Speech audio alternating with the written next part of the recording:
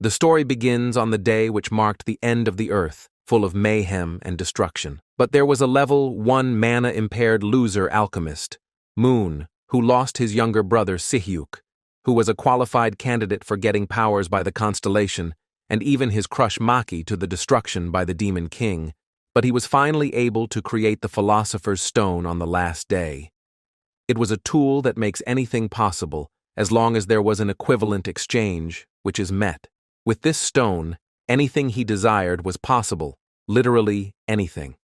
What he desires now is simple: to strike back at the cause of Earth's destruction and the murderer of his younger sibling and crush.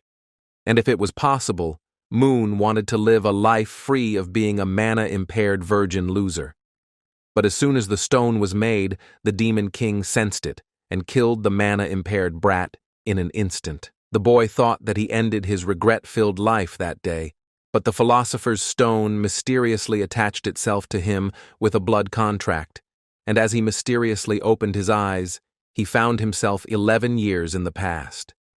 Realizing the overwhelming powers of the stone, Moon decided to rewrite the next 11 years and end his pitiful life as a mana-impaired outcast, so that he can end every miserable event that's bound to unfold. The scene was full of high-rise buildings, and Moon opened his eyes and was shocked to see that he was in his old studio apartment. Even when he was sure that his death was real, he wondered if the crimson-eyed Demon King was some kind of an illusion. But the boy almost jumped from his bed when he heard the vibration of his smartphone. He was feeling nostalgic to see the device that he used almost all the time when times were peaceful. But that's when he had another shocker, because he was in the year 2030, 11 years in the past. Moon was regressed to being a 28-years-old carefree adult, but nothing feels the same as it was in the past, even when he knew that he was having magic ineptitude, and his vision is blurry with dulled senses. But he was not feeling anything. It was as if he was not having any impairment to begin with. The suffocating feeling of being weighed down by magic ineptitude was completely gone. Moon wanted to be completely sure and opened his status window to check. That's when he found out that his magic ineptitude trait was completely replaced by the power of the Philosopher's Stone, and added to that, Moon had the title of Pioneer of Alchemy and a whopping 1,012,500 achievement points. Moon realized that the Philosopher's Stone in his chest was converted into a trait after the regression. Moon was panting heavily but with relief, because he never thought in his whole previous life that he will be free from magic ineptitude, which felt like shackles binding him. Moon was not able to handle these many things while being sober. So he decided to drink some beer, while he thought about what else must have changed in this regressed life. He was sure that just with his magic ineptitude removed, many things will change in the future, and his overall stats have also been restored to their original state, because now he was normal.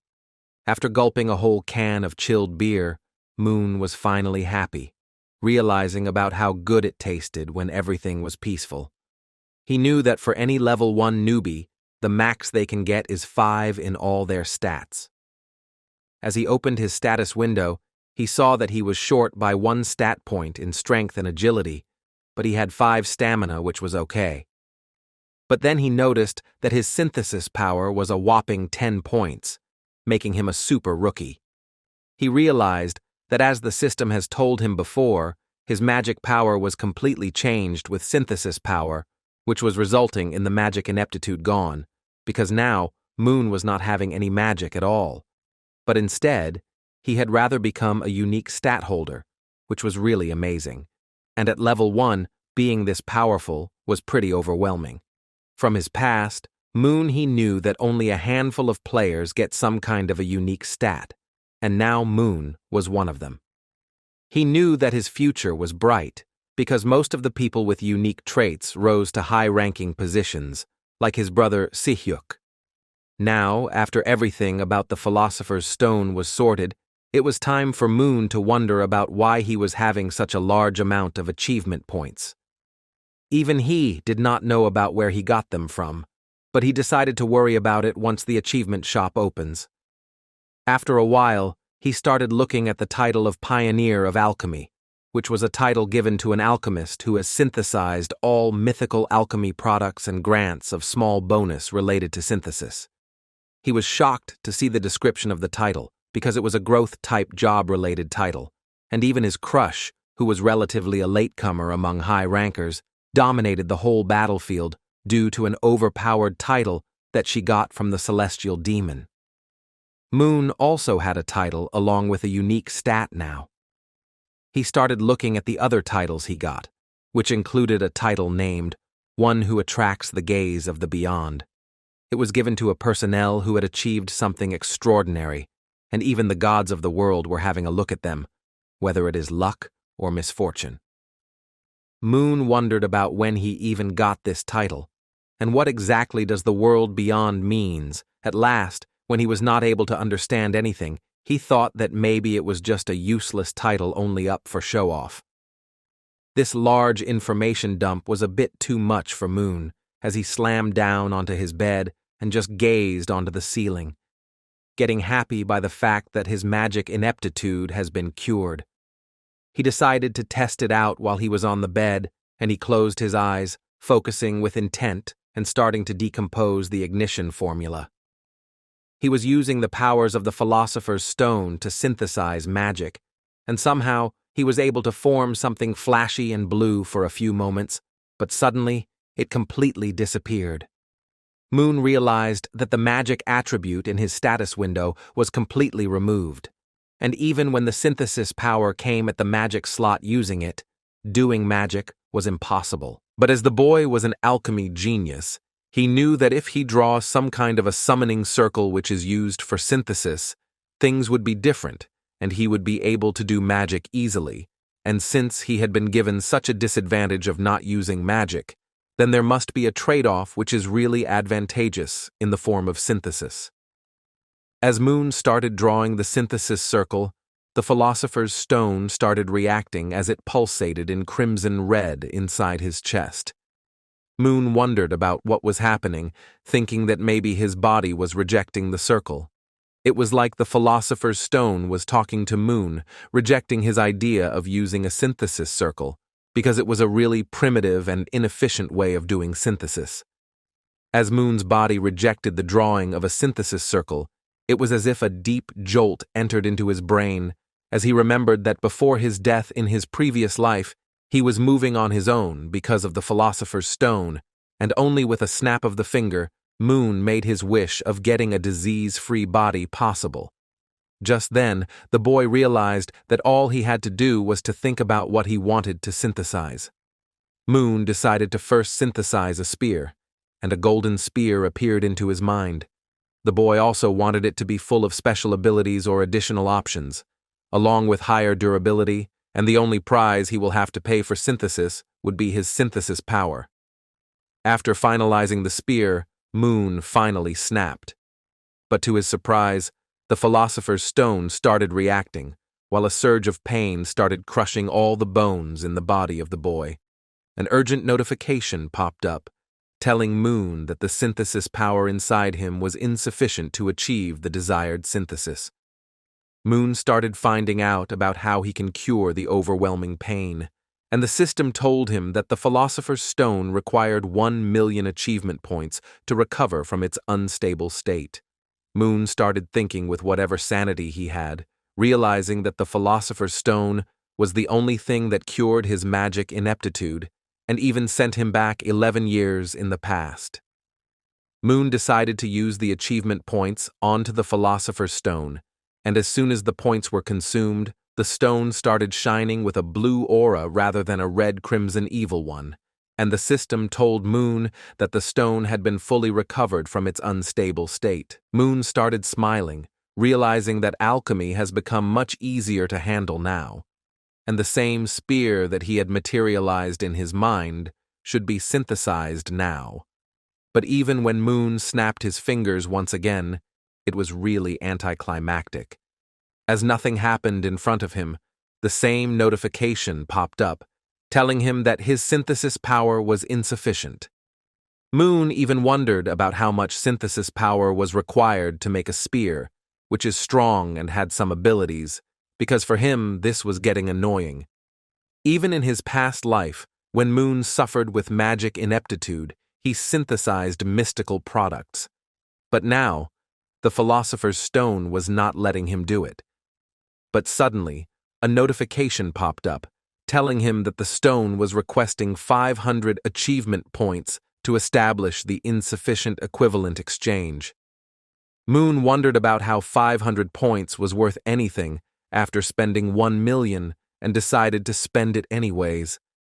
As soon as the required amount was met, Moon snapped the fingers once again, hanging with one last hope that his investment of points would be worth it this time.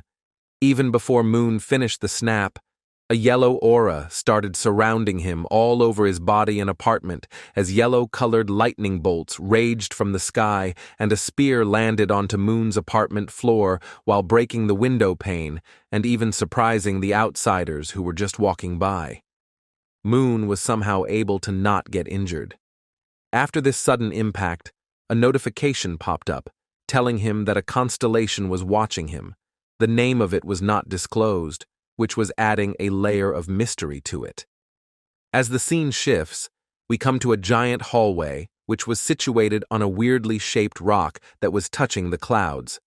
Inside the hallway, multiple godly beings gathered, and some of them were getting happy because of the sudden appearance of Olympus's lightning. Constellation Hermes and Athena were showing interest in the sudden appearance, and Moon was able to read everything from his status window, wondering about why the constellations were suddenly interested in him. A huge uproar started taking place because of the traces which were left by Moon, and only 3 kings out of all the constellations dared to remain seated, unfazed. Among them was the ruler of Olympus, constellation Zeus, who was showing great interest in the human who was able to summon Olympus lightning. Moon wondered about why the constellations were in such uproar, but just then he remembered that it was because of the title of attraction from beyond that he was getting so much attention. As the scene shifts, we see a golden spear which was penetrated onto the apartment floor and was shimmering with golden lightning. Moon was unaware of this godly weapon, wondering about what caused so much commotion, and if the constellations were amused only after looking at some normal synthesis. It was only when Moon picked up the spear with great effort that a status appraisal window appeared and told him that this weapon was astrophy, the spear of Zeus, which can wield lightning, but for some reason it cannot fully exert its power. Moon realized about the abomination that he has synthesized. He remembered that astrophy was the main weapon which was used by Thunder Emperor Alexander, who was a really high-ranking player in the whole country. Moreover, even when Alexander was a combat type who wielded a spear, his attack power rivaled the lightning magic type rankers. To think that Moon has synthesized such a weapon was completely out of his mind, but he knew that compared to the real astrophy which incinerated everything around it just by being equipped, the weapon in front of him was just an imitation of grade 10, and due to it, even when Zeus was showing interest, he has not made any sponsorship offers yet. Just then, Moon pondered a little more and realized that the Philosopher's Stone never denied the complete synthesis of the legendary weapon, and it was only able to create an imitation due to the lack of synthesis power. Moon started smiling devilishly as he realized that he could actually synthesize the real astrophy when he completed the synthesis requirement. For him, it was already amazing that his magic ineptitude was cured and he regressed 11 years. But if he can really synthesize mythical grade weapons just by fulfilling equivalent exchange, then the alchemy he had practiced his whole life would become an insane ability. But suddenly, just when Moon grabbed the spear in his hand, it dematerialized and was completely vanished. Moon realized that any completely synthesized material would actually disappear after some time. But then what about the achievement points that he had spent? It was a whopping 500 points, which was a lot, considering that Moon was still a level 1 rookie. For him, synthesis was an insane ability, but if he required these many achievement points every time, then it would really be so disheartening. But suddenly, the philosopher's stone started sending multiple notifications, telling Moon that according to its grade and level, some of the consumed achievement points will be returned. Hearing this, Moon opened the status window and saw that it was different, because now the levels and grades of the stone were not missing. He came to know that the stone was an F-grade item with the same level, which Moon had. Moon started talking to the philosopher's stone embedded inside, asking him if the stone's growth would be influenced by Moon's growth, and hearing that, the stone vibrated in an affirmative way, making Moon smile as he realized the full potential. He knew that magic-type players must go through casting, and even alchemy requires a synthesis circle and materials for synthesis. But even Moon had never realized how the one snap synthesizing was this efficient. The boy was just snapping fingers, and everything which was broken in his one-room studio apartment was fixed in an instant without requiring much synthesis power. It was as if a clear revolution in the alchemy field had happened along with the magic category. Thanks to these many broken articles, Moon had properly practiced a new synthesis method, and his room was shining as brightly as ever. He knew that with this level of alchemy, the tutorial shouldn't be a problem, and from his past life, he already knew that the tutorial was going to happen at 5 p.m. on the same day. Even when he wanted to, Moon can never forget the tutorial day. He was called for being recognized as a true arena player, but in his past life, the event was so disastrous with his magic ineptitude that he could not even step into the territory and got his head pierced by an arrow just within 5 seconds of entering, but now he was not afraid. He had mastered alchemy to its epitome, and nothing can stop him. Moon was again feeling nostalgic after he picked up his phone, and as he looked at the home screen, he saw that there were more than 100 missed calls from his younger brother. Memories and flashbacks started appearing inside the boy's head, while he was feeling a bit embarrassing, because even when he was older, all the responsibilities were thrown at the younger one, and he completed the final year in no time, becoming a high-ranking player. In the past life, Moon was always frustrated, not ready to talk to his all-high and mighty brother, but now he realizes that the kid was just doing what he had to do to support the family, even when he was suffering so much from the inside. From his past life, Moon knew that the suitable candidate for the Galaxy Arena was his younger brother, but now, the boy can change it and keep him safe like a true big brother. But before any of this can happen, Moon knew that he needed to fix his relationship with him. A lot of time had passed, and Moon was still thinking about what he should send to his younger brother in reply, and at last, he just typed a little hello and did not send it. But suddenly, a shocker came in front of the boy as he saw the name of Lee. His hands started trembling just after reading the name, because in the future, Lee was already dead, and the death must be gruesome, because Moon was not ready to stop shaking at all. He slammed down onto his bed once again, trying to calm himself down, because the death has not happened yet, and this time around, he can save his friend from it. Moon decided to not remember the gruesome incident, and instead, he wanted to completely change it. Just then, Moon was shocked by a notification which told him that he had been selected for the arena tutorial. The system told Moon that he will be summoned to the tutorial shortly, and for that, he will have to prepare. The summoning time was in 10 minutes, and even the boy was ready to pass the test, this time for sure, because the miserable life of a magic ineptitude user was going to get torn apart by this new regressed individual. Moon smiled confidently while asking the system to give him an early entry. As the scene shifts, we come to the tutorial, and the event for the tutorial was territory conquest. We come inside a huge jungle, which was barricaded by some sort of energy barrier, with 100 participants competing with each other. We see Moon, who was smiling and getting nostalgic by the event, because the jungle map was completely the same. The participants will have to earn points by capturing territories or eliminating other players, and as soon as the tutorial was started, Moon started walking all over the area, because in the previous life, he didn't even last for 10 seconds. For now, he decided to play safe and aim for the top ranking. But just then, a system notification popped up, telling him that Zeus was watching him with more intensity.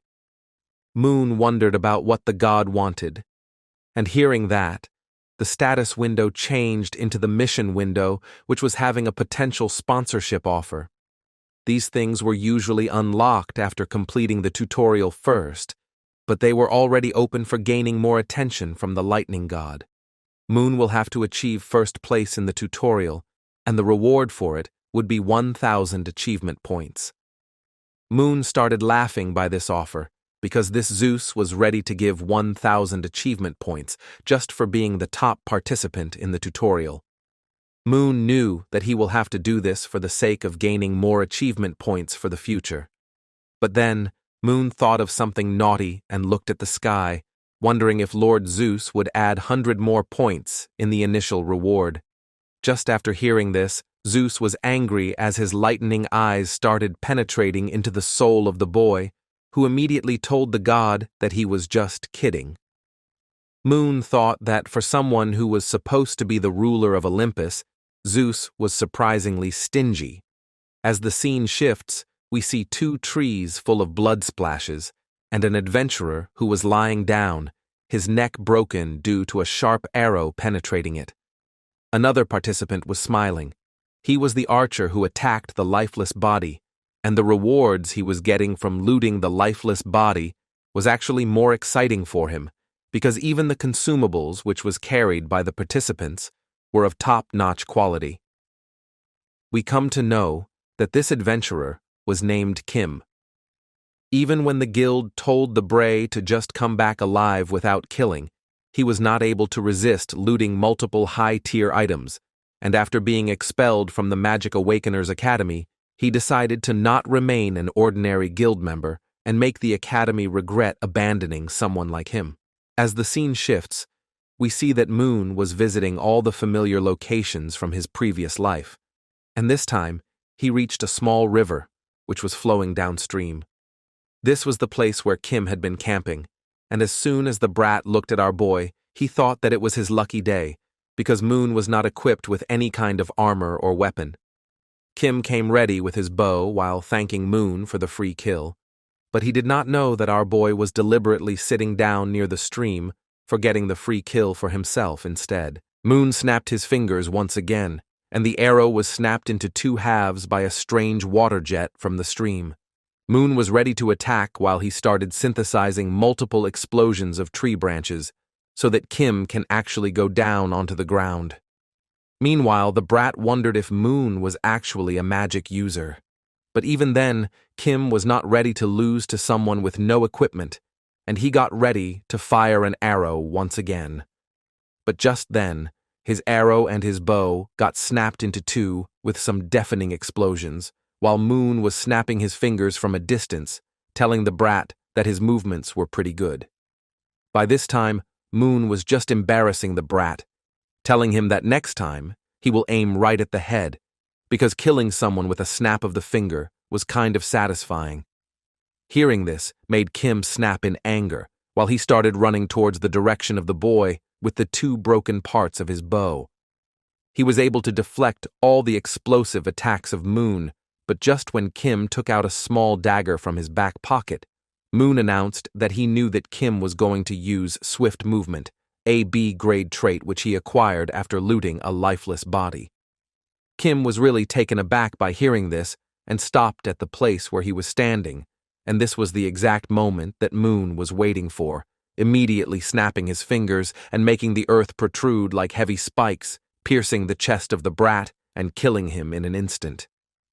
Kim started coughing blood while he wondered if Moon was from the Awakeners Academy. But hearing that, the boy just smiled, telling the brat that there was no way in hell that the Awakened Magic Academy would hire someone like him. With a final snap of the finger, Moon pierced Kim's chest all the way, and finally defeated him.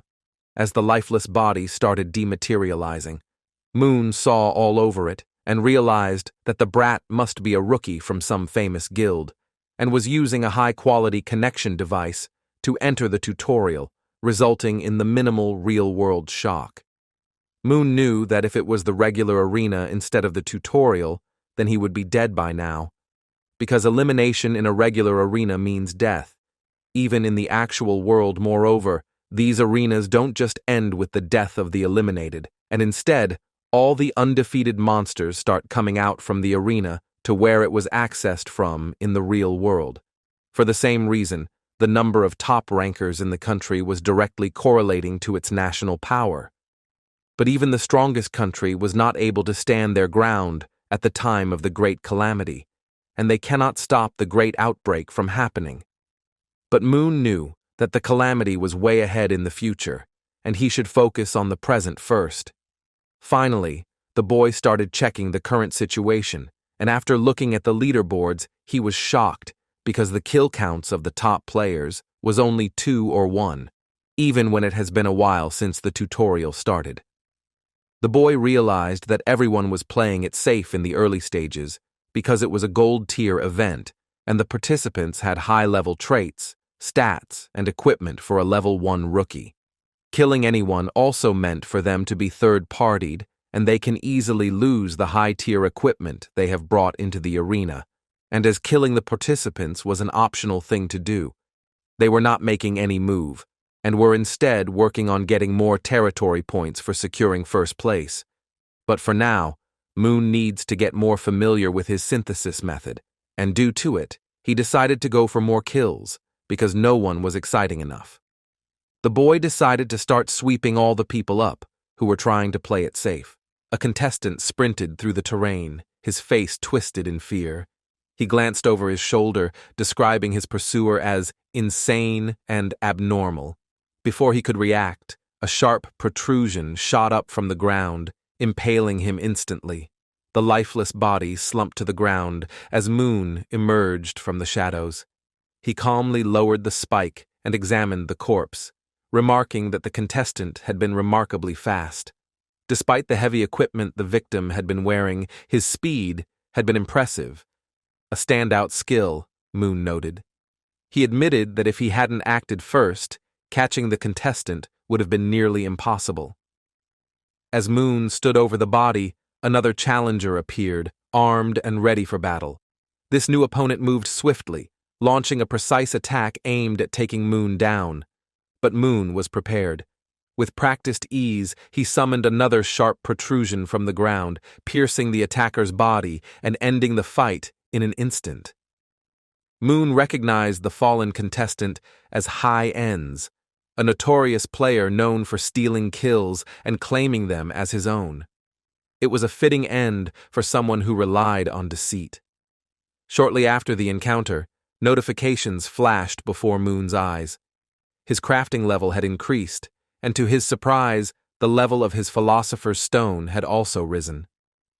Moon mused that leveling up in the early stages of the match was expected, but the Philosopher's Stone's progression was unexpected.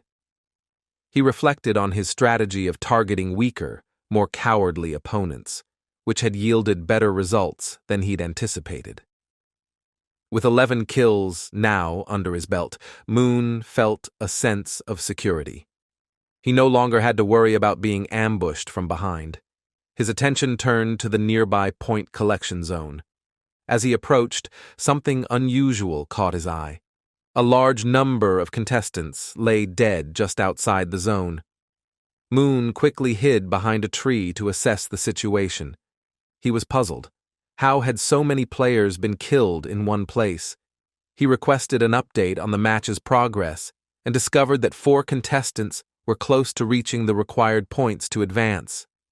Analyzing the data, Moon realized these 4 had been among the top-ranked players since the match began. It was clear they had formed a team, a direct violation of the match's rules. Moon stayed hidden, his mind racing. He couldn't understand why these players would resort to cheating in what was supposed to be a training program. It seemed ridiculous to him. He tried to deduce their strategy, concluding that they had likely set up a trap inside the point collection zone. Their formation probably consisted of a shield bearer at the front for protection, an archer covering the rear, and 2 sword wielders guarding the flanks. It was a nearly impenetrable setup. Moon had been conserving his energy throughout the match, especially since the task reward had been halved. But now, faced with this unfair advantage, he had no choice. He decided to unleash his full power. If these players wanted to cheat their way to victory, he would turn the tables on them himself. The scene shifted to the team's archer, a woman named Lee. She stood idly, chewing gum out of boredom. The shield-bearer, Ji-won, asked if she saw anyone approaching. Lee replied that it seemed no one else was coming. Ji-won pressed her, questioning if her aura had weakened and affected her vision. Lee snapped back, explaining that her enhanced sight relied on magic, not aura. She added that Ji-won's low kill count wasn't her problem and reminded him that no one had forced him to take on the role of shield-bearer. Their argument grew heated until one of the sword-wielders, Kang, stepped in to mediate. Kang was the team's leader, and he urged them to focus. He informed Ji-won that he had achieved 60% of the required points and assured him that the team would help increase his kill count. Ji-won was surprised but grateful, expressing his trust in Kang. Lee, still bored, asked Kang if she could leave the point collection zone. She argued that there was no activity and no reason to stay. Kang hesitated, but Lee reassured him that Moon wasn't a threat. She had checked the names of all the guild members and hadn't found his name.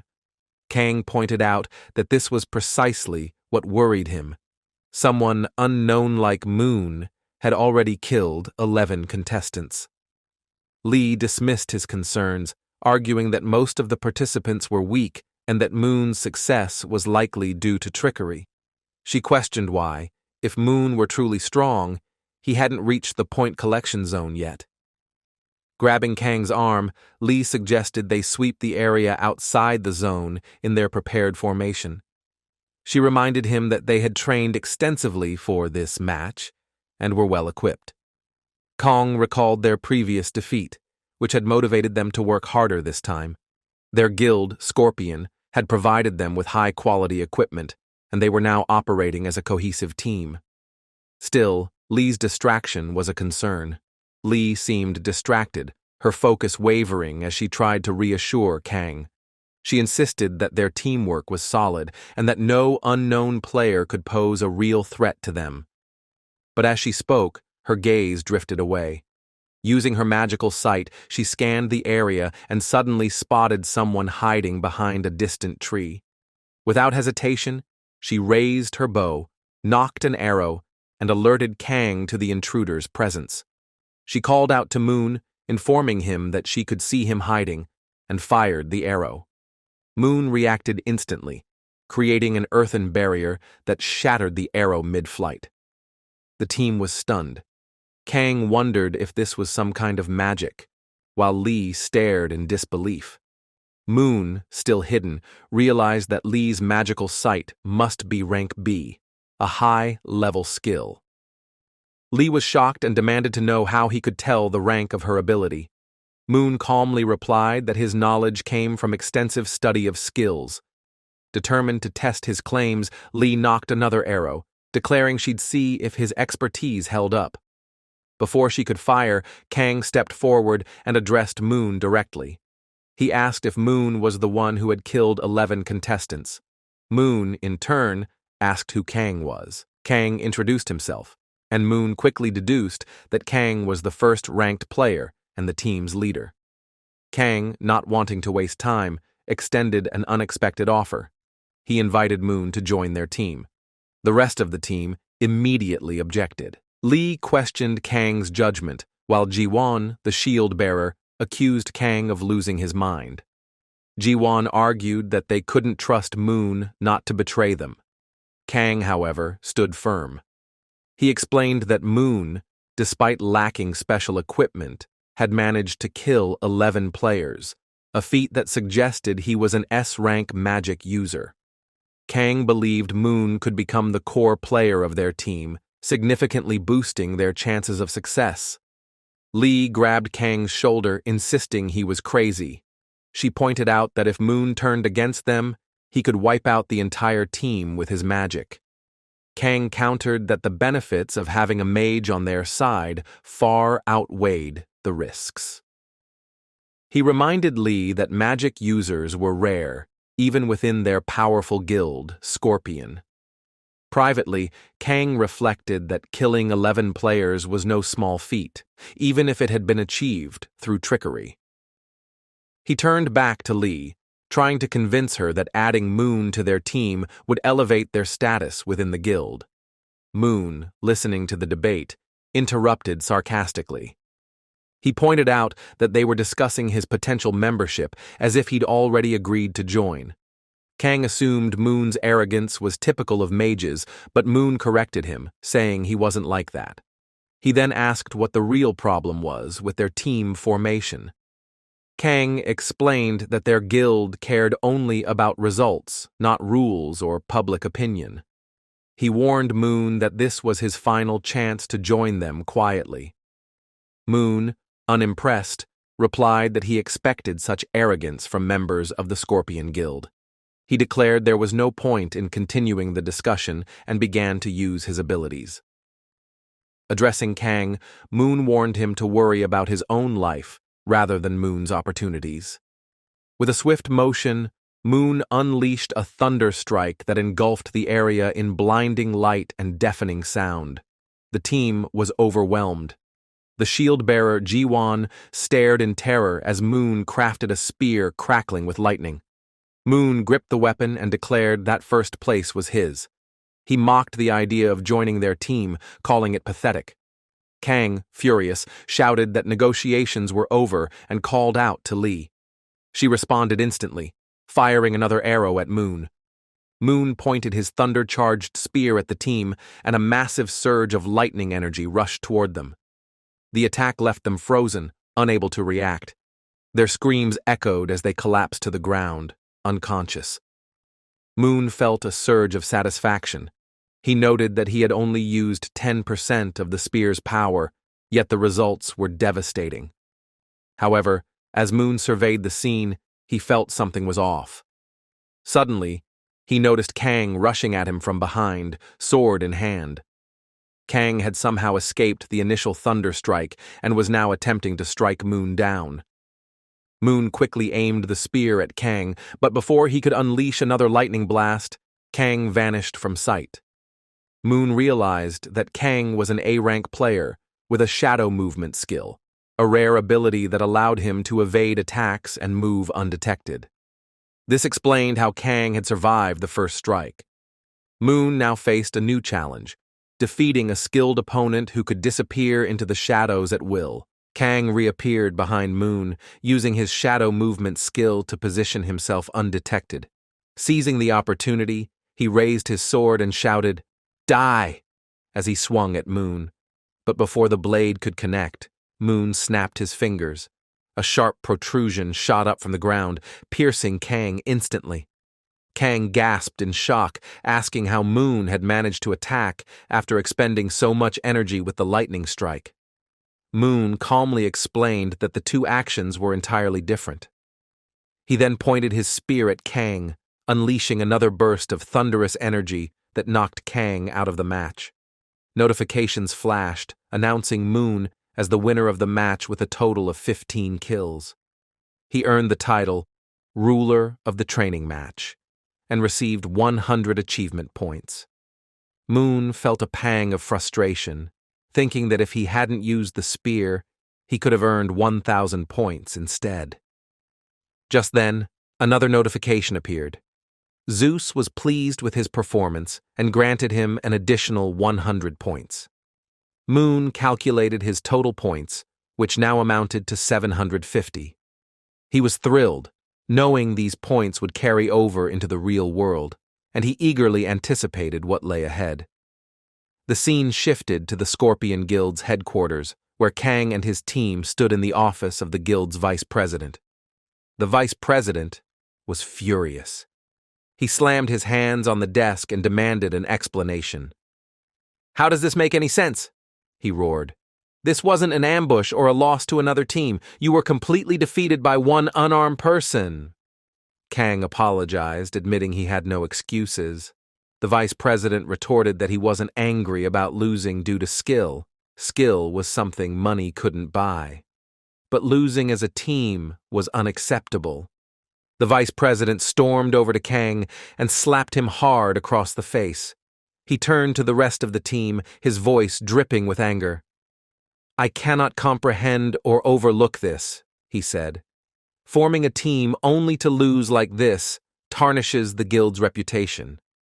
Do you understand the gravity of what you've done?" Kang apologized again, taking full responsibility as the team leader, but the vice president dismissed his words.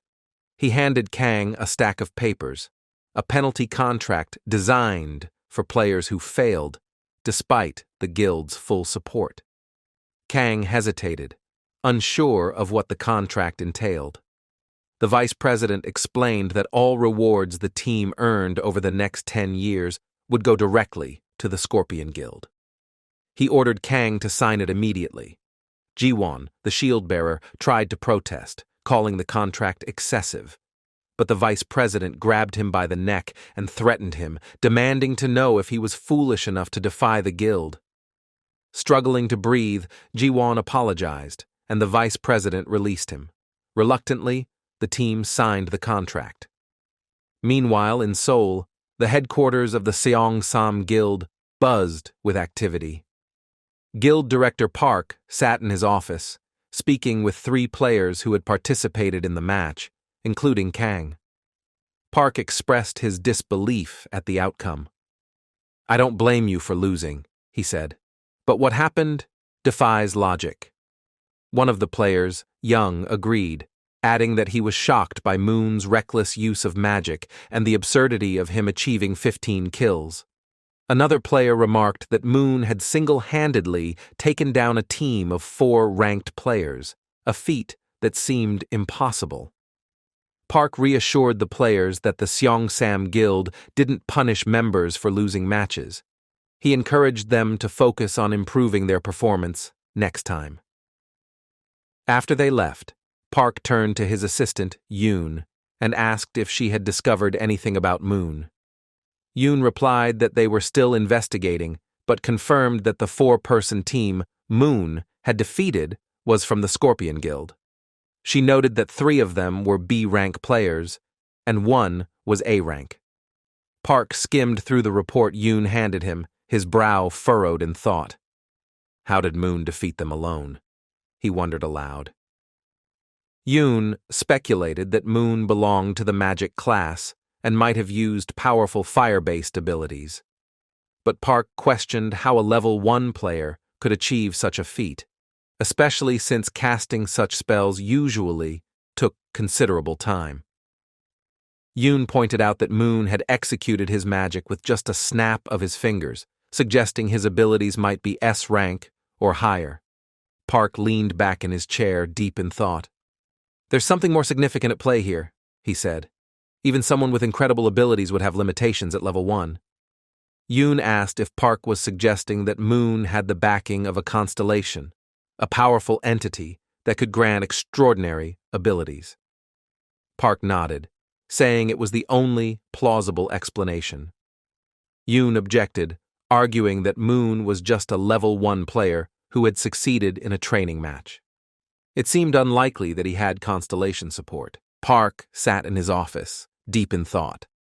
The possibility that Moon had the backing of a constellation lingered in his mind. Since the emergence of the arena in 2015, constellations had only shown interest in diamond-ranked players and above. They had never paid attention to lower ranks. Yoon, his assistant, chimed in, agreeing that Moon was no ordinary player. "Regardless of the truth," she said, "it's clear we need to recruit him.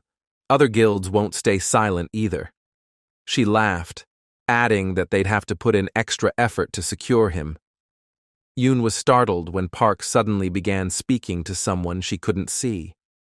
He addressed the unseen person as the guild leader and asked for their opinion.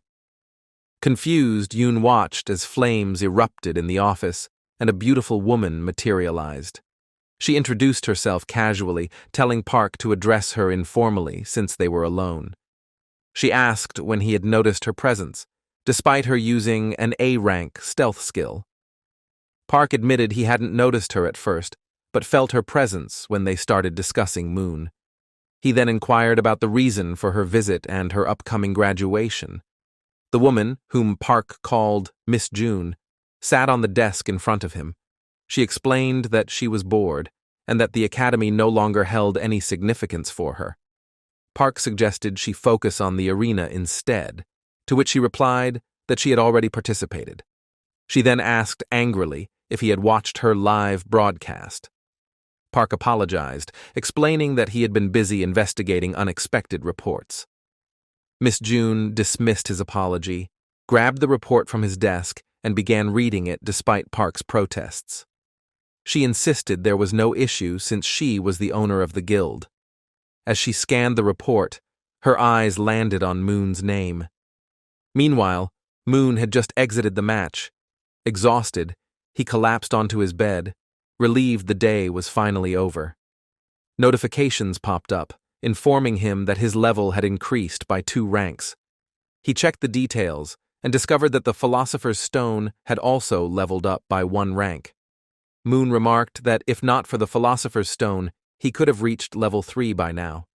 He requested his status display as the Pioneer of Alchemy and confirmed he was indeed level 3. However, Moon noticed that his strength, agility, and vitality were still weak compared to his crafting power. He observed that while the gap was significant, his current state was much better than before. The combination of his lower level and the higher level of the Philosopher's Stone made him stand out more in the arena. He reasoned that this made sense, since most participants were around level 3. If he alone possessed hidden additional levels, it would give him a substantial advantage, allowing him to outperform others easily. Satisfied, Moon decided to check his title status. He found that his existing titles hadn't changed, which reminded him of his crush's frustration when her title remained unchanged. He realized this was normal. Moon then noticed a new title, Ruler of the Tutorial Matches, awarded for achieving a decisive victory. However, no benefits were listed for this title. Reflecting on the similarity among titles, he observed that titles often seemed undervalued for some unknown reason. He noted that obtaining a title early on was rare but not undesirable, as multiple titles could lead to more rewards from the achievement store, a feature available only to gold-ranked players. Moon began contemplating the best way to invest his current points. He wondered if he should allocate them all to transmutation energy.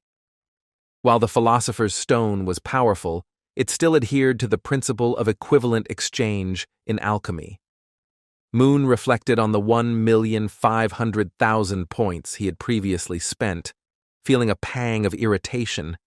He realized that focusing solely on enhancing transmutation or crafting power might not be the best choice.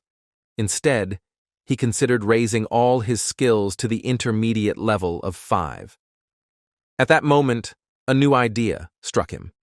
He asked the Philosopher's Stone if it could create anything, regardless of what it was. The stone responded with a signal that Moon interpreted as confirmation. Excited, Moon asked if it could create a human body. However, the stone remained silent. Moon understood that this was impossible, likely because human transmutation was forbidden in alchemy. He recalled that familiar transformations often involved creating fantastical creatures, which sometimes appeared as monsters in the arena. Moon planned to use these techniques for good, just as scientific advancements had benefited humanity in the 21st century. Yet, he questioned himself, wondering if he would only use this power for good. After a moment of reflection, he answered confidently, yes, that was his intention. Moon hesitated before admitting that if circumstances forced him to make different decisions, he might not be able to predict his actions. His goals were critical, and he was willing to take risks to achieve them. Just then, the philosopher's stone spoke to him again. Moon responded, affirming that he understood the dangers of human transmutation. However, the stone surprised him by saying that the real problem was not what Moon thought it was. Confused, Moon asked the philosopher's stone about the relationship between the artifact and the emerald tablet. Was the stone referring to another artifact similar to the emerald tablet, containing comparable knowledge? After receiving the stone's response, Moon realized that it made sense. The emerald tablet had no information about human transmutation. When he first acquired it, he thought it was a test of qualification. At that time, he successfully passed, and the tablet acknowledged him as its owner. Moon had sought the emerald tablet because it was an artifact that could only be used by its rightful owner. Anyone who tried to steal it would be burned to ashes. He recalled how the tablet killed those who failed its qualification test. Thinking back, he admitted he was terrified by the thought that he could have been reduced to ashes had he failed. Now he wondered if the philosopher's stone was worried he might fail a similar qualification test for this new formula. Would it be safer to abandon the idea of human transmutation? The stone's response shocked him. Could it really be possible to avoid the penalties of failing qualifications? Moon asked the stone a definitive question. Could it prevent death? After hearing the answer, he declared he was ready to begin. As long as he could not die, he could recover from anything. Determined, Moon allocated all his points to enhance his transmutation power. He then asked the stone what materials were needed for the formula. The stone explained that the formula was similar to the emerald tablet, but had a different color. Moon concentrated, imagining the artifact with a deep black-purple hue instead of emerald green. He noticed that the information from the stone was presented in a way that felt as intuitive as using a modern smart device, making it easy to understand. Suddenly, a notification appeared. Moon's current transmutation power was insufficient to complete the formula. He expected this. Another notification followed, stating that the philosopher's stone required 10,000 achievement points to complete the equivalent exchange. The system asked if he agreed. Frustrated, Moon questioned whether the stone was serious about demanding such a large number of points. He hadn't expected such a high price. His anger grew when the stone insisted that it was a small price to pay. Moon tried to negotiate, pointing out that the spear had only cost 500 points. But the stone didn't let him finish his argument. With a deep sigh, Moon lamented the loss of his 10,000 points in one go. However, he quickly calmed himself, reminding himself that there were no gains without risks. He pressed the button to transfer the points. A notification confirmed the deduction, and immediately he felt an unusual sensation. Immense energy coursed through his body. The energy felt familiar. Standing in the middle of a massive aura surrounding him, Moon snapped his fingers. Something strange happened. A purple hue swirled around his body, concentrating around his hands. Curious, he asked the philosopher's stone if this entity was alive. New notifications arrived. Moon had successfully created an unregistered, legendary artifact and earned 5,000 achievement points. Additionally, his title, Pioneer of Alchemy, had evolved. He now had a new advantage, a 5% reduction in energy consumption for transmutation. Moon smiled. This meant his efficiency would increase as his level rose. If his title continued to evolve, the energy reduction would grow as well. He realized that this was why titles were considered growth-type benefits. As he reflected on his achievement, more notifications appeared. His accomplishments had drawn the attention of powerful constellation entities, including the Black Goat. He noticed that discussions about him were happening in the arena. Although he didn't fully understand what this meant, he knew it was significant. Then, A new notification outlined the capabilities of the obsidian tablet. It revealed that the tablet was only a 20% replica, but it possessed immense and limitless power. Frustrated, Moon exclaimed that this was just another replica, just like Astrophy. He had spent 10,000 achievement points only to create a copy, while Astrophy had only cost 500 points. Still, he wondered if this meant he wouldn't experience the negative rebound effects of using the formula. The Philosopher's Stone responded. Moon looked at his hands with relief. He would not endure the same agony he had suffered before. Examining the obsidian tablet, he noticed its effects were permanent. They would not dissipate. Then, a realization struck him. If 10,000 achievement points increased completeness by 20%, then he could gain full completeness with 40,000 points. This meant he could multiply his investment 4 times. Overjoyed, Moon embraced the obsidian tablet. It was an incredible creation. Just then, the Philosopher's Stone spoke to him again. Moon reassured it that he was prepared for any penalties resulting from unqualified use. Moon pulled out his phone, his fingers moving swiftly as he programmed a message into the Philosopher's Stone. He instructed it to notify his brother with a single touch if anything were to happen to him. Moon was no stranger to pain. He had endured more than most could imagine. The diseases spread by the arena had left him scarred, both physically and mentally. But he had learned to embrace the suffering, believing that great rewards required great sacrifices. His attention shifted to the obsidian tablet in his hands. This time, he was confident. His calculations were precise, and he was certain there would be no penalties. As he focused on the tablet, purple tendrils began to emerge, swirling around him like ethereal vines. They had appeared before, but this time they didn't harm him. He thought about the original owner of the tablet, the celestial black goat, a being of immense power and mystery. If the tablet was tied to such an entity, Moon reasoned, it wouldn't harm him. He trusted his instincts. But his calm was short-lived. A new notification flashed before his eyes, startling him. The replica obsidian tablet sought to merge with the Philosopher's Stone. Before Moon could react, excruciating pain shot through his body. Purple tendrils sprouted from his skin, wrapping around him like chains. He gasped, struggling to comprehend what was happening.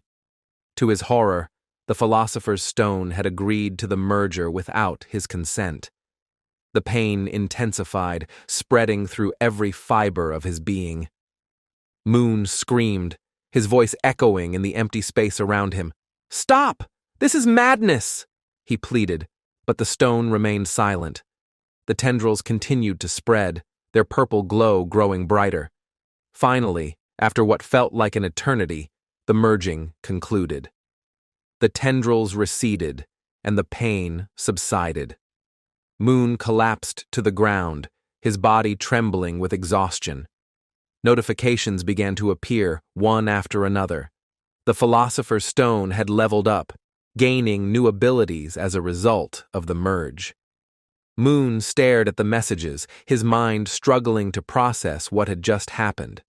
Meanwhile, in another part of the arena, a new match was about to begin. The notification system announced the game mode. Attack. 50 participants would be divided into teams of 5, with teamwork as the primary condition. Players began to enter the match, their expressions a mix of excitement and apprehension. Among them was Kim, who had faced Moon in a previous match. Kim frowned as he read the details. Teamwork was essential, but he knew how difficult it could be to coordinate with strangers in the heat of battle. He glanced around, noting the diverse group of players gathering in the arena. Why is a silver-ranked difficulty match happening during the evaluation phase? He wondered aloud. It didn't make sense. Unless... His thoughts trailed off as he remembered the monster human who had defeated him in the previous match. Moon. Could this be because of him? Kim clenched his fists, If that was the case, then this was his chance to prove himself. As more players entered, a group caught Kim's attention. They moved with confidence, their equipment gleaming under the arena lights. Kim's eyes narrowed as he recognized the emblem on their gear: the Scorpion Guild. The Scorpion Guild was infamous, known for its ruthless tactics and twisted sense of realism. They were more than just competitors. They were villains who thrived on chaos and destruction. The Scorpion members noticed Kim standing alone. Their leader, a tall man with a cold, calculating gaze, approached him. "Teams are supposed to have 5 members," he said, his voice dripping with mockery. "Where's your team?" The leader smirked, his eyes scanning Kim from head to toe. "We'll soon find out who the standout stars are today," he said, his tone laced with arrogance. Kim remained silent, his jaw clenched. He knew better than to engage with them. But the leader wasn't done. He noticed the emblem on Kim's equipment and raised an eyebrow. "Sung Sam Guild? I haven't heard of you. Looks like you just came out of the educational match. Even in a chaotic match, Sung Sam wouldn't provide its members with equipment below grade C. You must have failed the ranking test." Kim's hands tightened into fists, his nails digging into his palms. He wanted to lash out, to make them pay for their mockery, but he couldn't. The Scorpion Guild was stronger than him. He had to be patient, but the leader stepped closer as he told Kim to just follow their instructions, and they will handle everything. Kim understood what that meant. They would take all the rewards, leaving him with nothing. At that moment, another participant arrived. Kim's eyes widened as he recognized the newcomer. It was none other than Moon, the player who had defeated him in the previous match. Kim felt a mix of emotions: anger, frustration, but also a flicker of respect. Moon had proven himself to be a formidable opponent, and Kim couldn't deny his skill. The leader of the Scorpion Guild team stood laughing, mocking the situation. He commented that this was completely unexpected and that the arena's matchmaking system was acting strangely. Still grinning, he said he could understand why a player from the Sung Sam Guild was here, but he was curious about the fool who had entered without any equipment. Moon stepped forward and asked if the leader was calling him a fool. The leader ignored Moon's courtesy, raising his spiked ball to Moon's face. Sarcastically, he asked if Moon even knew who he was talking to. Moon sighed and asked if the leader was insulting him. He was about to respond when something unexpected happened. The philosopher's stone reacted on its own. Suddenly, Moon heard its voice in his head, speaking directly to the leader, hurling insults and threats that Moon himself hadn't said. Only Moon could hear the stone, and its words were shocking. It threatened the leader, and Moon was trying to quiet the stone, but it wouldn't stop. Worse, it demanded that Moon continue patting it to keep it calm. Moon thought to himself that if he had known this would happen, he would have done anything to stop the obsidian tablet from merging with the philosopher's stone. Meanwhile, the Scorpion Guild members watched Moon in confusion. They assumed he was terrified and didn't understand why he was acting so strangely. Their leader laughed again, mocking Moon, asking if he had stepped back out of fear. One of the members commented that there was no need to ask. It was obvious Moon was scared. Another added that Moon probably wasn't even part of a guild. The leader smirked and told his team that Moon might be one of those freeloaders who took advantage of kind-hearted people for equipment. Then, turning back to Moon, he said that he was now up against Choi, someone far stronger than his previous opponents. Moon quickly realized that all this talk was meant to criticize his lack of equipment. He calmly responded, saying that if they thought that way, they were completely mistaken. Choi's face darkened in anger. He slammed his spiked ball into the ground, demanding to know if Moon thought they were fools to believe his words. Moon, unfazed, smiled and asked if his name was Choi. Then he remarked that this whole situation was quite amusing. He explained that at higher levels, players who specialized in magic or support abilities often didn't rely on equipment. Then, noticing the guild emblem on their armor, he asked if they were from the Scorpion Guild. Choi assumed Moon was trying to talk about their guild to get on their good side, but Moon's next words shocked them all. He said he had no respect for them and didn't even consider them human. The Scorpion Guild members exploded in rage. They shouted insults at Moon, demanding to know how he dared to speak to them that way. Choi stepped forward, gripping his spiked ball tightly. His voice was filled with fury as he asked if Moon really thought he could talk to them like that. Without warning, Choi charged at Moon, swinging his weapon with all his strength, declaring that he would crush him. Moon was ready to snap his fingers, with a hint of confidence gleaming in his face, and as soon as Boy snapped his fingers, the weapon was suddenly stopped, and the man started shaking like crazy. After the snap, Moon was able to stop the leader at its place, grabbing his weapon immediately, while a green aura surrounded him and a muscular hand got synthesized, which was increasing the strength of the boy more than 10 times. The leader was not able to believe that he was being overpowered by a pathetic-looking guy, but he cannot do anything even if he wanted to, because this was quite surprising for him, and he did not have any counter for it. Moon started mocking the leader, telling him that he thought that the leader's high agility came from speed, but it was strength. That was his main stat, or maybe it was nothing at all and just a basic title or trait that gave him a boost. Choi was making distorted faces, wondering about why Moon was not even flinching, and the other team members of the Scorpion Guild were ready to protect their leader, jumping onto the sky from both sides and attacking Moon, who was busy with their leader. But to everyone's surprise, one of them was immediately sent to hell by Kim, who told everyone that he had been fighting too, and that they should not keep the eyes away from their enemies. The last member of the team was shocked, jumping towards Kim with insane speeds, getting ready to kill him.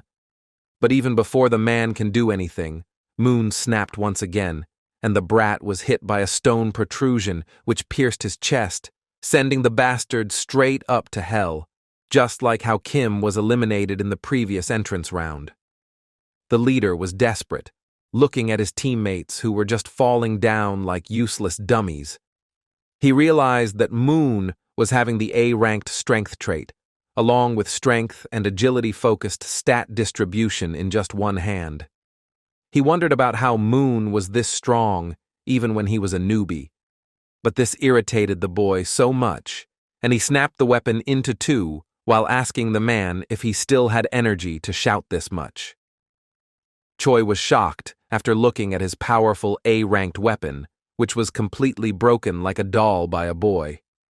Looking at the shocked face of the man, Moon complimented him, telling him that this was the face that suited him the most.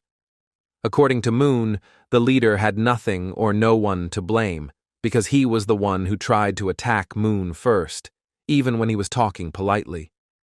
The leader was looking at the end of his life by his own two eyes, as he thought that not everyone should not be messed with. Blood was splattered all around the arena, while Moon was looking at the lifeless body with a serious face, realizing that the arena was of a high difficulty, which was far beyond a typical silver-ranked offense. But it also meant that the rewards for creating it were much greater than any usual arena. And as it was the attacking category, he knew that the fewer members left after the round, the more rewards they will receive. And that's why the people are so aggressive about the gear that the other people have.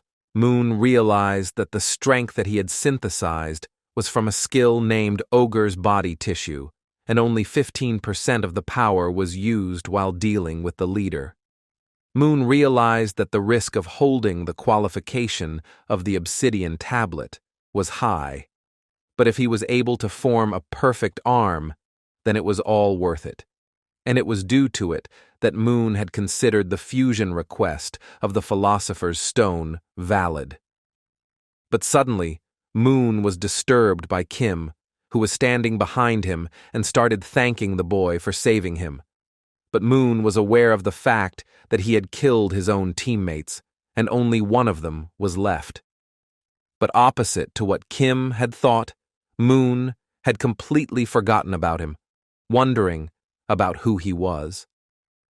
After contemplating for a while, Moon remembered that Kim was the one that he fought by the river.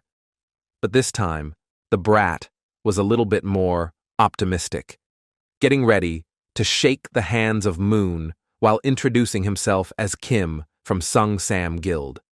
After hearing the name of the guild, Moon was shocked, realizing that it was the same guild which was owned by June. Kim wondered if he had said something wrong to Moon, but the boy ignored it, telling him that he was just lost in thought for a second. Moon agreed to shake hands with Kim, wishing that they should do their best together and secure this round. Kim was a bit unsure about how they will do it, when there were only 2 members.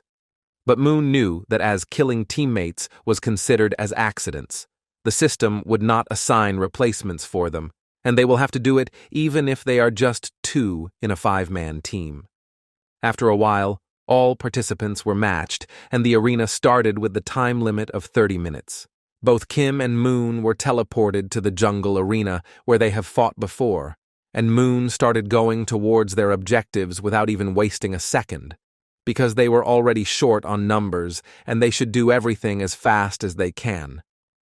But suddenly, Moon noticed that Zeus was looking at him along with Black Goat, who expressed deep satisfaction with his previous actions. Moon was shocked to know that both Zeus and the Black Goat were looking at him, because he was not even a high-ranked individual, and he was just taking a placement test. So he wondered about why these 2 constellations were so interested in him, because they don't constantly watch even their own sponsored players, but they were continuously watching Moon. After a while, the system told Moon that the target location had been set to Goblin Stronghold, and they will have to clear the target area by any means within the time limit. After that, the clock started ticking. Moon was shocked, wondering about why they were given a stronghold to clear in just 30 minutes. These strongholds were commonly referred to as checkpoints, and they were always varying slightly according to the environment and shape depending on the map. But the problem was that Moon was not so high-leveled and wondered about why the Goblin Stronghold appeared in front of him, because checkpoint structures typically only appear in ranks of at least Platinum or higher. But just then, Moon started using his brain a little more and realized that the Scorpion Guild Trio and Kim have surpassed the placement test levels, and Moon was already overpowered with that thunder weapon and synthesis, and getting a stronghold might be due to it. But on the upside, the rewards will surely be worthwhile for completing this. Moon started smiling, while thinking that since it has come to this, he would just wipe the goblins out and take all the kill rewards without holding back. Moon turned around, asking Kim if he had the desire to rack up kills for completing the round. But Kim was really afraid of goblins, as he knew that he just passed the tutorials, and these filthy creatures were way out of his league. So instead of killing, he just preferred to safely collect the clear rewards. Moon smiled even brighter, telling him that it was a relief, and they can strategize together accordingly, and he can monopolize the kills. As the scene shifts, we see a goblin with a sharp nose, who was smiling brightly as it was the time for shift change, and it was exciting for him. 2 soldiers were guarding the walls of the stronghold, while one of them told the other that he hated standing guard because it was boring. But the other told his companion that they should do what they are told, because the boss was in a really bad mood, and if they do anything other than what they are ordered, that they will really get scolded or even killed. But suddenly, we see that Moon jumped up onto the security wall and attacked both the goblins together while a purple aura was surrounding him and his hands. It was the Black Panther tissue skill, which was the 12% replica of the original, copying the physical abilities of the Black Panther. The goblins were straight up gone to hell while Moon was shocked, because goblins were really sensitive creatures, and they should have sensed a human being if he had not used the skill. But Moon was feeling a bit of a discomfort, realizing that multi-body synthesis was extremely demanding. The philosopher's stone told the boy that the fact that he was handling multi-body synthesis is already insane, and he should not actually dream of anything else for a while. But suddenly Moon noticed that Kim was behind him, wondering if they can really do this alone after witnessing the power that Moon possessed. Moon started explaining that he had already scanned through all the goblins before ambushing, and their weapons just included some stones and poisoned needles, and these things won't be able to pierce Kim's armor, making him safe even when he safely collected the clear rewards. Both Moon and the brat started going inside the stronghold for their own objectives. And as the scene shifts, we see that inside the stronghold, multiple goblins were just partying like usual, eating large chunks of meat while complimenting the taste. But suddenly, one of them was shocked while he heard the running footsteps of a human who was none other than Kim with his shining sword. The goblins immediately turned around and decided to massacre all the humans, but suddenly, one of the goblins noticed something and smiled, devilishly telling all the others that Kim was actually alone, which was really crazy of him to do. All the goblins started using their slingshots, throwing big and small rocks onto the brat, and even when Kim was not getting seriously injured, it was really annoying for him. The goblins started taunting the human, asking him if this was all that he had got, telling him that with this level of power, he cannot pass, and instead, he was completely trapped. As Kim turned around, he saw that whatever goblins were saying was indeed true, because he was surrounded by thousands of them from all around. Kim started fighting with the goblins who were jumping and attacking on him, slashing and hacking through them. As even he was getting attacked, Kim groaned in pain, while he cursed the goblins for attacking the only blind spot he had. But he knew that he needed to hold on for just a little more, and he started attacking the goblins even when he was alone.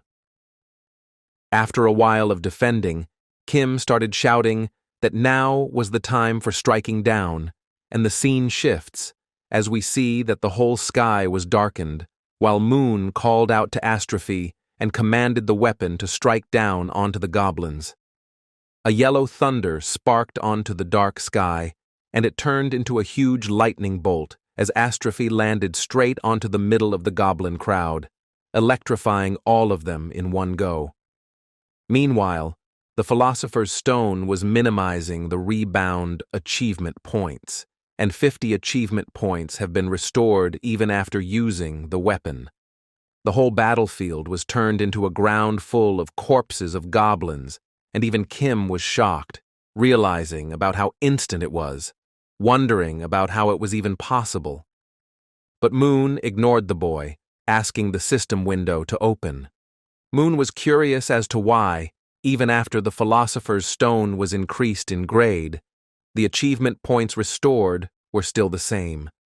But the Philosopher's Stone answered Moon, telling him that no synthetic material would interfere with rebound, and that only the stone can manage it, and at the very least, Moon will have to reach the B grade for the points to increase substantially. But suddenly, Moon came to know that Zeus was approving the efficient use of Astrophy with a smile and sponsored 100 achievement points. Moon was happy by receiving sponsorship, without even turning on the broadcast, also considering the obsidian tablet's completion rate and the synthesis which he had to do. Moon thanked Zeus for the sponsorship, while Astrophy dematerialized, and even when Moon was disappointed, he knew that he was still not powerful enough to permanently materialize the weapon. But he was still happy, because he learned this fact cheaply as he completely decimated the whole goblin tribe by attacking them. As Moon and Kim were going to the next area, The brat turned around and noticed that the target point has appeared behind them, and that they should leave now for completing the mission. But Moon just smiled and told Kim to go first, because he still had some things to take care of. Kim was shocked, wondering about what was left for Moon to do, because the goblins were regrouping and heading back. But Moon told the boy that he will be just fine and finish everything he started, and then join Kim. Even when the boy wanted to say something more, Moon turned around and started going towards even more goblins. Kim just shouted at Moon, telling him to visit his guild next time so that his guild can repay for his kindness. Kim started going out of the stronghold while thanking Moon multiple times, but the goblins, on the other hand, were completely shocked, wondering about how they would deal with such a terrifying monster in the form of a human. Moon just smiled while stretching himself and asking the goblins if they should wrap the things that they have started. But suddenly, a huge axe started attacking the boy, and just in the nick of time, Moon was able to evade such a powerful groundbreaking attack. The goblins started laughing while they were overjoyed because their boss had finally arrived. And now, the human was a dead man. A crimson silhouette of a large goblin was visible to Moon, and he was a bit terrified, knowing that it would be difficult. With the huge weapon hanging from his huge hands, which was full of dried blood, the goblin was smiling at the look of the human while Moon was shocked because in front of him was a hobgoblin. He wondered about why a hobgoblin was present in front of him. At first, it was not believable for him that such a powerful monster appeared. But then he realized that hobgoblins were monsters that emerge when elite goblins are influenced by dark energy, and since the infested stronghold overflows with such energy, it was inevitable for one to appear. But still, the arena was supposed to be just a selection match, and even for a high-difficulty one, sending a hobgoblin was really an overkill, and it was at least a platinum-tier opponent. Moon knew that something was wrong, but he also knew that there was no way for him to resolve this situation without fighting the hobgoblin. He activated the Black Panther's skill and started running towards the giant creature, while the goblin started swinging his weapon recklessly, trying to avenge his subordinates. Moon was able to somehow dodge the attack while realizing the sheer strength possessed by the hobgoblin. But Moon was faster than the creature, dodging every single attack before the hobgoblin can do anything. But still, as he was effortlessly dodging all the creature's attacks, Moon wondered about why this high-level creature was too easy for him. He knew that, overall, its physical capabilities were lower than a real hobgoblin. Moon smiled, realizing that the goblin was nerfed, because it was just a selection program. Moon thought that maybe using the achievement points would be a waste, but he still needed to take down the creature properly, and for that, he was ready to use the power of the Philosopher's Stone and to summon Astrophy once again. The stone told Moon, in a cheerful, girly voice, that it was ready for the synthesis. But just then, a notification popped up, telling Moon that Black Goat was frowning at the continuous lightning strikes, and he was dissatisfied by Moon not using the obsidian tablet instead. The boy was distracted for a moment, wondering about what was going on for all of a sudden. But this opportunity was grabbed by the hobgoblin as the creature slammed his weapon onto the ground, clashing with Moon, and before the boy can realize it, it was too late. Due to all these skills and synthesis protection, Moon was able to protect himself while he realized that he can't just get distracted in front of a hobgoblin, even if it was nerfed. But the gods were not ready to listen as Black Goat issued a mission for our boy, telling him to defeat the hobgoblin boss using only human synthesis and not Zeus's lightning. And for that, the Black Goat was ready to reward Moon with 500 achievement points. As the scene shifts, we see that the goblin was roaring at the human while he kept on dodging him. As he wondered about why, the Black Goat was offering 500 achievement points for just this kind of mission. After a bit of thought, Moon realized that it was not about the points, but instead about his pride, especially since the boy was an alchemist instead of a magic user. Moon looked at the sky, telling the black goat that he will take on the mission. But hearing that, Zeus was frowning in displeasure, and both the gods started fighting with one another. After a long and abusive conversation, Zeus was ready to back down and takes a step back, while Moon was not able to understand about why they were both changing the colors of the sky.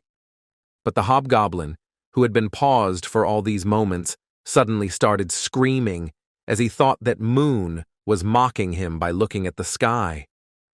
He wondered if he was not strong enough and started charging towards the boy. On the other hand, Moon just smiled, realizing that he will have to defeat the hobgoblin by only using human synthesis, knowing that it was not impossible for him. Moon turned around towards the creature and started running at him with insane speeds, while even the goblin started smiling, realizing that this was going to be fun. Moon activated the ogre's tissue and slammed his punch straight onto the goblin's shield, breaking it with just one heavy impact. The goblin was surprised by this much power showed by a human, thinking that Moon surely had some nerves to face the hobgoblin head-on. The creature grabbed Moon's head and pulled him up near his head level. He ordered all the other goblins to look at what he was doing. The subordinate goblins were all laughing as they got ready with their bamboo sticks, thinking that the human was really caught and they will get to eat meat once again in the same day. These filthy creatures started attacking Moon with their poisoned needles, piercing and wounding the whole back of the boy, while the hobgoblin laughed, asking Moon if it was hard to move for him. He told Moon that humans were really inferior beings who were just dumb. A green aura started surrounding Moon while the goblin thought that the human was so pathetic that he fell for such a simple trick and did not even have resistance to paralyzing poison. The goblin decided to start by cutting off Moon's limbs for his subordinates to cook first. But as soon as the creature readied his huge axe to do so, Moon stopped him by grabbing one of his hands with all his strength. Even the creature was surprised, suddenly sensing resistance from the boy, realizing that this strength was too much for him to handle. Moon used the ogre's tissue once again and broke the arm of the goblin, completely tearing it off from his body and throwing it away, while the goblin boss was screaming in pain and agony, not able to comprehend about what happened to him. Moon copied the same dialogue that was spoken by the creature and told the hobgoblin that he and his subordinates were really interior creatures in front of a human like our boy, because they fell for such a simple trick, thinking that the human was not resisting. Moon was gleaming with a green aura inside his eyes, while the goblin realized that he was really going to hell after the confrontation with such a monster as a human. The hobgoblin was making a desperate face at his last moments, while without wasting any more time, Moon immediately snapped his finger and blows the head of the hobgoblin away, shocking all the goblins who were standing near their boss. Now all the goblins were starting to shake. They were not able to believe that just a few moments ago, their boss was alive and they were going to prepare for eating some fresh human meat. But now, their boss was dead by the same human they thought to cook. We see Moon's hand, which was engulfed in blood.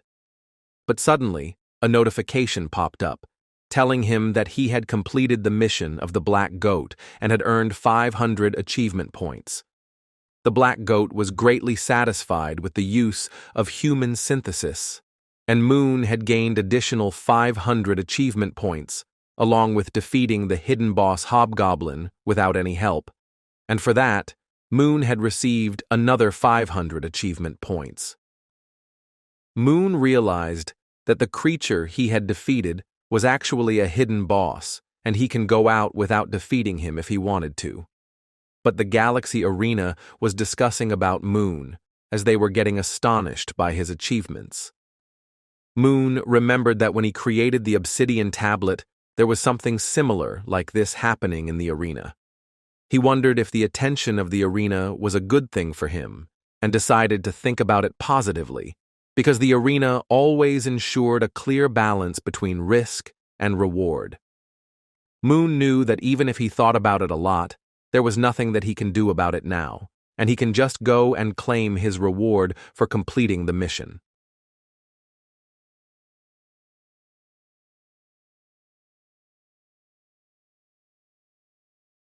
As the scene shifts, we see that Moon was at home, collecting the rewards he had earned after completing his mission at the goblin's corrupted stronghold. He checked his notifications, confirming that he had successfully defeated all the enemies alone. Because of this, his achievement points increased significantly. He had also advanced to level 4, raised the Philosopher's Stone to level 2, and received a Hobgoblin's battle axe along with a corrupted Hobgoblin's serum. The amount of rewards surprised him. More notifications followed, informing him that he had also defeated a hidden boss, granting him an extra 1,000 achievement points. Moon wondered if this was because the Hobgoblin was the first boss, but even then, the reward seemed very generous. He opened his status screen and saw his current achievement points. If he continued at this pace, he would soon reach 10,000 points. Curious, he asked the Philosopher's Stone if he could craft another obsidian tablet once he reached 10,000 points. The stone confirmed that he could, but as he advanced further, he would need more points for future crafting. Moon understood, but the Philosopher's Stone found it strange that he didn't ask why. When the stone pointed this out, Moon explained that he had practiced alchemy for many years, so he already understood the reasoning behind it. Moon then focused on reviewing his status. He realized that as he progressed, the cost of advancement would increase, so he needed to invest his points wisely.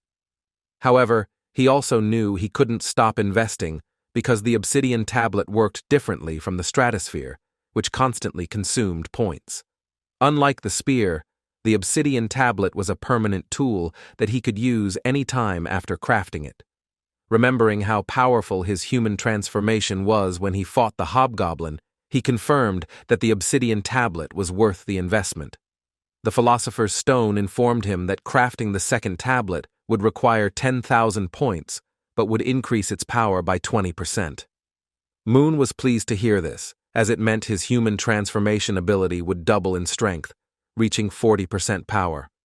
However, he decided to keep some points in reserve since they were his most valuable resource. Despite all his rewards, he noticed that he had not earned any points from the arena. In the past, he had gained points whenever he streamed or cleared monster-infested areas. Right now, his main focus was determining his rank through the exams he was taking.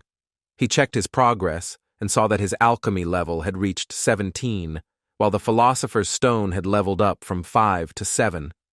Feeling excited, he decided to evaluate his rewards. He looked at the items he had received, including the Goblin's Serum and the Hobgoblin's Battle Axe. The axe was ranked Grade B, increasing attack power by 10%, causing paralysis to its target, and was highly valuable in the market. Amazed, Moon noted that these rewards were at the Platinum rank level, and even stronger than some top-tier weapons, which only provided a strength boost of +5. Looking at the displayed rewards, he remarked that it had been a long time since he had seen such valuable items, especially after his return. At that moment, the Philosopher's Stone asked him what he meant by "after his return." Instead of answering directly, Moon reached for the Goblin Serum, stating that this was what he had been talking about. It was revealed that the serum contained a large amount of dark energy, making it highly toxic. Realizing this, the Philosopher's Stone was shocked and asked if Moon had actually consumed this poison as a remedy before synthesizing it. Moon then remembered the time when he had struggled with his inability to use mana. During the official rounds in the arena, his body had started deteriorating, causing unbearable pain. To endure it, he had relied on doses of a special anesthetic, with the Goblin Serum being the main ingredient used to create it. The Philosopher's Stone reminded him that he had successfully created an elixir at that time, so it questioned why he hadn't taken it before things became so difficult. Looking at a picture of himself with his brother, Moon hesitated and simply said that it was complicated and not easy to explain. The philosopher's stone, however, told him that no matter what his reasons were, he needed to take care of himself before anything else. Despite this, the stone thanked Moon for his efforts because, thanks to him, it had been perfectly crafted. Moon admitted that this was true. If he had not used the elixir to create the philosopher's stone, traveling back in time would have been impossible. The stone then revealed something surprising. Even the powerful constellation gods could not travel through time. This made Moon curious, so he asked why he had been healed and brought back. The philosopher's stone explained that only one specific being had such an ability. When Moon asked about this being, the stone refused to answer, saying that even the constellations feared mentioning its name. Feeling tired, Moon yawned and decided that if this knowledge was forbidden, there was no point in pressing further. The stone was surprised by how easily he gave up, but Moon simply stated that there was no use discussing something he could not change. The philosopher's stone acknowledged his reasoning, especially since the arena was terrified of his presence. It then informed him that they had been sending messages urging it not to communicate with Moon.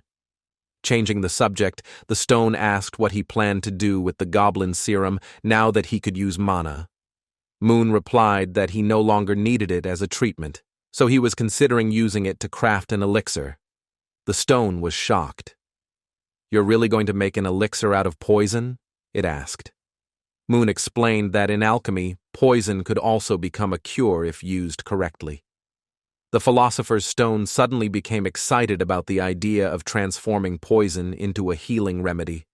Amused, Moon told it to calm down. The next day, Moon stood on the street in front of a massive shopping center.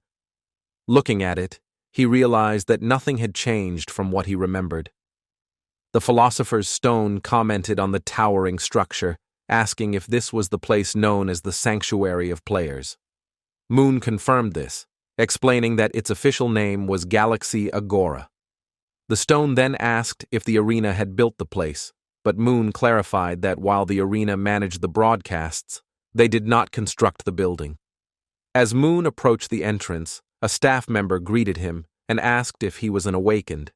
She smiled and handed him a small item, instructing him to place it in his inventory and then return it for verification. Moon followed the instructions, and she confirmed that everything was in order. She then gave him a device called the Player's Watch. As he held it, Moon thought about how long it had been since he last owned one. The watch stored records of everything related to him, contained maps of the Agora, and was equipped with many useful functions. As he stepped inside, the staff member asked if this was his first time visiting Galaxy Agora. Moon shook his head, saying that he had been here before. He then walked further inside, while the philosopher's stone marveled at the crowd, asking if all these people were players. Moon explained that only awakened individuals who could access their inventory were allowed inside, meaning everyone present was indeed a player. The stone then understood why this place was called the Sanctuary of Players and asked where they were headed. Moon replied that they were going to a player-only shopping district. Inside an elevator, Moon overheard two passengers talking. One asked his companion if he had heard about the latest graduating class from the academy. The other replied that this class was being called the best ever. He added that Si-hyuk and Lee Yong were the most outstanding among them. His companion confirmed that both had already reached diamond rank and had become top-tier players, making them the strongest in the country. As the elevator reached the 4th floor, Moon stepped out with a small smile on his face. He could still hear one of the passengers complaining about being stuck in gold rank for 4 years. The philosopher's stone asked why he was smiling, and Moon replied that he simply found their conversation amusing. The philosopher's stone then looked around in amazement at the many shops, asking if all these people were here to buy and sell ores. Moon explained that the marketplace included guild shops as well as many independent vendors. The stone then asked why Moon had chosen to come here instead of selling his items at an auction house. Moon explained that regular equipment at this level had a fairly stable market price, making auctions less effective. Selling directly to vendors was often easier and faster. Moon arrived at the Sungsam Guild store, knowing that dealing with major guilds was usually more efficient. As he stepped inside, he was warmly greeted by an employee. Browsing through the items, he was surprised at how well organized and clean everything was. Unlike other stores where items were often randomly displayed, this place maintained a high level of professionalism. After a short while, the shopkeeper asked if he was searching for something specific. Moon shook his head and explained that he wasn't there to buy anything, but he wanted to sell. The shopkeeper raised an eyebrow in surprise, commenting that very few people came to sell items these days, and asked Moon to show him what he had brought. Moon pulled out the hobgoblin's battle axe, placing it on the counter. The shopkeeper's eyes widened in shock as he stared at the weapon, carefully picking it up and examining every detail. He was wondering if it was really what he thought it was. Moon asked if they could complete the transaction immediately. The shopkeeper assured him it was possible and quickly checked the latest market prices. When he revealed the amount, Moon was stunned. 42 million won. He could hardly believe it. Seeing Moon's reaction, the shopkeeper explained that just the day before, they had purchased a similar axe, but with slightly lower stats, for 38 million won. He then casually asked how Moon had come across such a rare weapon. Continuing, he mentioned that he was a production-class player and could tell Moon wasn't part of the high-ranking players. The shopkeeper directly asked about Moon's level, and when Moon replied that he was only at level 7, the shopkeeper's expression changed. He assumed Moon would want the money in cash rather than transferring it to his arena account. At that moment, Moon realized the shopkeeper suspected him of stealing the axe. Quickly clarifying, he explained that he had won the axe in an arena battle.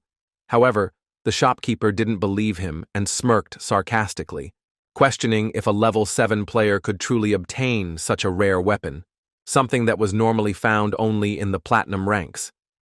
The shopkeeper placed his hand near the alarm button, warning Moon that if he pressed it, the security team would come and verify the real owner of the axe.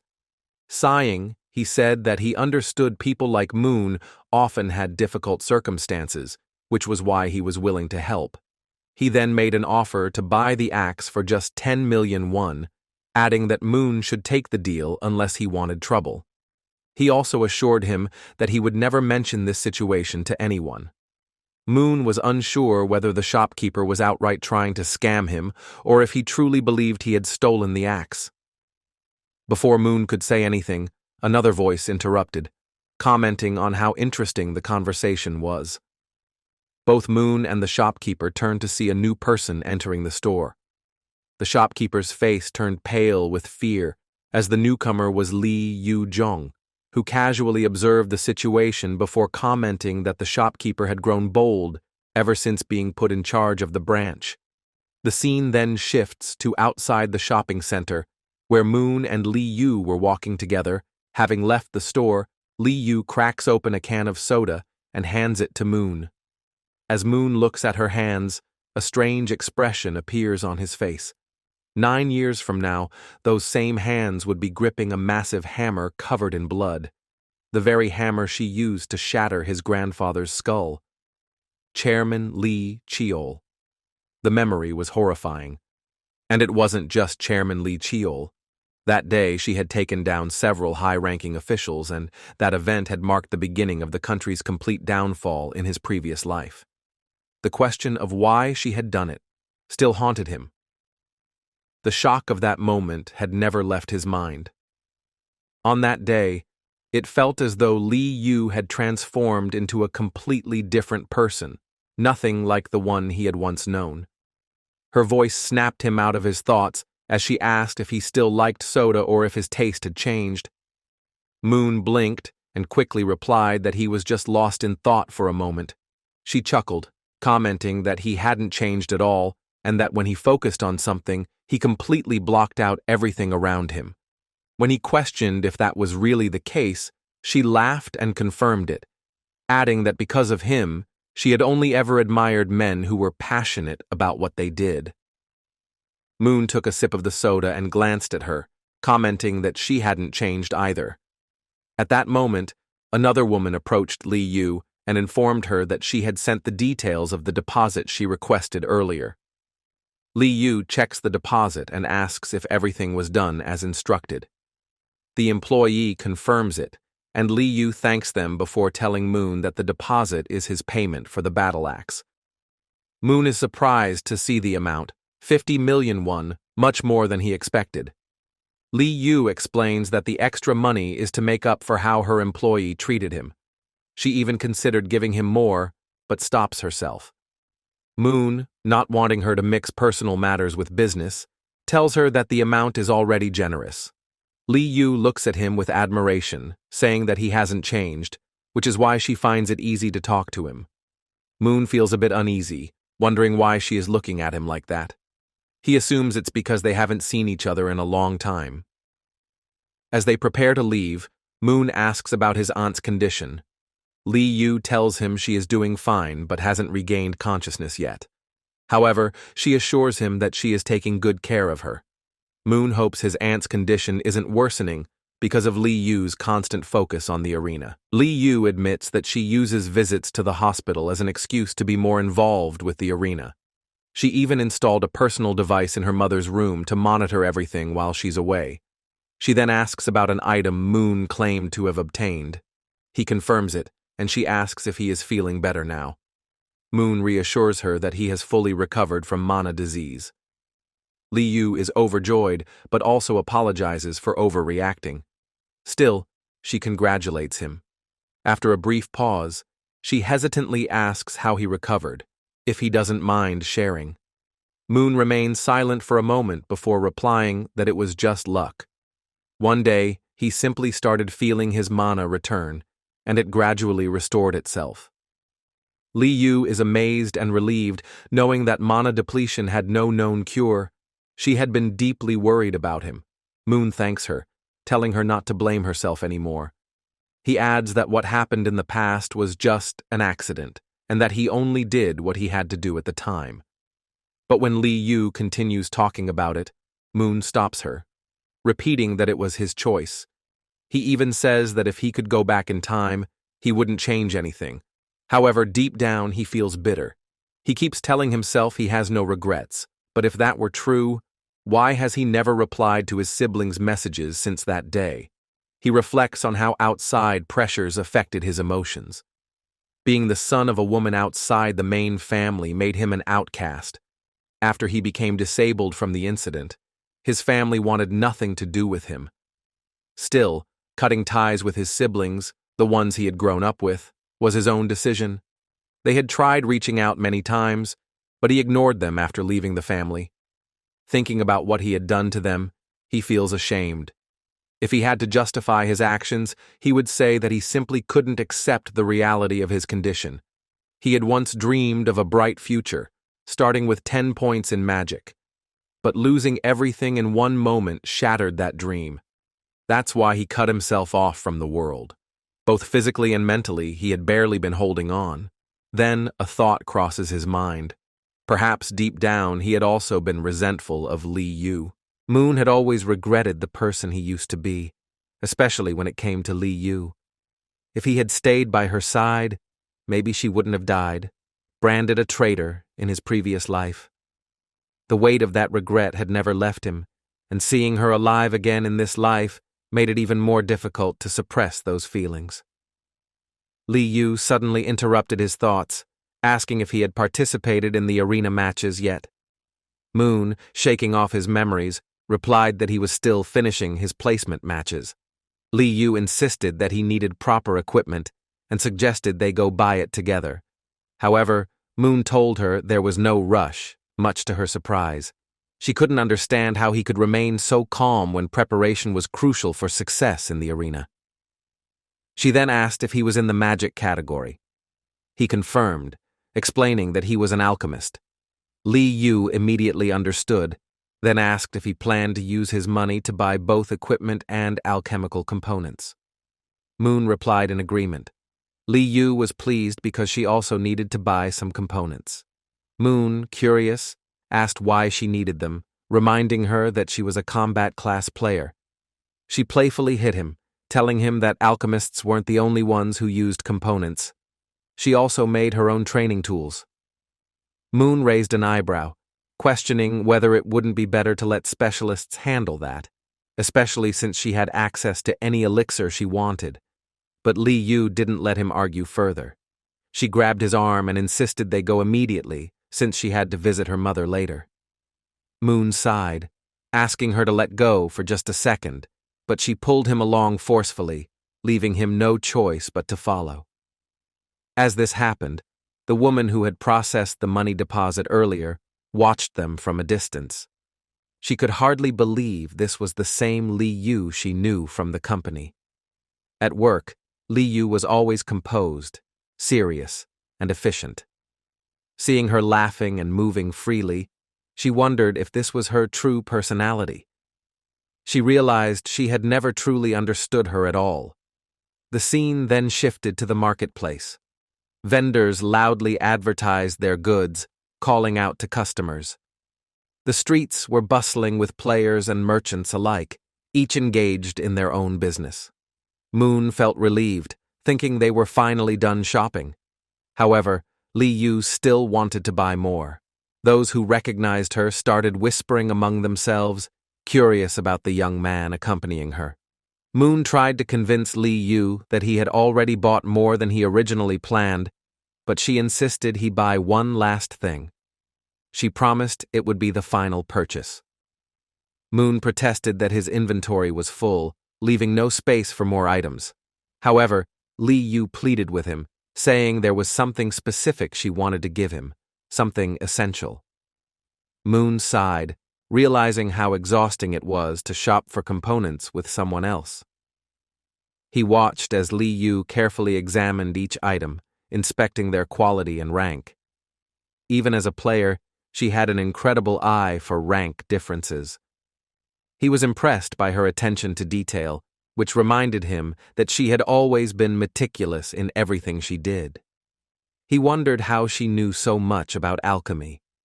For Moon, someone who crafted the Philosopher's Stone and legendary-grade equipment, minor details didn't matter, only whether an item was of the right rank.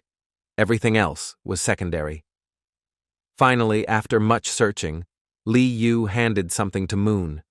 It was an arena access device. Moon's eyes widened in excitement. He asked if this was really the VR device used in arena matches. Li Yu confirmed, explaining that it was the latest model by Sung Sam and hadn't even been released to the public yet. Moon examined the device closely, realizing just how valuable it was. Access devices came in various forms, helmets or visors or even capsules, each designed for specific functions. Arena had collaborated with governments worldwide to create new equipment. Initially, powerful nations like the United States and China dominated the production of these tools.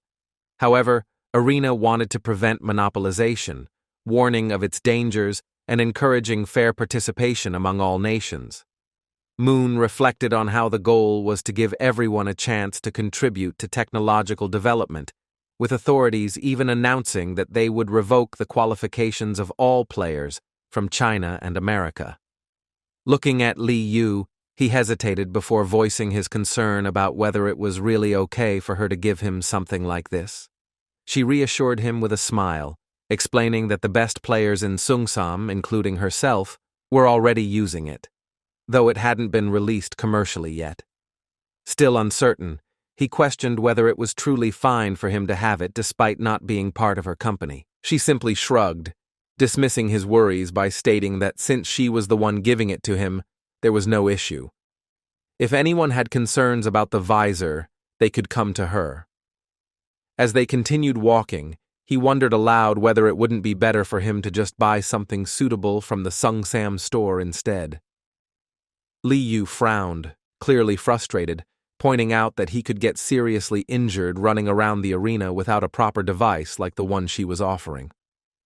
Realizing his stubbornness, she worried he might insist on refusing, so she quickly added that he could consider it compensation for the way the store manager had mistreated him earlier. That reasoning finally made him relent. As long as it counted that way, he thought, it worked for him. He actually needed a good device, especially since he was considering live streaming his matches in the arena. Glancing at the time, he realized he was running late and mentioned that he should get going. Li Yu acknowledged this, mentioning that she needed to visit her mother at the hospital as well. His thoughts drifted to his aunt, who was also hospitalized due to an illness linked to the arena. He made a mental note to visit her later. When the Galaxy Arena first opened, a strange illness called arena disease had begun affecting those who were awakened. He wondered about his aunt's exact condition, but knew that as someone chosen by the constellations, she should be able to endure for some time. She had always treated him like her own son, despite his illegitimate status, and the thought strengthened his resolve. He needed to improve quickly and find a cure for her illness. Just as he was about to leave, Li Yu suddenly grabbed his sleeve, insisting that he should reply to her as well. Momentarily confused, he realized she was talking about messages. She complained that Si-hyuk had kept teasing her because Moon had messaged him first. He chuckled, wondering if Si-hyuk really had nothing better to do than provoke her. She huffed in frustration, insisting that he did it all the time and that it was incredibly annoying. Despite how they were no longer children, he assured her that he would send her a message when he arrived. Her face brightened instantly, her excitement unmistakable. Touched by her attachment and eagerness, he reached out and gently patted her head. The moment his hand made contact, her expression changed, and he panicked. Had he made a mistake? Did girls hate having their hairstyles touched? He quickly withdrew his hand, deciding it was best to leave before he made things worse. Hastily, he told her to take care of herself and walked away. Li Yu remained frozen in place, her assistant watching in horror, finding the act incredibly rude. No matter how close they were, it seemed inappropriate to touch her hair like that. But as she stepped closer, she noticed that Li Yu had not moved. Reassuring her that she would fix her hair immediately, she hesitated, not wanting to draw attention to them, especially in a crowded marketplace full of players. The last thing they needed was rumors spreading. Finally, Li Yu seemed to recover, turning to her assistant and pleading for her to pretend that nothing had happened. The assistant forced a smile, agreeing to forget about it, though deep down, she was still processing what she had just witnessed. Taking a deep breath, Li Yu composed herself and shifted the conversation back to business, prompting her assistant about the matter she had mentioned earlier. With a nod, the assistant confirmed that she was referring to the incident from 10 years ago and admitted that she still hadn't been able to find any new information about it.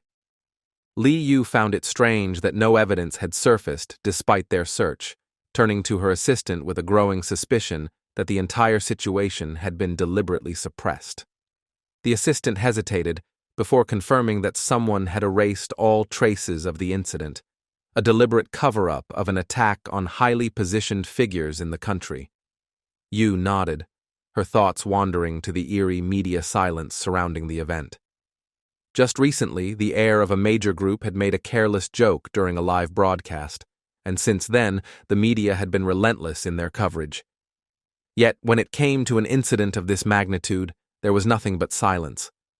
The contrast was too great to ignore. She considered how absurd it was that a mere third-generation heir to a wealthy family could dominate headlines, while something far more serious had been entirely buried. It all pointed to one thing: someone with significant influence was ensuring the attack remained a secret.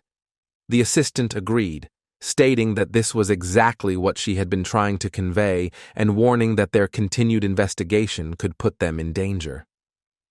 Li Yu met her gaze with unwavering determination and asked if she was afraid. Instead of answering directly, the assistant countered with a question of her own, wondering how Li Yu could even think such a thing. Her concern wasn't for herself, but for Li Yu, who had much more to lose. Yu, however, merely smiled, stating that she no longer had anything left to lose.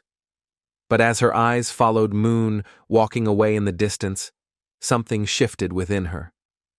That wasn't entirely true anymore. Now, for the first time in a long while, she had something. That was precisely why she needed to uncover the truth. The assistant asked again if they should begin the investigation immediately, warning that once they took the first step, there would be no turning back. Li Yu's response was immediate. She wanted it started at once. Any piece of evidence, any person involved in the cover-up, had to be brought to her without delay. And if necessary, she would accept their heads instead. Recently, she had come across a very interesting item.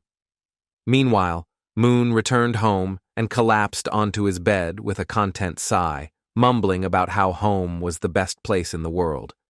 But his moment of relaxation was short-lived as the philosopher's stone spoke up, asking about the girl he had been with. Moon, already half asleep, responded that if it was referring to Li Yu, they had known each other since they were 5 years old, though they hadn't seen each other much in recent years. He then asked why the stone was so interested in her. The stone mused that she seemed different from how she presented herself to the world. There was something about her that didn't quite align with her outward persona, but since they were childhood friends, it wouldn't interfere. Instead, it decided to keep an eye on her, ensuring Moon's safety if necessary. However, it chose not to reveal its suspicions to him just yet. Instead, it nudged him to get up and start making the potion, promising to assist him in the process. This particular potion, it claimed, would make him stronger. Moon, now fully awake, felt a rush of excitement and immediately began preparing. He needed the right workspace, so with a simple snap of his fingers, he used his crafting abilities to conjure a customized desk for his experiments. Taking a step back, he admired his handiwork, remarking on how incredible alchemy was. It always provided him with exactly what he needed in the best possible form. He then methodically arranged his ingredients on one side and the potions he would later use on the other. The philosopher's stone, observing his preparations, inquired about the specific purpose of the potion. Moon admitted that while he usually focused on enhancing materials, this time he wanted to try something different. Holding a vial of goblin serum in his hand, he explained that this particular serum induced paralysis. The stone immediately recognized the substance, explaining that goblins produced paralysis poison from their own blood. However, it had to be purified of its demonic energy before it could be used effectively. Curious, the stone then asked if Moon intended to enhance the corrupting effects of the serum. Moon confirmed, revealing that he planned to focus on its corruption properties rather than any stat increases. The philosopher's stone reacted with alarm, declaring that he had completely lost his mind. Experimenting with goblin magic was dangerous. It was unstable, unpredictable, and Moon was neither a demon nor someone proficient in even basic dark magic. The risk was immense. His body could be destroyed in an instant if he made even a small mistake. Moon, however, remained unfazed, reassuring the stone that he was fully aware of the dangers. The stone pressed further, warning that carelessness could result in permanent damage, possibly rendering him unable to use magic ever again. But Moon dismissed its concerns, explaining that he had a plan and knew someone who was highly skilled in magic who could assist him if necessary. With that, he declared that it was time to begin the experiment. At first, Moon told the whole plan to the stone and then turned to it for its opinion.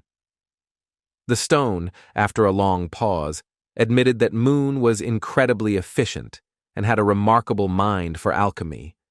Moon smirked, acknowledging his own intelligence, but also taking a moment to compliment the stone's quick comprehension of his process. He ran his fingers along the philosopher's stone, considering whether the outcome he envisioned was truly within reach. The stone assured him that it was entirely possible, and as long as he followed the plan meticulously, there should be no unforeseen complications. It compared his ambition to the creation of the obsidian tablet, emphasizing that such artifacts did not simply grant power, but were constructed through precise effort and a high cost. The philosopher's stone then warned him that the final stage of the formula would demand a far greater price than he had yet encountered. He asked if that meant an extraordinary number of achievement points would be necessary. The stone confirmed this, explaining that unless his alchemy level advanced significantly, the cost would remain immense. Understanding the stakes, he acknowledged that what he sought to create rivaled the worth of legendary artifacts. The realization settled within him. What he aimed for exceeded human comprehension, even for the most skilled alchemists. Even if he were to elevate his rank and expertise, the task at hand was impossible under normal circumstances. The thought made sense to him. Legendary-grade elements were gifts from the constellations, granted only to a select few under specific conditions. He asked the philosopher's stone to calculate the exact number of achievement points required to bring the formula to life. After a brief pause, the stone explained that the total depended on the completion rate he wished to achieve. It then remarked on their fortune in possessing the obsidian tablet, a key factor in their success.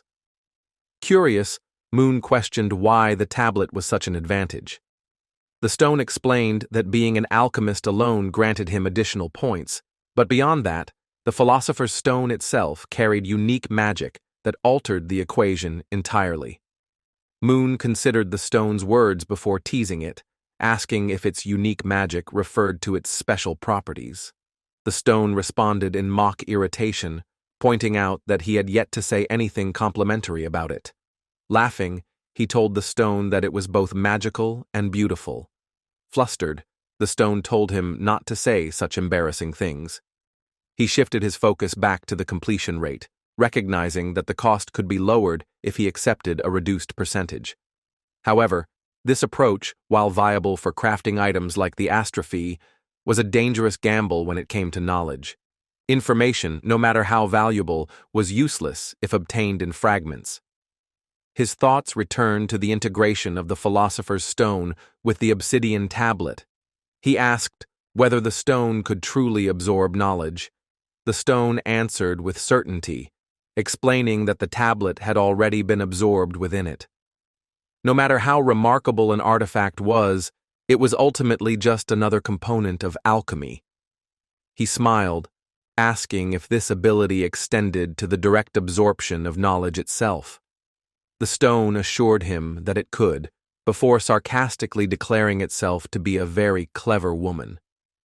Amused, Moon agreed that this was an incredible ability and decided it was time to begin crafting. The philosopher's stone asked what completion rate he desired, and he responded that 10% would be sufficient. The stone approved of his reasoning, acknowledging that it was a practical decision. It then asked if he understood the execution process. He admitted that he had some knowledge and recalled a moment from his past life. Maki had once approached him, holding a book in her hands, asking if he could decipher it. She had known he was the smartest among them and had trusted his analytical abilities. The book had detailed the 10th level of the heavenly demon martial arts, while she herself had only reached the 7th level.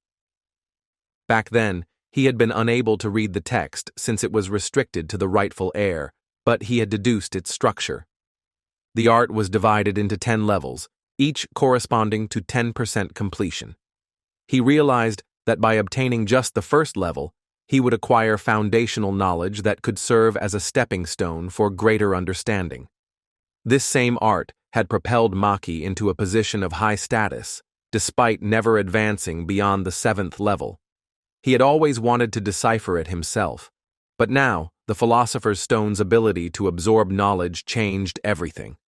Instead of struggling to analyze each fragment, he only needed to prepare his body, and his human transfiguration ability would handle the rest. With his decision made, he asked the philosopher's stone how many achievement points would be necessary. The answer came quickly: 5,000 points for a 10% completion rate. Delighted, he remarked on the bargain.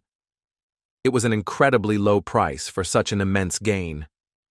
The philosopher's stone warns Moon that the final part of his endeavor will be the most difficult, as it involves legendary knowledge.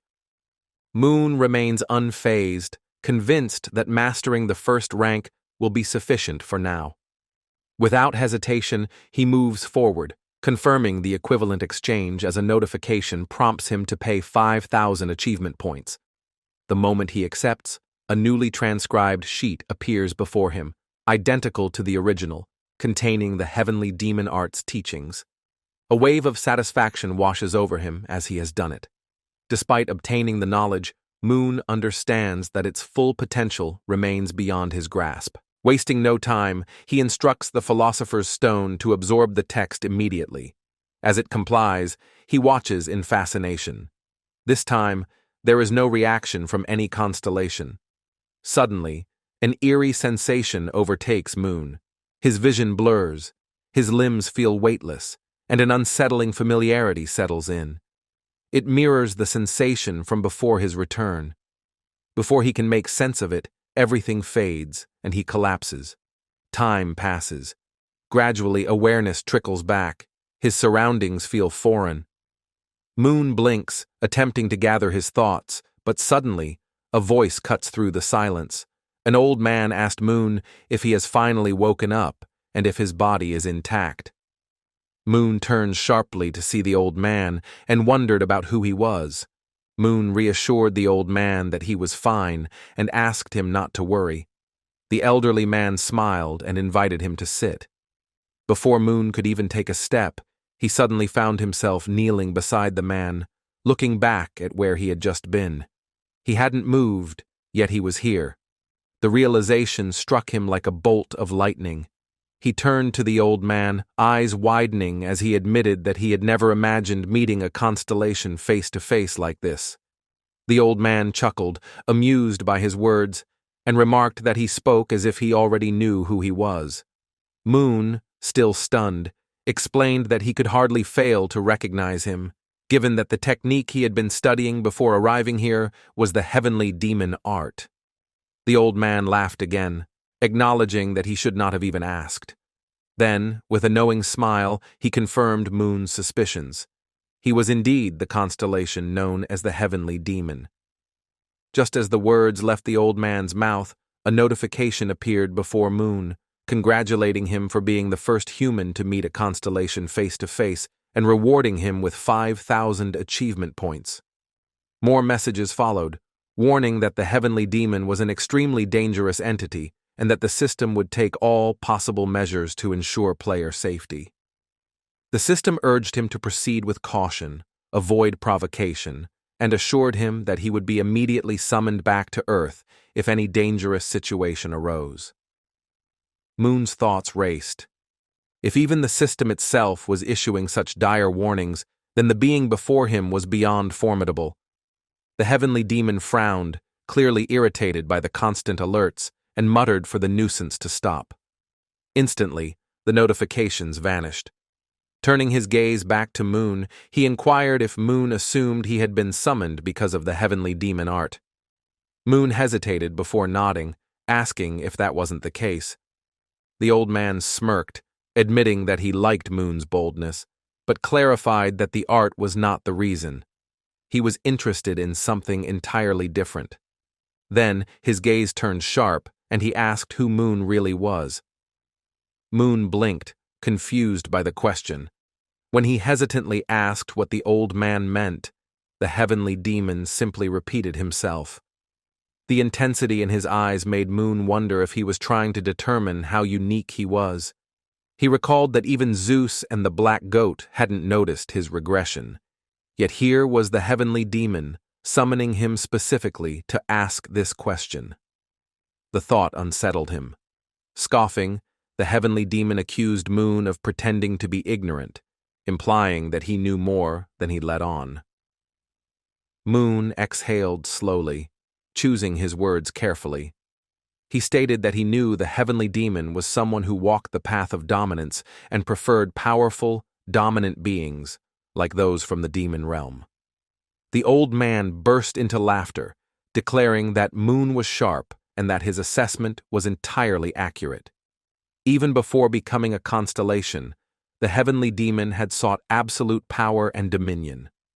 Moon held his gaze, and suddenly, a memory surfaced, one from his previous life. He had once met a demon king with the same terrifying presence. The realization made his blood run cold. The power standing before him now was on that same level. As if sensing Moon's thoughts, the heavenly demon's eyes flickered with an unreadable emotion. The world around them shifted, dissolving into darkness. Moon suddenly felt himself sinking, as if being pulled into an endless void. Yet, instead of fear, there was an odd sense of familiarity. The heavenly demon watched him carefully and remarked that Moon carried traces of something remarkable. It was rare for a human to stand in the void without faltering. Moon remained silent, unsure of how to respond. The old man pressed further, asking if he still intended to feign ignorance. Moon frowned, admitting that he didn't fully understand. If the heavenly demon was referring to something unusual about him, then perhaps it had to do with a title he possessed. Intrigued, the heavenly demon asked what title he meant. Moon explained that one of his titles was the one who caught the attention of a constellation from the other side. For a moment, the old man was silent. Then, a slow grin spread across his face before he let out a chuckle that grew into full-blown laughter. He mocked Moon, saying that he used such grand phrases just because a constellation had taken notice of him. Moon, however, detected something in the old man's tone. Suspicious, he asked if the heavenly demon had encountered them before. The laughter ceased abruptly, and the amusement vanished from the old man's face. Moon had unknowingly provoked the heavenly demon, exactly what the system had warned him against. A surge of immense killing intent filled the air, sharp and suffocating, but Moon reminded himself to remain calm. If anything were to happen to him, the black goat would never let it slide. Then, unexpectedly, the heavenly demon let out a deep, booming laugh, his amused expression betraying his curiosity. He admitted that he now understood why he found Moon so interesting, remarking that it was no surprise a specific constellation had set its sights on him. A glint of something unreadable flashed in his gaze before he casually revealed that Moon's assumption was correct. He had indeed lost to that constellation in a humiliating defeat. That, he mused, was precisely why he was so curious. He wanted to understand what it was about Moon that had captured that constellation's attention. Before he could react, the old man made another stunning admission. He had spent 1,000 years trying to get that constellation to notice him. Moon's eyes widened in disbelief. Had he really spent a millennium on such a pursuit? The heavenly demon chuckled, shaking his head, acknowledging that Moon, being an ordinary human, would not understand such things. Just as he was about to elaborate, his expression darkened. His words halted mid-sentence as he seemed to perceive something Moon could not. A deep scowl settled on his face, his irritation evident. The silence stretched unbearably until, with sudden fury, he shouted at an unseen presence. Moon stood frozen, unable to hear what the old man was responding to, but guessing that the system was interfering, urging the constellation to stop and let him go. After a moment, the old man sighed, his expression settling into reluctant acceptance. Their meeting had to end. Then, with a smirk, he addressed Moon as his disciple. Moon hesitated at the word, unsure of its implications. The heavenly demon merely shrugged, pointing out that since Moon had been studying the heavenly demon art, it naturally made him his disciple. Before Moon could protest, the old man cut him off, assuring him that he didn't mind in the slightest. In fact, he welcomed it, finding it an honor that someone who had drawn the attention of that constellation was continuing his legacy. However, there was one catch. Moon was not officially his disciple, and the heavenly demon had a request. A system notification appeared before Moon, confirming the words. His task was to find a talented individual worthy of the heavenly demon's sponsorship. If he succeeded, he would receive the heavenly demon art level 2 and 5,000 achievement points. With a smirk, the old man added that he had even worded the request in the system style just for him. Moon considered the mission, his mind immediately going to Maki. However, uncertainty gnawed at him. What would happen if he failed? Would it impact her future irreversibly? The heavenly demon, sensing his hesitation, assured him that he trusted Moon's judgment, adding that being under the watchful eye of that constellation was proof of his potential. But there were conditions. The first was that the chosen person had to be a girl. Moon frowned, confused by the specificity. The old man continued without pause. She had to be young, exceptionally beautiful, bold, and possessing a strong personality. The heavenly demon art required aggressiveness, after all. Moon barely managed to interject before the constellation carried on, declaring that she must also have long legs, a striking face, and, with an exaggerated pause, a large chest. Moon could only stare in stunned silence, barely able to process the absurdity of the criteria. None of this had anything to do with the legacy, he argued, but the heavenly demon simply grinned, insisting these were the qualities of a true successor. It finally clicked. This was why Maki had spent so much time cursing the old man. Before Moon could respond, the scene abruptly shifted. A sharp force yanked him from that place, and in an instant, he found himself back home, momentarily disoriented. A frantic voice immediately snapped him back to reality. The Philosopher's Stone was screaming, demanding to know what had happened and why he had suddenly lost consciousness. Moon blinked, surprised to realize that he had, in fact, blacked out. Taking a steadying breath, he admitted that he had met one of the constellations. The Philosopher's Stone's energy pulsed erratically before it hesitantly inquired if that being had been the heavenly demon. Moon was startled by the Philosopher's Stone's knowledge and asked how she knew. She replied matter-of-factly that it was only natural, given the heavenly demon's infamous reputation for violence. Concerned, she inquired whether the heavenly demon had harassed or attacked him, explaining that very few survived an encounter with such a being. But Moon quickly reassured her that he was fine, and that nothing had happened. The Philosopher's Stone sighed, remarking on how lucky Moon was to have returned unharmed. She explained that the heavenly demon was far from normal, and it was fortunate that he let Moon go so easily, though there must have been a reason for it. She then asked if the heavenly demon had been angered by Moon learning the heavenly demon art. When Moon revealed that he had not been angry at all, but instead had allowed him to learn it, the stone seemed surprised. She then suggested that they begin preparing the potion now that Moon had acquired the energy of the heavenly demon art.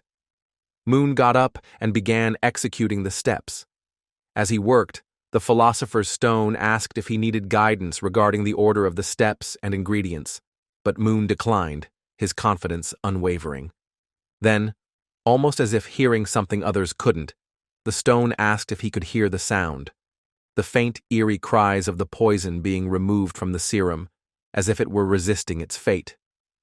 She mocked the serum, amused by how quickly its poison was being stripped away, even when she had expected more resistance. Moon found her comments strange but focused on his task. Finally, he announced that the potion was complete. The Philosopher's Stone was surprised to see that it was not in liquid form, but had instead taken the shape of a pill. Moon explained that he had lacked the courage to drink such a powerful potion, so he had altered its composition. The stone admitted that his reasoning made sense, especially since they had infused the potion with demonic energy. Examining the elixir, Moon was pleased with the result. Even though he had created it himself, it was truly remarkable. It had been a long time since he had last crafted something of this level, and he had been uncertain about his ability. He had not expected to be able to create an elixir that could permanently enhance one's stats. The Philosopher's Stone informed him that the elixir was ranked as C due to the low quality of the ingredients. Still, Its potential was incredible, which was to be expected, given that Moon had made it. She added that while the elixir might not allow him to acquire demonic energy, the outcome was not guaranteed. Moon acknowledged that this might be true for ordinary people, but he had an advantage. The first star technique of the heavenly demon art was fully embedded within the stone. If he used it properly when consuming the pill, it would be fine. The philosopher's stone agreed, placing her trust in him. With that, Moon swallowed the pill. Almost instantly, notifications flooded his vision, informing him that his strength, agility, and health had all increased by 2 levels. Before he could fully grasp the changes, he suddenly found himself in another place. Looking around, he searched for something specific. When he finally spotted it, a strange, flickering entity, he exclaimed in urgency. It was about to disappear. A purple, ominous-looking flame shimmered in the distance. Without hesitation, Moon called out to the philosopher's stone, insisting that she could not allow it to vanish. The stone approached the entity, fully aware of its importance. She reassured Moon that she would not let it escape, and swiftly absorbed it into herself. At that moment, the truth became clear. The flame was demonic energy. Moon sighed in relief, knowing that they had captured it just in time. This energy was notorious for vanishing quickly, making it nearly impossible to locate again afterward. Deciding on their next step, Moon suggested that they should first establish an energy core known as the Dantian before proceeding with the great heavenly technique. But before he could continue, the philosopher's stone interrupted with an unusual question. Was it truly necessary for the Dantian to be located below the belly button? Did they even need a Dantian at all? Moon hesitated, admitting that he had never considered this before. The stone explained her reasoning. The Dantian was simply a unit for storing energy and using it later, so why must it specifically be in one fixed place? She then reminded Moon that he already possessed the best energy storage and concentration unit in the world, herself. Moon pondered her words and soon realized that she was right. Ever since he had created legendary weapons and absorbed ancient knowledge, the philosopher's stone had functioned with greater efficiency than any energy reservoir or database in existence. With a knowing smile, Moon looked at the stone and acknowledged her wisdom. You're absolutely right. There was no reason Moon shouldn't use the philosopher's stone as his Dantian. In fact, it might even be the best possible choice. Even as he trained in the heavenly demon art, he reminded himself that he was still an alchemist at heart and could never forget his origins. As he returned to the real world, notifications flooded his vision, informing him that he had successfully absorbed magic creature stats and that his Dantian had now merged with the philosopher's stone. Another notification followed, stating that his energy stat was now directly linked to his alchemy power. Confusion flickered across Moon's face. How could the two possibly be connected? He quickly checked his status display, noticing that demonic energy, now labeled as magic creature stats, had been integrated into his abilities. But what puzzled him more was the number.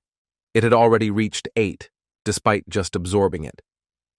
The philosopher's stone, ever perceptive, explained that it wasn't merely about numbers on a screen. There was a proportional relationship between creature stats and alchemy power. As he examined his stats, Moon noticed that his alchemy power sat at 17, roughly twice his creature stats. A thought crossed his mind, and he voiced it aloud, wondering if this truly meant that increasing his alchemy power would automatically raise his magic creature stats as well. The stone confirmed his theory, adding that its presence had always influenced his growth. However, she warned, he needed to maintain an even number in his alchemy power to efficiently divide it for creature stats. Fascination took hold of Moon. Simply by increasing his alchemy power, he could enhance his magic creature stats. An incredible advantage, especially with the upcoming arena competition looming before him. As the day of the competition arrived, tension filled the air. This match was unlike the others, a survival battle. 100 participants gathered, each eyeing the battlefield with varying levels of confidence and unease. Among them, a man exuded nervous energy as he spoke to his audience, explaining the sheer difficulty of survival matches, particularly when top-ranked players participated. He urged his viewers to pay close attention to his commentary, for this match included some of the most famous players from the highest ranks. This man, known as Money King, addressed a small group of younger individuals, referring to them as his clients. He explained with a sigh that survival matches were the worst possible scenario for the service he provided. From his words, it became clear. These individuals had paid him to help them win, to secure victory effortlessly. But now, in this match, that guarantee had crumbled. Frustration surfaced among them. One of them, his voice laced with irritation, reminded Money King that he had already paid 10 million won and demanded to know if he would be getting a refund. The group fell into an argument, each member growing agitated over their lost money. But Money King remained calm, reassuring them that they need not worry. He reminded them that in this match, rewards were distributed from rank 50 all the way up to first place. With a confident smirk, he asked if they truly expected him to secure them the top 3 positions. At their hesitation, he assured them that he could. Standing tall, he formally introduced himself once more. The Money King. His services were expensive, but they delivered results. Even his audience knew that. A flicker of trust reignited in his clients. One of them, still wary, admitted that he had chosen to work with Money King because of his reputation. But how exactly did he plan to secure victory? The answer was simple. They would form a team. Surprised reactions met this statement, but Money King clarified his plan. His clients only needed to hide. He would handle everything else. Their skepticism lingered, but his confidence was unwavering. No one would be able to find them. This would be easy. The plan was foolproof. First, he would eliminate all the competitors. Once the battlefield was clear, he would remain alone with them, at which point he would take his own life, ensuring that his clients claimed the top 3 spots. One of them, intrigued, asked if that meant they would decide their rankings among themselves. With a nod, Money King confirmed that they had all paid the same amount, so he had no reason to interfere with how they divided the final standings. Praise erupted from the audience, admiring his professionalism and fairness.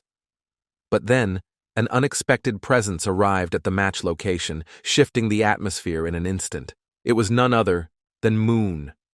Surprise rippled through the crowd as eyes turned toward him. Money King, unfazed, merely commented on their apparent luck. A free kill had just presented itself. The live chat buzzed with excitement and confusion, noting that Moon had entered the match without a single weapon in sight. King's strategy did not change. He immediately ordered his team to hide, focusing his attention on Moon. The battle was about to begin. A sudden series of notifications flashed before Moon's eyes, declaring that due to his achievements, the rules would now be adjusted. From the next match onward, he would no longer be required to undergo rank evaluation tests. He considered the implications. Perhaps they would assign him a ranking soon, a development that could finally allow him to climb higher. He recalled how, before his return, he had been stuck at rank 1, a status that had proven utterly useless. But this time would be different. With his regained mana and immense power, this was his perfect opportunity to rise. Then a realization struck him. He had forgotten to start streaming the match from the beginning.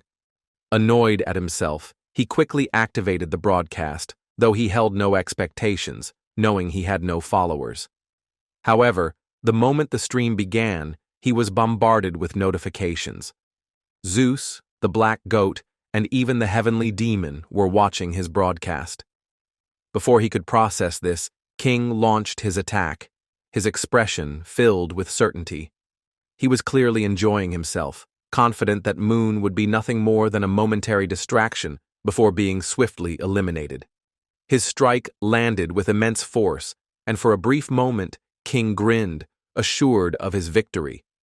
A player like Moon, especially one without any weapons, stood no chance against someone on the verge of reaching diamond rank. But then his grin faltered. Moon was still standing, entirely unscathed. Not only had he blocked the strike, but he immediately countered, delivering a blow that sent King staggering backward. Shock flashed across his face. This wasn't possible. Someone of Moon's level shouldn't have been able to retaliate so easily. The comment section erupted in a frenzy. Viewers speculated wildly, questioning how Moon had managed to block such an attack without any visible equipment. Some accused him of cheating, others watched in stunned silence. King, recovering quickly, narrowed his eyes.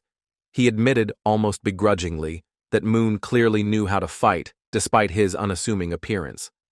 Moon, meanwhile, had already analyzed the situation.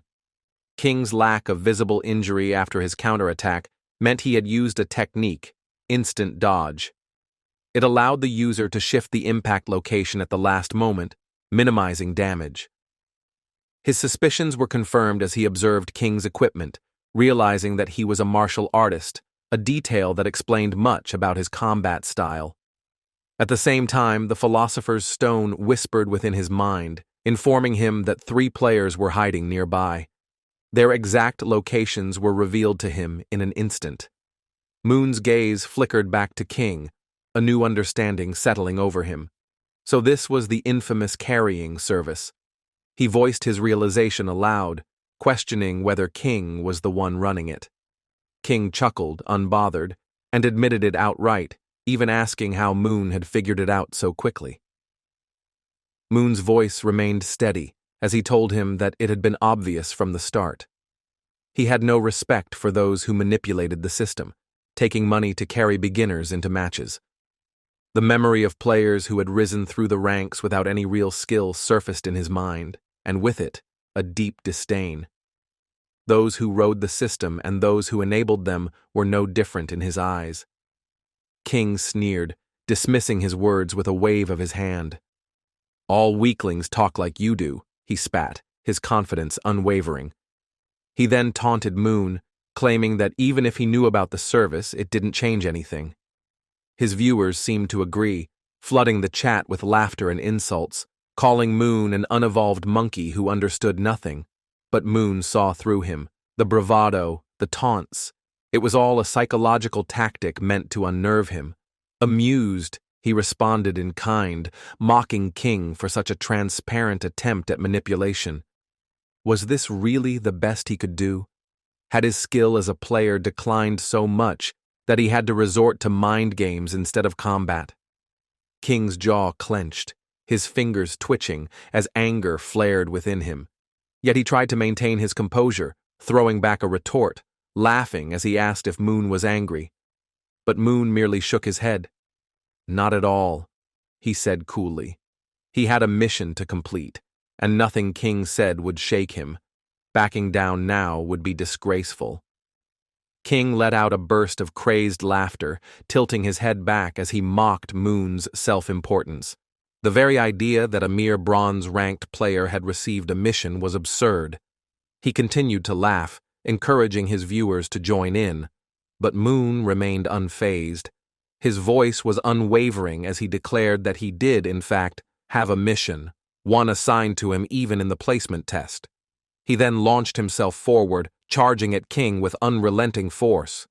King smirked, believing that he had successfully lured Moon into his trap. Now, he thought, he would make him pay for that earlier strike. But as his attacks lashed out, Moon dodged them with effortless precision. No matter how many strikes King attempted, Moon avoided them with ease, his movements fluid and calculated. Frustration mounted in King's expression. His strikes became faster, more forceful, but none of them connected. With gritted teeth, he delivered a final, more powerful blow, determined to end it. But once again, Moon dodged, and this time, he countered. His fist collided directly with King's stomach, forcing the breath from his lungs. King's body lurched backward, his eyes widening in shock. King couldn't understand it.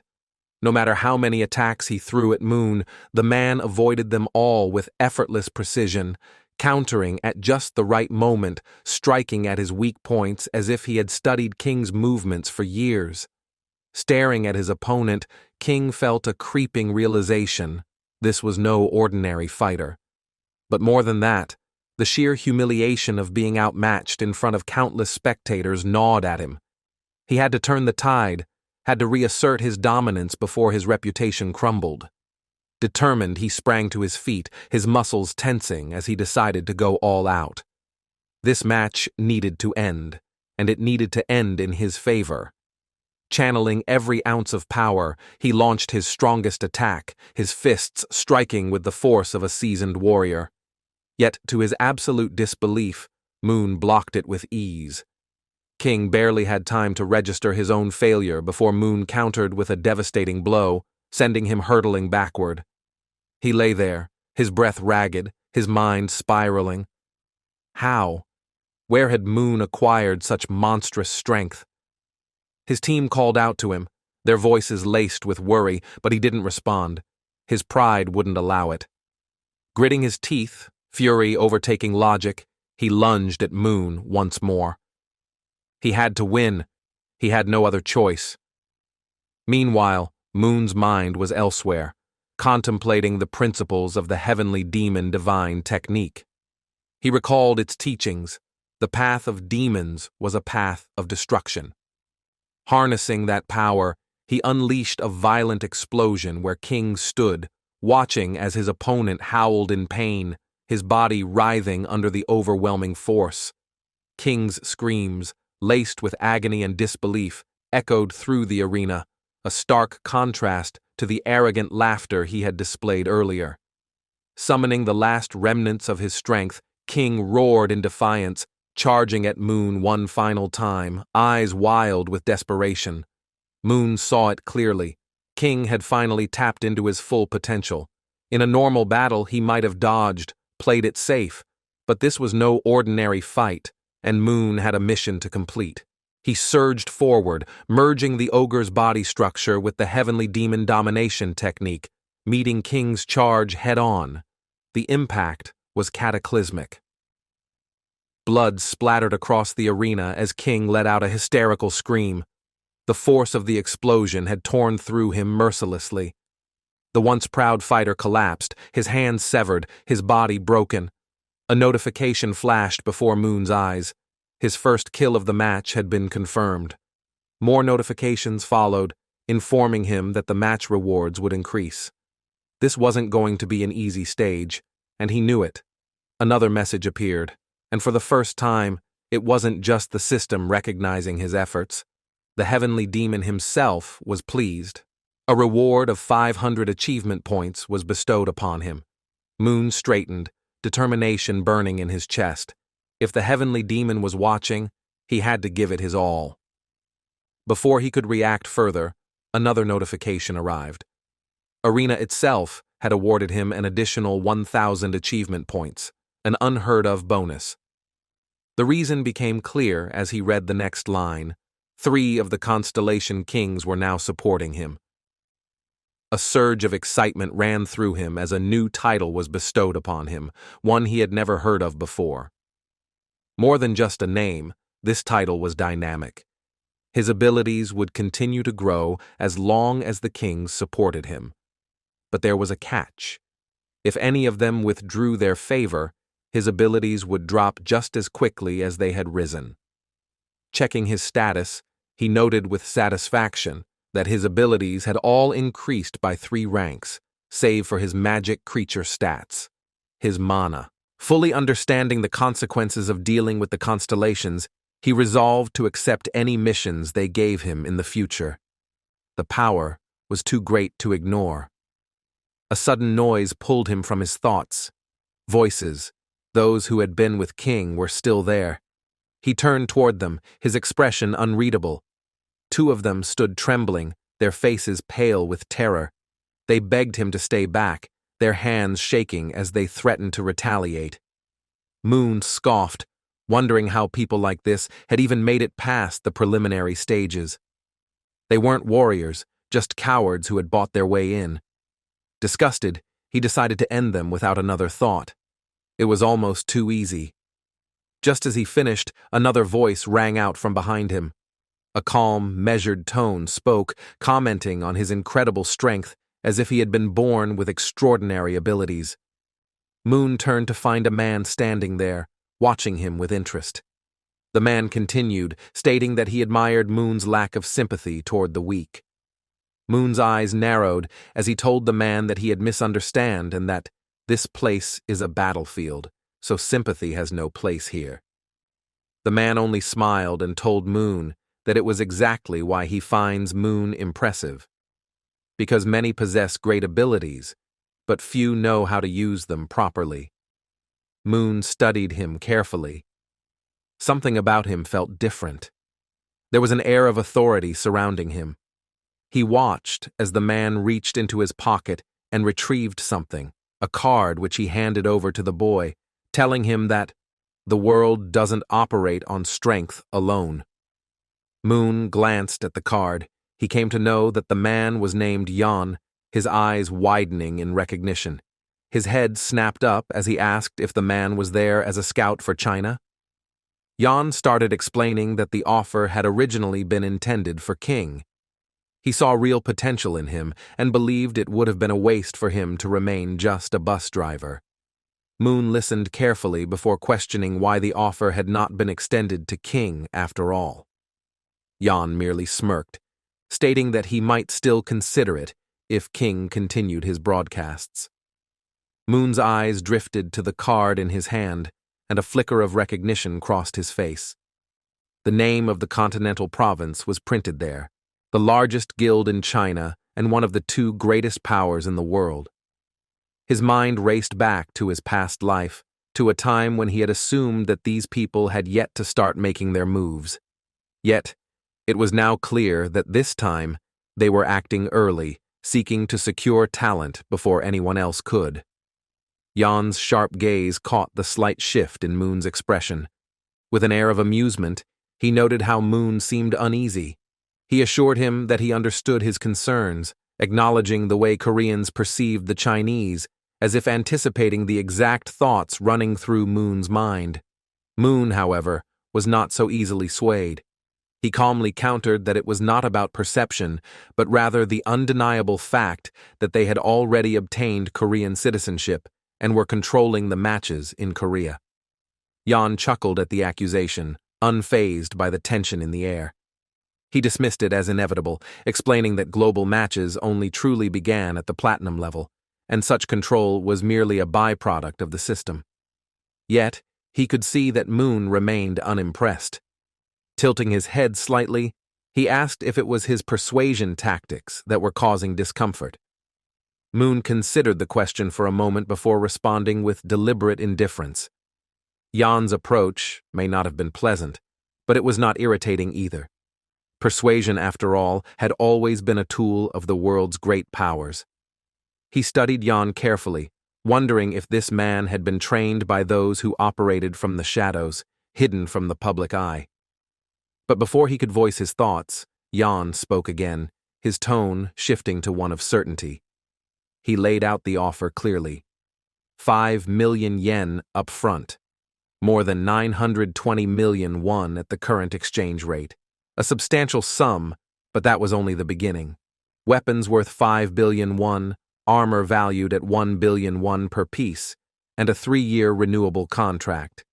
And if Moon agreed to acquire Chinese citizenship, an additional 50 million yen would be his.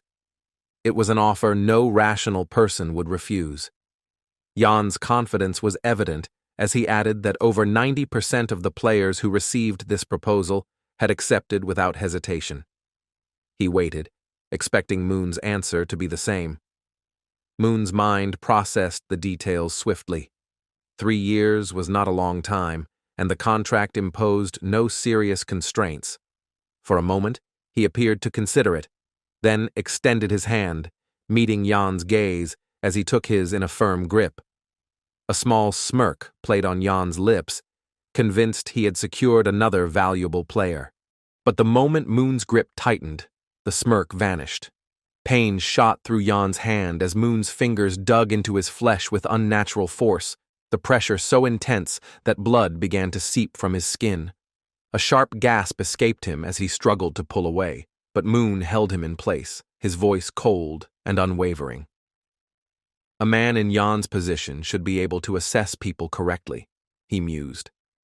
If he had done so, he would have realized that Moon was never going to accept such an offer. Jan coughed violently, his body betraying him as the pain intensified. With desperate eyes, he demanded to know why Moon was rejecting the offer. The answer came without hesitation, simple and insignificant, yet absolute. The terms simply did not appeal to him. Jan's condition worsened, his breaths coming in ragged gasps as he tried to suppress another bout of coughing. Meanwhile, Moon remained composed, his mind resolute. He had dealt with these people before, had made mistakes in the past that he refused to repeat. This time, he would not be ensnared in their web. Releasing Jan's hand, he turned away without another word. His path was clear. The match awaited him, and he intended to continue forward without looking back. King sat in his dimly lit room, his hands clenched into fists as he seethed with rage. The humiliation he had suffered in the match was unbearable. As a player on the verge of reaching the diamond level, losing to someone unranked was beyond comprehension. His followers were just as stunned, flooding the chat with questions and speculations. He stared at the messages on his stream, his mind racing for a way to salvage his reputation. Then, an idea struck him. If Moon's strength was truly unnatural, there had to be an explanation. His voice trembled with barely restrained frustration as he addressed his audience, planting the seed of doubt. Perhaps Moon had used a hack, he suggested, manipulating the system in a way no normal player could. Someone at Moon's level simply shouldn't be able to fight like that. His experience told him this was impossible. King exhaled sharply, his anger momentarily cooling as he made another calculated move. Under normal circumstances, he would never issue refunds to his subscribers, but given the gravity of the situation, he announced that he would make an exception this time. The chat exploded with praise. His followers reaffirmed their trust in him, their faith momentarily restoring his confidence. With a measured breath, he declared the end of the stream. But the fury did not subside. The moment the broadcast shut down, he hurled his communication device against the wall, his frustration boiling over. Moon's techniques had defied all logic. No one from the deep sea should be capable of such martial arts, at least not below level 100. King racked his brain, trying to place Moon among the elites he had encountered before. Could he be a prodigy like Si-hyuk or Lee Yu? No, that was impossible. Those kinds of players never bothered with matches at this level. His mind replayed the fight over and over. Throughout his time as a bus driver, he had faced countless players, some strong, some weak, but never had he encountered someone like Moon. The thought alone made his stomach twist in resentment. He had deliberately thrown matches to remain in the lower ranks, capitalizing on an easy business opportunity. And yet, his calculated approach had crumbled in the face of an unranked opponent. It couldn't have been a fair fight. There had to be some trick behind it. Then a realization hit him. Moon had mentioned having a mission. Curiosity flared, and he hurriedly reopened Moon's stream, hoping to uncover some clues. The moment the screen loaded, his breath hitched. A chaotic battlefield stretched before him, and in its midst, a player was desperately trying to escape. The man's voice trembled with terror as he screamed that it was impossible for Moon to be this strong without any equipment. King leaned forward, his heart pounding. He had expected something unusual, but this was beyond anything he had imagined. He watched in stunned silence as Moon continued to move with effortless precision, his combat style refined to perfection. Each attack and counter was executed with an elegance that belied his supposed rank. How could someone this skilled still be unranked? More baffling still, how was he navigating the mind's labyrinthine tunnels with such ease? The entire area was a network of pitch-black corridors, yet Moon moved as if he had no need for sight at all. Determined to investigate further, King joined the stream's private chat. Only 3 viewers were present, and none of them had spoken yet. He hesitated for a moment before typing a message. Before he could receive a response, another message appeared, one that made his pulse quicken. Someone recognized him. They had been trying to reach him ever since his stream ended. King's brows furrowed as he assumed the person was one of his clients demanding a refund. He assured them the money would be returned before the day ended, but the reply that followed left him speechless. "We don't care about the money." Confused, he checked his private messages. The sender's name made his breath hitch. Ho Yan. His frustration melted into excitement as he read the message. The same offer that had been presented to Moon was now being extended to him. Relief washed over him. After everything that had happened, after the disgrace he had suffered, finally, there was an opportunity to reclaim his dignity. But just as his confidence began to settle, another notification popped up in the chat. A new message from Zeus. King's eyes narrowed. The name alone irritated him. How absurd. These trolls shamelessly taking the names of the constellations just for attention. The sheer disrespect was infuriating. He scoffed and typed a message in response, calling them out directly. Then something unexpected happened. Both Zeus and the heavenly demon responded almost immediately, their messages simple question marks, as if they did not understand his complaint. King's fingers hovered over the keyboard. His frustration turned to suspicion. Were they really pretending? Or was this something more? He typed again, accusing them of attention-seeking antics, insisting that once his followers arrived, their tricks would be exposed. Moon was deep in the middle of a match when he received an unexpected update. Meanwhile, King was left in shock after receiving an insult from the Black Goat. He couldn't believe the audacity of this group to speak to him in such a way. The tension between them was growing, but the scene quickly shifted back to Moon, who had just taken down another opponent in the match. A screen popped up, showing that Moon had already eliminated 20 players, while the second highest player had only 3 kills. This reassured him that his position as the top player was secure, even if he took a break. However, his mission status still showed as incomplete. Confused, he checked the details, only to find a vague objective that instructed him to walk a path of dominance. As he stood there, Moon suddenly sensed something unusual in the area. Activating his owl body tissue ability, he spotted a strange crystal-like object. Unable to identify it, he moved closer, using his Black Panther's body tissue ability for enhanced senses. He picked up the object, wondering if it was silver or something more valuable. Just then, the Philosopher's Stone, a powerful entity, asked if this was the material they had been searching for. Moon hesitated, but decided to check its information screen. After reading the details, he confirmed to the Philosopher's Stone that this was indeed the item they needed. The stone reacted with excitement, urging him to take it quickly. Moon was surprised to find such a rare material in an abandoned mine, but he secured it for later verification. As he continued, Moon suddenly remembered that his livestream had been running the entire time. He quickly returned to the broadcast, only to be shocked by what had happened. He had granted the constellations, including the Black Goat, moderator privileges, but now he saw that the Black Goat was aggressively banning new viewers. To his horror, over 1,000 users had already been banned, and the chat was in chaos. Despite this, the controversy was drawing even more viewers, making the audience grow rapidly. Realizing the situation needed immediate attention, Moon activated his microphone and asked if King had started the insults. A notification appeared, confirming that Zeus nodded solemnly in response.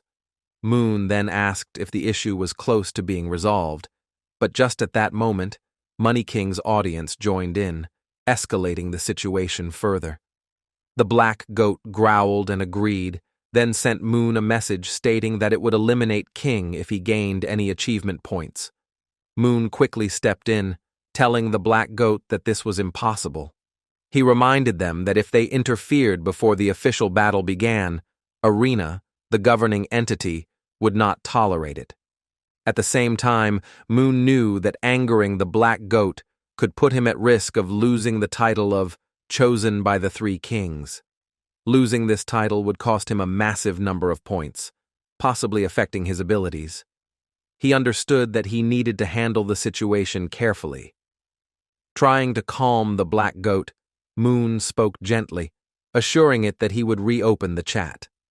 If any similar incidents occurred, he advised them to simply ignore the provocations. However, the black goat replied that it did not care about foolish humans. Moon chuckled and responded that he knew that, but he also knew that the black goat cared about him. Hearing this, the black goat's face turned red with embarrassment, and it nodded in agreement while Zeus and the heavenly demons smirked at the interaction. With the situation finally settling down, Moon felt relieved. He then casually reminded them to keep their true identities a secret for a while longer. He knew that in this era a nation's strength was measured by how many players it had that were sponsored by the constellations.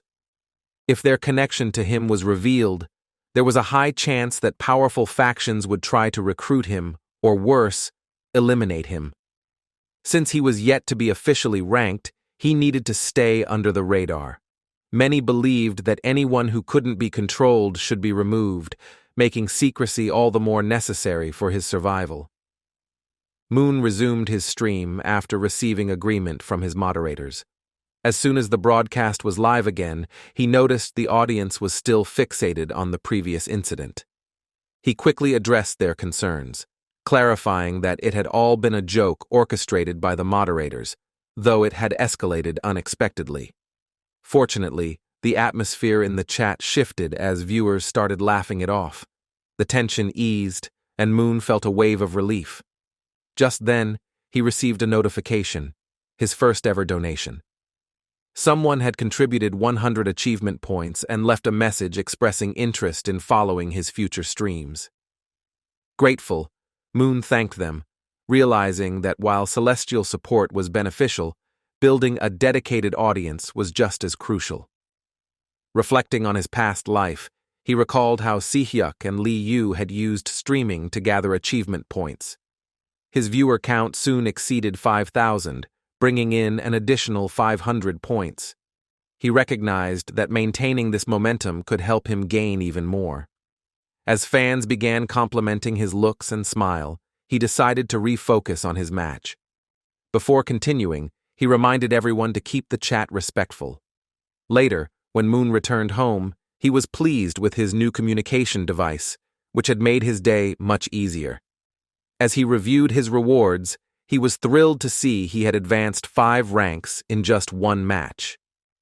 Additionally, the Philosopher's Stone had gained experience of 3 levels, which is equal to 8 levels. While processing his achievements, he noticed that viewers were still interacting in the chat even after the stream had ended. One comment stood out. It mentioned that he had yet to set a background image for his waiting screen. Realizing he didn't have one, Moon admitted to his audience that he was still new to streaming, but promised to find a suitable image soon. To his surprise, many viewers eagerly offered to help him choose one, with some even volunteering to create a design for him. This unexpected kindness deeply moved him. Having spent most of his life at level 1 with no abilities, he had never imagined he would receive such attention and support. Touched by their generosity, he expressed his heartfelt gratitude before ending the stream, promising even better content in the future. His viewers were reluctant to let him go, but respected his decision. After logging off, Moon sat on the floor, feeling a genuine sense of joy. He admitted to himself that streaming might become something he truly enjoyed, but the Philosopher's Stone warned him not to become too attached. It reminded him that it was his only real companion. Moon reassured the stone before shifting his focus to something crucial, his player ranking. Checking his notifications, he found that he had been nominated for the platinum level due to his recent performance. However, the ranking review was still in progress. Rather than feeling impatient, he decided to take a break and grabbed a drink. It made sense that he wouldn't be placed in platinum immediately, considering how much effort other players invested to reach that level. When the final results arrived, he was presented with two options. He could accept a silver ranking, which would cost him 30% of his experience points till ranking up, or a gold ranking, which came with additional rewards and 10% bonus experience. His instinct was to choose gold, as it seemed the obvious choice. However, something made him hesitate. If gold was the better option, why was silver even available? Sensing a hidden factor, he decided to investigate further. The philosopher's stone urged him to make a quick decision, but Moon wanted to be certain. He remembered the mysterious crystal he had found in the mine and pulled it out. While the system identified it as a valuable material for manufacturing, he wanted the philosopher's stone to analyze it further. The stone hesitated, explaining that the analysis would consume a large amount of energy. Still, Moon insisted. He needed answers. After the examination, Moon learned that the metal was called mithril. But it wasn't just ordinary mithril. It was a rare variation from Doria that acted as a key to a unique battlefield called the Fiery Mine Nightmare Arena. The Philosopher's Stone was stunned, and Moon himself was caught off guard. This revelation meant that mithril wasn't just rare. It was priceless. With it, he could enter an exclusive battlefield with unconventional rules, suggesting that the rewards inside would be extraordinary. Understanding this, Moon finally realized why the silver ranking option existed. The system had classified mithril as an X-tier item, a ranking that had yet to be introduced. While SSS was currently the highest known tier, X-tier would become official in 3 years. Unlike other ranks, X signified uniqueness, meaning only one of its kind existed in the entire world. Since mithril served as a key to this special arena, the difficulty level there would undoubtedly be extreme. However, Moon quickly realized that there must be certain entry conditions. Since the system had provided the option to stay in the silver tier, it likely meant that if he moved past silver, the key would no longer be valid. Realizing this, he made his decision. He would remain in the silver ranking for now. Strengthening himself before advancing further would be the wisest strategy. As soon as he confirmed his choice, an official announcement was made. Moon had officially been ranked as a silver tier player. Moon had just received 500 achievement points. But there was a catch. 30% of his future rewards and match points would be deducted. Meanwhile, the most watched television program, the National Representative Arena, was airing. It was the top-rated broadcast, and today, the hosts were discussing the latest wave of arena champions. Their conversation focused on 2 top players, with particular emphasis on one of them. They spoke excitedly about Si-hyuk's recent livestream, where he had taken down a powerful raid boss. The battle had been incredible, drawing over 500 million viewers. One host wondered how Si-hyuk had gained such an enormous audience so quickly. The other explained that Si-hyuk was no ordinary player. He was ranked and had the world's attention. The scene shifted to an office where 2 men were watching the broadcast. One of them chuckled, nudging the other, pointing out that his name had come up again on the National Representative League. The other man, revealed to be Si-hyuk, responded calmly, saying he had heard it clearly the first time. The first man smirked, noting how Si-hyuk never seemed to change his expression, no matter what. But Si-hyuk remained relaxed, saying that this was his break time and that he would rather not be disturbed. His words irritated the other man, who demanded to know why Si-hyuk had chosen his office as a place to rest. Si-hyuk replied casually that he was an important client. The man scoffed, commenting that Si-hyuk had certainly grown skilled at asserting his dominance. Frustrated, he shouted that Si-hyuk couldn't just do as he pleased. But Si-hyuk only smiled, telling him to be patient. After all, he had nowhere else to relax. The man sighed, reluctantly admitting that he understood how tough Si-hyuk's life was.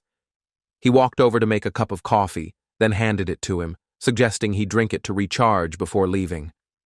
But Si-hyuk, caught off guard by the gesture, simply refused. He had no intention of going anywhere. His persistence nearly drove the man to madness, but in the end, he gave up, realizing there was no way to change Si-hyuk's mind. Resigning himself to the situation, he handed over a file, stating that it contained the information Si-hyuk had requested. Si-hyuk flipped through the pages, asking if he had managed to find out anything about what he had mentioned earlier.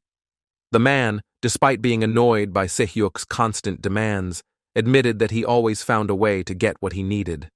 Si-hyuk laughed and teased him, asking if he was treating the legendary night hunter, Park Jinwo, like a mere servant. Hearing this, Park's temper flared. He snapped that if Si-hyuk wanted something, he should make a formal request like everyone else instead of barging in and making demands. He added that Si-hyuk had plenty of money, just like all the other wealthy people who always thought they could get whatever they wanted. Si-hyuk reminded Park that he had paid for the previous job using arena points, but Park argued that he had no interest in arena points. He preferred cash. If he had cared about points, he wouldn't have retired from combat in the arena. Si-hyuk shrugged, saying their agreement had not changed. Park, however, was getting impatient. He warned that continuing to work with Si-hyuk could damage his reputation. When Si-hyuk tried to argue, Park cut him off, his voice sharp. But then something shifted. Si-hyuk's playful demeanor disappeared, and his expression turned serious. He stated that if anyone dared to speak ill of him, they should be eliminated. Park was stunned. He stared at Si-hyuk, questioning whether he was really considering going up against the Korean Association. Si-hyuk's innocent, gentle appearance was deceiving. His true nature remained unchanged. For the first time, Park felt uncertain. He wondered if Si-hyuk was truly serious. Hesitantly, he asked if he really planned to do this. Si-hyuk simply raised an eyebrow, acting as if Park's reaction was surprising. He explained that he was merely reclaiming what had been his from the start. Park looked at him in disbelief. Was Si-hyuk really going to challenge the Korean Association? A sense of unease settled over him. Whenever Si-hyuk wore that natural, pleasant smile, it meant he was at his most dangerous. Despite being a diamond-ranked assassin, Park felt an unusual tension. If he had been an ordinary person, he would be trembling right now. Breaking the silence, Si-hyuk asked if the file contained all the information. Park, irritated, asked if he wasn't satisfied with it. Si-hyuk admitted that while there were some unexpected details, he had already suspected Song Sam's involvement.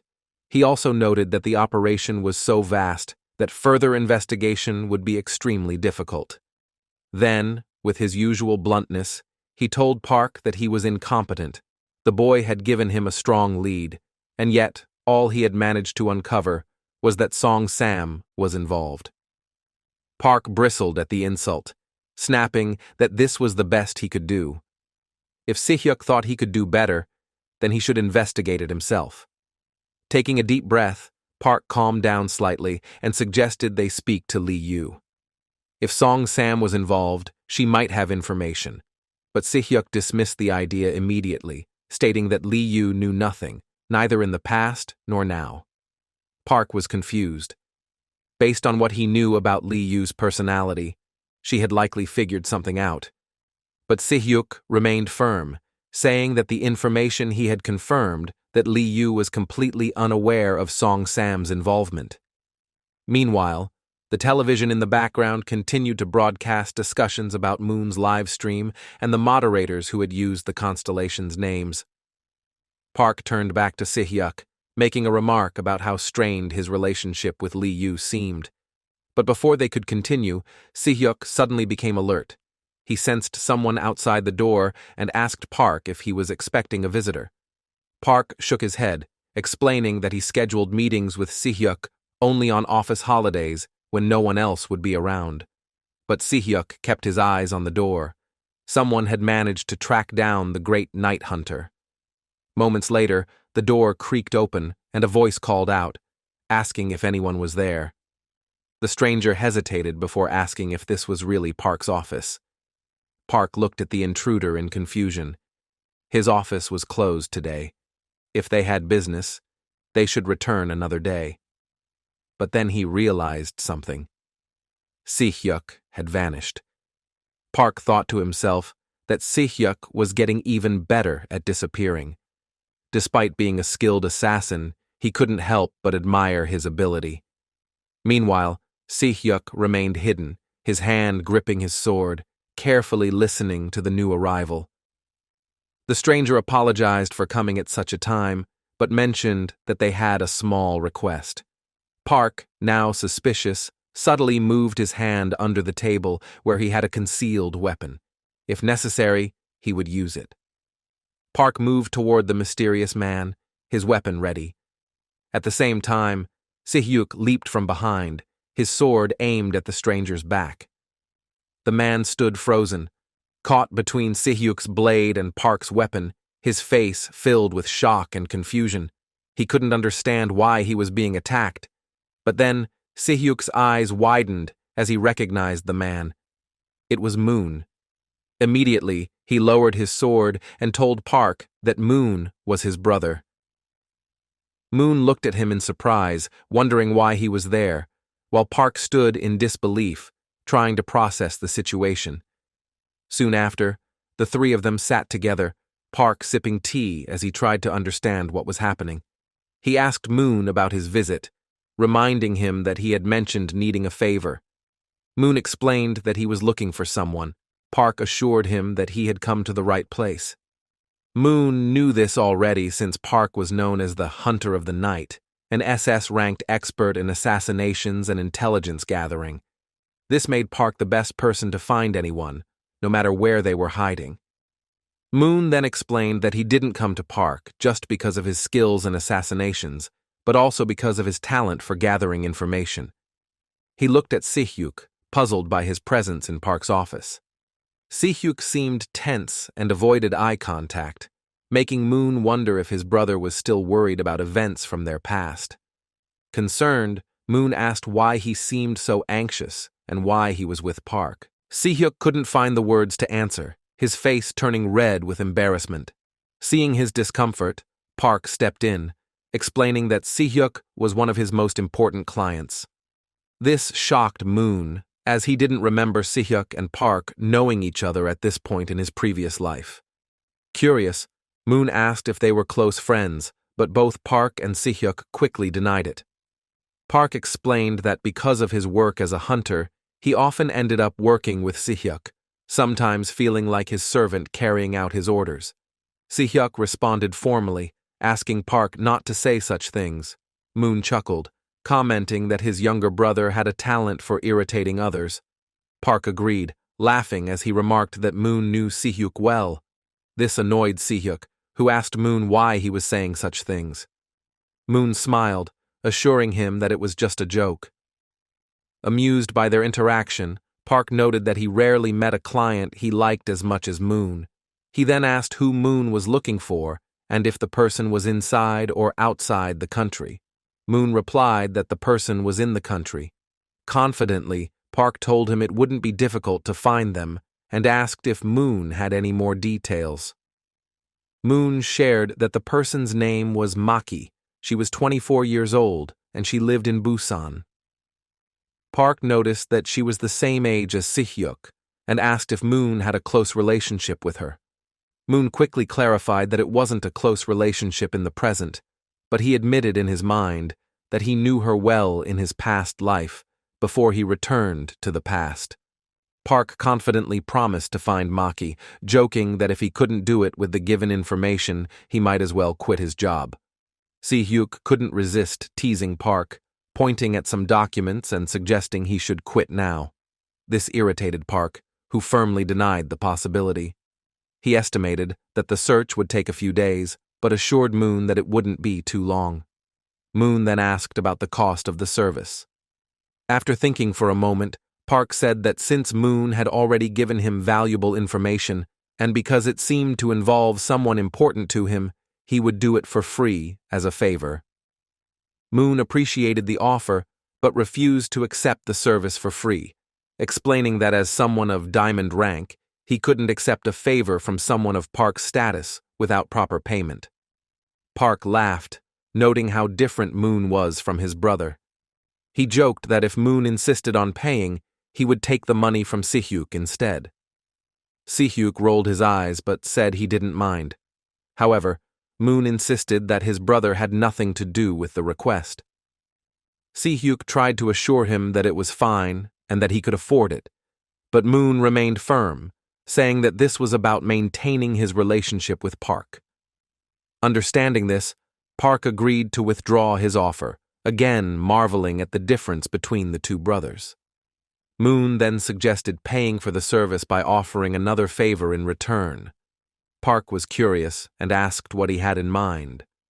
Moon mentioned that he had heard about Park buying high-quality materials recently.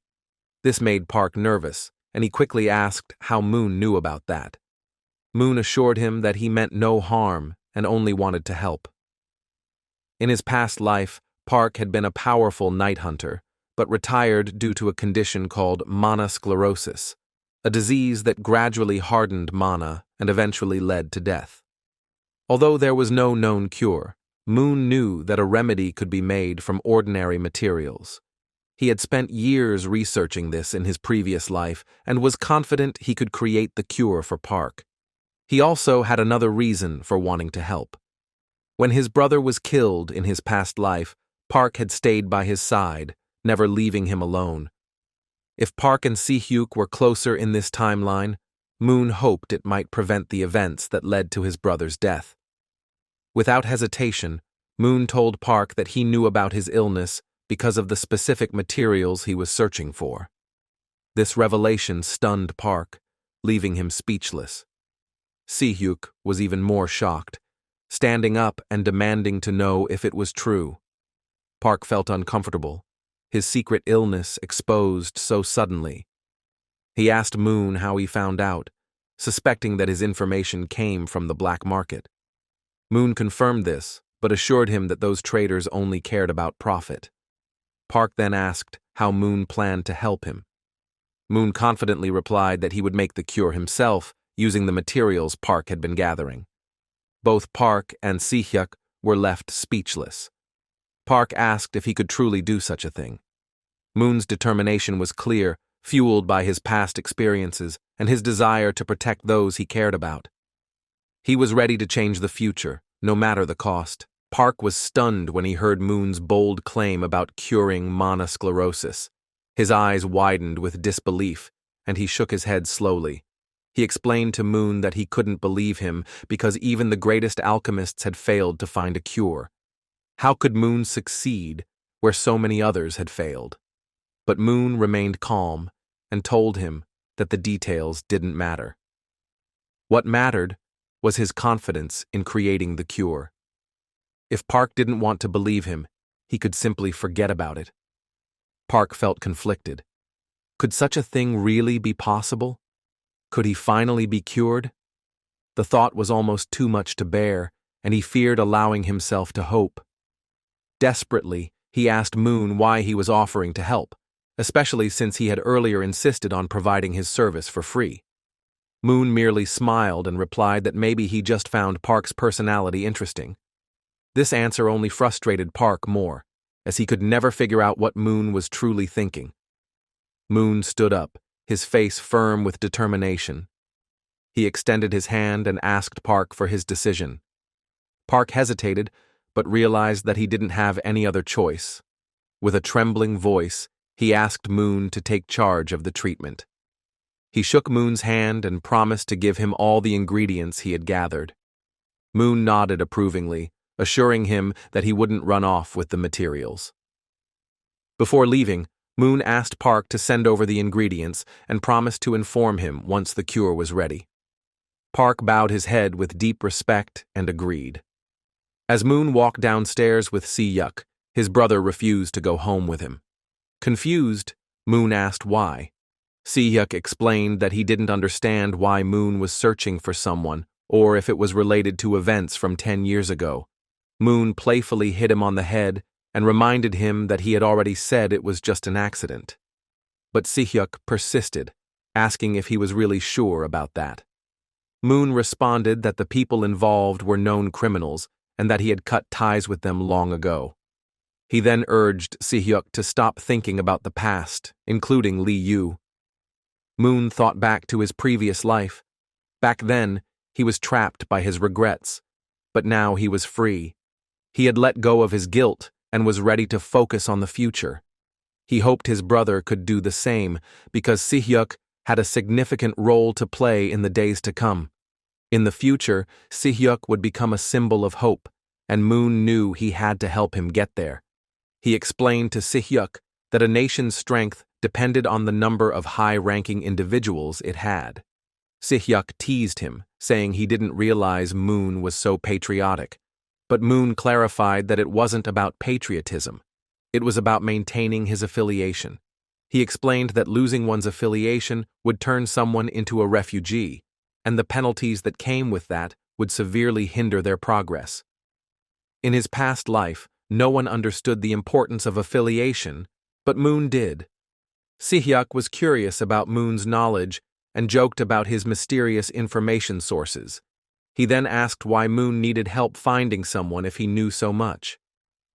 Moon admired his brother's sharpness and decided to share some information. He pulled out a raw mithril crystal and told Si-hyuk to check its details. Si-hyuk was stunned when he realized that it was a key to enter premium matches, which were rare and valuable. Moon explained that he found it by chance and confirmed that his mana abilities had returned along with his ranking. Si-hyuk was overjoyed, overwhelmed by the news that his brother had regained the abilities he lost due to him and Lee Yu 10 years ago. Those abilities had shaped his brother's destiny, and losing them had changed everything. Now that they were back, Si-hyuk was thrilled and demanded to know how it had happened. But Moon refused to explain, urging him to stop asking questions and to focus on the future. Moon then revealed that he learned about affiliation when he obtained the entry key, which belonged to Class 10. It was the first time he had encountered such a classification. He explained that raw mithril came from the Doria Mountains, once inhabited by dwarves.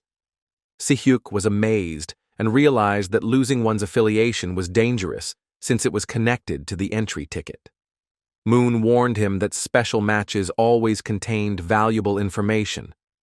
Before leaving, Moon told Si-hyuk that he was going to prepare for the match and promised to contact him later. Moon was about to leave when Si-hyuk called out to him once more. Moon realized that his brother wanted to help him with the 5th match. Amused, Moon laughed and warned Si-hyuk not to offer any help, knowing that relying on others would only slow his growth. But Si-hyuk grinned and explained that he only meant to give him some equipment, as magical gear was hard to come by in the early stages. Moon declined, reminding him that as an alchemist, he didn't need any equipment. Still, he promised to reach out if he ever needed help before finally walking away. Just as he was about to leave, Moon turned back and asked Si-hyuk what he did with the items he obtained from matches. Si-hyuk casually replied that he either sold them or got rid of them since he had no use for them. Moon expected this answer. High-ranking players like Si-hyuk never bothered with items that could be sold for money. After a brief pause, Moon mentioned that there was actually something Si-hyuk could offer him, but he didn't elaborate further. Later, Si-hyuk returned to Park's office. Park was surprised to see him back and asked why he hadn't left yet. Instead of leaving, Si-hyuk made himself comfortable, explaining that it was his day off, so he saw no reason to go. Annoyed, Park told him that he should learn a thing or two from his brother. But Si-hyuk responded that he could never be like Moon. Park didn't like this answer and asked what he planned to do about his brother. Park assumed that Moon would easily accept help from a high-ranking player like Si-hyuk. But he was shocked when Si-hyuk explained that Moon had flat-out rejected his help, warning him that relying on others would hinder his growth. Park burst out laughing. His respect for Moon grew even more. He was impressed that despite being newly ranked, Moon already understood the importance of growing strong on his own. Si-hyuk mentioned that Moon had always been exceptional, even as a child. Park agreed, noting that it was clear from the way Moon had tested him earlier that he was no ordinary person. Park then asked if Moon had also refused help with equipment.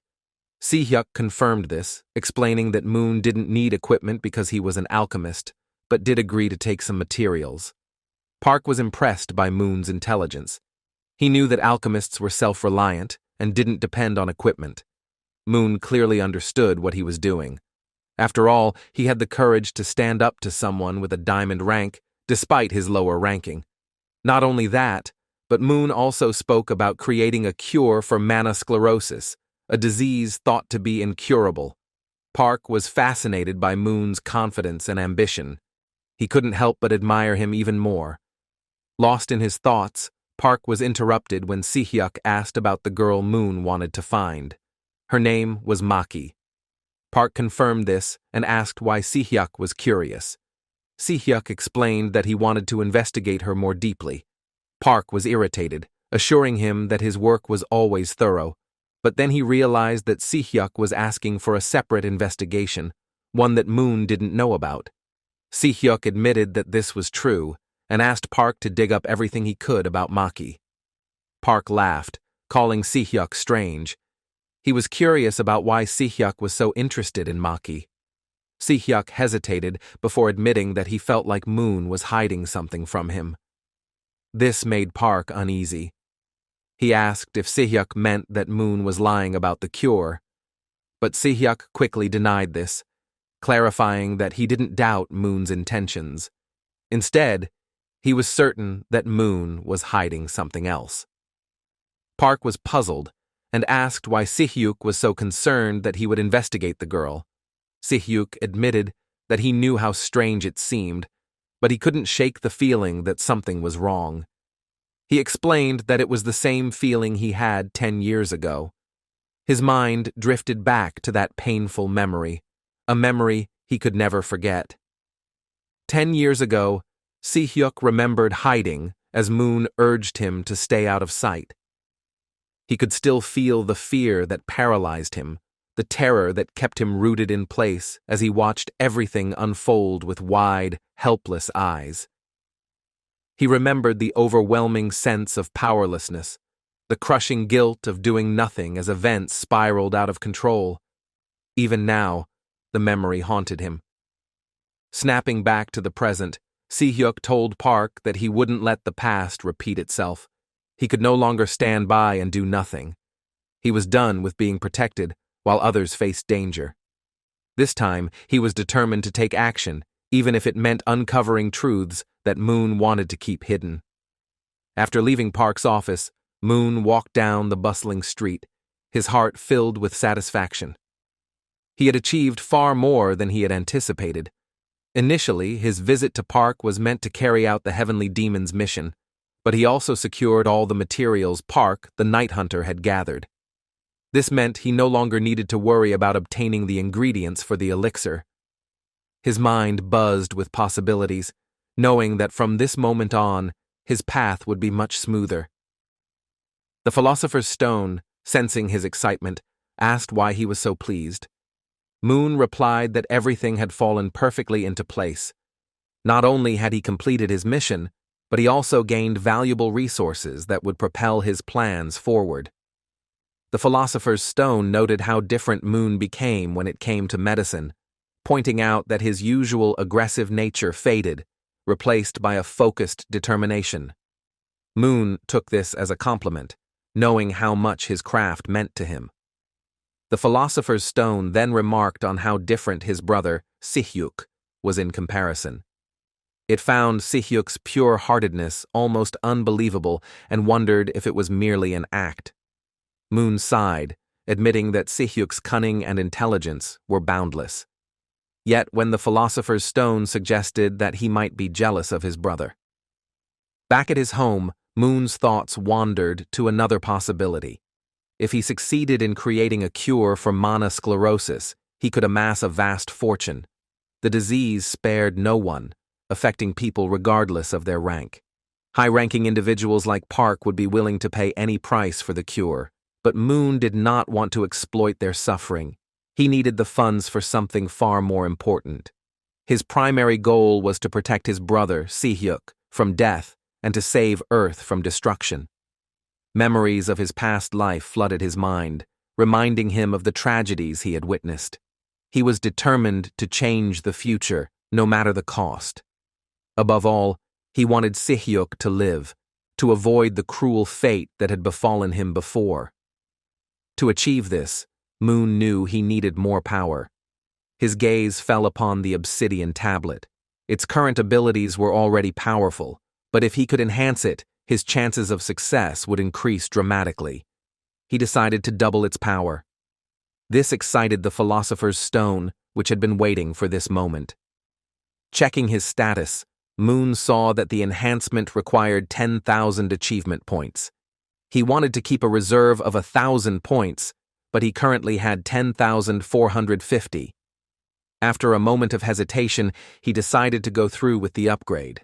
The need to protect his brother and change his destiny outweighed his desire for caution. The enhancement began, and the growth rate of the obsidian tablet rose from 20% to 40%. Notifications flooded his vision.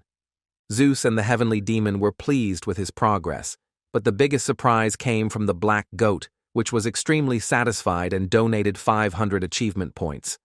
Moon was stunned by this unexpected support. This generosity filled him with excitement and confidence, making him feel fully prepared for the upcoming special match. Using his VR visor, Moon transported himself to the special match arena, using the raw mithril crystal as his entry key. Upon arrival, Moon was surprised to find himself in a waiting area. This space gave him time to prepare before the match began. The Philosopher's Stone explained that this was a temporary space meant for preparation and warned him not to rush. But Moon's mind was already made up. His enhanced obsidian tablet and the achievement points from the black goat gave him the confidence to face a silver-ranked special match. He felt ready, his body surging with power. As he stood in the waiting area, Moon remembered his previous experiences with spectators.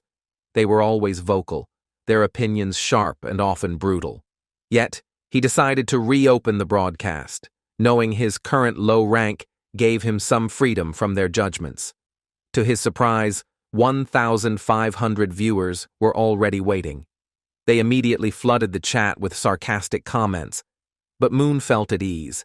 He realized he had gained their attention without creating any hostility. Greeting his audience, he informed them that today's match would be in a special arena, not just a regular fight. The spectators were shocked, unable to believe that a silver-ranked player could enter a special match. They began speculating about his abilities, their disbelief evident in the rapid flow of comments.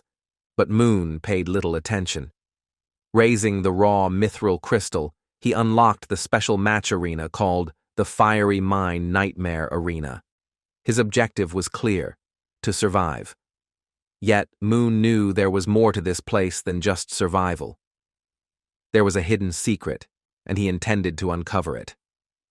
Entering the arena, Moon noticed the eerie silence. There was no magical energy in the air or the walls. He wondered why the place was called a nightmare. It couldn't be just a name. Something terrifying was hidden within. His instincts screamed danger, and he remained on high alert. Just then, he felt a presence behind him. He turned and found himself face to face with a massive, terrifying creature. It was a draken, the weakest species of dragon, but still immensely powerful. Drakens typically only appeared before high-ranking individuals of the gold tier. The fact that one was here meant this place was truly a nightmare. The spectators were equally shocked, their fear evident in the chat. Moon received notifications that Zeus and the heavenly demon were displeased, while the black goat was deeply disappointed. He didn't understand why, but he had no time to ponder as the draken attacked with a ferocious roar. Its massive claws swiped at him, intent on tearing him apart. Moon's body reacted instinctively. He dodged the attack, feeling the rush of air as the claws narrowly missed him. Determined to test his new powers, Moon snapped his fingers, activating the enhanced abilities of the obsidian tablet. The air around him shifted, and a wave of energy burst forth, colliding with the dragon's attack. The battle began with a fierce clash as the dragon swung its massive axe at Moon. But to its shock, Moon was no longer there. Confused, the dragon searched the area until it spotted Moon clinging to the wall, having used the Black Panther's ability to move with incredible speed. Moon taunted the dragon, then moved again in a blur, striking with the hobgoblin's power. Enraged by the audacity of a human attacking him, the dragon roared and lashed out with its massive tail. But Moon met the attack head-on, separating the tail from the creature's body. The dragon howled in pain, its anger intensifying as it vowed to kill Moon. It swung its axe with deadly force, but Moon dodged effortlessly, mocking the dragon for its clumsiness. Realizing it was time to end the fight, Moon launched his counterattack. Using the full power of the hobgoblin's strength, he delivered a devastating kick that obliterated the dragon with a single blow. The spectators watching the fight were stunned. They could not believe Moon had defeated such a powerful creature in just one hit, especially given his silver rank status. Moon himself was surprised by the ease of his victory, but quickly understood that his enhanced abilities were due to the obsidian tablet reaching 40% capacity. This allowed him to perform multiple transformations simultaneously, greatly increasing his strength. He felt a rush of power as he received notifications that the constellations were pleased with his performance. Moments later, they rewarded him with 1,000 achievement points, filling him with joy. Sitting atop the dragon's lifeless body, Moon reflected on his victory. He had never earned so many achievement points for defeating a single opponent before, but he realized the reward wasn't just for killing the dragon. It seemed the constellations harbored a deep hatred for dragons. This got Moon thinking about the Dragon Emperor, a powerful entity who had appeared on Earth in his past life, spreading devastation across Europe. The Dragon Emperor commanded even the mightiest dragons, making them bow before him. Moon realized that the constellation's hatred for dragons could be advantageous for him in future battles, as it meant they would likely support him whenever he faced such creatures. Determined to continue his journey, Moon ventured deeper into the mine. He wondered why dragons appeared so frequently in his matches, realizing they presented an excellent opportunity for him to gain more achievement points and strengthen his relationship with the constellations. Just then, a loud scream echoed through the mine. Moon followed the sound and discovered a group of dragons, one of whom was holding a blood-stained axe, laughing about their recent victim. But before the dragon could gloat any further, Moon snapped his fingers, causing a sharp earth spike to shoot up and impale the dragon, killing it instantly. The other dragons were stunned by what they had just witnessed. When they turned to face Moon, they were shocked to see that the attacker was merely a human. Before they could react, Moon snapped his fingers again, and another spike burst from the ground, taking out a second dragon. The remaining dragon lost its composure in a fit of rage and charged at Moon with its axe, determined to avenge its fallen comrades. But Moon effortlessly caught the axe with one hand, his strength amplified by the Draken ability he had just acquired. The dragon was dumbfounded, unable to comprehend how a human could possess such power. Moon mocked the creature's weakness, then used his power to bind the dragon's hand to its own weapon. The dragon struggled to break free, its eyes wide with fear and confusion. Realizing it was helpless, the creature began to beg for mercy, but Moon silenced it with a fatal blow from the axe. A notification appeared, informing Moon that his human transformation ability had leveled up. He realized that since this was a special arena, the monsters here maintained their full strength, unlike the hobgoblins he had faced before. Yet, even with their enhanced power, they were no match for his abilities. Meanwhile, the spectators watching the battle were in complete awe. They had never seen anyone defeat 3 dragons so effortlessly. Their disbelief turned to excitement as they filled the chat with comments, praising Moon's incredible power. Some were particularly fascinated by his ability to manipulate the earth with just a snap of his fingers.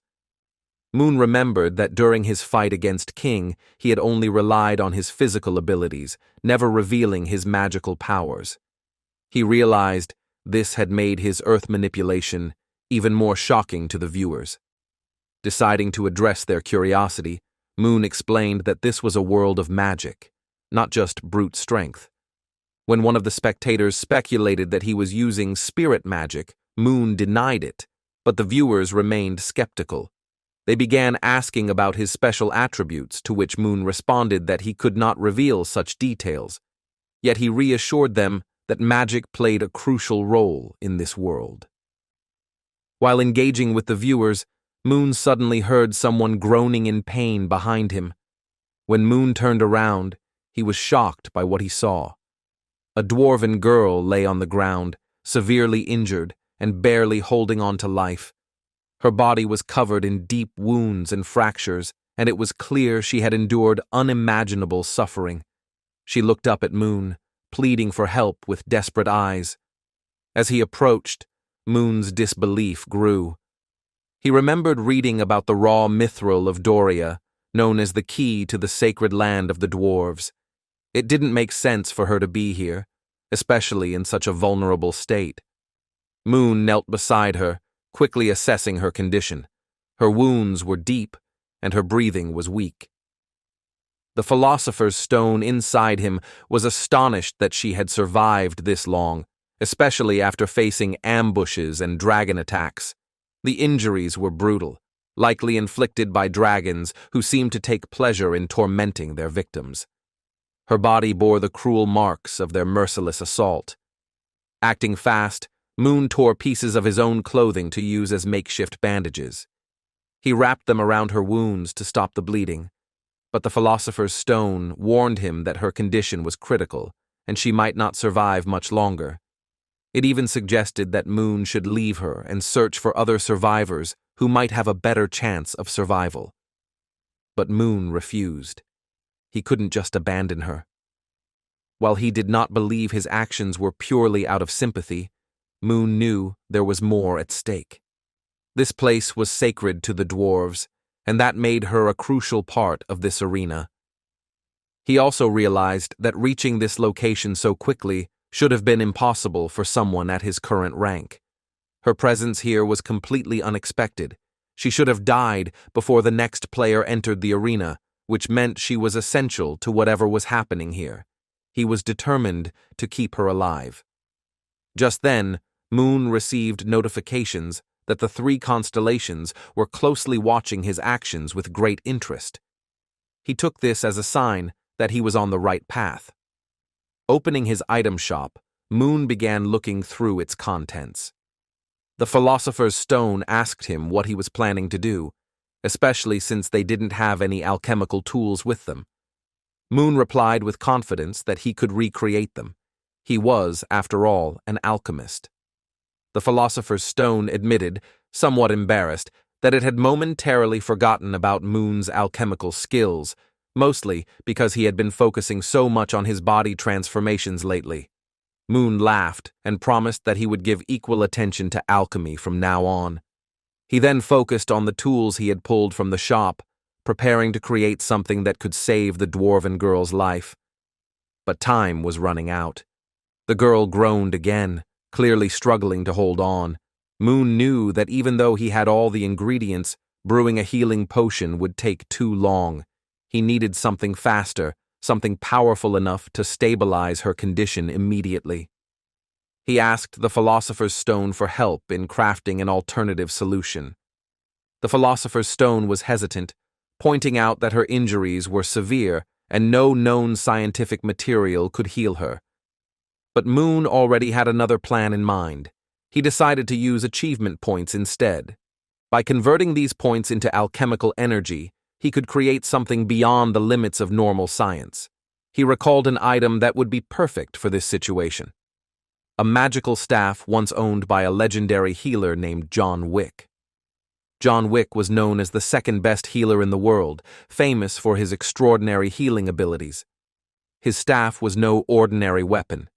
It was blessed by the constellation Asclepius, the god of healing. With this staff, John Wick could perform miracles, healing even the gravest injuries. Moon knew that with its power, he could save the girl.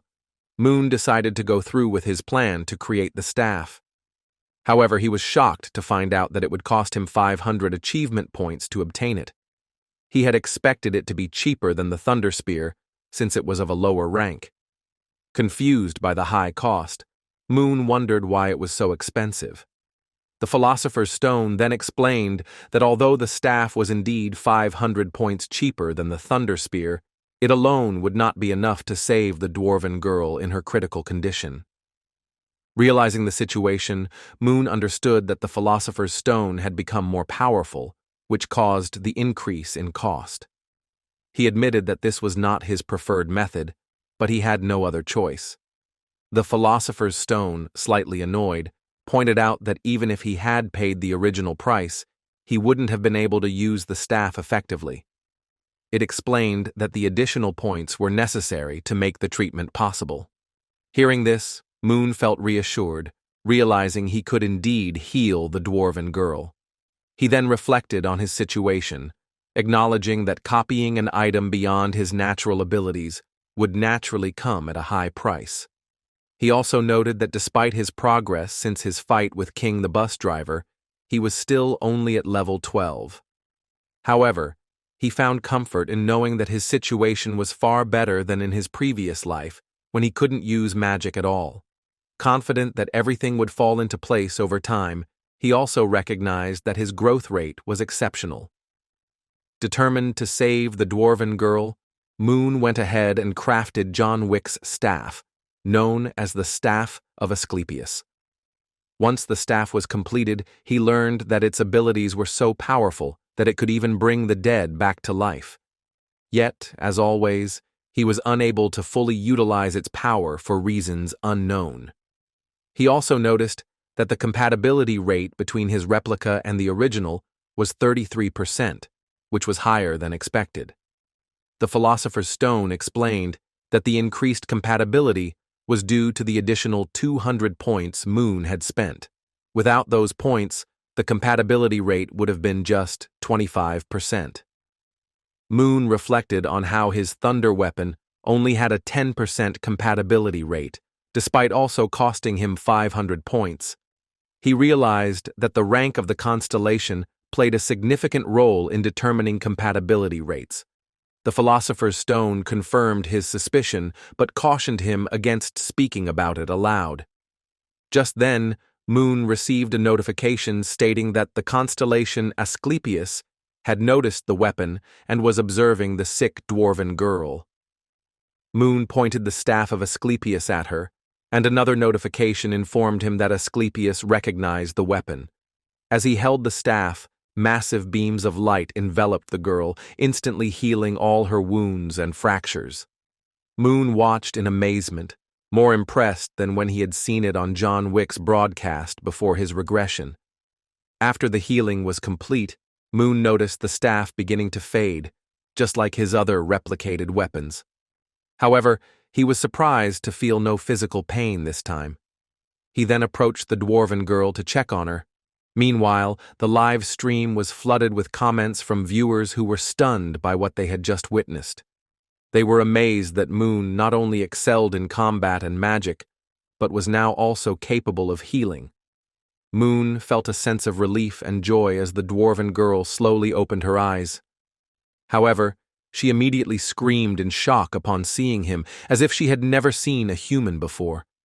She demanded to know how he managed to enter that place, but suddenly stopped, her face filling with horror as she remembered something. She cried out in distress, saying that dragons had invaded her homeland. Moon tried to calm her down, reassuring her that the area was now safe. Confused, she asked him what he meant. Moon then gestured towards the corpses of the dragons lying nearby. The girl stared at the bodies in disbelief and asked if he was the one who had defeated them. Moon confirmed that he had taken care of the dragons and that the area was now safe. Suddenly, the dwarven girl grabbed onto Moon's legs and began to cry uncontrollably. She pleaded desperately for his help, her tears soaking his clothes. Moon stood there, stunned, unsure of how to react or what he could do to help her further. Both Moon and the dwarven girl started going through the dark alleys of the secret arena, even when the boy did not know about how he was going to help the girl. But as they were traveling, Moon was single-handedly dealing with all the drakens, shocking the girl because she had never seen a human who can take down so many dragons in the blink of an eye. We get to know that the girl was named Marinelle, and Moon asked her about where they were going. Marinelle decided to lead the way because the territory was familiar to her, and told Moon that they were almost there at the heart of the mine. Marinelle started running with insane speeds, and Moon decided to follow with a smile, because finally he was going to the heart of the mine where the clues to clearing the arena will be. He knew that there must be something really significant inside as they approached a huge door with a lot of stairs. But suddenly, Moon stopped onto his place while looking in front of the door and telling the girl that they might have taken a wrong turn because the place in front of him was completely blocked off. But after further inspection, Moon realized that maybe someone deliberately severed the connection of the mine to its heart.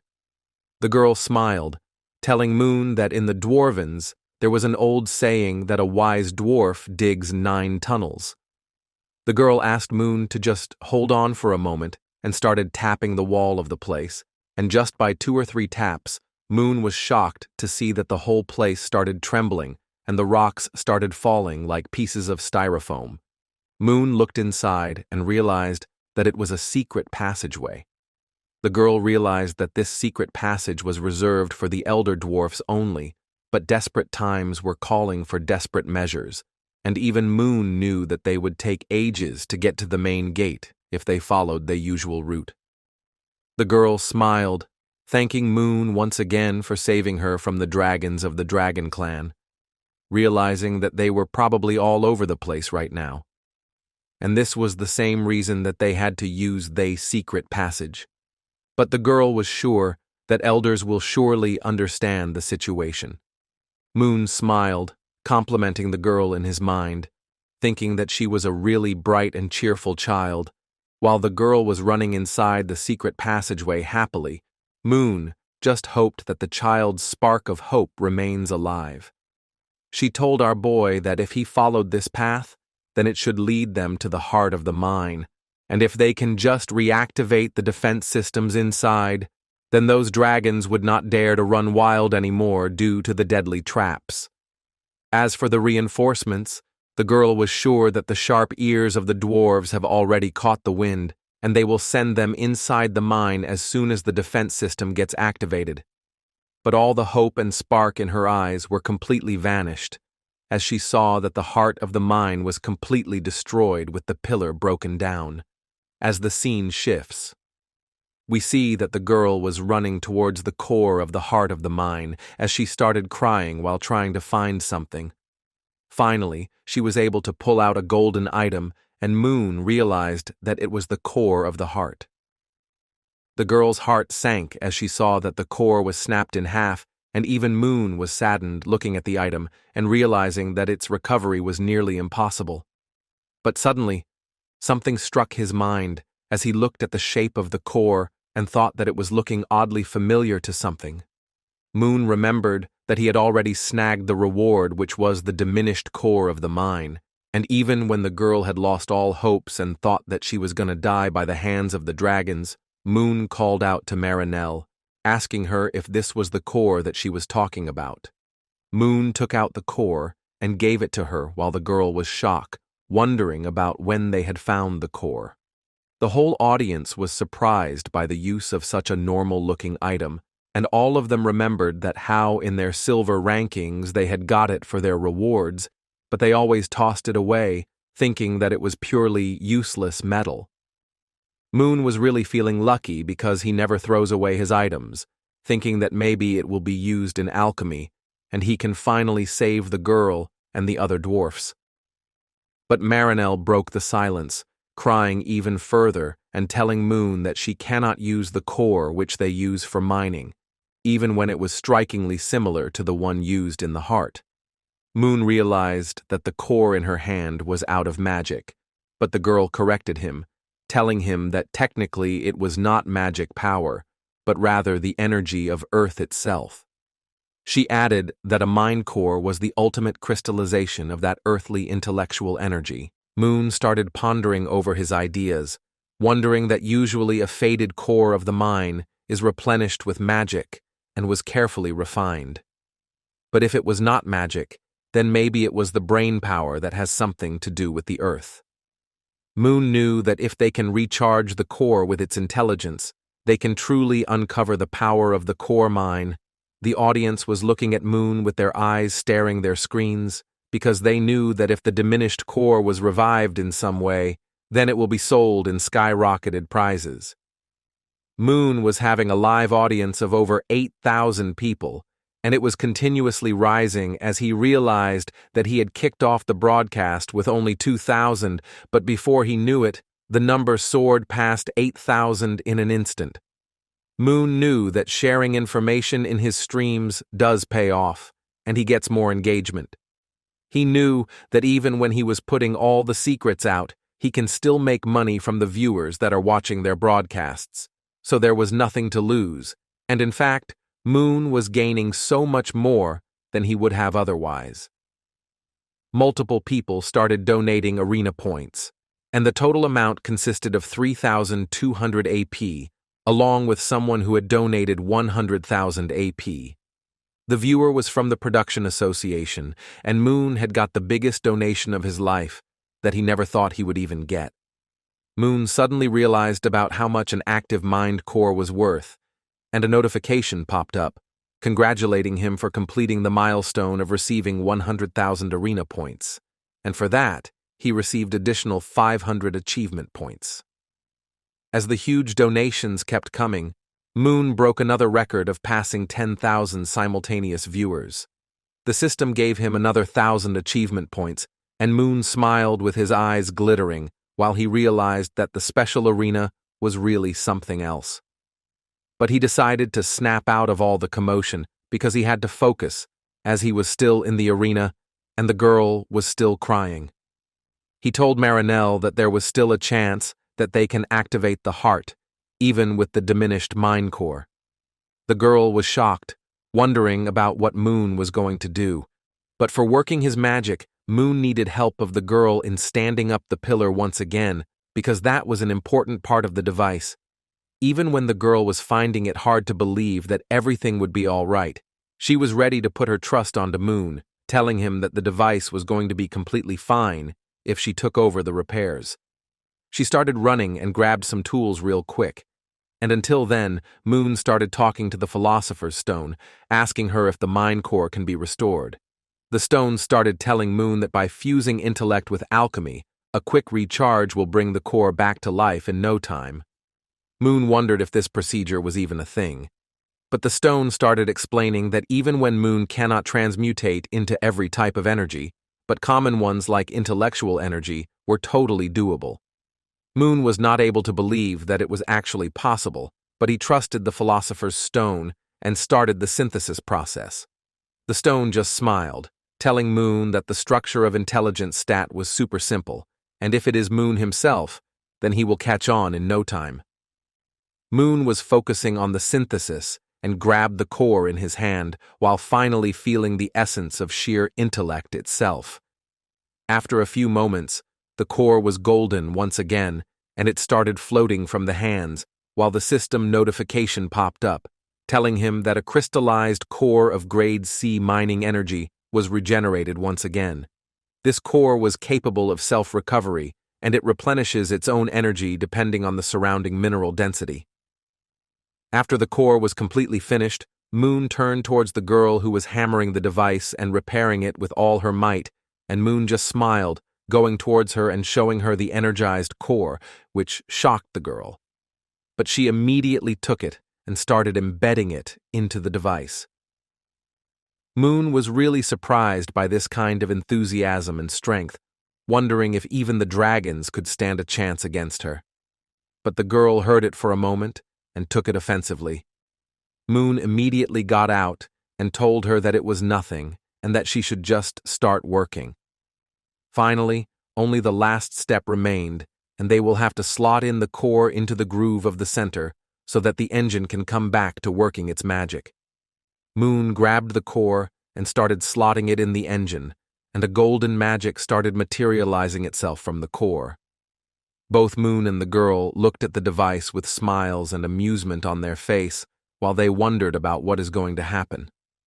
Suddenly, a golden ray of light started going upwards in the skies while illuminating the whole heart of the mine, still being surrounded by astounding mysteriousness. As a golden light started coming out of the stone, the girl was happy while Moon was shocked. The girl thought it was a relief that the whole system was working properly, and he was shocked that this whole tower was covered with defenses that were not active because of low energy. It was full of multiple cannons, and the girl corrected Moon, telling him that it was called a defense turret because it was an important place with an intelligence engine. But suddenly, Moon looked at another thing and wondered what it was. As the scene shifted, we saw a really menacing-looking machine with blades. The girl told him that it was a close-range cutting device used to handle intruders that the turret couldn't deal with, and it was always installed around the turrets. The girl was just smiling while explaining the deadly weapons, telling Moon that the blade had an ultra-high temperature, and even a tough troll would be sliced in half with just one hit from that. The girl kept on speaking with a glimmer in her eyes, but Moon was not so happy after listening to those terrifying things. But now the girl actually said something useful, that whenever the defense system was fully activated, the mine's defense system was also activated, and it attacked any unregistered intruders without mercy. As the scene shifted, we saw that outside the mine, all the dragon monsters were getting shot at after the defense system was activated. Moon knew that its effect was undeniable, and the girl was just smirking, knowing that it had to work because it was built by her.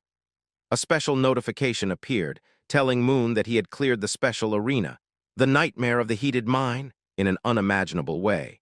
And the fate determined by clearing this arena had been drastically altered. Due to the impact of this clearance, all abundant mind-related maps would be deleted from every arena. Even Moon wondered why all the maps were getting deleted because he had never experienced a map being deleted before. But suddenly Moon remembered that there was one time when his little brother cleared a forest-related special arena in his past life, which was a notoriously difficult map, also known as the Fated Forest. That vast forest had an unpredictable climate that defied common sense, but also powerful monsters, making it one of the worst maps. However, back then, Moon's younger brother, who was one of the top players, eliminated both the main target, the dragon race, and its source, completely erasing that map. But this was something that had happened a few years after the official arena began, and the official arena had not even started yet. And Moon had done something that had already deleted the maps. It felt completely off to the boy. Suddenly, multiple notifications popped up telling him that the Galaxy Arena had convened an emergency meeting, and the council was using the incident as an opportunity to put an end to the ongoing discussions regarding Moon. A majority of council members were in agreement. The results of the discussion would be announced after the next arena clear, and Moon was shocked to read all this, wondering what was going on. Meanwhile, the constellation Black Goat was happy looking at Moon, thinking that he had finally made a move, because the damn reptiles were foaming at the mouth, and even the heavenly demon was shocked. But he knew that this was not something to celebrate so easily, because the constellations had to do something if someone retaliated. The constellations called them without revealing their actual identity, but the Black Goat just smiled, calling them cowardly, thinking that they would not dare, and even Zeus was with them, telling everyone that those were just insects who do nothing but cheat, and they would not have the guts. Black Goat actually hoped that they would, because then casualty would be imposed on them, and that would mark the end of the dragon realm. Moon was not able to understand a single word said by the constellations, but he realized that this incident that happened might make him a target of the Dragon Emperor. But still, it didn't matter, because the Continental Star and that Crimson Eyes were enemies anyway. Black Goat knew that the incident was a confirmation that Moon had potential, and the Heavenly Demon also agreed, looking forward to when he fully ripens. And after this whole conversation was over, the three constellations sponsored Moon with 5,000 achievement points. Moon wondered if it was due to the special arena, because the rewards were too much. But suddenly the girl started screaming and Moon came out of his oblivion, realizing that his whole body was being digitally transported.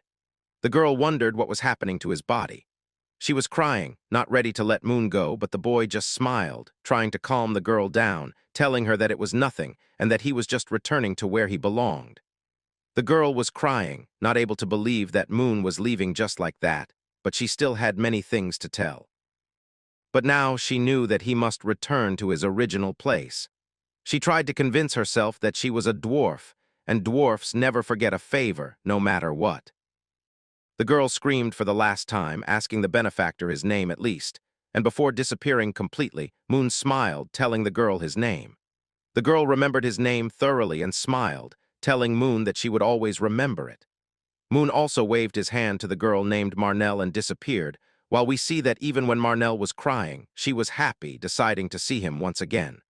The girl was chanting Moon's name like crazy for not forgetting it. And as Moon got back to his one-room apartment, he told everyone that that was it for today's stream because it was already night, so he decided to log off now. He immediately threw away his VR headset and twisted his body around, finally happy that it was over. Since there were so many viewers, he knew that reacting to each one was tiring. Now he understood why streamers pay less attention to chat when the viewership is high. But Moon was not able to comprehend how the number of viewers was actually 18,000 today, and he felt like responding to each chat just drew in even more messages. It's unfortunate, but he decided to hold back a bit from now on. He knew that he should also quickly prepare the ending background music and background image.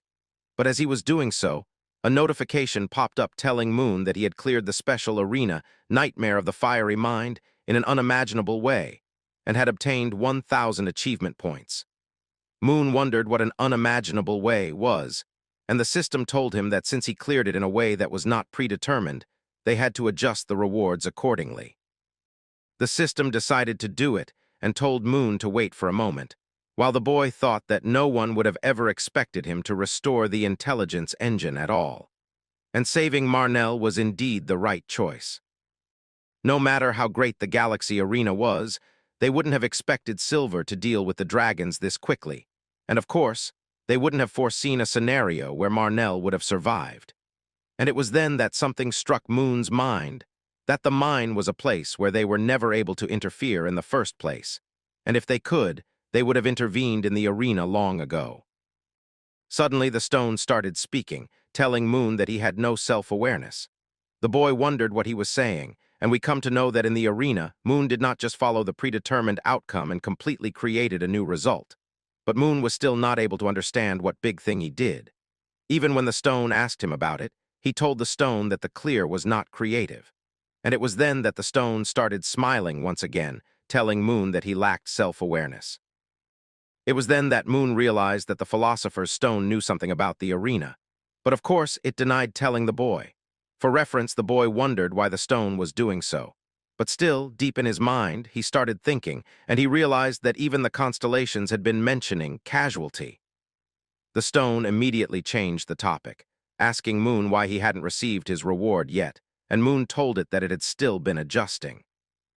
The stone wasn't revealing everything, but it just told the boy that the way he cleared the mine was a way bigger deal than he thought. The stone slowly seeped into Moon's mind, telling him that he should ask for the reward first. It was then that something struck Moon's mind, that he never even considered the idea of demanding a reward first from the Galaxy Arena before, because even the heavenly tier players up there probably haven't either. The stone told Moon that normally it might not be possible, but right now, the boy had actually accomplished something big. And in front of that feat, demanding the gift himself sounded pretty reasonable. The stone told Moon to just try and say something, and the constellations would immediately jump to it, because right now they were probably agonizing over what kind of reward to give the boy, acting all stingy. Moon knew that if the constellations were struggling this much, then they might actually accept what Moon would ask for instead. The boy wondered what he should ask for, but the stone just smiled, telling him not to overthink it because he already knew what he wanted. Moon was shocked, wondering if it was possible, but decided to go for it. Moon told the adjusting window that if the reward hadn't been decided yet, he would like to request a specific one. Just then, a system notification popped up telling Moon that the adjustment had been temporarily paused. Looking at that, Moon smiled, because as expected, the philosopher's stone was right, and the people were seriously considering it.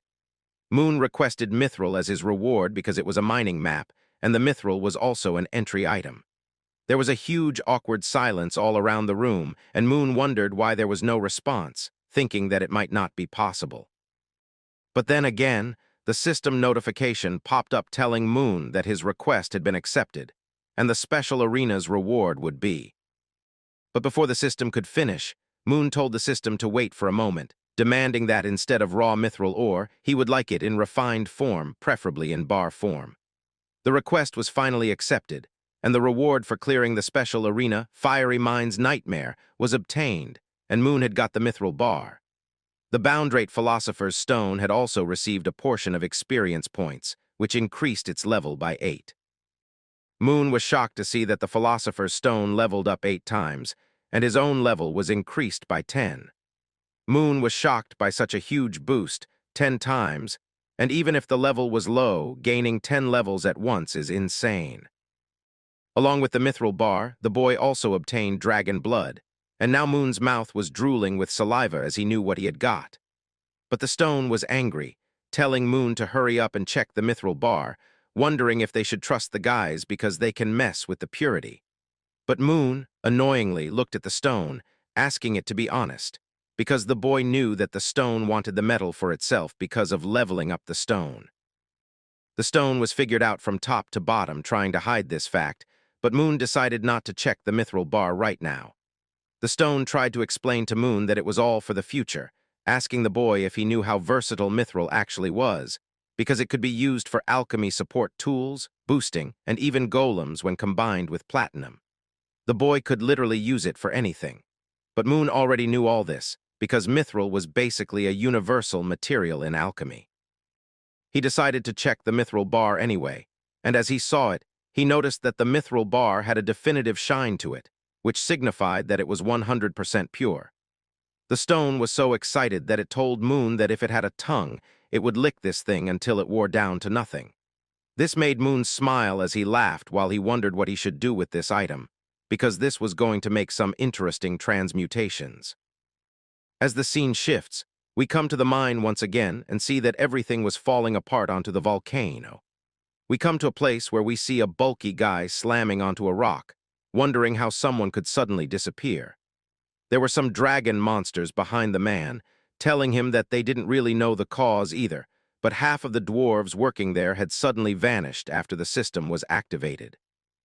Even the monsters weren't really safe, as many things were falling onto the ground that could kill them.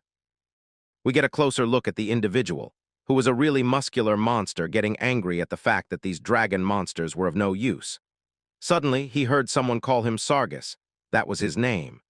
The voice told him that his personality was the same as ever and that he was going to scare the kids. We then see a beautiful vampire lady licking her lips, trying to be seductive, as Sargus asked her what brought her to such a shabby place. We come to know that the lady was named Daphne. Daphne told Sargus that he wasn't all that welcoming, but it was only natural since there was a problem. However, Sargus told her that this was not something a noble like her should concern herself with. The lady just smiled, asking Sargus if the report just now was about the Black Forge. Hearing that name, Sargus instantly became angry, telling her that the Black Forge was under his jurisdiction and that he served the 3 dragon lords. Still, Daphne smiled and told Sargus that the Black Forge belonged to her Lord Nidhogg, wondering if the man had forgotten. Daphne came closer to Sargus, teasing him and telling him not to be so tense, because it wasn't like she came here because she wanted to. Even Sargus knew that Daphne was a cunning lady, and she would not come to the place without a reason. She was the envoy of the 5th Dragon Lord Nidhogg. An envoy who conveys the will of such a dragon lord would never move without reason, and it meant that the dragon lords already knew about the issue with the Black Forge. Sargus was shocked, knowing that he had just received a report that the dwarves had disappeared, but the dragon lords had noticed it and sent a messenger so quickly. That was not at all good. Daphne smiled at Sargus, telling him that he was so dumb to not understand anything. She started powering up, materializing a red orb into her hands, while using her psychic powers to grab some rock pieces. She told Sargus that he had even destroyed the communication hub on his own, and the dragon lords knew everything about it because they had already reached the realm of gods, and it was natural to them. But especially, Lord Nidhogg was truly displeased that such an event occurred within his domain. Looking at the already nervous and scared face of the man, Daphne smiled while asking him if he was really scared, because if he was not at fault, he shouldn't be. Finally, the lady stopped, telling the man that someone else was already handling the root of the issue, and it wouldn't cause any more problems. For Sargus, he should just focus on replenishing the missing dwarves since he was the administrator. The lady grabbed a red orb out of nowhere and gave it to Sargus, explaining that it was the list of places where the disappeared dwarves might be. As Sargus looked at the red orb, he saw some kind of map, realizing that there were more dwarves missing than he would have ever expected. But since Lady Daphne personally pinpointed them, Sargus knew he would have to find them, and it shouldn't take too long. After hearing that, the lady smiled and turned around, telling the man that if he needed additional forces, he should just make a request. But Sargus surprisingly asked if she wasn't coming with him. The lady turned around and seductively asked if he was sad to part ways already, telling him she had no choice because there were more people she needed to meet. The man wondered if they were the ones she mentioned earlier, and the lady agreed, saying that the source of the situation happened to be part of the Earth's current project. The situation was unfolding quite nicely, which was making even the lady excited. As the scene shifts, we see that Moon was trying to pour some chemical into a beacon and wanted a precise amount. After it was finished, blue lightning strikes started happening everywhere, all around his body too. The stone was shocked, while Moon wondered what was happening. Moon was already prepared with a sedative and wanted to drink it along with the potion he made. He started mixing in some mithril, and there was no reaction.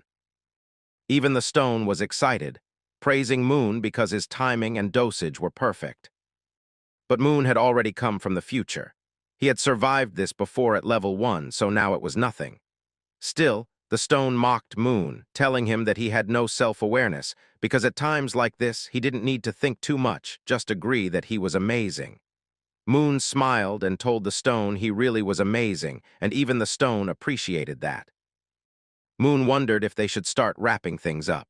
He started pouring the potion into multiple vials and added the refined basilisk venom into it, using only 2 drops. With a little bit of mixing, the potion was completed, and Moon closed the lid. The potion's name was undecided. It was a grade B+ item that removes residual mana-hardening symptoms when consumed. It was a special remedy refined with poison based on various magical ingredients. Even the stone was happy the potion had turned out perfectly. Moon liked it too. As expected of a diamond rancher, the materials Park had sent him were not only of excellent quality but also plentiful. That just showed how desperate Park actually was for a cure. Thanks to that, Moon wouldn't have any trouble making other potions as well. But for now, Moon decided to stop, thinking he would make the other potions later. First, he needed to name the one he had already made. Naturally, there was no existing cure for mana-hardening syndrome, and the name for the cure was undecided. So Moon decided to name the potion Mana-Hardening Syndrome Cure and accepted it. He was then awarded for creating the first-ever one-of-a-kind item and achieved the I Am the Original title, along with earning 500 achievement points. Moon remembered that there was this kind of achievement for first-time crafting and smiled, remembering that this reward multiplies multiple times whenever he creates something new. He had already seen it on a famous crafting player's live stream before his regression, knowing it was a complete gold mine. There were quite a few arena diseases whose cures hadn't been made yet, and if he got the chance, he should craft them whenever he can. But first, he needed to deliver the cure to the night hunters, so he started taking out a coat and wore it. The stone asked him if he was going to give the cure to them right away. We come to know that Park had already contacted him while he was making the cure earlier, and even Kim and Lee were praising Moon for performing really well in the raid. He decided to reply first before they started nagging him, and after it was finished, he decided it was time to go. But suddenly, he got another text message from Park, telling Moon that he had found the target of the request, and Moon was shocked after hearing this. As the scene shifts, we are welcomed back to the Galaxy Arena once more. The system informed Moon that the event for this arena would be a dungeon, and the number of participants would be 50. The condition of cooperation was added, and all participants would be grouped into teams of 5. Once all participants were visible, the arena would begin. As Moon was transported into the place, he saw that it was a forest full of greenery. Looking around, he realized that no one else had entered yet. He took out a piece of paper from his back pocket, triggering a flashback. Park had given him that paper filled with information regarding the requested target. Moon was surprised that there was more information besides just the address, and Park simply smiled, telling Moon that it was part of the service. Since Moon planned to visit the girl anyway, knowing the situation beforehand would help prevent various troubles. Moon bowed in front of the man, appreciating his professionalism and concern. Since Park was handling his request so well, Moon felt he should offer something valuable in return. At first, Park was confused, wondering what Moon meant. But as Moon pulled out the cure from his pocket, Park was taken aback, unable to believe that Moon had created the cure so quickly. Drinking it would finally free Park from the wretched illness of mana-blocking syndrome. Still, Park thought that no matter how big of a deal this was, Moon must have another reason for doing all this. Moon smiled knowingly, having expected that. The Night Hunter was no fool. He raised his hand for a handshake and asked Mr. Park if he would be interested in doing business with him. Park was shocked, but the scene shifted before the outcome was revealed. The Philosopher's Stone began speaking, saying he didn't trust Park at all. He didn't like that Park used Nightcrawler abilities and looked like a thug. He was probably scheming something behind their backs. Moon realized that the stone was being overdramatic and just didn't like how Park looked. The stone defended himself, saying the man looked too much like a stereotypical villain, but Moon reassured him that Park was incredibly capable and reliable. They should just focus on creating the treatment in the best environment possible. The more potions they made, the better research lab they'd get. The stone agreed. Suddenly, Moon heard something. Turning around, he saw 3 players who had just been teleported into the forest. Realizing it was an external map, one of the players noted that a detection trait user would be very useful in this unknown place. As Moon looked closer, he realized all 3 were from the same guild, and he had bad memories of 3-person parties from before. The guild members noted it was supposed to be a 5-person team match, and 1 person was still missing. Suddenly, the girl from the team pointed to a direction. Everyone turned and saw a beautiful lady teleport into the map. It was none other than Malswak herself, and she was clearly annoyed at being dropped into an external map. Even Moon was shocked. He had been looking for Malswak from the beginning, and now she had appeared. Malswak turned to the players and immediately glared at them, asking why they were staring at her like that on their first meeting. She demanded they lower their eyes before she beat them to a pulp. The audience was enjoying it all, laughing at Moon's shocked expression in the chat. They recognized the famous lunatic from the deep-sea rankings. She was none other than Malswak, and with her on the team, there was no way the group would be able to cooperate properly. Full cooperation was a requirement, but now things seemed hopeless. The audience wished Moon luck. Suddenly, one of the guild boys shouted at Malswak for being rude. But she powered up immediately, intimidating them even more, asking who the hell he thought he was. The 3 players were now visibly scared. The guild girl tried to calm things down, telling Malswak that they were her teammates and needed to work together on a co-op mission. Malswak seemed confused until the girl explained that they had to clear the dungeon together. Malswak, smiling confidently, admitted she hadn't known that, but still, the guild girl wasn't satisfied. Now annoyed, Malswak asked if the girl wanted her to apologize twice. The audience loved Malswak's unpredictable, confident personality. Moon felt nostalgic. Malswak hadn't changed, even in the future. The guild girl was frustrated, unable to believe how unapologetic Malswak was. But Malswak coolly responded that she already apologized once, and that was enough. The guild girl gave up, deciding they would move separately from Malswak. Malswak didn't care, telling them to do as they pleased. As the scene shifted, everyone received a notification that all participants had been matched. The arena would now begin. The mission was to advance to the center of the dungeon, Evergreen Forest. Everyone was shocked by the name, and the system announced that only up to 4 teams could enter the forest's center.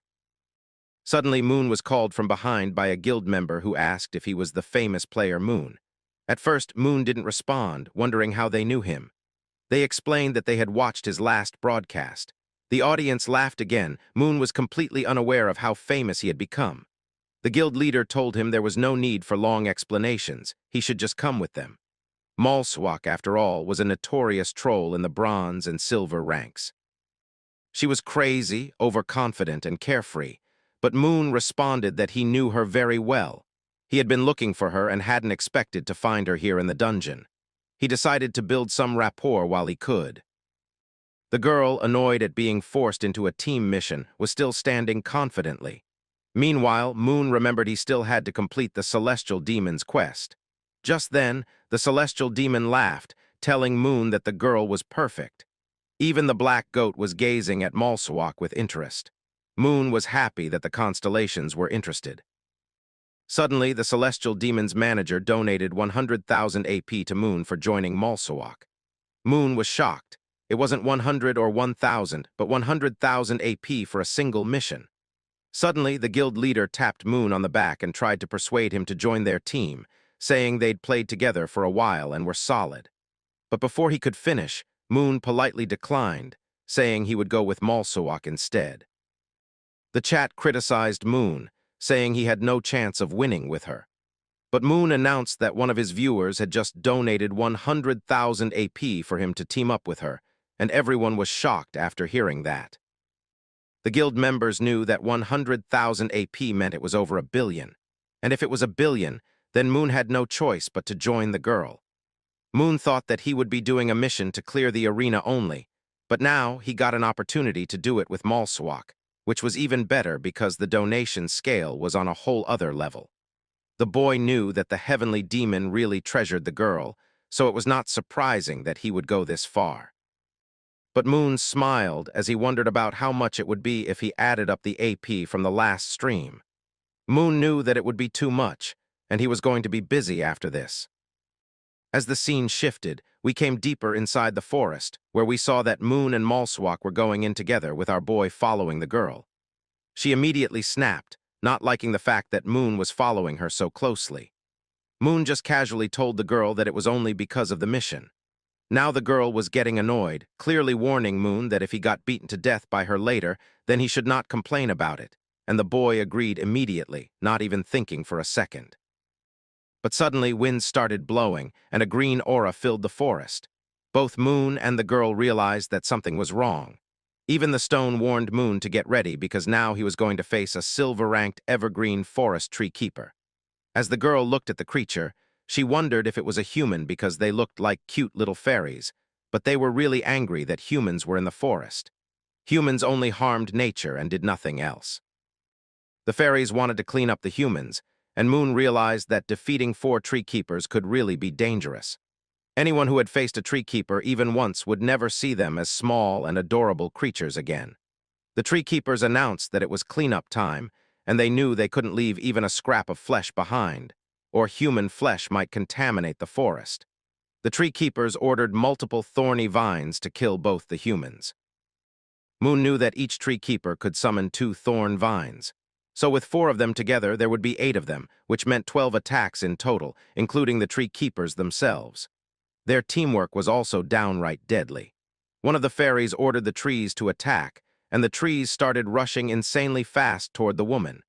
Meanwhile, Moon decided to see how Malswak handled the situation. As the trees started attacking the lady, to everyone's surprise, she wasn't moving at all, trying to hold it out. The audience who was watching together with Moon wanted him to do something already because the lady was going to die like that. But as the girl started smiling, Moon knew that something should be kicking in soon. The fairies started laughing because blood was pouring out, and they thought that one more piece of trash would be taken out soon enough, deciding to finish it already. But as the tree keepers tried to deliver the final blow, Malswak grabbed the tree by her bare hands. and a red aura surrounded her as she smiled, more like a devil. The fairies couldn't comprehend how the lady could catch that. But something even more deadly was going to happen because the fairies were now getting slashed down right through their throats by Malswak, and they didn't even realize what was happening. The audience was witnessing this mayhem caused by a monster, and they couldn't believe that those cute fairies were being torn apart by a female. Moon just smiled because the fight he was watching was way more intense than when they first met. Seeing her after a long time, Moon realized that Malswak had been terrifying all along. After the fight was finished, we saw that all the fairies were down on the ground along with the tree vines, while one of them was still alive, thinking that it didn't make sense. A human couldn't defeat a much more powerful fairy. The girl was definitely a monster as she was smiling through the red aura, and her evil intent was still clear. Now the fairy was scared of her, telling her not to come any closer and to go away. She ordered multiple trees to go stop the lady. But as the trees tried to attack, they were immediately defeated. We saw that the fairy decided she was going to run away at the next chance because the lady monster was too much for her alone. She decided to hurry and call her friends, but before she could escape, a large, spiky rock protruded through the ground and finished the fairy off. It was none other than Moon who used his powers, asking the lifeless fairy where she was running off to. Moon knew that if Malswak's fight dragged on, it would be troublesome because she was only holding on because of her trait. Once the fight was over, she would collapse soon. Now that Moon had taken care of the last fairy, he decided it was about time to calm the girl down. But as he turned around, he saw that the girl had already cleared all the vines. It was nostalgic and terrifying at the same time because Moon knew that now this power would come upon him. He somewhat expected this, but fighting one of the highest-ranked and worst traits among the SS-ranked traits was no joke. It was the heavenly killing star. The girl was filled with killing intent and evil aura, which was enough to overpower Moon even when he knew how to counter it. The skill gave off a murderous aura that stimulated the primal fear of living beings. More precisely, it triggered the survival instinct. Moon was getting excited, but the stone told him that it was not the time to be making observations about the heavenly killing star. But the boy could do nothing but apologize, because it was his first time observing the heavenly killing star firsthand. The stone wanted to know from Moon what he was going to do now, but the stone was going to be sharp because as Malswak ran toward our boy, he was standing calmly, not moving an inch. As the lady started approaching, he was still smiling, telling the stone not to worry about every little thing. He immediately activated the Black Panther's body structure for transmutation as his whole body was now purple. And even when the lady started attacking the boy, he was able to calmly dodge it without much effort. But even then, Moon knew that this was not a joke, and it could be dangerous. The stone wondered if Moon was just going to keep dodging like this all day. And of course, it was not possible, as the lady was getting even more powerful due to the heavenly killing star trait. She became insanely fast and was acting like a feral cat, attacking the boy almost without giving him a break. But Moon was really powerful, dodging the final attack and apologizing to Malswak for what he was going to do. The boy grabbed the lady by her throat and threw her to the ground, smashing it into pieces, showing the impact of his powers. The lady was concussed while Moon just smiled, telling her that she was way too reckless for that. The audience thought that it was a ruthless execution, and seeing this was really amazing because Malswak was a powerful player in her own right. But the audience knew Malswak's fighting style, and they warned Moon that even when the lady's ribs would be broken, she would still fight if she could stand. As the lady started waking up, the stone realized that it was not good, telling Moon that the ability had not worn off yet and he should be careful. Moon just smiled, telling the stone that Malswak could not touch him in this state because she had at least 20 stab wounds and multiple fractured fingers and ribs, along with severe blood loss to take care of. If she were a normal player, she would already be lifeless. But due to her sheer tenacity, Malswak was still able to hold herself, and she again started running without much effort due to her powers. It was about time that Moon had to finish it, as a purple aura started surrounding his hand. Even the star constellation Heavenly Demon was worried because he thought that maybe Moon was actually planning to defeat her permanently. But Moon smiled as he got ready with his demon fist, telling the constellation that, of course, he was not going to do so. As the scene shifts, we see that the purple aura surrounded the whole body of the boy as he slammed through the lady. And we get a close-up where we see that Malswak was only unconscious because Moon just attacked her enough so that she could be laid down. But the girl was not giving up as she kept attacking until she lost consciousness. Even Moon thought that she was too tough. First, he knew that Malswak's wounds needed to be healed, and the only reason she was still standing was because of the heavenly killing star. And if it faded away, then the lady would be in danger. Moon immediately opened his inventory for grabbing a potion, but the stone told him that it was not going to work because the potion was only an E-ranked one made from leftover materials, and there was no way that she was going to get saved by that. Moon realized his mistake and knew that in this case there was only one option. Even when it would cost some achievement points, he wanted to establish an equivalent exchange with the healing staff, and it took 300 achievement points. At first, Moon wondered about how it was so low because when he healed Marinal, it took him way more achievement points. But this time the achievement point cost was lower. He asked the stone if this was a proper equivalent exchange or not, but the stone told Moon that this should be the standard price of the healing god. Moon decided to think about it later and immediately tapped to summon the healing staff after an equivalent exchange. And the audience was really shocked by all this, but they wanted to know what was going to happen next. Moon pointed the staff towards Malswak and started healing her, and the audience was now taken aback because this should not be possible by a silver rank, because even platinum-ranked players struggle to heal that much injury, and hospital care is needed. But Malswak was getting healed insanely fast, and the old viewers of Moon knew what he was capable of, thinking that the others were overreacting. As Malswak was getting healed, she still had the power of the heavenly killing star, but it faded away just in time, so the girl was saved. Finally, the energy of the skill was fading, and the staff was able to heal physical injuries. The stone realized that maybe even Malswak was not clear about the conditions required for the activation of the heavenly killing star. And as Moon started thinking, he thought that maybe the activation condition for the skill would involve harboring killing intent, or maybe whenever the wielder's life is threatened. But on the other hand, Malswak got up and sat on the ground wondering about how she was completely healed after using her attacks. Judging by the reaction, Moon realized that this was Malswak's first experience, and he knew that he needed to quickly bring her to the heavenly demon together. As the scene shifts, we come to the forest once again, where both Moon and the lady were fighting off the tree keepers to get to the central position, along with some really feral wolves who were no match in front of Moon's snap. But he wondered about why there were so many monsters around here, because something was not right. Meanwhile, Malswak was just standing behind the boy, wondering about what kind of powers the boy was using, and if they were magic-based or combat-based. But suddenly she heard some monster, and even when she did not know what that thing was, she decided not to give up and fight it. It was a giant ice bear, and the lady immediately started powering up, thinking that whenever it comes to physical fist fights, she was always a step above. But before she could even move an inch, blood splattered all around her face as she saw that the ice bear now had a giant pocket hole straight through its chest as it got slammed down onto the ground, lying defeated, and it was Moon who just snapped his fingers and finished him off. The lady was angry, telling Moon that the ice bear was hers to take, but Moon had some important matters to explain, as he told the lady that only the two of them would have to go into the central area alone.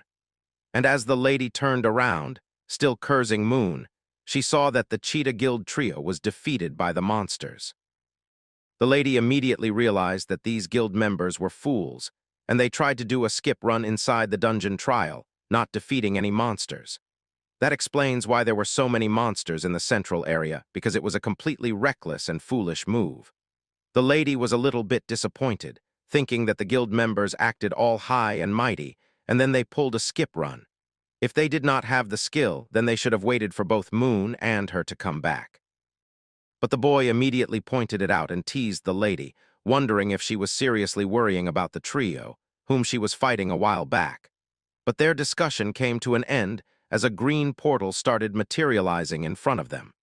It was the entrance to the evergreen forest central area, and the boy immediately told the lady to go in first, because no matter how many team members they had, they needed to take the first place. And after telling that, the boy did not even wait, immediately getting inside because he wanted the first reward. The lady also came behind running, cursing Moon and telling him to wait up. But somehow, she also caught up and got inside. A system notification popped up telling Moon that his team was the first to enter the Evergreen Forest Central area out of the 10 teams, and rewards will be increased upon clearing the area. The boy realized that they had the first entry, and they were insanely happy, as Moon knew that he was going to get extra rewards. But inside the central area was a beautiful scenery, and the boy immediately started thinking about the boss of the silver-ranked zone in the central area. Even the girl knew that this was the place where the boss will spawn, thinking that as she had warmed up, it was time for her to smash it. Even when the boy tried to stop her, she turned around and acted all frustrated, asking Moon if he did not want to get to the first place and down the boss for that.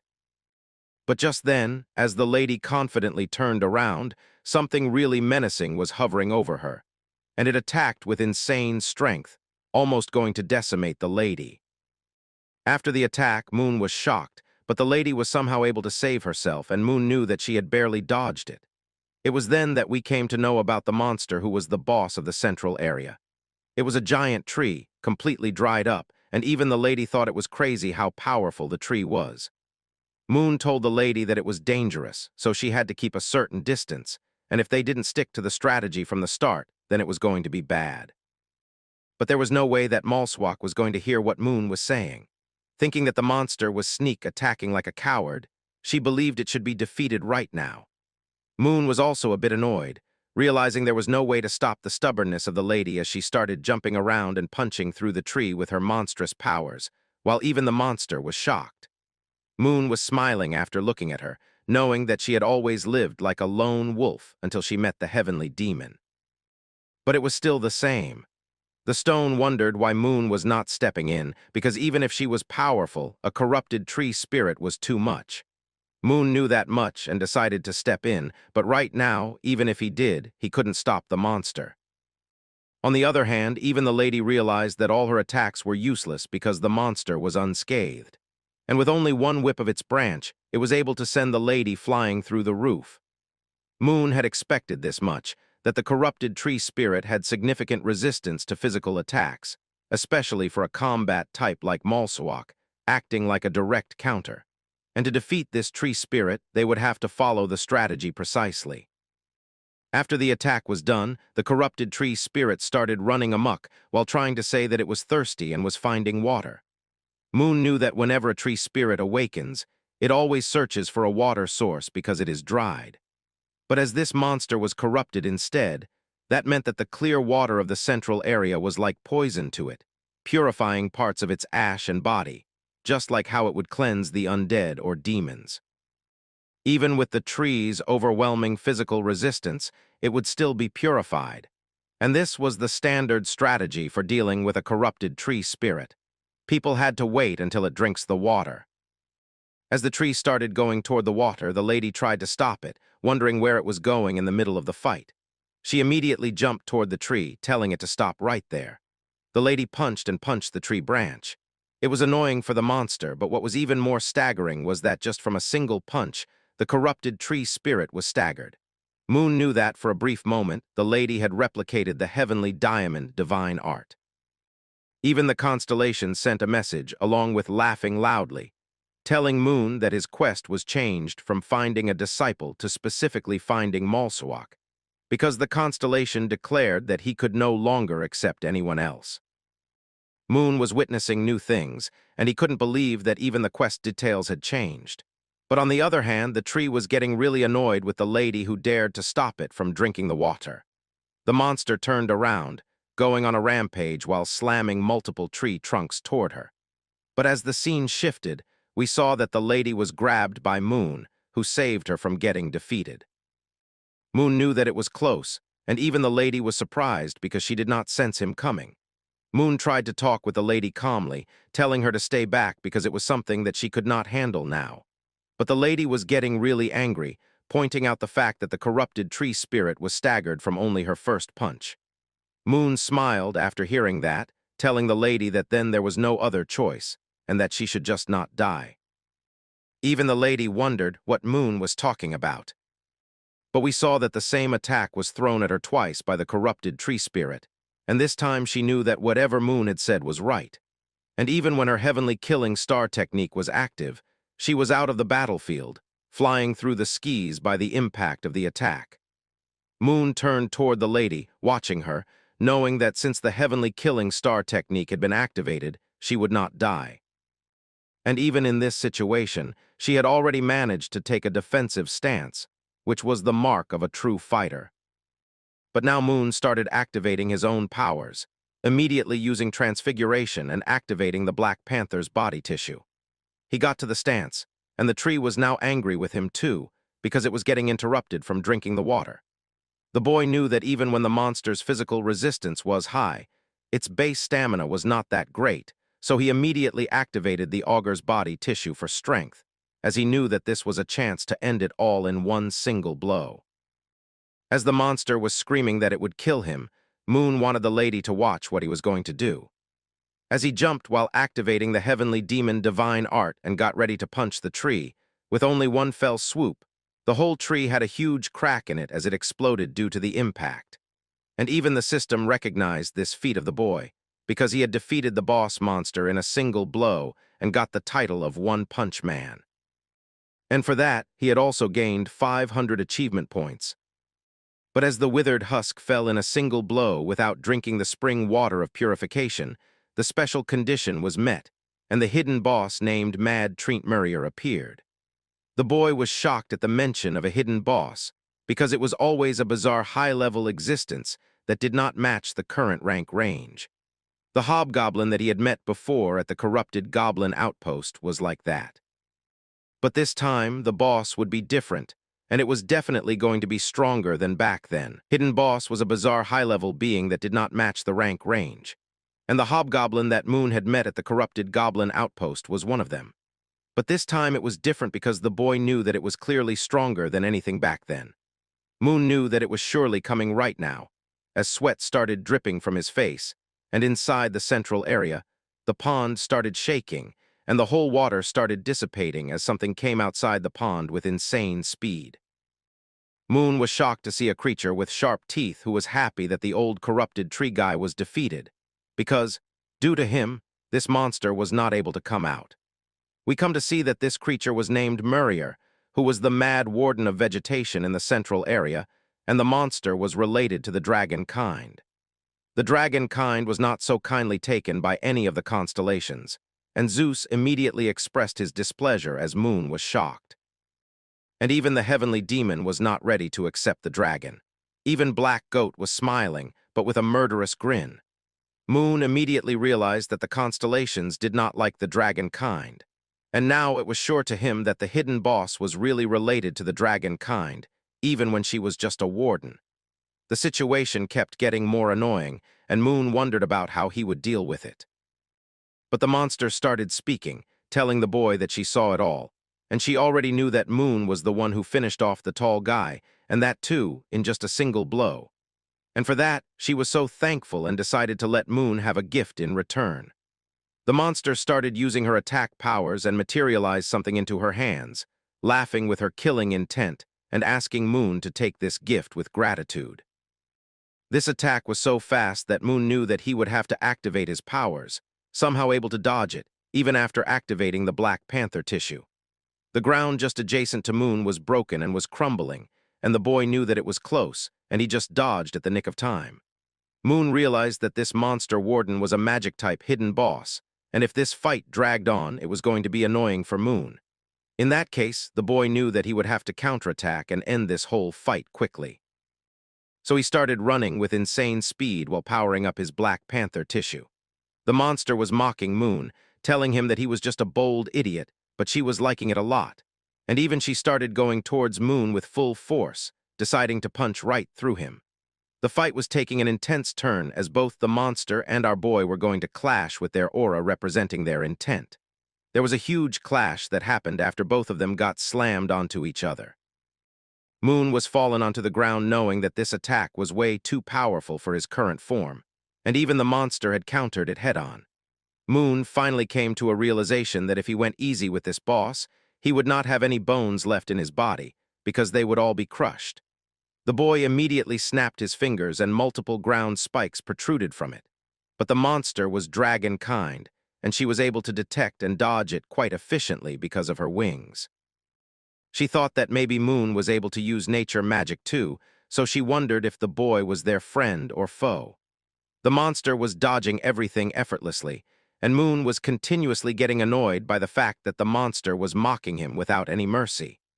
But the warden was actually serious, her whole body surrounded by a murderous aura, as she decided to definitely kill Moon, because now it was frustrating for her.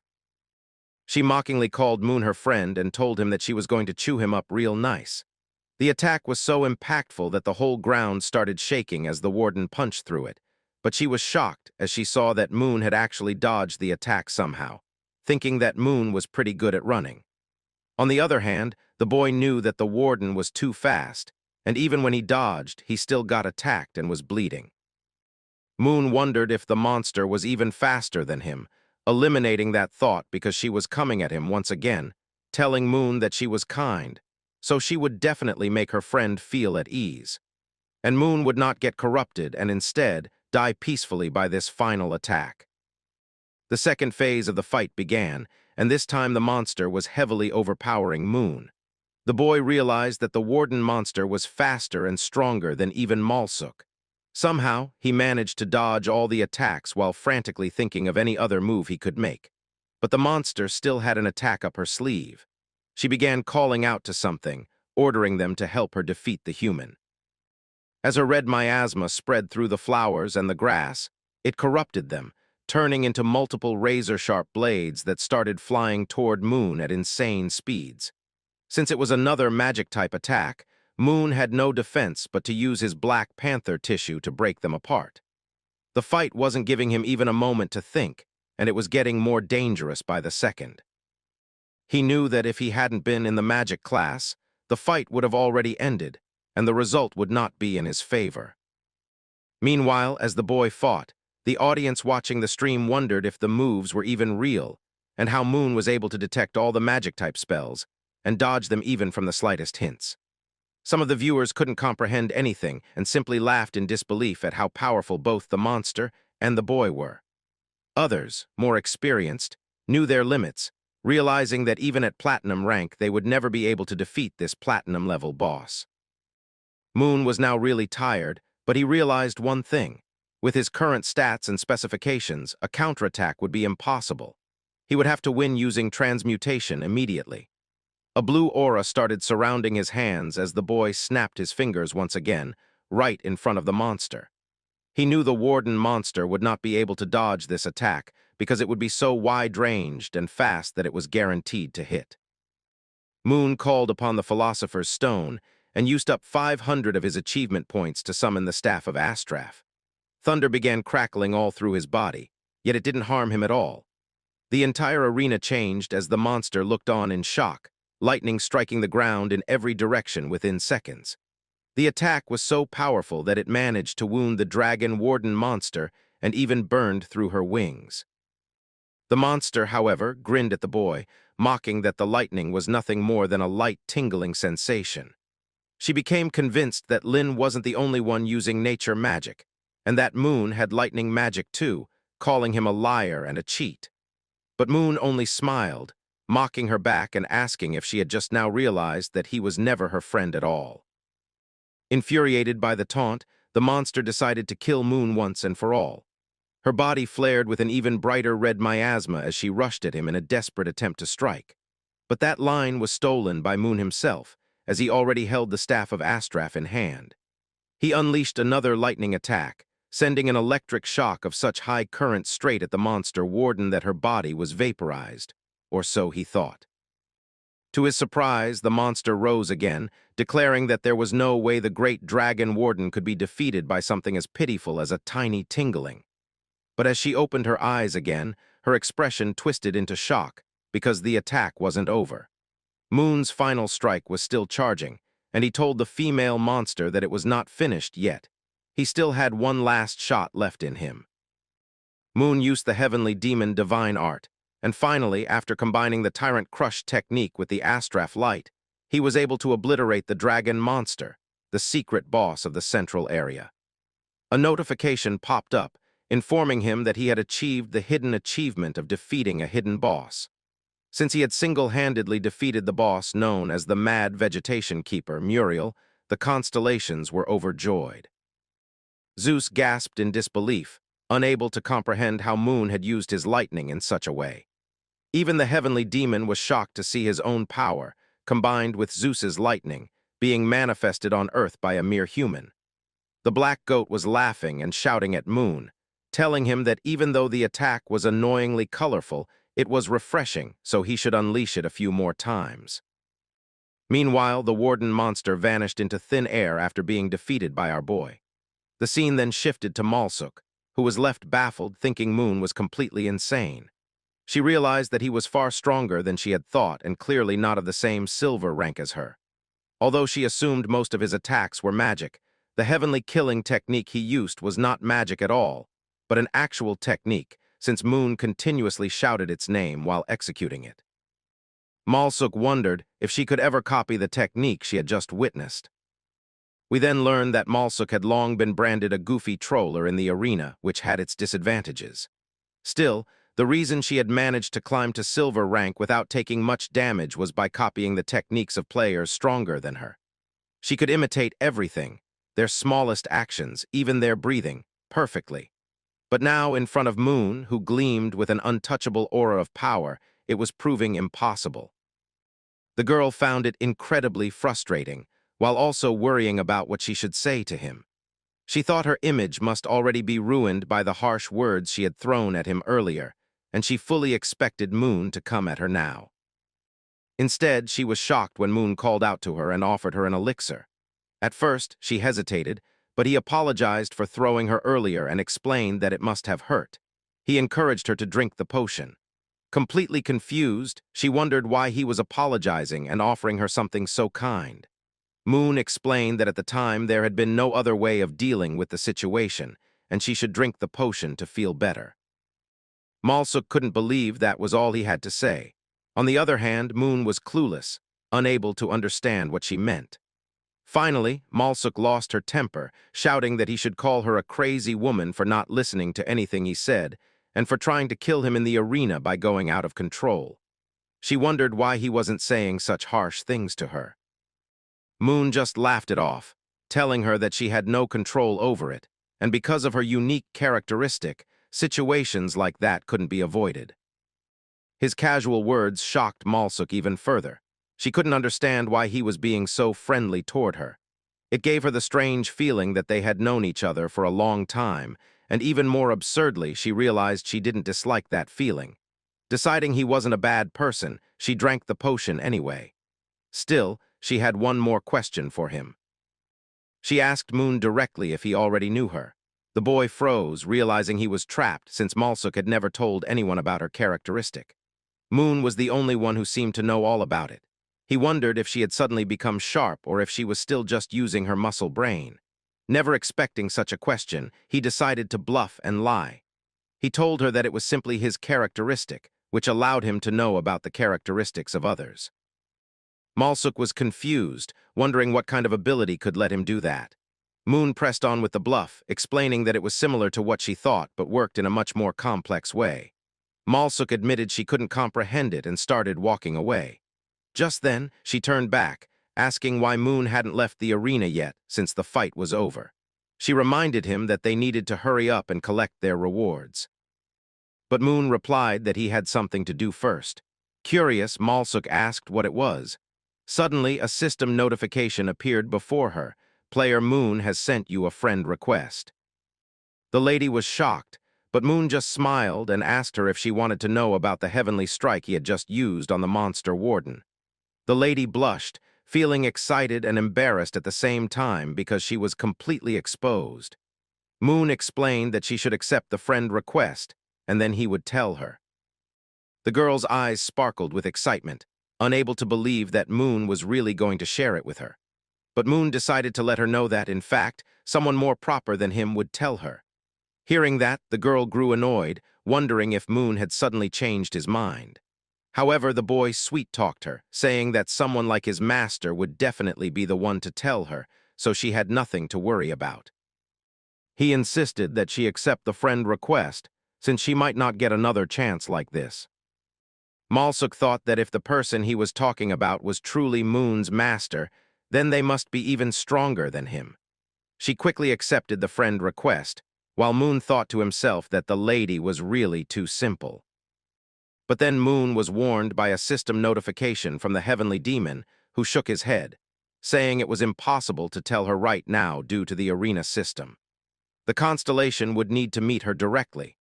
Even Moon wondered why the heavenly demon had such a request, but the constellation made a regretful expression, telling him that since this wasn't a regular arena, approaching a patron beforehand consumed quite a heavy price. Moon smiled, recognizing this as a weakness of the arena system. He realized that if restrictions like this were in place, then the players who had met constellations so far must have forced those constellations to bear the heavy cost themselves. He was pleased to gain this new piece of information.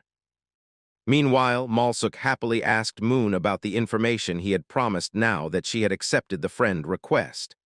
But the boy turned around and told her he would send her the contact information later, so she should come find him then. Annoyed, the lady thought Moon was just a rude brat who never intended to tell her anything in the first place. But Moon calmly told her that she would only learn the truth when she met the man in person. Even as she threw a tantrum, Moon was teleported out of the arena and returned to his room once again. Stretching his body, he received multiple notifications. He had successfully cleared the Evergreen Forest arena, and since he had single-handedly defeated the Dried Shell boss under a 5% cooperative condition, his clear reward was increased based on his performance. His level had risen by 8, and even the Philosopher's Stone level had increased by 6. Looking at that, Moon smiled, wondering what his reward would be this time. Moon had obtained spring water from the Evergreen Forest Center as a clear reward, and because he had defeated the hidden boss named Keeper Muriel, he also received a fragment of the contaminated seed. Curious, he wondered what the fragment was and decided to check it. Just as he was about to, another system notification popped up, informing him that the results of the discussion regarding him in the Galaxy Arena were being transmitted. It also announced that he had acquired the characteristic named Stigma. But Moon didn't look happy. His face hardened as he realized that Stigma was the same characteristic given to Sihyuk as his third characteristic. Moon couldn't understand why he had received it too, since a Stigma user had already been chosen. His face turned pale, thinking it was ridiculous. Even the Philosopher's Stone was shocked, wondering why Moon had been given the Stigma characteristic. The stone suspected the arena must have had some ulterior motive, but told Moon he didn't know the inner workings of the Galaxy Arena either. Still, suddenly granting Moon the Stigma wasn't a good sign. Moon was suspicious too. From what he knew, Stigma was a unique grade characteristic, and normally there should only ever be one Stigma in each world. At first, Moon thought there might now be restrictions placed on him since he was already overpowered, but instead, the arena had given him yet another unique grade ability. He wondered if the arena wanted him to compete directly with his brother Sihyuk for first place. Overwhelmed, Moon decided to set those thoughts aside for later and focused on sorting through his rewards. He invested his remaining stat points into alchemy power and then inspected the fragment of the contaminated seed. It turned out to be a rank fragment seed that had been contaminated by something. Moon took it from his inventory, wondering why this shabby seed was the hidden boss's reward. But the Philosopher's Stone examined it and told him that someone had intentionally tampered with the seed. It wasn't an ordinary seed at all. It had been broken by a powerful force. Though the stone couldn't say for certain what kind of power had shattered it, he narrowed it down to dragon force, an energy used only by the dragon kind. The stone explained that the seed had been destroyed by an overwhelming level of dragon force, something unique to the dragon race. Moon activated his powers, wondering why they would have ruined such a seed, and decided he needed to dig deeper into its mystery. Moon asked the philosopher's stone to appraise the fragment of the seed, and the stone began using its powers, realizing that it could indeed perform the appraisal. After carefully analyzing the item, the stone told Moon that the seed had been wrecked in every way imaginable. One of those ways included alchemy, which was fortunate, since that allowed the stone to appraise it fully. Leaving everything to the philosopher's stone, Moon watched as it used its power to complete the appraisal. The results revealed that this seed was actually a fragment of a broken world tree seed of grade X. Whenever it was used in arena matching, Moon would enter a place called the Fall of Nature. Entry there was limited to one person only, and only a gold-ranked individual could enter. Moon was shocked to learn about the world tree and that this fragment served only as an entry item. He asked the philosopher's stone once again if the seed fragment had been damaged by magical power. After receiving confirmation, Moon pulled his hoodie back on, deciding that he needed to go to the Fall of Nature arena to uncover why the tree had been destroyed. But since only gold-ranked individuals could enter, he realized he had to hurry and rank up quickly. The scene shifted back to Park's office, where he was in the middle of some detective work. Park was yelling at someone, unable to believe what he was hearing. Another man stood in front of the night hunter, not expecting to be treated with such contempt. Park, however, blamed the man, saying that he had already told him more than once that he had no obligation to share anything. But the man kept pressing, asking Park again and again to just tell him one thing for old times' sake. Now that Park was able to use his mana again, he began powering up, warning the man that just because he had been inactive for a while didn't mean people should stop fearing the night hunter. The man was quickly overwhelmed by his presence, especially when Park shouted at him to get lost immediately. The man realized Park was using his SS-ranked trait, the blessing of the night. That was all the confirmation he needed to know Park had really recovered from monosclerosis. Park, meanwhile, was annoyed at the endless stream of brats barging into his office. Suddenly, Sihyuk appeared, recognizing that the man had come from the Scorpion Guild. They were desperate for information about the cure for monosclerosis, so he was spewing threats. Rumors had spread incredibly fast, and though the guild hadn't always been that way, ever since the death of their former master, they had become focused solely on money. Sihyuk smirked, mockingly asking Park if he had really recovered completely. Honestly speaking, even he hadn't thought Park would ever recover from monosclerosis, assuming there would be aftereffects.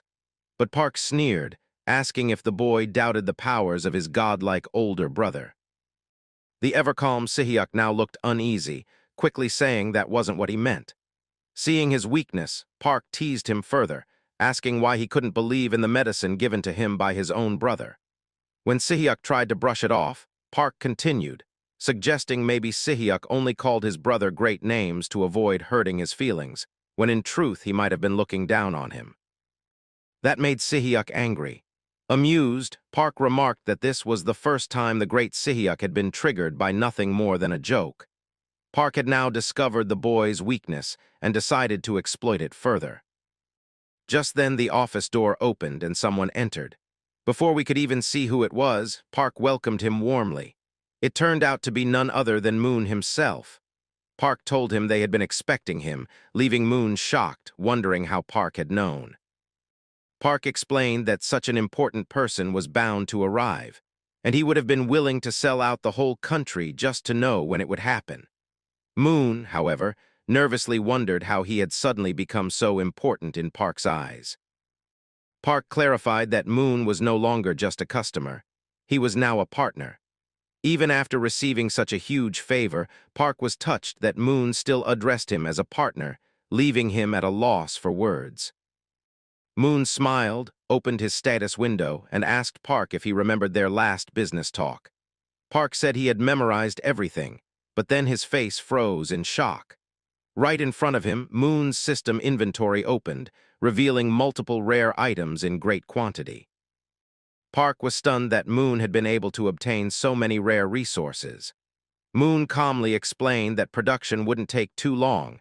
It was just that some of the ingredients required a bit of troublesome refinement. Park immediately realized there was no way a silver-ranked individual could already be refining materials, since normally only platinum or higher could pull that off. Even though Moon had casually called it annoying refinement, considering the scale Park had seen on Moon's stream, it must be extremely high level for even Moon to achieve. That was why he had come to Park for help. On the other hand, Moon explained that he wanted to sell all those ingredients through a proxy. If they could move them through the black market, they would fetch an incredibly high price.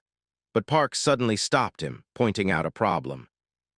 Moon asked what it was, and Park began explaining. He admitted that he had indeed recovered thanks to Moon's remedy, but now people were chasing him down, desperate to know the origin of that cure. Moon already suspected this, and Park was unsurprised that Moon had such foresight. He explained that non-stop visitors had been coming, all demanding answers about the medicine. Moon understood. Since Park had been cured from a nearly untreatable illness, it was natural people would want to know more. Suddenly, Sihyuk, the younger brother, spoke up. He told Park he could handle it. If he took all the credit himself, it would solve everything. After all, there was no one in the world who could force Sihyuk to talk if he didn't want to. No one dared threaten him either. Moon agreed to the plan, deciding to rely on his little brother. But for Moon, that wasn't even a favor. What Sihyuk did next, however, truly counted as one. The younger brother revealed that he had even more materials than Moon himself, and they were rarer too. Among them were snake root mushrooms, fairy powder, and even a vision polyhedron, which alone was worth tens of billions. And that was just a rough estimate. For Moon, it was like stumbling upon a treasure trove. The younger brother simply smiled, asking if he had pulled off the favor well enough. Moon laughed and admitted the kid was as charming as ever. The scene then shifted to a large manor. Inside, an old man was speaking on the phone, complaining about how noisy things had become lately. Accident or assassination, it didn't matter. The other party should have handled the mess themselves without involving him. He demanded that the quarterly goods be completed no matter what. After saying this, he slammed the phone against the door, shattering it without a second thought. He ranted about some guy who had gotten lucky from a single awakening. But just then, the camera shifted to show Liu entering the house. She cut him off before he could continue cursing the man on the phone, warning him that times were dangerous for people in high positions. The old man, angry, snapped at her. He complained that she was never around, yet now she suddenly appeared and demanded to know why. The girl asked if he was only saying that because he didn't actually know the reason. Frustrated, the old man muttered about how he couldn't even handle a simple matter anymore, and now his granddaughter had come to meddle. But Liu wasted no time. She threw a clipboard onto the table and ordered him to read it. She told him that even though she didn't know exactly what he had been up to, he needed to stop using the Sangxiang Guild's name for shady dual contracts and schemes. From now on, the Sangxiang Guild belonged to her, and she would not tolerate his corruption. The old man ignored her warning and instead asked if she knew Moon had such abilities. Liu immediately corrected him, pointing out that her brother had been magically impaired since that incident. The old man pressed, wondering how things had gotten so noisy that even he was hearing about it, implying that somehow Moon had recovered. Liu froze, shocked by the suggestion. Her grandfather, equally shocked, wondered aloud how Moon had been cured. But what unsettled Liu even more was why the old man was suddenly taking such an interest in her brother. She couldn't allow it. Whatever his motives, she could not let her grandfather and her brother end up entangled together. She had already suffered enough under their grandfather's cruel methods, and there was no doubt he would shackle Moon, who had only just begun to shine, using him like a beast for his own gain. Perhaps that was his plan all along, not only to control Moon, but to keep Liu herself in check as well. She clenched her fists, realizing she had no time to waste. She needed to finish her investigation quickly and decisively, or things would turn very bad. The two commentators stood on the stage, holding their microphones with wide smiles. One of them said with excitement that this year's national team selection had record-breaking anticipation, and everyone was deeply impressed. The other commentator nodded and explained that the reason was simple because the most popular ranker in Korea was said to be participating this time. He added that even overseas, people were paying attention to this match, and the crowd was buzzing louder than ever before. As their words filled the stadium, the scene shifted to Moon, who was standing with two boys. Moon looked at one of them and asked if Si-hyuk was really participating in the national team selection this time. Si-hyuk answered casually that yes, he was, but then asked if he had mentioned it earlier. He laughed and said there was no need for him to tell since anyone could guess after watching the way Si-hyuk had been starring holes into the application book. Si-hyuk scratched his cheek and chuckled, saying maybe he had done that, but at first, he was never really interested. Then he admitted that, of course, Jung, the sly fox, jumped in early and made things more exciting. But unlike Jung, he did not even have a guild to back him. Moon agreed with that and said it was true, but then he leaned closer and asked if Si-hyuk was betting on Toto this time. Si-hyuk scratched his head nervously, his face showing that Moon had guessed it right again. He admitted that he really could not fool Moon because he seemed to know every little thing, even the ones left unsaid. He explained that he had been thinking too much about other matches and got confused, so he placed only a little bet on his own match. Moon shook his head and scolded him playfully, saying you always acted indifferent but secretly did everything behind the scenes. He asked how you placed your bet this time. Si-hyuk proudly puffed his chest and replied that he had bet on a perfect win, hidden with full confidence. His eyes sparkled as he declared that among all the participants, not a single one could beat him in a one-on-one battle. The third boy standing with them laughed and said that this junior of his was really cocky, but in truth, he also placed his bet the same way.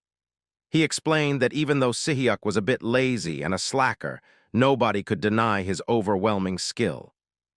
He even said that the fight might not even last through 4 matches. Si-hyuk tilted his head and looked at him curiously, saying he wondered about that outcome. The boy was shocked by his reply and asked what he meant. Moon then said that he thought differently and smiled mysteriously. Time passed quickly, and finally the day of the national team selection match arrived. The stadium was completely packed, with a roaring crowd waving flags and cheering. 2 boys were walking side by side toward the arena.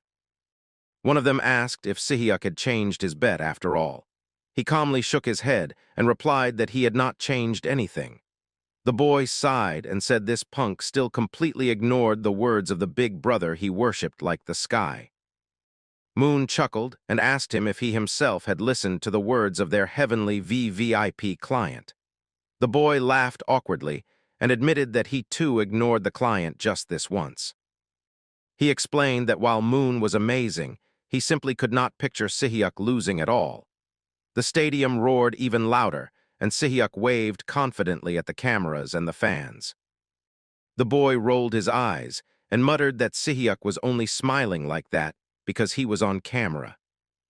Then he warned him that his opponent was not just anybody, but the vice leader of the Scorpion Guild.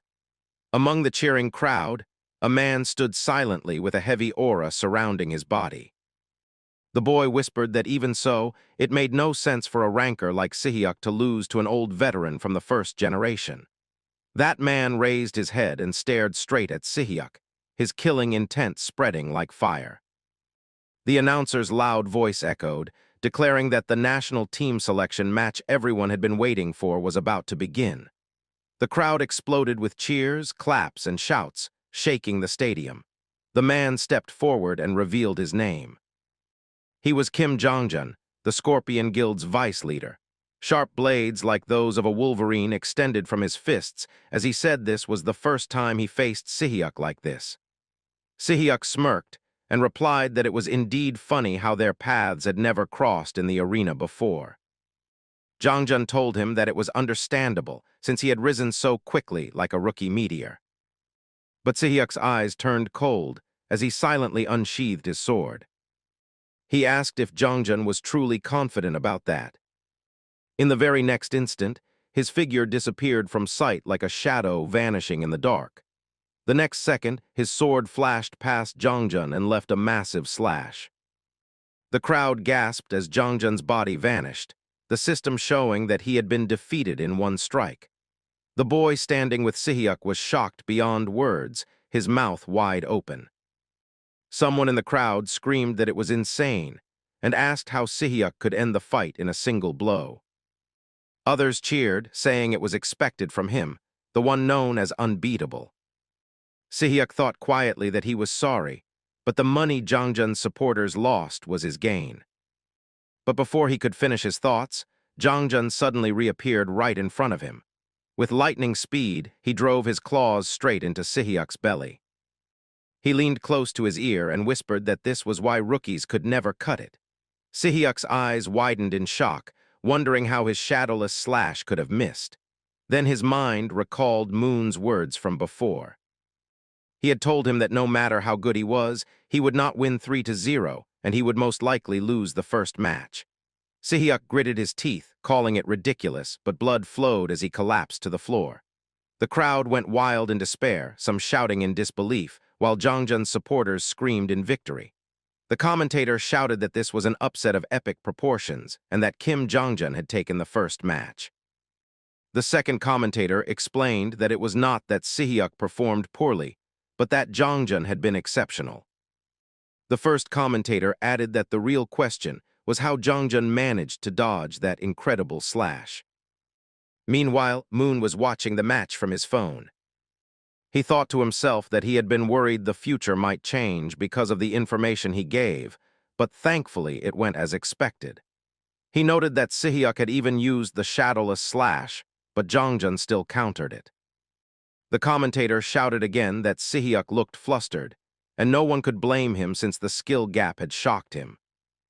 Moon thought to himself that now Sihyuk would finally stop holding back and go all out. He knew that Sihyuk's triple S rank trait called Divine Martial Physique gave him godlike mastery over weapon techniques and martial arts.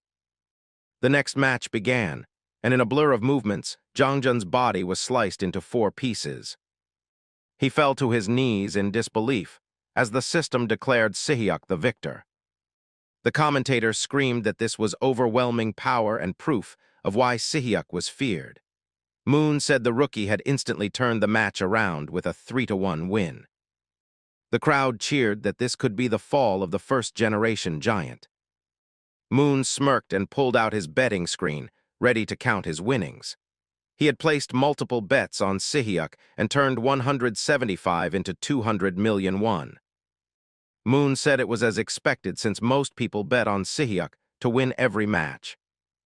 But then he paused and frowned as the numbers on his screen shifted strangely. He recalculated and shouted in shock, demanding to know what was going on. His face turned pale as he stared at the screen in panic. Moon shouted jackpot as if the heavens themselves should hear it. He felt as if golden coins were raining down on his head, covering his body in a storm of wealth. His hands trembled as he looked at his mobile phone and saw the glowing numbers that confirmed his winnings. He had won exactly 46 billion won. The payout rate had been 23 times his original bet. He grinned widely and said that if anyone needed rare materials for the Philosopher's Stone, he would gladly pay for them today without hesitation. Just then, a small creature near him spoke and reminded him that it was already happy enough with the ones their young master had provided earlier. Moon nodded quickly and said that first they should go home before thinking about spending. When they reached their home, he sat down and thought carefully. He said that with 46 billion they could even move into a bigger place if they wanted. But then his expression softened, and he admitted to himself that even getting this current place had been a tough struggle. He whispered that it still did not feel real, like he was living in a dream. The Philosopher's Stone looked at him and called him Opa, reminding him that although he was excited about making money, there was something more important they needed to check first. Moon suddenly realized what he had forgotten and slapped his forehead. He said this was not the time to be distracted. He walked toward a strange device he had made earlier by using his achievement points. It looked almost like a microwave oven, but it was actually an aging device that he had synthesized. He asked aloud whether the items inside had aged properly. The Philosopher's Stone's eyes sparkled, and it jumped up and down, saying they should check it immediately. From the looks of it, the aging process seemed to have gone very well. Moon carefully opened the lid of the aging device and reached inside. He pulled out 2 bottles of elixir and one small dumpling-like object that shone with strange colors. The Philosopher's Stone gasped with delight and pointed at the purple dumpling in his hand. It said the color was beautiful and unusual. As Moon held it, the system instantly identified it as a Volamden. Its grade was B+. The system also explained its effects clearly. If consumed, it would permanently increase agility by 4 points. It would also increase flexibility upon first use. Moon read further and saw that it was an advanced elixir made from moonlight rock powder and shade grass. The alchemy and aging had enhanced its effects even more. He nodded with satisfaction and said that the B+ grade also guaranteed an additional option thanks to the aging process. He then picked up the second item. It was a red-colored potion that glowed faintly in his hand. The system identified it as the elixir of violent rage. Its grade was also B+. If consumed, it would permanently increase strength by 5 points. On its first use, it would also increase stamina by 1 point. The elixir was made from the hearts of ogres, trolls, and various beasts. Advanced alchemy and the aging process had made it even more effective. Finally, Moon picked up the third bottle, which was green in color. The system revealed its name as Jumgangsu. Its grade was A. If consumed, it would permanently increase stamina by 7 points. On first use, stamina would increase by 2 points, and natural recovery would also improve slightly. The potion was refined from mistil, a rare material, and altered so humans could safely consume it. The aging process had further boosted its quality. The Philosopher's Stone's face glowed with excitement as it pointed at the green potion, and shouted that it had even ranked up to grade A. Moon agreed, and said that the use of mistil from Jumgangsu must have played a big role in achieving such a grade. The creature admitted honestly that, when he first said he could refine mistil for humans, it had not believed him. It explained that even species rich in magic had difficulty refining mistil, yet Moon had succeeded. Moon smiled proudly and said that was true. He then opened the bottle of violent rage without hesitation. He drank the entire potion in one gulp. The system immediately notified him of his boosted stats. His strength permanently increased by 5 points. His agility increased by 4 points. His stamina increased by 10 points.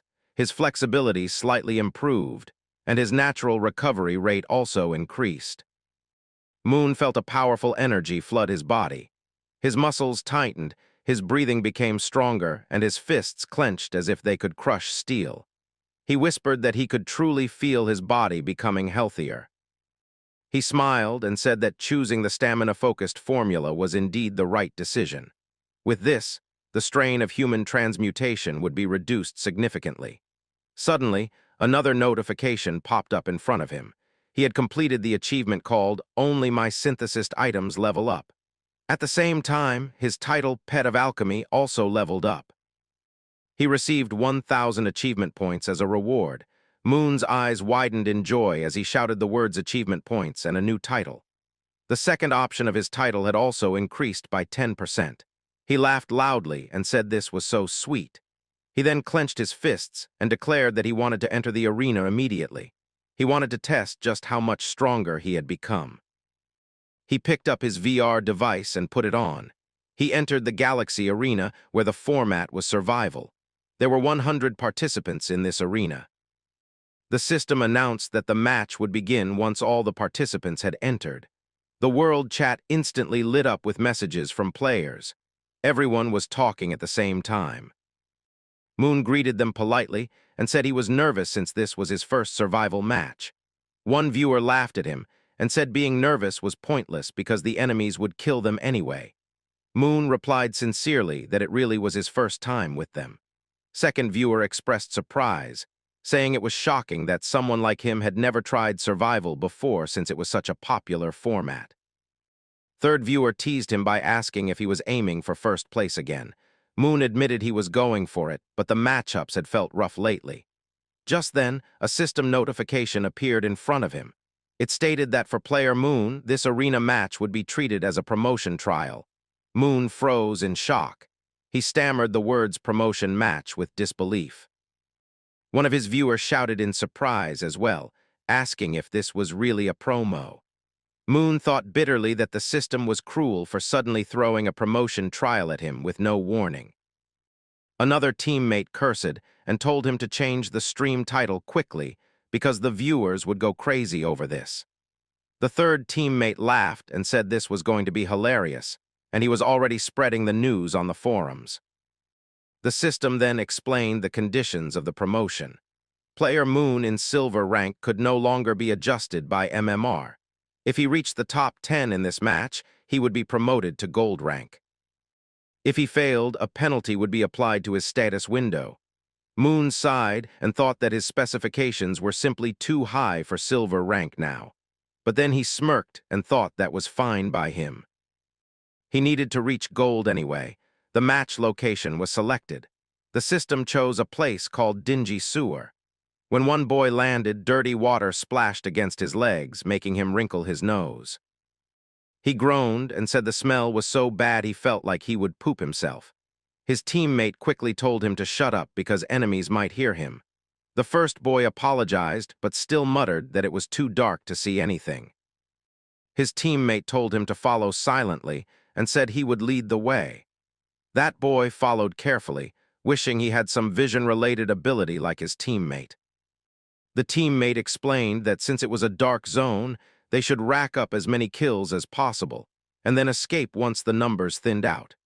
That boy asked if that meant they were only defending rank. The teammate replied that there was no other choice. He told to that boy that 2 monster freaks had been matched in this very arena. That boy blinked in confusion and admitted he had no idea about this. He asked if teaming up like this was even safe. The teammate smirked and said that in this place, anyone they ran into would die before realizing they were a team. The boy asked nervously what would happen if someone spotted them first. The teammate replied coldly that in this dark corner, whoever camped first would win for sure. The boy suddenly stopped and whispered that something was moving ahead. His whole body trembled as he pointed forward. The teammate turned to him and asked what he was talking about, saying he saw nothing. The boy insisted that something had moved. The teammate narrowed his eyes and wondered if it had been a lizardman. But then, right behind that boy, something appeared silently. Its claws stretched forward and were about to strike Boy's head. Boy froze, but in that moment the claws grabbed the boy instead. The boy was instantly killed. The surviving teammate turned around in fury and shouted not to come any closer. He unleashed fire magic toward the figure. The flames lit up the darkness, revealing a man with a devilish smile. The teammate's eyes widened in horror as he recognized him. He shouted no way before the man mercilessly killed him. A loud, painful echo shook the cave. Elsewhere in the arena, another participant screamed as a rock pierced his chest from behind, killing him. Moon checked his scoreboard nervously. He realized he had killed that man earlier. But when he saw the rankings, his heart sank. He was no longer in first place. The first place belonged to someone named Choi, who already had 13 kills. Moon had only 10. He frowned and muttered the name Choi, wondering why it sounded familiar. Then his eyes widened in realization. He remembered. Choi was known as the Beast King. He was a former UFC heavyweight fighter. He was also a top-ranked player in Korea's number 2 guild, Shinhwa, just below Seong-sam. His trait was double-tier beastification, which allowed him to transform into any kind of beast. At this time, he must have still been silver rank, but he was known to be a slow starter. Moon clenched his teeth and thought that he had planned to enjoy his boosted stats for a while. But now he knew it was time to get serious. Moon told the Philosopher's Stone to give him a quick estimate. The Philosopher's Stone answered with a cheerful voice, telling him that to use its system through equivalent exchange, he needed 10,000 achievement points. A window appeared in front of him, asking if he would accept. Moon pressed the yes button without hesitation. The moment he did that, he obtained Odin's Eye. It was marked as a replica with only 10% authenticity. Still, it was the legendary Eye of Odin, the constellation ruler of Asgard. He could use it, but for some unknown reason, the power was not fully unleashed. Several constellation notifications began to flood his screen. Constellation Thor showed interest in the sudden appearance of the King's Eye. Constellation Heimdall appeared in shock. Constellation Loki reacted with curiosity. The stream filled with comments about the pop-ups, and viewers expressed excitement. Moon thought calmly that it was as expected, since it was only a 10% replica. He remembered that even the top-ranking constellation weapons were like this. The fact that Asgardian constellations were showing great interest meant he was on the right path. He decided that the left eye was the most suitable for binding. He placed Odin's eye near his left eye, and it merged with it instantly. The viewers on the live stream screamed in shock. They said his new eye looked terrifying. One viewer shouted that his eyeball was being attacked. Another viewer corrected him, saying it was not an attack but an equipment binding. They all agreed it must have hurt terribly. But at that same moment, Moon opened his eyes again. He looked down at his own hand first, just to confirm if everything felt normal. Then a sudden pop-up appeared above. Constellation Odin was watching him with an innocent smile. Odin's eye itself requested binding with him. The Philosopher's Stone asked if he would accept this offer. Moon thought of course he would accept. Among constellations, Odin was famous for owning a wide variety of artifacts. There was a very specific reason Moon had chosen to transmute Odin's eye among countless possible relics. He remembered the time when the Dragon Emperor descended upon Europe. The entire city had been burning in chaos. A huge shadow had swept past, and a single movement destroyed most of Europe. The continent had been on the brink of collapse. Under Fabian's orders, Odin's eye was used to repel the Dragon Emperor. The dragon had rained fiery breath upon everything. But then, a person holding Odin's eye had pointed out its weak spot. The wielder shouted to attack that exact point. Because of Odin's eye's ability, they managed to strike the dragon's core. The Dragon Emperor was forced to retreat back to his realm.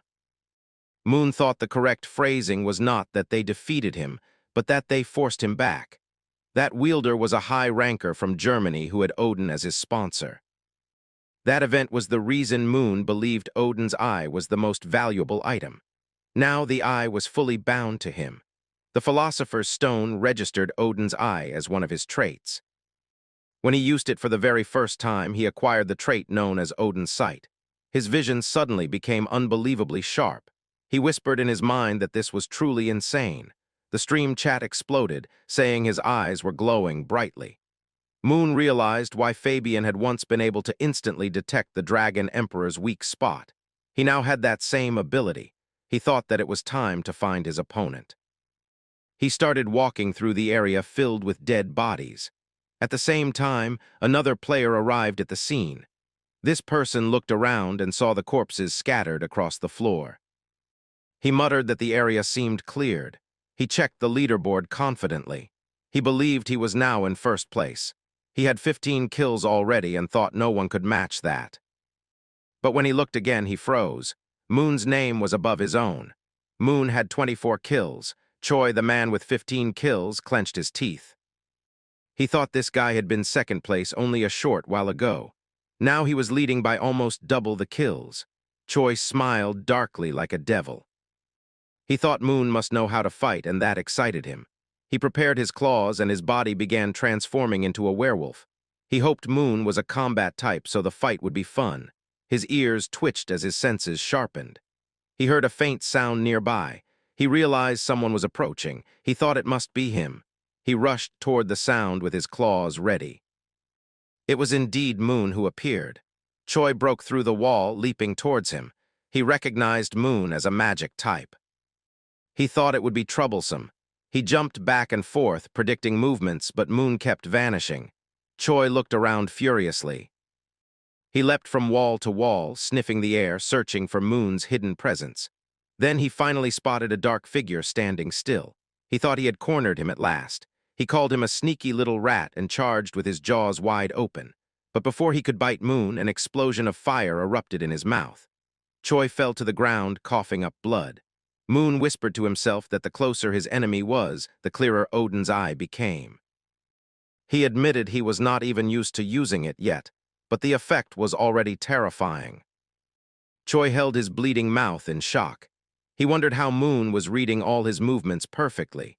He tried to push that thought away, telling himself tricks like that would not work twice. He roared and rushed at Moon again. Moon snapped his fingers, saying he was not really a mage. He summoned a stone wall and a massive punch from behind it. Choi smashed the punch with his claws like it was nothing. Moon was shocked at his strength. In the blink of an eye, Choi grabbed Moon by the neck. He called him a rat that had been hiding until now. He said catching him took effort, so now he would kill him. He prepared his punch to crush Moon's body, but Moon calmly blocked it with only one hand. Choi's eyes widened in disbelief. He thought it was impossible with such a flimsy arm. Moon's ogre body trait had been activated. Moon thought to himself that as expected of the beast King Choi, he was no pushover. He realized he barely managed to block the strike and needed to find his weak point quickly. He activated Odin's eye to scan him. Choi grew furious, shouting that he would not fall for the same trick again. He lunged forward with his jaws wide open, aiming to bite Moon's head clean off. Choi's mouth came very close to biting off Moon's head. At that exact moment, Odin's eye finished its analysis. Moon focused his vision through the divine eye. The weak point of Choi appeared clearly in his sight. Moon gathered power in his fist, feeling his strength surge. He thought so that was it. He whispered in his heart, "Good job, Odin's eye." He thought, "Goodbye, Choi." He drove his fist straight into the weak point near Choi's belly. The blow was so precise that Choi coughed up blood instantly. The area where Moon struck vanished from Choi's body entirely. Choi's eyes widened in disbelief. He groaned, "Damn it, I lost." His body collapsed to the ground lifeless. A notification appeared before Moon. Constellation, Odin announced that the weakness had already been locked on. Odin proudly declared his eyes were wide open. Constellation, Black Goat stared at Odin's eye with a strange gleam. Moon read the notifications, then shifted his thoughts back to the match. He summoned the arena leaderboard in front of him. His name shone at the very top in first place. He had 26 kills recorded. Second place was held by Lee with only 5 kills. Choi, with his 15 kills, was now listed as dead. Moon thought if he had not synthesized Odin's eye, it would have been impossible to defeat such a high ranker alone in the future. The chat room began to explode with noise. One viewer asked in shock if that had really been Choi, the top silver-ranked player in Korea. Another viewer confirmed it was true, adding he was a promising member of the Myth Guild. Someone else mentioned he had a sponsor of 500 achievement points. Another jokingly shouted, "Marry me." Someone sneered that even so, he was just a silver scrub. Another complained about people sucking up to him. A different viewer said it was really disgusting. Someone else laughed and typed LOL. Another mocked that he was acting tough beyond his tier. One told the complainer to get out of here if he didn't like it. Another encouraged him, saying, "Hero of silver, let's go gold." The chaos kept building in the chat. Moon raised his voice politely. He asked the viewers to keep the chat free of swearing and spam. He reminded them to chat politely and avoid unnecessary trolling. He requested moderators to mute those who ignored the rules. Constellation, Black Goat, acting as a manager, replied in a grumpy voice. He asked why not simply cut off their heads instead. Moon firmly refused, saying only severe swearing or crossing the line deserved punishment. Black Goat muttered that it was too bad but agreed to handle things. He said old folks should stay quiet. He immediately kicked out a spammer, then he kicked out another troublemaker. The chat room went wild once more. Someone cheered that it was good to have him back. Another shouted to wipe out all spam and swearing. Someone laughed about crazy aggro slaughter. Another praised him as the king god of trolling massacre goat. Moon received a notification that Constellation Black Goat was watching the chat with great satisfaction. He smiled faintly, but then froze as he sensed something behind him. He turned slowly, straining his ears. He muttered that it sounded like someone was fighting nearby. The sound seemed to come from behind a wall. He used Odin's eye to scan through the obstruction. He realized the area was marked as inaccessible to players. He frowned and thought what was hidden behind this wall. The Galaxy Arena system flashed a warning. It stated that further interference would lead to penalties such as disqualification. Moon sighed and decided it was better to retreat. He muttered it was unfortunate but necessary. Just then something appeared inside his inventory. He opened it curiously. He saw mithril, glowing faintly. He pulled it out and wondered why it had been given to him. The system explained that Doria Mountain mithril ore ownership had been confirmed. Access qualifications were being reviewed. The review was completed and access was granted. Moon was surprised, but the wall in front of him suddenly blasted open. From within, a giant demon-like figure emerged. Moon stepped back in shock. At that same moment, a small girl appeared. She muttered that she had messed up her strength control again. Moon's eyes widened as he looked at her. The girl sighed that Uncle Macker would scold her for damaging the server. Moon whispered her name. He called her Marnel. The little girl looked at him and gasped. She shouted benefactor. She laughed with joy and ran forward to hug him tightly. She asked how long it had been since they last met. Moon patted her back gently and said it was nice to see her too. But inside, he wondered why Marnel was here. He thought this was only a survival map for 100 players. Marnel hugged him more tightly and said she thought she would never see him again. Moon thought silently, could this map be connected to the dwarves? System pop-ups suddenly appeared. Constellation Odin mentioned that the council was noisy about marriage. Constellation Heavenly Demon teased that Moon had missed seeing the event in person. Odin laughed and told him not to be like that. He added many constellations were already waiting because of rumors. Moon ignored their teasing and studied the reactions carefully. He wondered if Marnel's revival had changed something important. The chat also reacted quickly. One person shouted dwarf. Another said dwarves only appeared in specific plays. A third commented that Moon seemed to know the dwarf personally. Meanwhile, Marnel looked up at Moon with sparkling eyes. She said she was so happy to meet him again like this. She added that she had to go soon because of work. Moon asked curiously what kind of work. Marnel explained that last time, with his help, they had driven out the dragons. But in the end, they could not protect Doria. She said the fight against the dragons was not over yet. Moon listened quietly. Then a system pop-up appeared. Constellation Odin assigned him a mission. The mission stated that Odin and the Asgardian faction prayed for the dwarves' safety. He was asked to help Marnel and deal with the invaders. As a reward, he would receive 5,000 achievement points. Moon thought about it for a moment. Then he placed his hand on Marnel's shoulder. He told her he would help. Marnel smiled warmly and said she was fine, but admitted she could not handle dragon soldiers alone. Moon reassured her and said he wanted to help anyway. She was surprised, but then her eyes softened with relief. She said if a strong person like him helped, she was happy. She told him to follow her and promised to guide the way. A final warning appeared from the system. Entering that area would exclude him from the ongoing arena. The rewards for the current arena would be based on his recorded score so far. Moon thought calmly. There were only a few survivors left. Choi had already been handled. First place was secured. He accepted the exclusion and entered the new area. He was transported to the northern server facility. Due to the special mission, all broadcasts and chats were muted. The scene then shifted to a group of monsters. Their leader roared angrily, demanding why his orders had been ignored. He reminded them he had told them to attack at the same time. One minion begged for another chance to kill the pests, but the big monster killed him instantly. Just then, a figure appeared nearby. Even the big monster trembled at the newcomer's presence. The figure spoke coldly, asking who had said there would be another chance. The big demon knelt immediately. He apologized for his failure. The figure mocked him and said he always expected too much from Draken. He reminded him of his limited intelligence. The big monster admitted fault humbly. The figure smirked and said for Draken he was unusually smart. He revealed he was a half-elf. He waved his hand and conjured a glowing map. He declared that a map was essential to find the nest of the pests. The big monster thanked him for the gift. The figure ordered him to capture them all to impress Sarku. The monster obeyed immediately. Meanwhile, Moon and Marnel were walking together. They had already slain many dragon soldiers along the way. Marnel smiled and admitted that traveling with Moon made everything easier. She said at this pace she could wipe them all out today. But suddenly Moon sensed danger approaching at incredible speed. He shouted for Marnel to be careful. He grabbed his weapon instantly. An arrow flew past with a sharp whistle. He recognized it as a Draco arrow. More arrows rained down like a storm.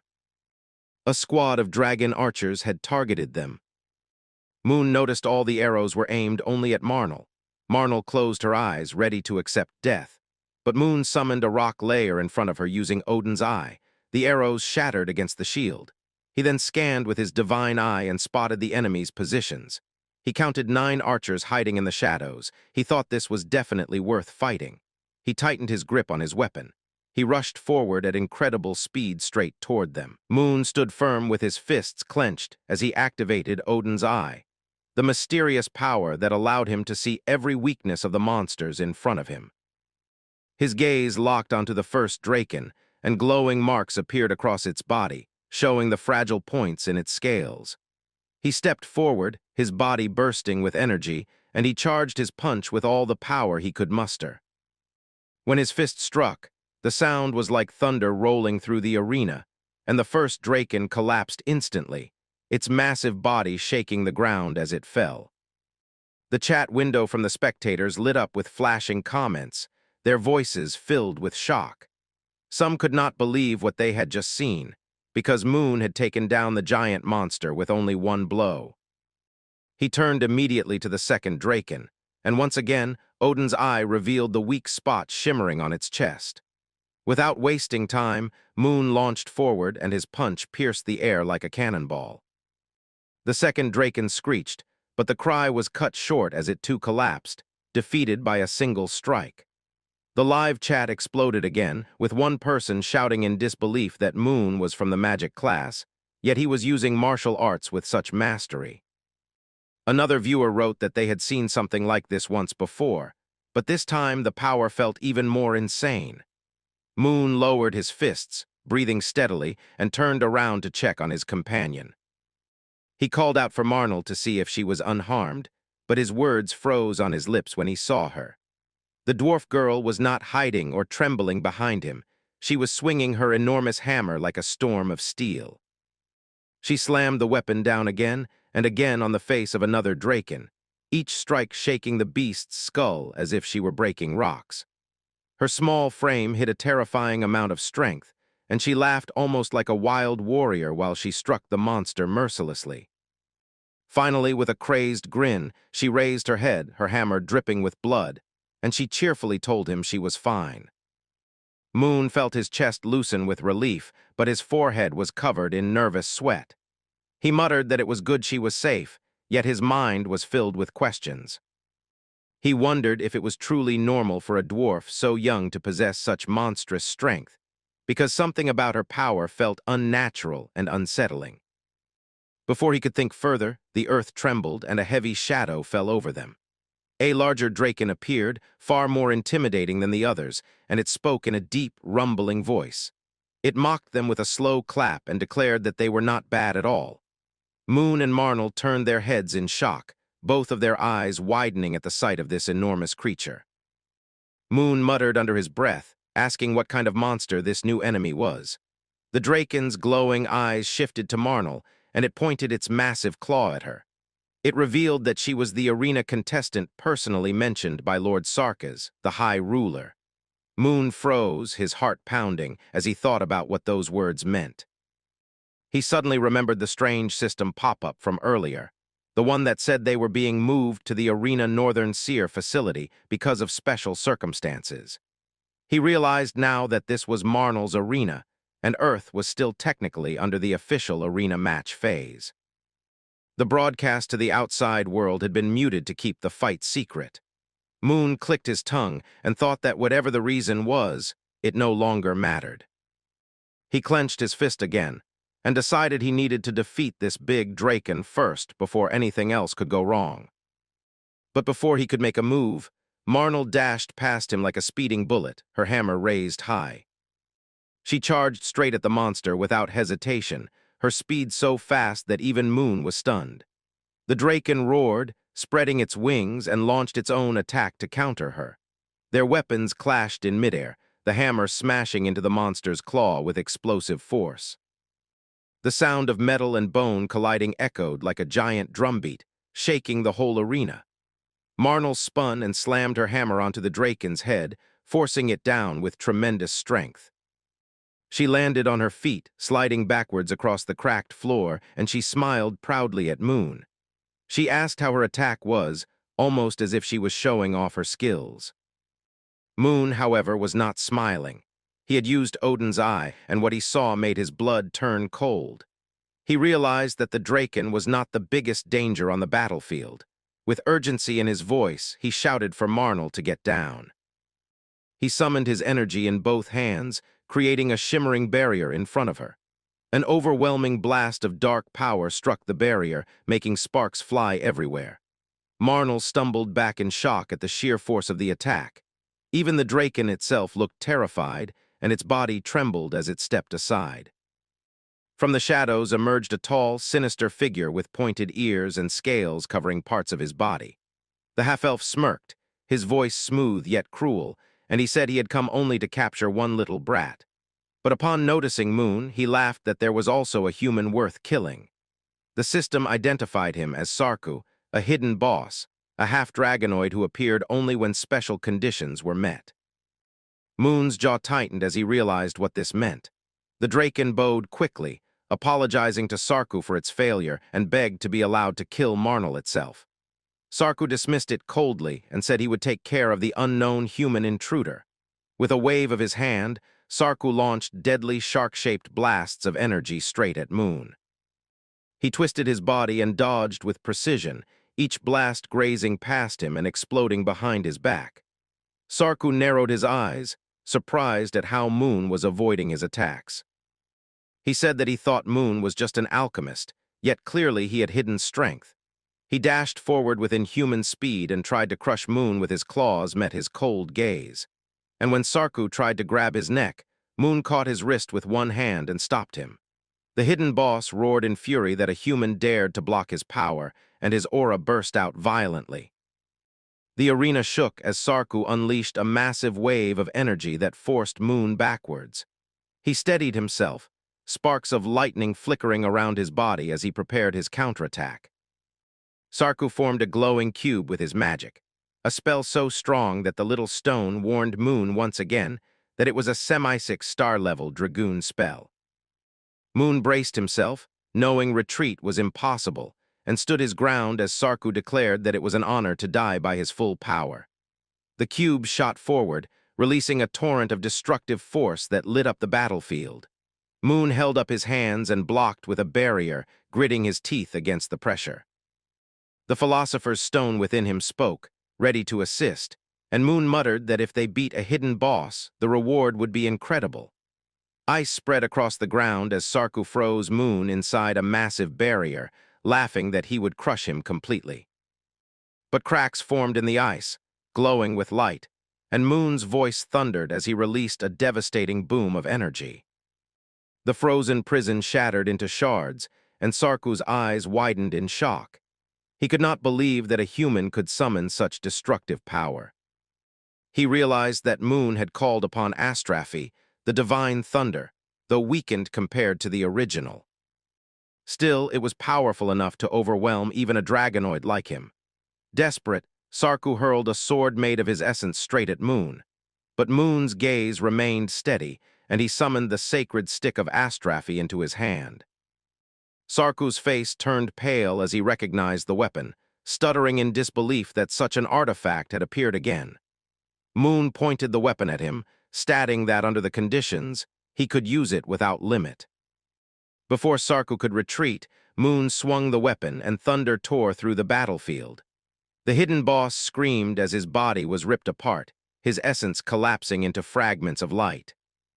The system notified Moon that he had defeated the hidden boss Sarku alone, and earned 2,000 achievement points. On top of that, the constellation of Odin rewarded him with 5,000 more.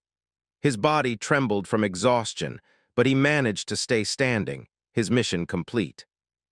Marnell rushed to his side, her face filled with relief, and she called out to him. Moon replied calmly that it was already dealt with, though his chest was still heavy from the power he had unleashed. Just then, his body began to glow, as the system announced that the arena of the Northern Seer facility had been cleared. He was about to be returned to his original world. Marnell's eyes widened in sadness, and she asked if he was leaving again. Moon nodded and said that she was an arena participant as well, wasn't she? Marnell tilted her head, surprised, and asked how he knew. Moon explained that if he had realized earlier, he would have left the final blow to her so she could claim the honor. Marnell laughed and corrected him, saying he was mistaken. She revealed with a mysterious tone that this was not her arena at all. Moon froze in confusion, his eyes narrowing as the teleportation light engulfed him. The truth of the arena remained uncertain, and the mystery of Marnell's strength only grew deeper. In a distant hidden realm, far away from the eyes of mortals, a strange meeting was taking place. The room was vast and empty, shaped like an endless hall with no walls or ceiling that could be clearly seen.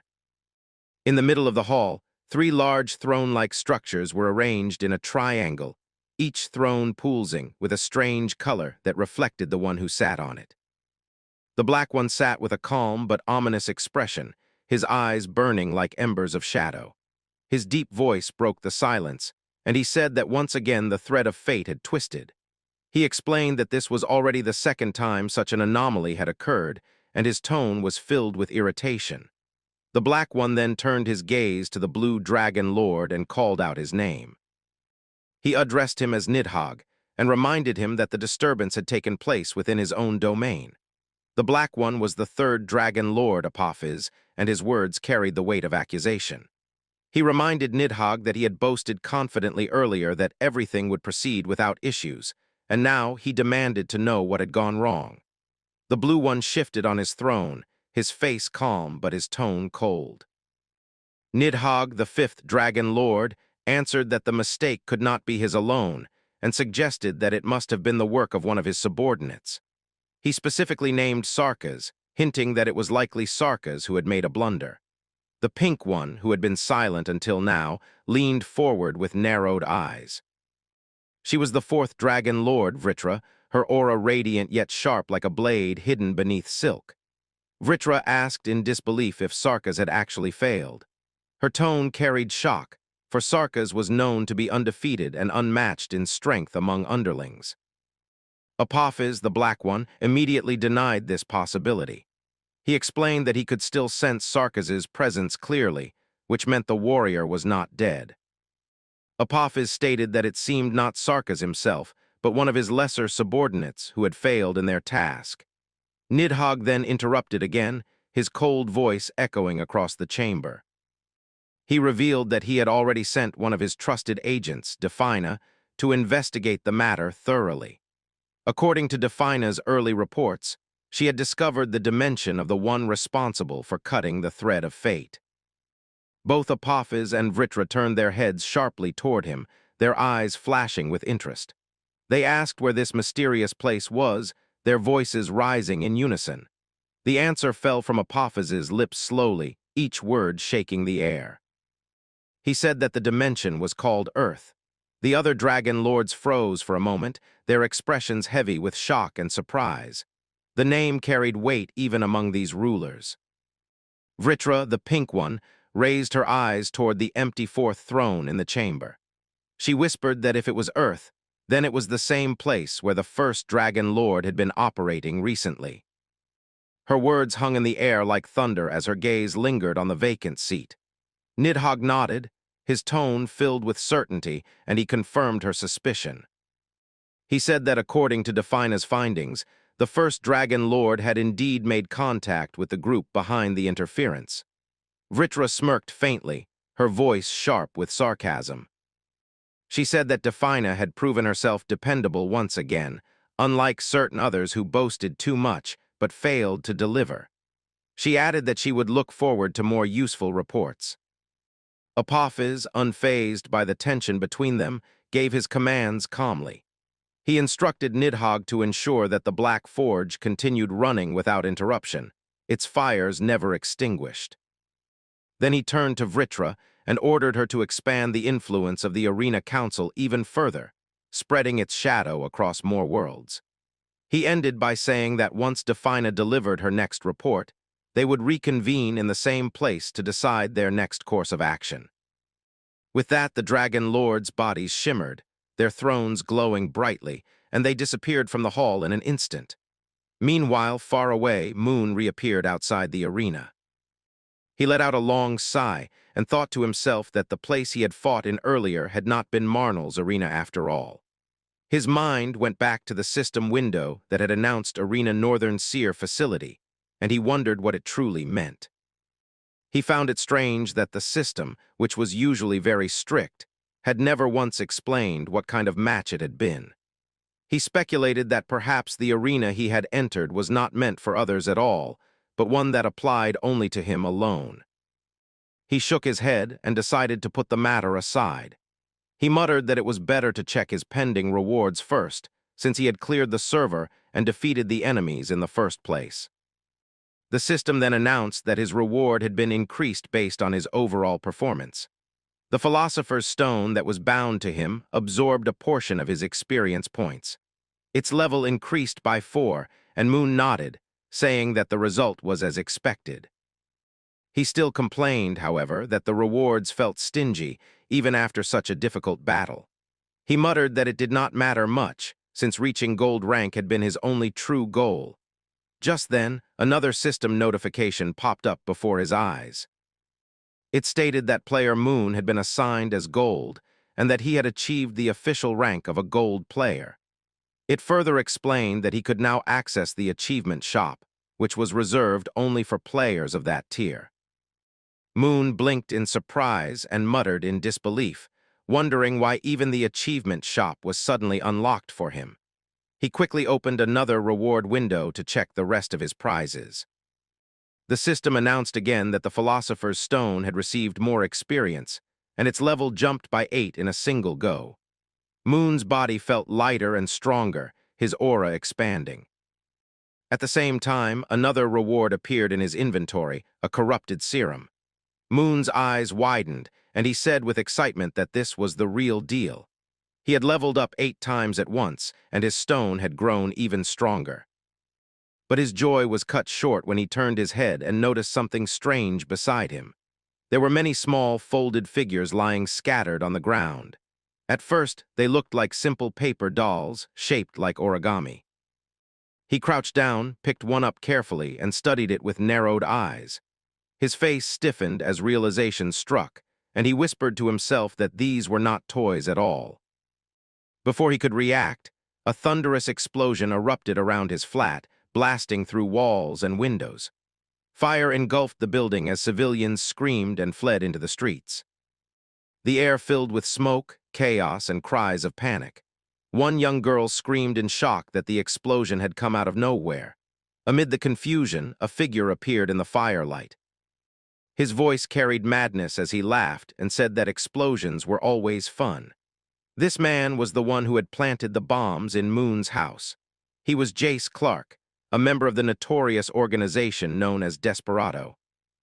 Clark stood with a grin, declaring proudly that his targets had probably been blown to pieces already.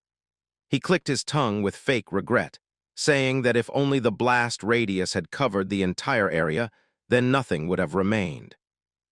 Moon's voice came from behind him, calm but sharp, saying that if that had happened, Clark would have been permanently expelled from his own organization. Clark turned around abruptly, his eyes wide, demanding to know who Moon was. He hurled an origami figure toward Moon, expecting it to explode. Moon activated Odin's eye and snapped his fingers casually. The origami folded in on itself and shattered into harmless scraps of paper before it even reached him. Clark's pupils shrank in disbelief. He thought to himself that his attack had been destroyed with just a flick of a finger. He realized with horror that this was no accident, and it could happen again. Clark asked angrily how Moon had even survived the explosion earlier. Moon tilted his head slightly and answered that he had no reason to explain such a thing. Clark's mind raced as he demanded to know how Moon had discovered his true name. Moon smiled faintly and asked why his guess had struck him so deeply if it were not correct. Clark's face grew pale, his thoughts spiraling as he wondered just how much this stranger knew about Desperado. Moon's cold expression told him everything. This man knew their rules, their punishments, and their secrets.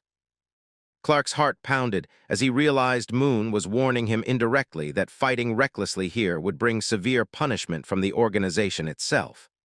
But Clark gritted his teeth. and snarled that eliminating someone who knew too much about Desperado would earn him a reward, not punishment. He unleashed a flurry of origami attacks, dozens of folded figures flying through the air like deadly birds. Moon calmly raised his hand again and used Odin's eye. The weak points of every single origami shone before him, and with a flick they all crumbled into nothingness.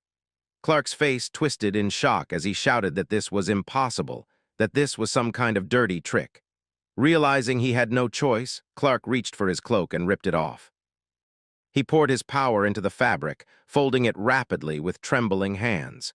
Moon's eyes widened slightly as he saw what was being created. Clark had folded the cloak into the shape of a massive airplane infused with explosive energy. Clark declared proudly that even a silver-ranked desperado like him never failed a mission. He charged at Moon recklessly with the origami plane, his body glowing with unstable energy. Moon narrowed his eyes and muttered if Clark was truly trying to blow himself up. Clark laughed like a lunatic, admitting that Moon had figured it out but saying it was already too late. He roared that they would go to hell together. Moon clenched his fist, gathering immense power into his punch. He raised his arm and answered that Clark would go alone. With a swing filled with black aura, his punch connected with the origami plane. The explosion that followed was massive, shaking the entire building and tearing the air with fire and sound. The streets below filled with terrified screams as people ran in every direction. Some shouted that another explosion had happened. Others feared that a war was breaking out in the middle of their city. Moon withdrew his energy quickly, his body trembling slightly as he muttered that it had been too close. He looked into the smoke and thought to himself about the man he had just defeated. Jace Clark had been no ordinary criminal. He was one of Desperado's rising stars, a dangerous organization made up only of diamond-level or higher elites. They were infamous across the world, known for their cruelty and merciless methods. Moon realized with unease that the syndicate, which had been vicious even in his previous life, was now moving against him directly. He clenched his jaw, knowing he had to discover who was behind this assassination attempt. Without wasting more time, he pulled out his communicator and called Sihyuk. The call connected, and a familiar voice answered. Moon said firmly that it was him and asked if the person was busy right now. He added that something important had come up and could not wait. Moon walked slowly through the grand hallway of the tall building. He lifted his head and looked around at the shining walls and expensive floor tiles. The building was filled with a mysterious glow because of the protective magic carved into every corner. Even the windows sparkled faintly with runes, and the door he had entered through had been covered in layers of protective seals. Moon thought to himself that this must be the famous Rancor Palace. It was a penthouse in the very heart of Gangnam, and it was protected more tightly than even some government buildings. He thought this was the first time in his life that he had seen security magic of such a high grade. Every stone and every frame looked as if it had been polished and reinforced by a master magician. As he continued walking, he heard someone's voice speaking nearby. The voice was calm but full of confidence. The person said that he would leave the rest in Moon's hands and that he himself would deal with the association. Moon turned toward the voice and thought that the man must really be making a lot of money to speak so casually. But before he could think further, the man quickly turned toward him. He asked Moon if he was sure he did not need to go to the hospital. Moon frowned and said firmly that he was fine. He asked how many times the same question would be repeated. Another man nearby told Moon to ignore that question and to sit down instead. He said he would bring something rare for Moon to taste. Moon sat down and muttered that the senior always acted as if the place was his own house. The man then served Moon a steaming cup of green-colored tea. Moon narrowed his eyes at the tea and said that it was 11 tea. The man smiled and said that, as expected of a top-class alchemist, Moon had recognized it instantly. He explained that he had barely managed to make it using ingredients obtained from the elves. Moon lifted the cup and sipped the tea slowly. He thought it was smooth and refreshing, yet heavy in fragrance. He asked if it was really okay for him to drink something so rare.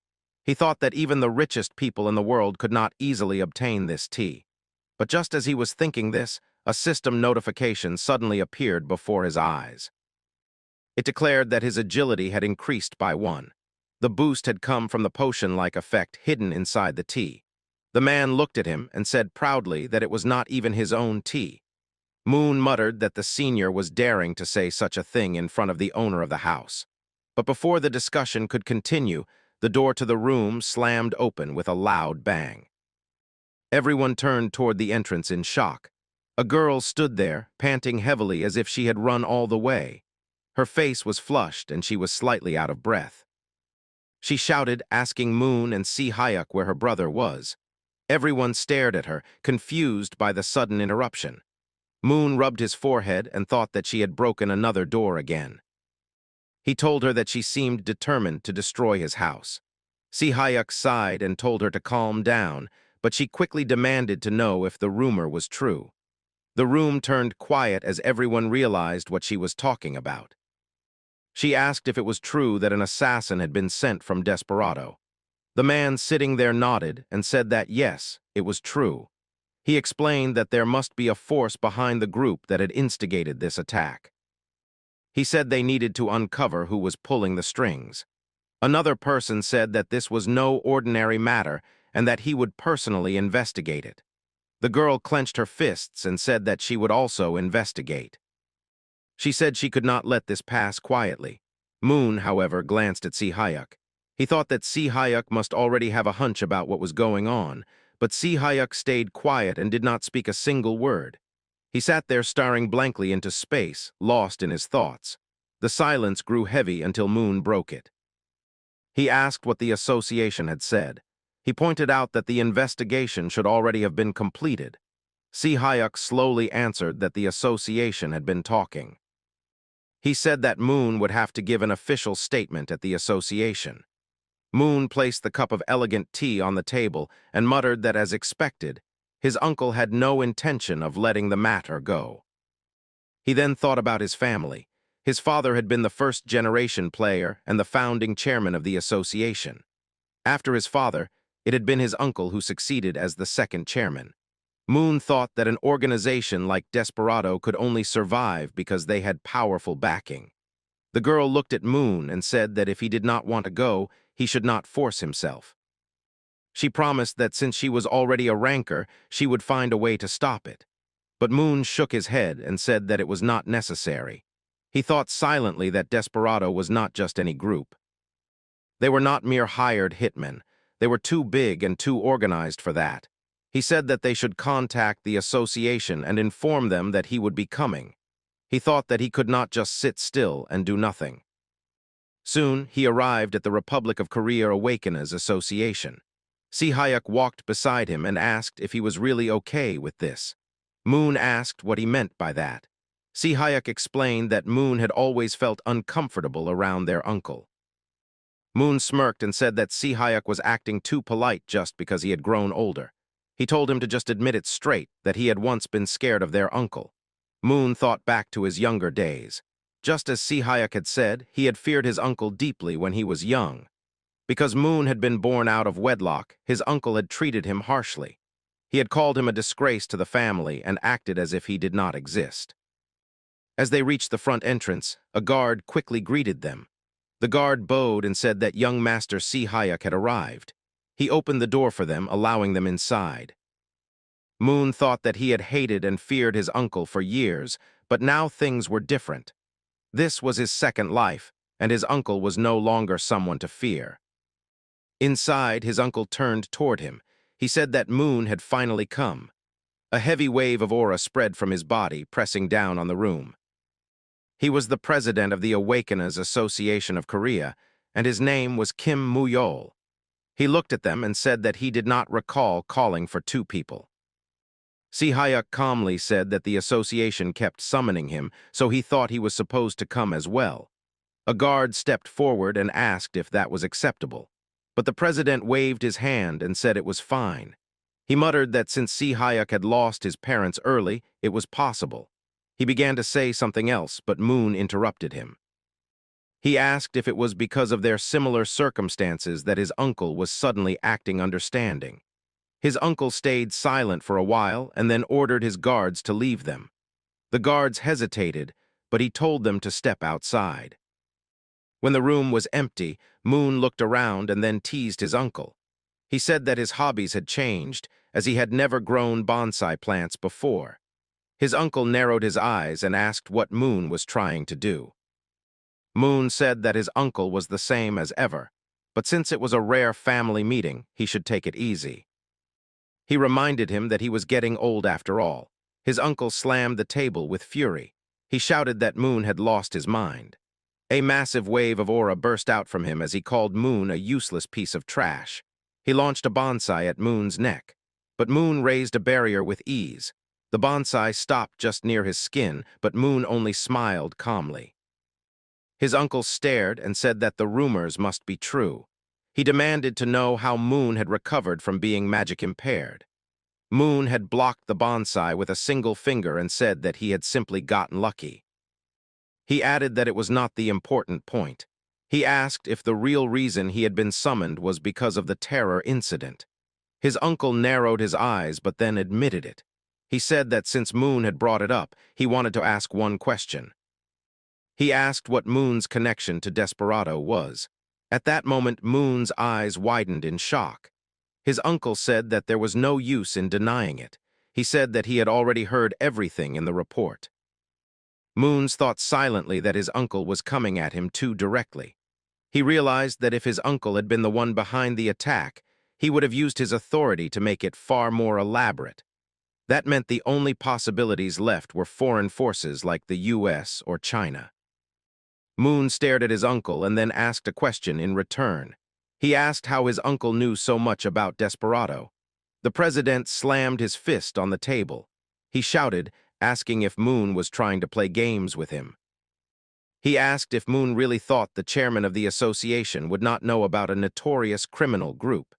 He accused Moon of having some nerve to act dumb in front of him. Moon calmly asked if his uncle had looked into the US side or perhaps China. His uncle paused and asked what he meant by that. He said nothing at first, but then asked why Moon was suddenly mentioning those two countries. Moon told him that someone of his level should already know why. The president's face darkened, and he said that Moon must realize how dangerous his words were. He warned that if what Moon said turned out to be false, the consequences would be heavy. Moon smirked and said that would work out well for his uncle, since lying to the chairman and slandering entire nations would be more than enough reason to throw him in jail. Moon thought carefully to himself. It was true that his uncle had contact with Desperado around this time as well. But it seemed he did not yet know about the involvement of the US or China. Moon realized that if he played this carefully, he could turn things in his favor. The president finally sighed and said that Moon was not entirely wrong. He admitted that there could be truth to his words, but he warned that if they turned out to be false, Moon would face the consequences. As he spoke, he released another massive wave of aura that pressed heavily on Moon. A few days later, Moon finally managed to get a new house in Ranker's palace with the help of Si Hyuk and Yu Young. The grand building stood tall and beautiful, and even though all of Kim's daily necessities had been destroyed in the explosions set off by Jace Clark, filling the new house again had not been as difficult as he thought it would be. The rooms were soon filled with furniture, decorations, and items that made the place look like a proper home again.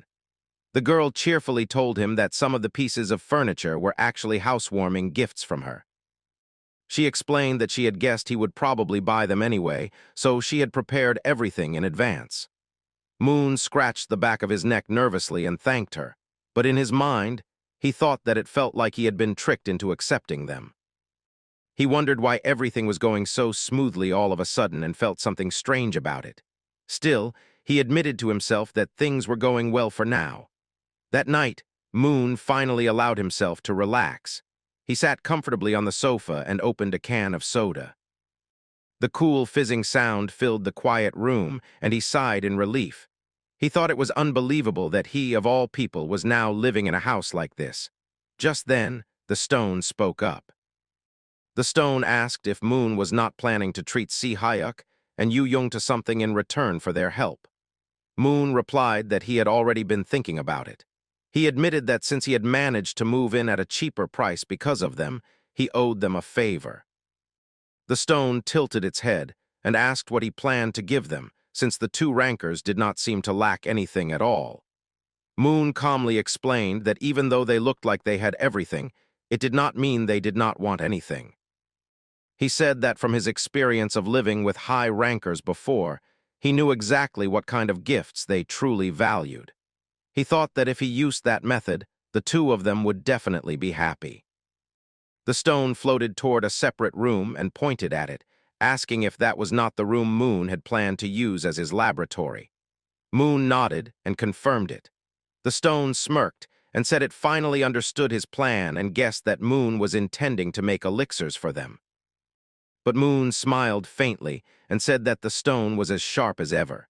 He thought to himself that for high rankers, even the smallest difference could create a huge gap in power. That was why they always paid attention to rare items and elixirs that could help them grow stronger. He also reminded himself that he knew countless undiscovered elixir recipes that no one else in this timeline had knowledge of. From his perspective, this was the perfect scenario to gain their gratitude. The stone asked what kind of elixir he was going to make first. Moon grew serious for a moment and said that before that, there was something important he needed to tell Yu Young. The stone tilted its head curiously and asked what it was. Moon explained slowly that Yu Young's mother, Auntie, also suffered from arena disease just like he once had. The stone's eyes widened in shock after hearing that.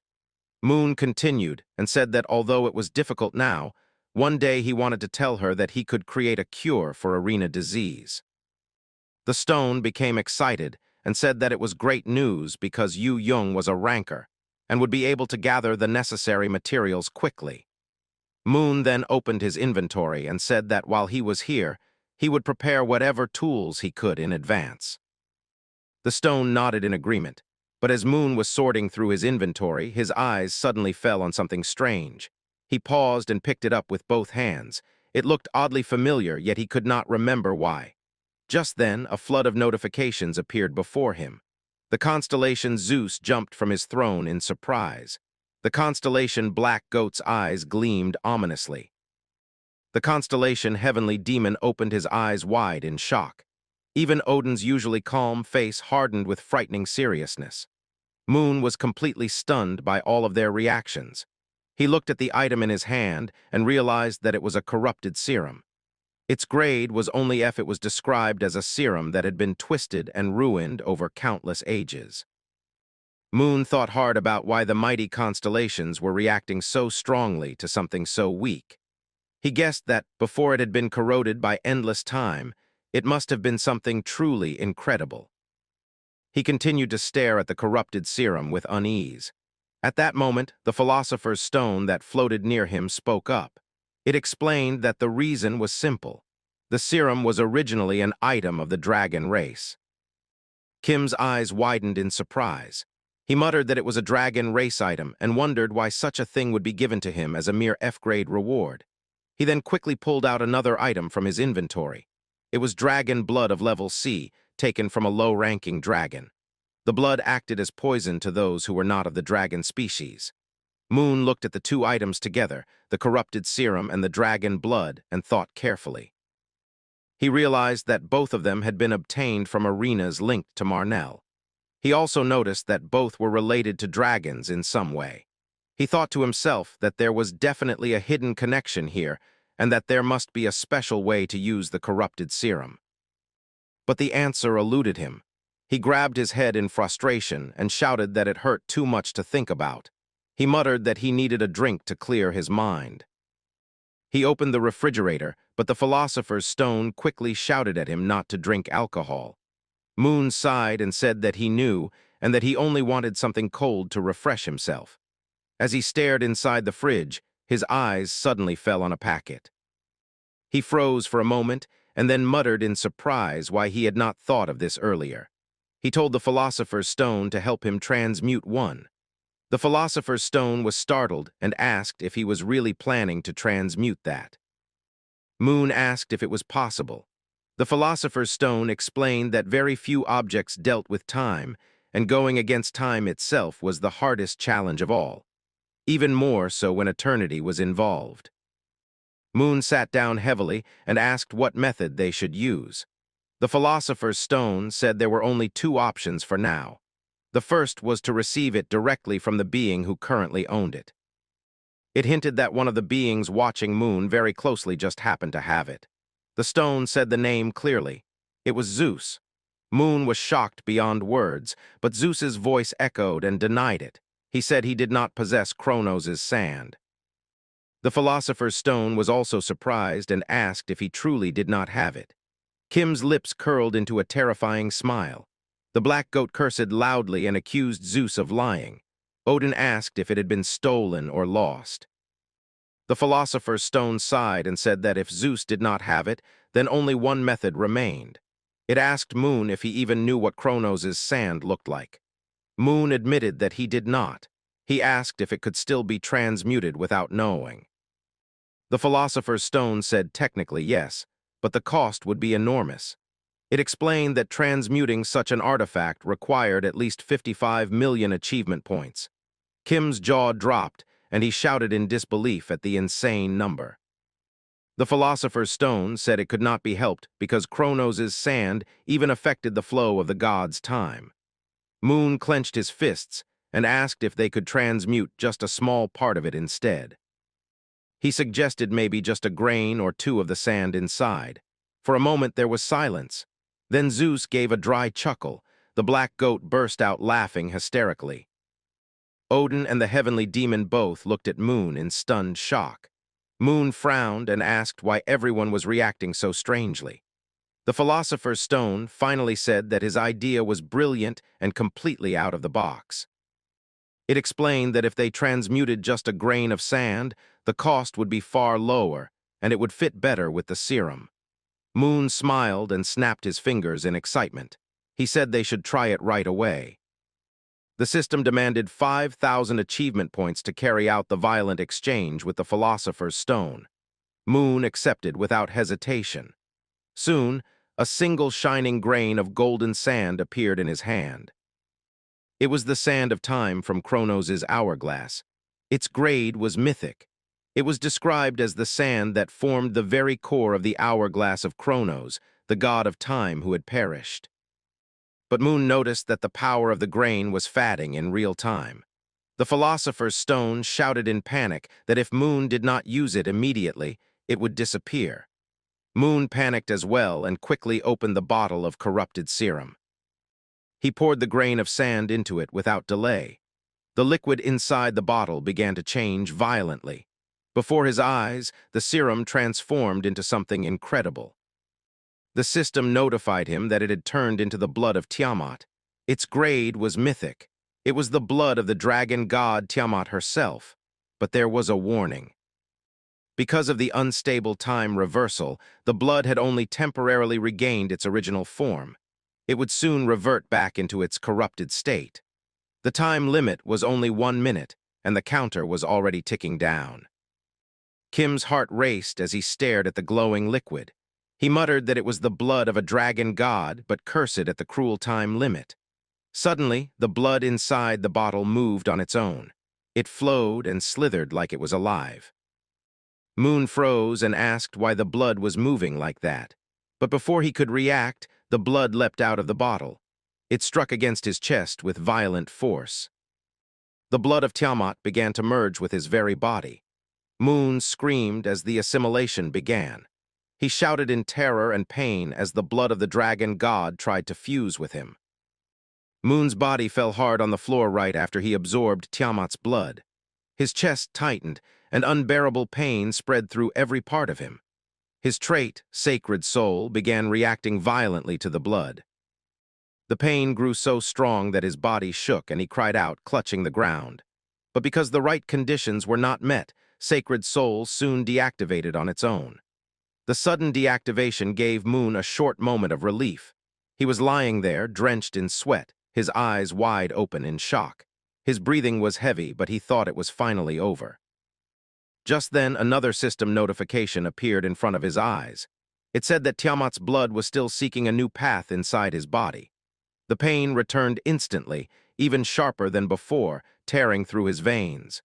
Moon collapsed again, rolling on the floor while screaming.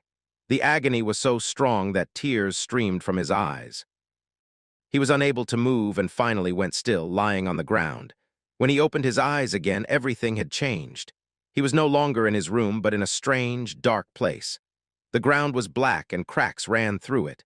Streams of lava glowed, flowing like rivers through the darkness. The heat burned his skin and he struggled to breathe.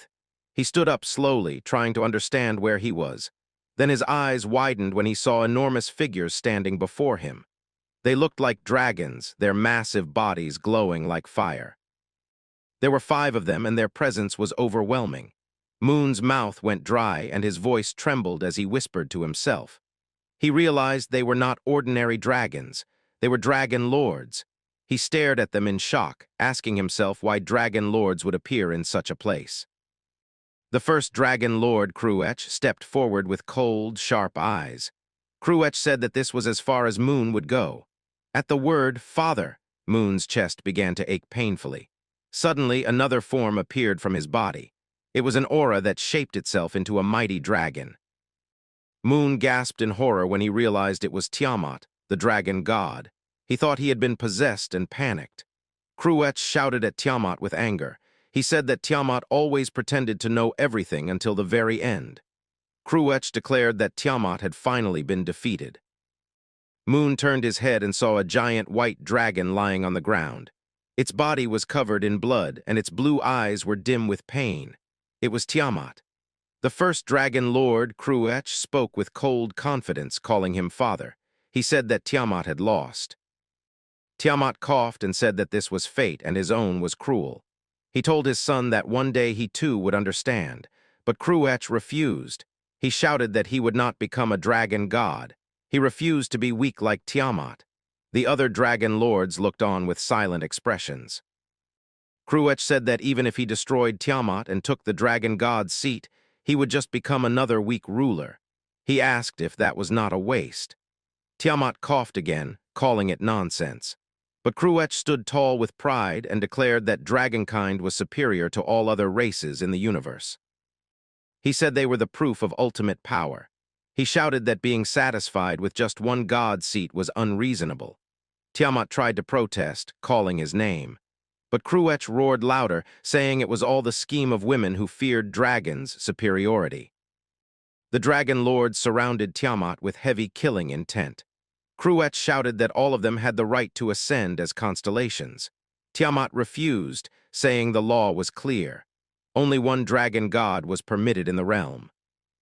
But Cruech mocked him and asked about the exceptions. He raised his hand and formed a strange spear of glowing light. Moon's eyes widened as he remembered something from his past. That spear looked alive, and he trembled at its sight. Tiamat forced his broken body to stand, warning Cruech. He shouted that he must never trust the other side. But Cruech ignored him and said dragons no longer needed his teachings. With his spear of light in hand, Cruech struck with all his strength. The spear pierced straight through Tiamat's chest. A hole opened in his body and blood poured out. Moon screamed as he felt the same pain in his own chest. Tiamat collapsed on the ground, defeated. Cruech glowed with pride and shouted that the dragon realm would return to its true age. He declared that they would reclaim their rightful position from unworthy races. Tiamat looked at them with hopeless eyes, realizing it was the end. Cruech then whispered farewell to his father. Moon's eyes snapped open, and he woke up gasping. The system flashed a message saying Tiamat's blood had been assimilated with the Philosopher's Stone. Moon was trembling and exhausted, his body weak from the experience.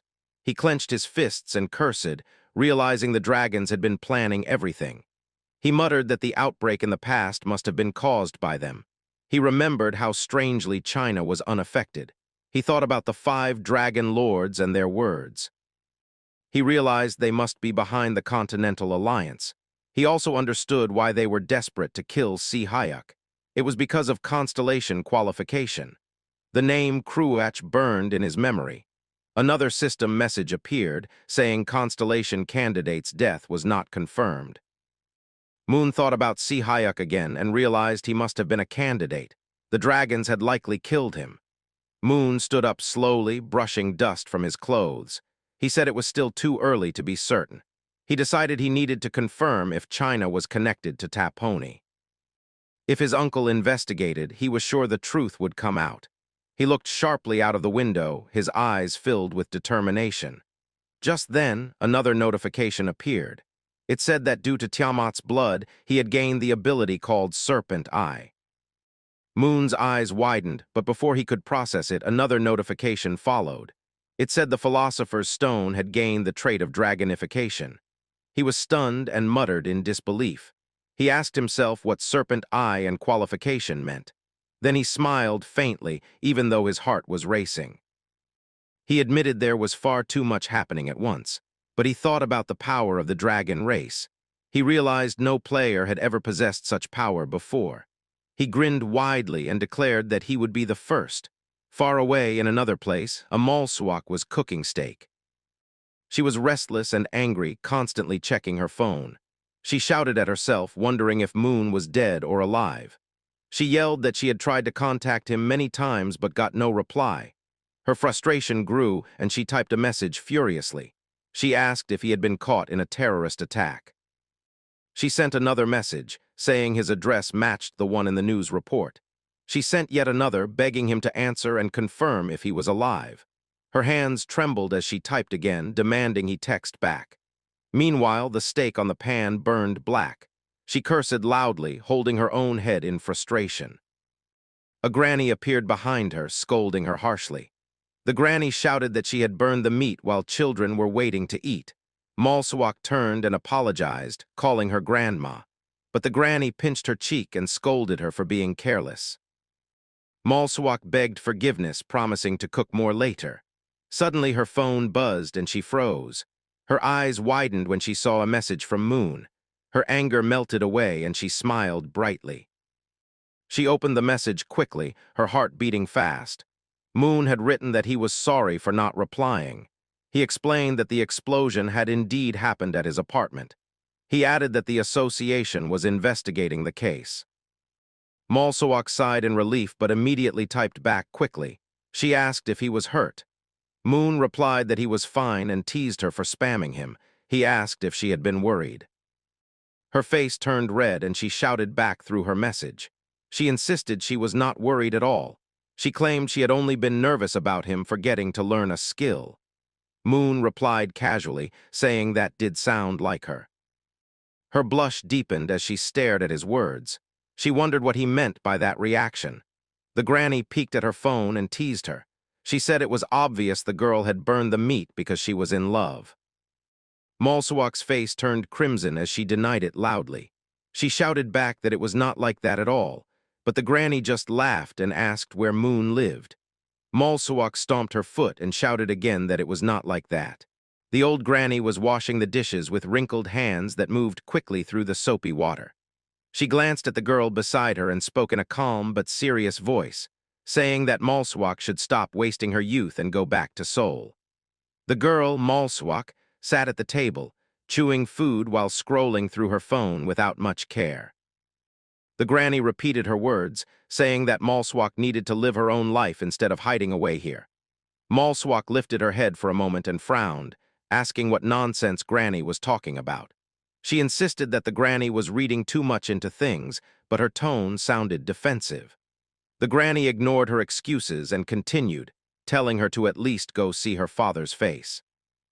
The moment those words left the granny's lips, Malsuak slammed her hands down and shouted in anger, demanding to know why her father was being brought up. The granny's voice grew sharper as she asked if it was really so wrong for her to tell her own grandchild to visit her parents. Malsuak clenched her fists, her voice breaking as she shouted back that the relationship was already over and could not be repaired. Her face turned away, hiding the storm of emotions swirling inside her. The granny's eyes softened for a moment, but her tone remained firm. She reminded Malsuak that the bond between a parent and a child was not something that could break so easily. Then, with a serious and heavy voice, she declared that it was her final wish for Malswak to go back to Seoul. Malswak could not say no, but she stayed silent, only staring down at the table with trembling lips. While she wrestled with her emotions far away, Moon was lying in his room, holding his phone in one hand. He read the messages from Malswak and let out a small laugh, saying she was still as stubborn as ever. He put his phone aside, lay down quietly, and closed his eyes for a moment.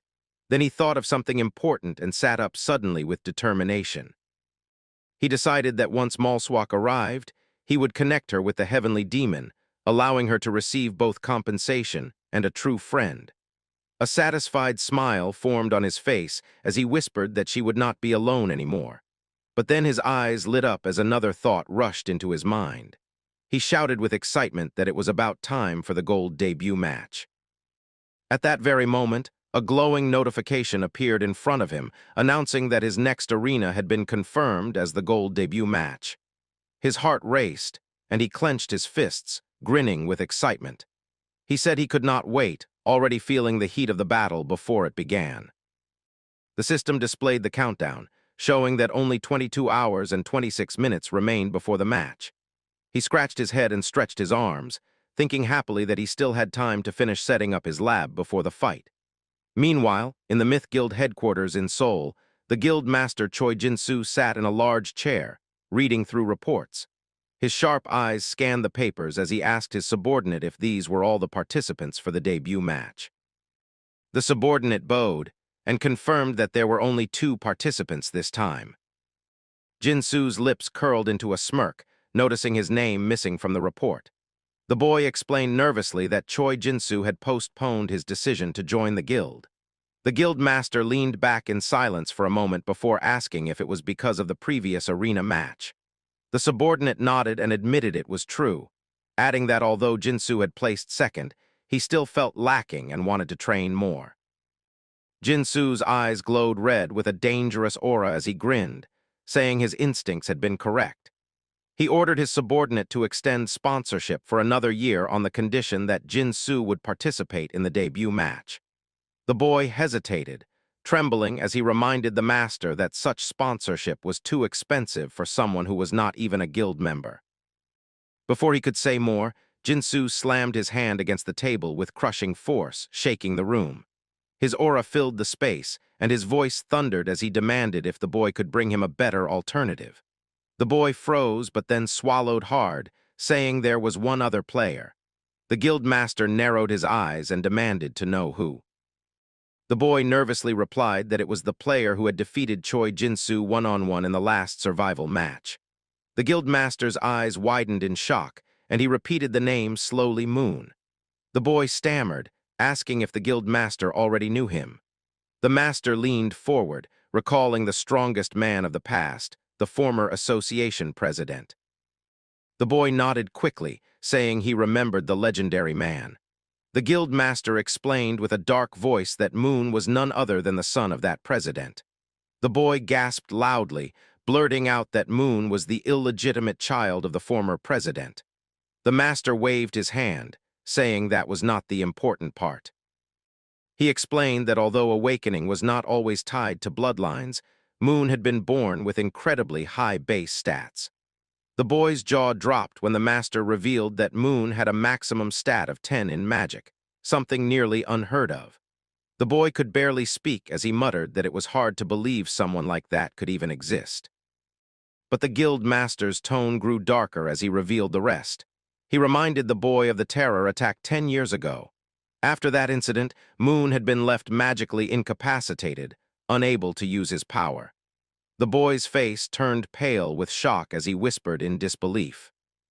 The master nodded seriously, saying that if Moon was active now, then he must have recovered thanks to the new treatment for magical sclerosis being sold on the black market. The boy finally understood, saying they should recruit Moon at all costs. But the guild master cut him off, telling him to focus only on Choi Jin-soo for now. He warned that Jin-soo was going to participate in the debut match anyway, and they needed him on their side to secure a rank. The boy bowed deeply and left the office, still shaken by the revelation. Alone, the guild master lit a cigarette, took a long drag, and exhaled the smoke with a thoughtful gaze. His eyes lingered on a family photo of himself with his wife and daughter, and for a moment his sharp expression softened. But then the scene shifted to the grand arena of the gold debut match. The massive stadium buzzed with excitement as the crowd roared and commentators raised their voices. One commentator shouted that the long-awaited gold-ranked debut match had finally begun. The other agreed, saying the whole world had been eagerly waiting for this moment. They introduced the guilds participating, pointing first to the Scorpion Guild. The audience cheered as rising stars of magic stepped into the spotlight. One wore a black suit with a deadly calm expression, another held glowing spells in her hands, and the third radiated cold indifference. Then the commentators turned to the Myth Guild, praising its lineup led by Choi Jin-soo, along with Jang Jae-soo and Cha Hyun-woo. The crowd gasped when they heard Jin-soo's name, remembering his defeat at the hands of Moon in a previous match. The commentators called all of them top-tier talents with bright futures. But then they raised their voices even louder, saying that there was still one more name to remember. They announced the unmatched solo warrior who had never missed first place, Moon. The stadium erupted in cheers as his name spread across the audience like fire. Inside the Scorpion Guild, one boy clenched his fists in anger, muttering that they were being treated like leftovers compared to Moon. The girl beside him calmly reminded him that the public only believed what they saw. She told him they would prove themselves through battle. At that exact moment, a glowing notification appeared before all the players, announcing that the debut match was beginning. The arena started to shake as the participants were teleported into the battlefield. Moon opened his eyes and found himself near an endless ocean with waves crashing against rocky shores. He smirked, knowing the map did not matter to him. He thought about how he could transmute anything, even water or human bodies, into weapons. More than that, he focused on the rewards, which were massive and tempting. The system declared the format, a survival match with 110 participants, set in the rising archipelago. Moon clenched his fists, his heart burning with determination. He whispered to himself that they would have to give everything they had to survive. Then the final notification flashed before him, commanding all players to eliminate every other participant until only one remained. On another side of the battlefield, the palm trees swayed gently in the salty breeze. The shore was no longer peaceful, because many players were clashing fiercely on the sand. A girl from the Scorpion Guild stood in the middle of the chaos, her hands glowing with magic. She released powerful spells, and two people were locked in a heated battle with Swart nearby. A boy cheered them on, saying they had to fight well because this ocean map was supposed to be an easy win for their team. More players began to step into the deep waters, their bodies surrounded by glowing bubbles that kept them safe from drowning. The bubbles gave them oxygen and allowed them to move freely beneath the ocean waves. One of the girls smirked and asked if they should simply hide until the battle ended and everyone else was dead. The boy nodded and explained that even the survivors would be too tired to fight by then. The girl in the front, holding a fan in her hand, proudly declared that she had water-related traits. She explained that her trait did not consume mana, so they could relax. She reminded her teammates that in a survival match, wasting energy too early was foolish. She laughed lightly and said they were lucky, because all they had to do was camp safely until the right moment and then finish everyone off. But before her words could sink in, something dark and heavy dropped toward them from above. The second girl's eyes widened, and she screamed for her sister to watch out. The figure landed with explosive force, and it was none other than Kim. He clenched his fist, gathering an enormous amount of energy that glowed even underwater. Without hesitation, he slammed his punch straight into the back of the first girl holding the fan. The impact was devastating, and the girl sank helplessly into the ocean depths. The boy and the archer girl froze in disbelief at what had just happened. The boy gasped for breath and quickly realized that his protective bubble was gone. His lungs burned, and he panicked, realizing he had to reach the surface immediately. He clawed upward, shouting desperately for his sister. The archer girl beside him screamed that she could not breathe, clutching her throat as her bubble collapsed. Both of them were choking on seawater while Kim stood calmly in the middle of the ocean like it was nothing. He flexed his hand and laughed, amazed that his punch still worked perfectly even underwater. One of the drowning girls looked at him in shock and thought he was a monster. She wondered how he could survive in the ocean without magic when normal players needed bubbles or spells to endure. On the surface, the commentators' voices filled the broadcast, bringing excitement to the viewers. They announced that the gold debut match was still raging and that countless fights were breaking out across the map. They specifically pointed out that the battle on Island 7 was especially brutal. They asked the audience who they thought would emerge victorious from that chaos. The commentator shouted that he was eager to see what kind of performance Shi Jinwoo would show this time. The screen shifted to another battle where Choi Jin-soo was blocking a sword strike with nothing but his bare hand. He held the blade tightly, and the opponent struggled in vain to pull it free. But before the opponent could act further, his throat was suddenly pierced by a swift arrow. Choi Jin-soo released the sword, furious, and shouted that the kill had been his. The archer who had fired the arrow awkwardly apologized, saying it was an accident. The commentators quickly reacted, explaining that the handsome guild was falling apart right before their eyes. One commentator pointed out that Myth Guild could not be underestimated because they were too powerful. The audience gasped as Myth Guild wiped out 3 teams in the blink of an eye. Their archer, their mage, and their fighter moved with deadly precision, erasing opponents like they were nothing. The commentators shouted in awe, praising the strength and coordination of Myth Guild. Meanwhile, the Scorpion Guild was also displaying terrifying skills. Their members, Yu Ah-yeon and Yu Ah-jun, worked together flawlessly with their destructive magic. One bound enemies with vines, while the other froze them solid until they shattered. The commentators loudly declared that their combination was worthy of representing their nation in international matches. They said their opponents had no chance because they were completely overwhelmed. The broadcast kept flipping between different fights, showing the incredible performances of both guilds. But in another corner, Kim was tearing through other teams with his brutal fists. An enemy archer stared at the scene in horror, unable to believe that entire squads had been wiped out instantly. He whispered in fear, asking himself who in the world that monster could be. Kim noticed him and growled, asking what he was staring at. In a blur, Kim leaped across the water and delivered a crushing kick. The archer's body slammed violently against the ocean floor, leaving him gasping. He looked up in despair and realized it was Kim, the one who had destroyed his team. He trembled as Kim raised his fist again, glowing with condensed energy. The impact shattered the seabed, blasting water outward like a cannon. The live stream audience exploded with excitement, calling his technique insane. Some viewers argued that it was just a fist technique, while others claimed it looked like an ancient martial art form. A debate broke out among them, with some insisting modern gold ranks could not even perform such techniques. One skeptical voice asked if Kim even looked like a gold rank because his power seemed beyond that level. Kim landed gracefully on the ground, and suddenly an arena board appeared before him. The board displayed the current rankings of the match. At the top was the Scorpion Guild with 15 kills. In second place stood the Myth Guild, while Kim himself was ranked third with 9 kills. He frowned slightly, thinking it was not enough to stay behind the top guilds. He reminded himself that relying too much on the heavenly demon art would burn through his energy quickly.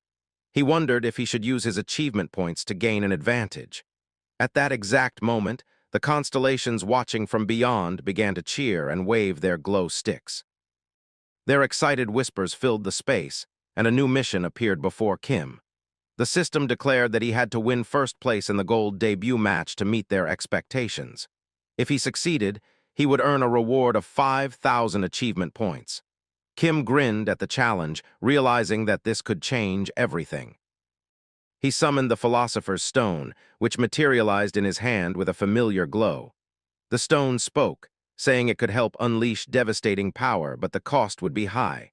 A pop-up confirmed that he needed 2,000 achievement points to complete the exchange for full transmutation. Kim was shocked, because even a trophy was worth only 5,000 points. The Philosopher's Stone explained that such power was costly, especially since he wanted to dominate the entire island.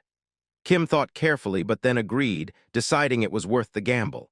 He snapped his fingers, and the water around him shifted and bent to his will.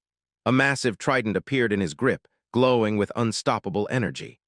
Constellation Zeus smiled proudly at the sight, while Poseidon nodded with satisfaction. Kim lifted the trident and aimed it toward the ocean, his eyes burning with determination. He shouted that it was time to overturn everything and slammed the weapon down with force. A wave of energy spread through the sea, making the waters tremble. In another area, a member of the Scorpion Guild was struck down and injured. The commentators explained that although he was hurt, the healer Jinsu was still alive and could recover him. The healer rushed forward to cast his spell, while the archer shouted at him to do it faster. But the commentators stressed that the real key of the fight was the frontline tank battle. If Jinsu fell, everything would collapse for their team. The camera focused on Jinsu trading heavy blows with the Scorpion Guild's strongest tank. The commentator said the match was reaching its climax, and the battle on Island 2 was critical. He pointed out that the two top teams were clashing for first place, and the tension was at its peak. Ah-Yon raised his hands, preparing a deadly spell that radiated terrifying energy. She aimed for the center of the battlefield, intending to end it all in one move. An enemy archer saw him and laughed, firing an arrow to stop him. The commentators screamed for Ah-Yon to dodge, but the arrow was too fast. At the last moment, a girl appeared and blocked the arrow like she had been waiting for it. Thanks to her defense, Ah-Yon was able to finish preparing his powerful spell. The commentators praised her brilliance, saying she managed to protect the frontline tank while covering Ah-Jun at the same time. It was a perfect display of teamwork and awareness. Player Jang Jaisu showed her divine energy should be running low about, and it's really hard to say that who was going to win this. But then, everything on the battlefield suddenly changed. The ground beneath the players shook violently, and even the commentators' cameras trembled. Everyone froze, unable to understand what was happening. The waves surged higher, and the commentators gasped, realizing the ocean was rising unnaturally. The horizon darkened, and a massive tidal wave appeared, stretching as far as the eye could see. The commentators screamed in shock, announcing that a gigantic tsunami was rushing toward all the players. Both the Scorpion Guild and the Myth Guild looked up in horror. Everyone's voice cracked as shouted in disbelief that it was truly a tsunami. The commentator said a mysterious tsunami had engulfed the entire archipelago. The commentator named Song, who was one of the first-generation players, shouted in shock, asking what was happening here. Another commentator said had a tsunami like this ever appeared on the floating island before. The second commentator said this was his first time seeing something like this because the floating archipelago had never experienced anything like this. He said even Island 7 and even Island 4 were being swallowed by the tsunami. The entire archipelago was being covered by the waves. The teams occupying the island were being swept away, and they could do nothing. At this rate, even Island 2, where a battle was happening, was about to be engulfed. The commentator shouted to show Island 2. The players there were drowning helplessly. Jinsu shouted the word undying, but he was swept away by the water. Hyun-woo shouted the names of her brother and her friend, but the tsunami engulfed everyone. The tsunami finally completed its destruction. Moon thought that was good because it had roughly cleaned everything up. He then thought what was left now was Hyun-woo and Jaisu. He thought he expected Jaisu to transform into a sea creature, but Hyun-woo was unexpected. He then snapped his fingers and thought it was her role that they matched after all, so she had to showcase that much power. He smiled wildly, and his arms changed into claws. He shouted, asking if they should wrap this up. It was Shark Rune's bodies that had appeared on his hands. Just then, a player named Ah-Jun looked at his window. He shouted in shock, asking what the hell had just happened. He said it looked like that moon shimming guy had caused them nothing but trouble. The ranking score was ruined. He said they had no chance anymore. Moon had 27 kills and he was leading. Ah-Jun shouted again that they had no chance anymore. He asked how they could beat a guy like that. Just then his sister slapped him on the head. She shouted at him, asking if he was losing his mind. She asked if he was surrendering before the fight even started. She reminded him not to forget what the gods had given them. Ah-Jun said, but sister, look at what Moon did. He said Moon flipped all the kills they had worked so hard to get with just one wave. He asked how the hell they could beat someone like that. On the other hand, Moon was running towards them. Ayeon surprisingly called Ah-jun an idiot and told him to use his brain.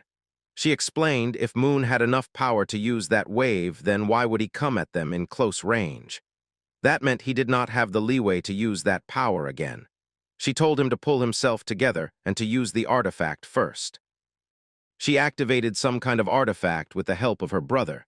They quickly brought their wrists together to activate it. They both shouted frozen core, and a massive source of energy was released around them. Ah-jun asked if it worked.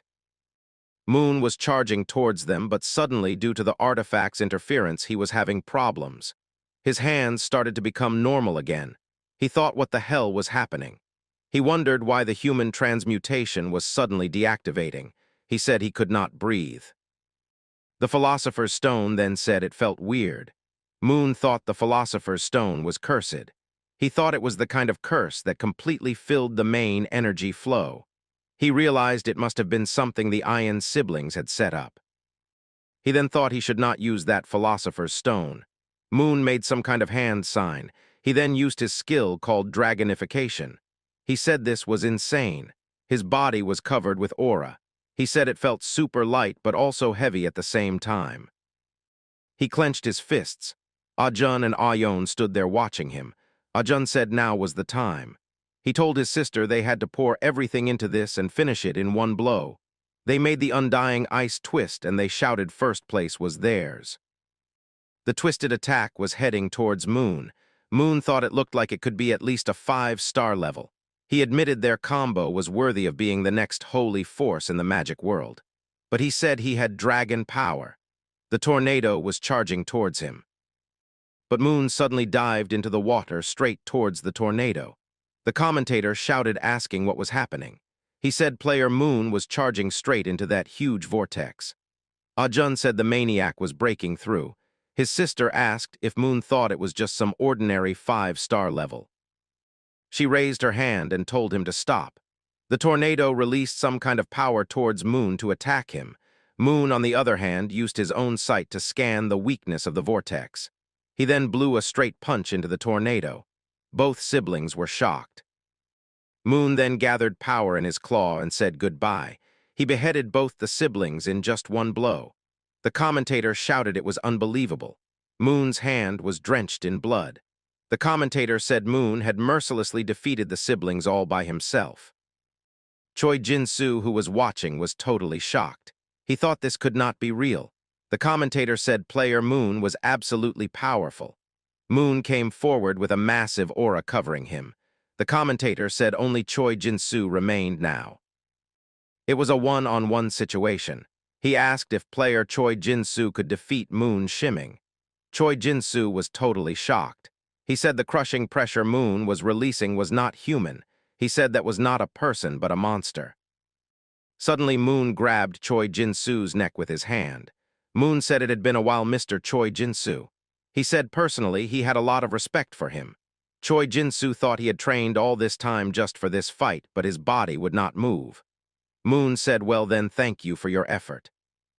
Choi Jin-soo thought what was that power, but Moon mercilessly killed Choi Jin-soo with just one blow.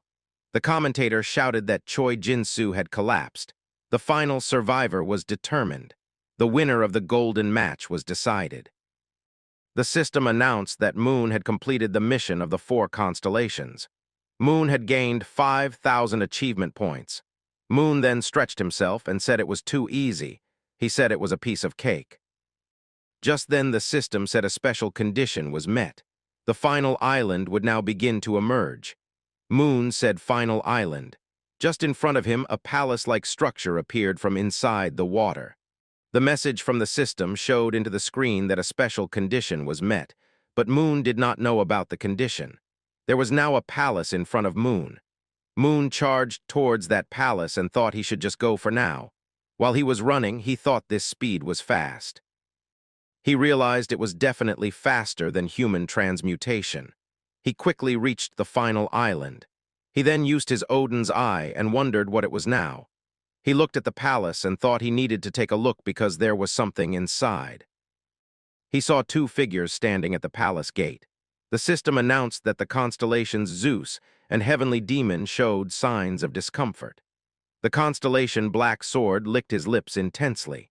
The constellation Odin let out a small sigh while using Odin's eye and thought that was just as expected. The scene then shifted to the guards guarding that palace. One of them said a human. The other one also said a human, but he seemed different. Moon thought, what did they say, Nana? He wondered if that was not a top-tier dragon name usually only expected in diamond rank. He then thought his only relief was that both of them seemed to be of warrior class. He saw that they were two Nagas, but just then he was shocked because one of the Nagas had attacked him. The Naga said he was pretty quick for a land dweller and called him interesting. The Naga kept dragging at him. The other Naga said, let us see how long he could keep running. Moon was totally shocked. He thought two of them at once was too much. Both of them were charging toward him. Moon used his Odin's eye. The Naga looked at him and said so that was it. Moon thought now was the time. While they hesitated, he snapped his fingers and quickly unleashed a power. In just a second, something pierced one Naga. That Naga shouted in pain. The other one was also hit by electricity. They both were lying on the floor in a second. Just then, a figure emerged saying it was truly astonishing. As the figure appeared, the system announced that due to an unexpected special situation, all the broadcasts and transmissions would be temporarily suspended. The system said no transmission would resume until the situation was resolved. Moon turned back, and in front of him appeared a giant Naga. The Naga said the one who possessed the eye of the king not only wielded Poseidon's trident, but also the secret relic of Zeus. She was the Naga Princess Ashaz. Moon looked at her and thought the things she said could not be possible because of the divine eye. He then thought that must be the reason why those guards had hesitated to attack earlier. But he saw that this Naga Princess Ashaz did not look ordinary. He thought the Naga race was usually ranked by the number of arms. He remembered in his past life only top-ranked players could even face something like her. He wondered if he could really handle this with his current self. Ashaz said how impudent he was. She said even though he possessed the eye of the king, it was not perfect, and yet he dared to challenge her. Moon asked if she could also read his mind. She said more accurately. She explained that even she could not peer into someone who bore the eye of the king. She asked the bearer of the eye of the king for his name. She came closer to Moon. Moon answered that his name was Kim Moon. She said so he was the truly Kim Moon, the one who humiliated those proud dragon lords twice. Moon asked if she was referring to the Marnell incident. She said it seemed he knew about that as well. She reminded him of wasting the destiny of the dwarves. She said it was because of that the Black Forge had suffered serious damage. Moon thought destiny lined black and wondered what that was. Ashaz continued to speak. She said thanks to what he did the 5 dragon lords had begun to move. She told him one of their heralds, a dragon named Defina, had already acted. Moon thought, what? A dragon? He thought if a single dragon appeared, then an entire city could be wiped out. Then Ashaz said, judging by his reaction, it looked like he had already fallen into part of their scheme, and yet he was still alive. She poked at his chest and said that must be thanks to the eye of the king. Moon thought if that was true, then the Chinese bastard definitely made a deal with the dragon race. He thought they used the influence of the dragons to commission Desperado. Ashaz then warned him not to let his guard down. She said even she acknowledged Defina as a true dragon, and no matter who he was, she would be hard to handle. Moon said he thought so. Ashaz then smiled and said the interference from the council was getting worse. She said there was much she wanted to say, but she had to go now. She then kissed his hand. The system then announced that the Naga Princess Ashaz bestowed the royal bloodline of the Naga upon Moon. It said Moon's aquatic abilities in dragon form were enhanced. It said his influence over Naga-related matters was also embraced. Moon was totally surprised and confused, but the Ashaz then said this was her tribute to the future king. She said Ashaz was giving him her favor. Moon thought, king, what did she mean by that? Ashaz said next time she hoped to hear his true name. Moon said but he had just told her his name. She disappeared saying what she meant was his true name. She said a high-ranking dragon name was only complete with their true name. She warned him not to let any dragon witness where she lived. Her last words before disappearing were not a single one. Moon was totally shocked. Just then the system announced that the special situation was ending. It said the world match was concluded. Moon then said so this was how it ended. Finally, the match that was as hot as the Olympics came to a close. The winner was the solo player Moon. Even the first ever diamond-level monster had appeared in the archipelago. A new candidate for top ranker had been chosen. Public attention was focused on one man. In Chief Guild's special city Sungsam Guild, a person shouted to a young lady asking if she was really going to let this go. He said she had promised to personally handle the issue with Moon. He said all the articles right now were about player Moon. He begged her to at least say something. But the girl kept silent. She thought she knew her brother was strong, but she did not think he would be this strong. She thought a freshly promoted gold rank taking down a Naga that easily made no sense. She thought no matter how high his specs were, it should not be possible. She thought he definitely froze time for a moment. She also thought his lightning-type magic always felt extraordinary. She thought she was thankful to know him, but she was also so curious. She thought she had believed she understood her brother a little, but now she realized she had no clue at all. She wondered how he had done it. She thought of her senior Jinwook who had said he was going to meet her brother. That meant Kim Si-hyuk would be coming along to see him too.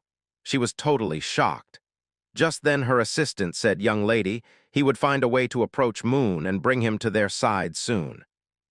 She said no, Manager Park, not to worry about it and to take care of all the other work. She said she would meet player Moon herself. She then thought she was sure she would understand if she met him face to face. The scene shifted to the Continental Guild. A man said everyone should settle down and take their seats. He said he believed everyone there knew why they had gathered. He was a wise guild master of the Continental Guild named Jang Wanjai. He said there were a few rookies who had stood out in the recent world ranking match. Among them, the one they should pay the most attention to was a single player from Korea. His name was Kim Moon. He was in the magic type class. He had only been in the arena for just a month. The members were shocked. One of them said a month. Another one said how was that even possible? Another asked how someone could do that in only a month. Vice Guild Master Jang Wanjai said he completely understood how they all felt. He said it was natural to be surprised by someone who had only been in the arena for a month and had already won their debut match. But he said if they thought about it another way, a person strong enough to reach gold rank in a month could naturally compete in a debut match. He said looking at this situation reminded him of someone from the past. He said that person was the one who delivered the only defeat to the undefeated legend spear King Zhongli Chu. He said he was talking about the sword Saint Kim Si-hyuk. He said that historic figure broke the 3% body rule and won with just a 2% body. He said similarly, Kim Moon had also won his debut match by participating alone without forming any party. The members were shocked again. One of them said that was impossible. Another said no matter what, the Vice Guild Master's joke had gone too far. They said fighting alone was unbelievable. Another member asked what he planned to do with that person. They asked if the Guild Master had said anything. Wanjai said he had already spoken with the Guild Master about it. He said for now the Guild Master suggested they aid him later when he grew stronger. However, since their attempt to recruit him during his silver rank had failed, they had to use another method. The members were shocked. They asked if he was proposing an executive vote. They said even suddenly calling for an executive vote, if the Guild Master had decided so, there must be a reason. Wanjai said then let him speak plainly. He asked if they wished for the birth of a second sword saint. He asked if they wanted the entire continent to bow its head to that small nation. The members were shocked. One of them shouted why the Vice Master could say such a thing. Wanjai said as they knew, the current spear King Kim Si-hyuk stood on equal footing with sword Saint Kim Moon. He asked what would happen if another person appeared. The members were stunned. One of them asked if he was really suggesting that. Wanjai replied that he believed the brilliant members had already realized it. The members were silent and shocked. One of them said, was he suggesting assassination? All of them were shocked. One of them asked if the recent terrorist attack in Korea's Awakeners was their doing. Another said if the master obeyed the Spear King, perhaps this was the Spear King's will. Just then Wanjai shouted enough. He said for the sake of the Continental Guild, he hoped they would make a wise decision. He said he would personally report their reality to the Guild and to the Spear King. He said now let them begin the vote on Kim Moon's fate. The scene then shifted to Moon, who was resting in his room. He got a whole bunch of pop-ups. One of them said he had participated in Arena's Golden World match with a record-breaking result. It said his rewards increased based on his performance. It said the bound Philosopher's Stone received a portion of the experience points. Moon said that was a lot. He said he wondered what the reward would be this time. He obtained a special random box as a clear reward. He said a special random box. He was told he had discovered the hidden piece of the Rising Archipelago. He had achieved the hidden achievement of the Sunken Mermaid Island. He gained 1,000 achievement points. He smiled and said that was pretty sweet too. He then said he had received quite a lot of support as well. He thought if they converted the AP earned from the debut broadcast, it was at least in the billions. He then said more exciting than that was definitely the special random box. He thought even Choi Jin-soo, his past life, had profited a lot from this. He then said, all right, let's open it. But just then he heard a voice. He asked who it was at that hour. It was his brother and his sister. They appeared on the camera. They congratulated their brother. Moon thought they kept showing up just because they were neighbors. He had just wanted to finally open his rewards. When they entered, all of them started talking. They said that world match was a real surprise. They said they did not expect him to do so well. They said they were curious about the magic he used and wondered if they should call it alchemy. Hearing all that nonsense, Moon thought he just wanted to open the box already. Just then someone said, "Ah, Moon, about the task you entrusted to me." Moon was shocked. Jinwook said not to be too shocked. He said the sales revenue was a whopping 5 billion won. All of them were shocked. His brother and sister asked what on earth he had sold to earn 5 billion. The boy said it was the cure Moon made. He said if Moon had not put that price ceiling, each one could have easily sold for over 10 billion. Moon agreed and said that was probably true. Jinwook shouted that was not the point. He said if it were him, he could have made over 100 billion guaranteed. But Moon said he understood how he felt. Moon said after he suffered from arena syndrome, he could not bring himself to see the cure purely as a way to make money. Jinwook was shocked. He asked if that was why Moon had set a price ceiling. He said Moon had chosen people over profit. Just then his sister Yu-young said, "Wait a second." Yu-young asked if she had heard him right. Moon said she had heard right. He told Yujum the arena syndrome cure that had appeared in the black market was made by him. She was totally shocked. She said she had searched for it so desperately. Moon said he was sorry for not telling her sooner. He hugged her. She said he had been right there all alone. Moon said honestly he wanted to say it would work for their aunt too, but he said first he needed to know the aunt's exact diagnosis.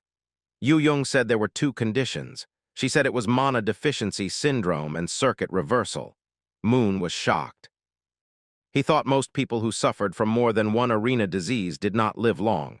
He consoled her and asked when their aunt had been diagnosed with arena disease.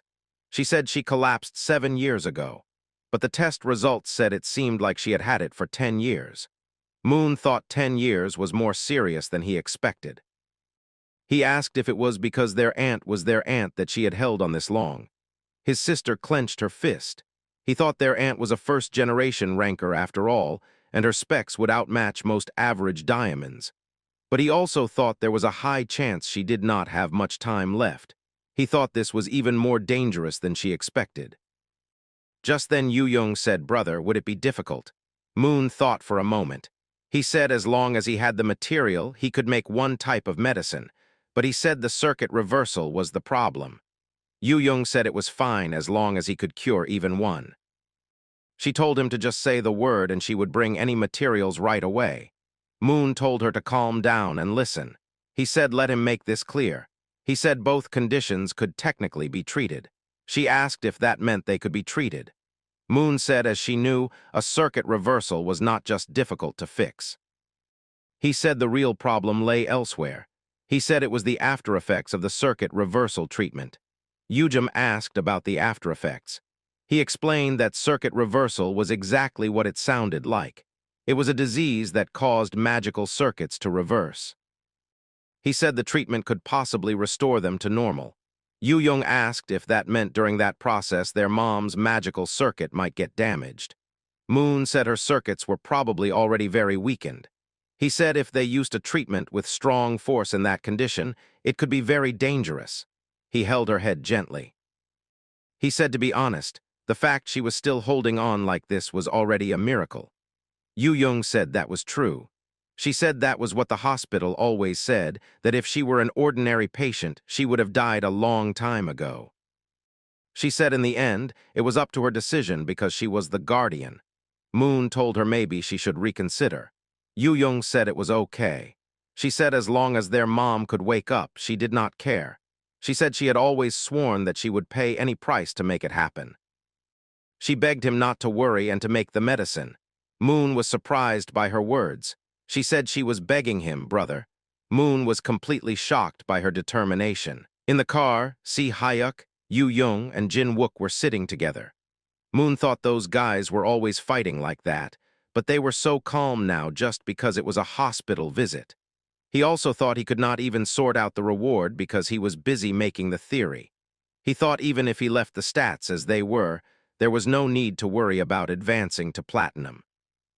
He thought if he added the elixir he would make in the future, it would be the cherry on top.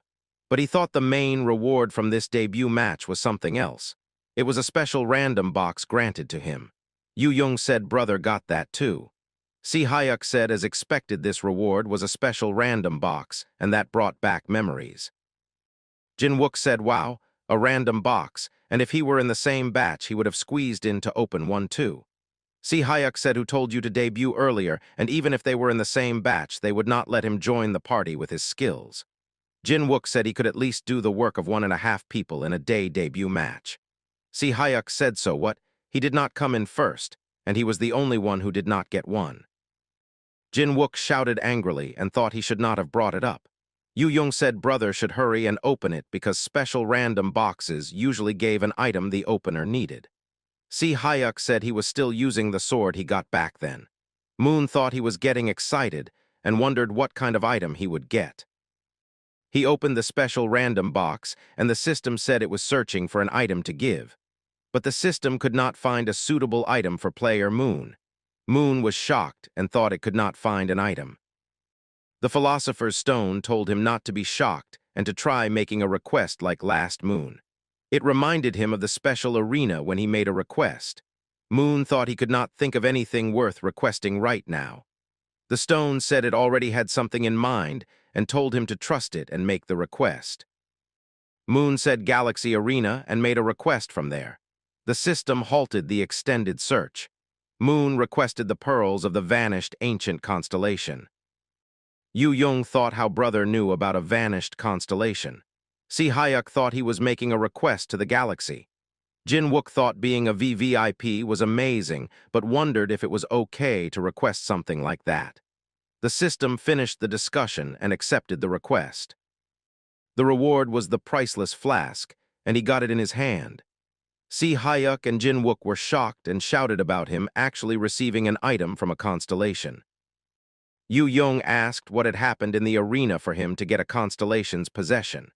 The stone said the constellations gave it to him since it was a useless burden they could not use. At the hospital, Yu-young's mom was on a stretcher with flowers beside her. She woke up with healing drones around her. Moon was shocked to see a healing drone inside a mana stabilizer. He thought this machine should not exist in this timeline. Yu-young called her mom and stood by her side. Jin and Si Hyuk also came to visit. Yu-young said brother Moon too was there. Moon thought Aunt was like a mother to him and Si Hyuk. He wondered how she ended up like this. He used his audience eye and saw something shocking. He said it was Dragon Force. He thought how could this be here? Jin and Yu Young asked what was wrong. Si Hayek said brother saw something. Moon said yes, but it made no sense. He thought of two explanations. First, she could be a Dragon Force star holder like him. Second, Dragon Force was forcibly infused. He asked Yu Young if her mom was surely a combat-type ranker. Yu Young said yes, she was called the Blade Queen and was one of South Korea's proud first-generation rankers. She later became a player who could freely wield aura. Moon thought back then she did not use Dragon Force. So the Dragon Force clearly came from an external source. Yu Young asked if something was wrong. Moon said he needed to reconsider the treatment for a moment. Yu Young asked if there was a problem. Moon said a foreign energy was lingering in her body, and if not careful, it could clash with the treatment. Yu Young thought maybe it was demonic energy or holy power because she cast holy spells on her whenever she visited. Moon said no, it was not holy power but Dragon Force. They were all shocked. They wondered if it could really be Dragon Force. Moon explained Dragon Force was unique to the dragon race and only usable by mid-level or higher dragons. He explained human bodies could not withstand it because their mana circuits were different. He said when Dragon Force entered a human body, native mana tried to control it but went out of sync. He said this caused the mana circuits to reverse flow. He said this was the cause of the circuit reversal he saw. He explained the treatment forcibly redirected the reverse flow, which caused backlash and damaged mana circuits. He said no matter how great a player was, if their circuits were damaged like that, it was almost irreversible. He said if they removed the Dragon Force it would be risky, but possible. He told Yu Young that just like they found a way to heal her aunt, he would definitely save her. Moon took a knife and said it would sting a little. He cut a small wound on Lee Young-hee's finger and started extracting the Dragon Force. He thought even if it was a very tiny amount, suddenly extracting it could put a strain on her body. But suddenly, the Dragon Force started surging. He thought it was not coming out easily and he had to focus again. The Philosopher's Stone said they had expelled nearly 70%, and just a little more was left. Yu Young said if brother got tired, he should give her a signal and she would cast holy magic right away. But then Moon got a notification that his eye and the Dragon Force were being controlled to the extreme. It also said dragonification was growing slightly, and his eye grew slightly too. Moon thought it was good, but his mental strength was being ground down. He thought the training efficiency was insane. He thought there was not much left and he had to focus a bit more. He focused harder and harder. Finally, he was able to extract all the Dragon Force from Lee Young-hee's body. He fell down with that force. His brother and sister shouted if he was okay. But Moon showed them the Dragon Force in his hand and said it was done. He said they had extracted all the Dragon Force. Si Hayek asked what he was going to do with it. Yu Young shouted that he should destroy it right away. But Moon said there was no need for that. He inserted the Dragon Force into his chest. The three of them were shocked. Moon absorbed the high-level Dragon Force. His Dragon Force increased by 2. It was converted into the bound star of alchemy power. His alchemy power increased by 1. Moon thought it was good and had been absorbed just as expected. The Philosopher's Stone said the Dragon Force they obtained was none other than the Dragon God's Dragon Force. Yu Young asked if brother was really okay. Si Hayek said brother should get checked just in case. But just then Lee Young-hee woke up. She made a little noise and asked where this place was. As soon as Yu Young heard her voice, she ran towards her mom. She shouted for her and started crying. Lee Young-hee said her daughter had gone through so much all this time. Yu Young cried like a child. Moon, Si Hayek, and Jin Wook were all very happy that she had woken up. Lee Young-hee said it had been a while since she had seen everyone. After she woke up, the news spread that Lee Young-hee had recovered from a long illness. The association president read the news and shouted that Lee Young-hee had awakened. He wondered what in the world was happening. He said an official letter had arrived from the Blue House requesting a formal statement. His assistant said it. The president asked about the Sung Sam side. The assistant said they were outright blocking information and there was no way to find out anything. The president said still no word even though they were on the same boat. The assistant said he made contact with the president, but he did not know details either. The president was shocked. He said that old man had been raising snakes in his belly for decades. He wondered if it was all an act or if Yu Young acted on her own. He asked if there was any other move. The assistant said the man seemed extremely uneasy. The president thought, of course, he was uneasy, since something was weighing on him. He thought if Yu Young started digging into that incident, there would be trouble. The president asked if the reply was sent to the Continental Guild. The assistant said it was still pending. The president thought the Continental Guild wanted to assassinate Moon. He said no doubt it was the work of Zhongli Chu and his followers. He said to send the reply and tell them they would arrange illegal entry. The assistant said with the recent terror incident security would be tight. The president said then to reach out to the old man from Sung Sam. The assistant bowed and said yes. The president said, come to think of it, Moon had recently moved into a Rancor palace. The assistant said yes, Moon and Yu Young pulled some strings. The president said that place was practically theirs anyway, and as long as Moon was inside, even the Continental Guild would struggle to assassinate him. He told him to keep an eye on Moon and wait for an opening. He said an opening would come eventually. The scene shifted to Moon, who just woke up stretching. He said he was so tired. He sat on a sofa and said home was really the best. He thought now that Ant had woken up, Yu Young must feel more at ease. The philosopher's stone said that Ant had lost a lot of stats and asked if she would be okay. Moon said yes, but he did not expect her stats to almost completely reset. He thought it could not be helped since she had been suffering from arena sickness for so long. The philosopher's stone said true, she had been prolonging her life using the specs she built up. Moon said still, if it was Ant, she would get back on her feet. He said she would probably start arena again, saying she was living her second life. The philosopher's stone said anyway they had to check that thing. Moon asked what thing. He then realized it was the flask. He said, let's check it now. He drew out the Para's flask. Its grade was old mythical. It was the creation of the fallen god of alchemy, Paracelsus. It could be used, but with the creator gone, its usage was unknown. Moon said old mythical, and that it was from a god that no longer existed. He asked how to use it since it had no opening. The philosopher's stone said not to worry because it knew how to use it. It told him to just put it up there.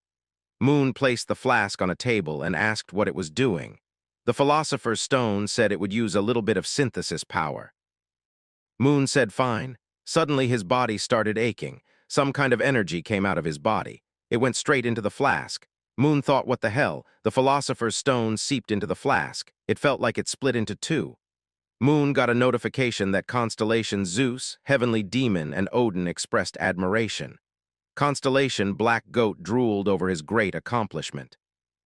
He was offered a sponsorship of 1,000 achievement points. He had reproduced the forgotten alchemical knowledge. Moon thought how much his title pioneer of alchemy had improved. A new option had been added. The achievement tiny human in the flask was unlocked. He earned 2,000 achievement points. The philosopher's stone said he had finally reached this point. It said it liked it even more now. It had grown an eye and a mouth too. Moon said, what the hell? The philosopher's stone leaped towards him. It opened its wide mouth. It said then sleep now. As the philosopher's stone leaped toward him, Moon quickly grabbed it. He shook it hard and told it to wake up. The stone shouted for him to stop and said it was only trying to scare him a little. It sounded angry. Moon said its presence could still be felt even inside the flask, so he would never be fooled.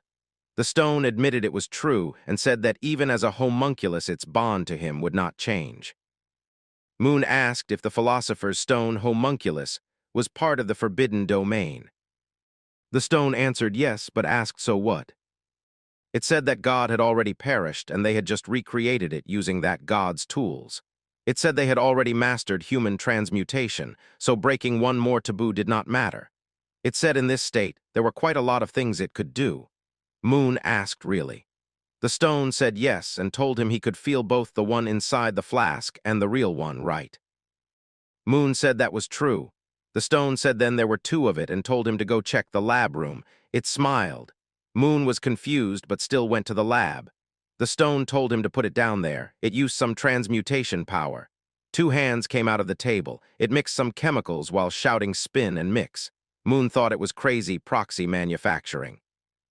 The stone asked how it was and said this body's proxy alchemy was awesome. Moon hugged it and said it was a precious blessing. The stone told him to calm down. Just after that, the scene shifted to a girl who reached a building. She asked if this was the place where Moon lived. A security guard stopped her and asked her business. The girl said she was there to meet someone. The guard looked at her and said she came to the wrong place. She asked if he even knew who she came to meet. The guard said this was the famous Ranker Palace, not some neighborhood apartment. He told her to turn back. The girl grew angry and thought he was being ridiculous. Just then Si-hyuk arrived and asked what was going on. The guard quickly bowed and called him Sword Saint. Si-hyuk said the guard had been too rude for a first meeting. The guard apologized. Si-hyuk said she seemed to be a visitor too and told him to at least show her respect. He looked closely and recognized her. He asked if she was Miss Malsawak. He apologized for the guard's rudeness and said he only hired him because the association pushed him. He said he was embarrassed. Malsawak said it was fine and admitted she had cursed at him too. She thought this was Moon's house. Si-hyuk showed her the lab room. When Malsawak looked inside, she saw everything moving on its own because of the philosopher's stone. She asked what it was. Si-hyuk said it was surprising, right? And told her his brother made it all himself. Malsawak said, wow. Si-hyuk told her to wait since his brother would come soon. But Moon appeared and interrupted, saying he was already there. Si-hyuk said his brother had a guest, so he brought her along. Moon asked who his guest was. Malsawak took off her hat and greeted him. Moon was shocked and asked why she was there. She reminded him that he told her to come when she had time. Moon apologized and said he had been busy. Malsawak said busy was nonsense and pointed out that the arms were doing all the work. Moon said even an automated factory needed setup. Malsawak teased him and said he must have worked hard. Si-hyuk said it was strange someone like him was not already taken. He said if Yu-young saw this, she would fall for him. Moon asked what that was supposed to mean. Si-hyuk said nothing and left them alone. Moon called after him, but Si-hyuk walked out. Malsawak told Moon to stop with the nonsense and just teach her the technique he promised. Moon agreed and told her to follow him. He drew a magic circle and told her to stand inside. She asked what it was. Moon explained that since it was not the official arena, there were restrictions in facing a constellation directly. Malsawak asked if that meant they could not meet him. Moon said she would meet him and the price would be paid by the constellation. He said the circle was the procedure for that. Malsawak asked why he was going so far for her. Moon said it was nothing much, just fate from meeting in a dungeon. Malsawak said he earned the right himself and should enjoy it instead of giving it up.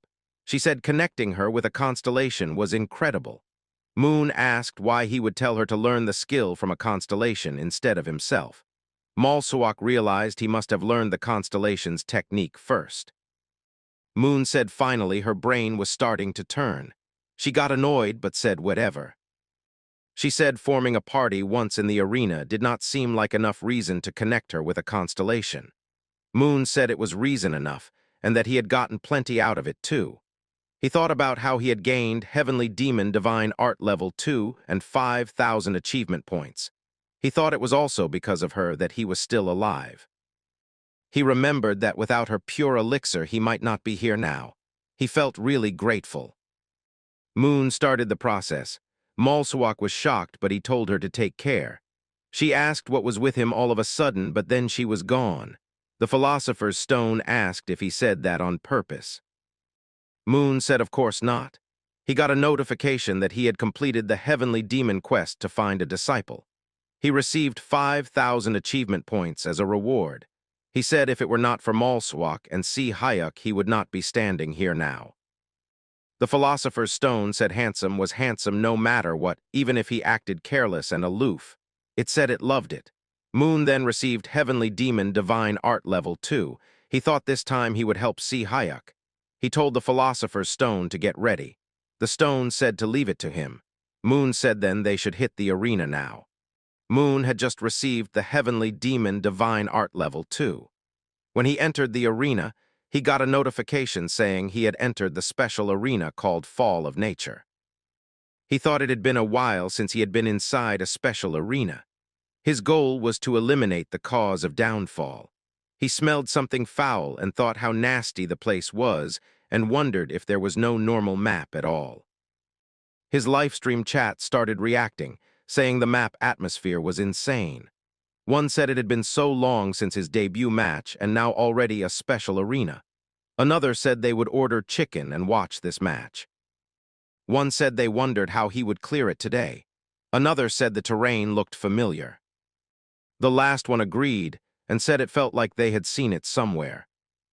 Moon thought about why the chat was moving so fast. Just then he achieved the milestone of breaking 1 lakh viewers. He earned 5,000 achievement points. He thought it really said 1 lakh, and when he looked, the viewership was still climbing. He thought more than 1 lakh people were watching the gold broadcast. He guessed his debut match had left a big impact, but he felt this was only the beginning. His mission was to eliminate the cause of downfall. He saw something and thought over there that must be the world tree. Just then he heard something behind him. He turned and thought he should check it out. He used the white dolphin's body tissue and enhanced his hearing. He heard someone shouting about blood. He looked over and saw a party of members fighting a chicken. One shouted that he would draw the aggro and told the others to circle and attack from the side. The members said that was easier said than done. Moon saw the players and thought, so these were other players. The chat reacted in surprise and asked why there were other players in a solo special arena. One said it was strange since Moon had entered alone. Another asked if that person was Shartsman Park. The chat agreed it was Platinum Park. They said meeting other players in a special arena was already strange, but a platinum rank made it even stranger. The fight shifted as the chicken opened its white mouth to attack Park. But just then its head blew up. Park was shocked. Moon said it was easier than he thought. Park looked and asked if he was Player Moon. Moon said yes. Park said of course he knew him because he was the champion of the recent gold debut match. Moon thought the debut match really must have been hot. Park said to think he would meet the debut champion here. He asked Moon how he, being gold, was in a platinum arena. Moon explained he was actually inside a special arena. Park said that explained it since special arenas were full of strange happenings. Moon said he was busy and would be leaving. Park thanked him for the help. Moon left in an instant. Park watched and was impressed by how quickly he moved. He thought if a mere gold ranker was that strong, then there must be something hidden.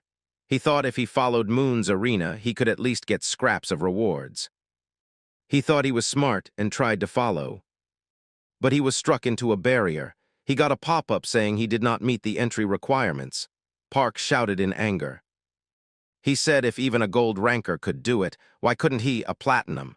But when he turned, 3 more chickens were waiting. He said he was screwed. The scene shifted to an elf tied up by the branches of a tree. She said even her father was reaching his limits. She begged for forgiveness and started turning into wood. Moon reached the tree and said it was insanely huge and wondered how he could deal with it. The philosopher's stone said there was no need to destroy the whole tree. Moon asked what that meant. The stone explained the world tree had both a physical body and a spirit. It said it was like the relationship between body and soul. It said the spirit was the true self and the giant tree was just the shell.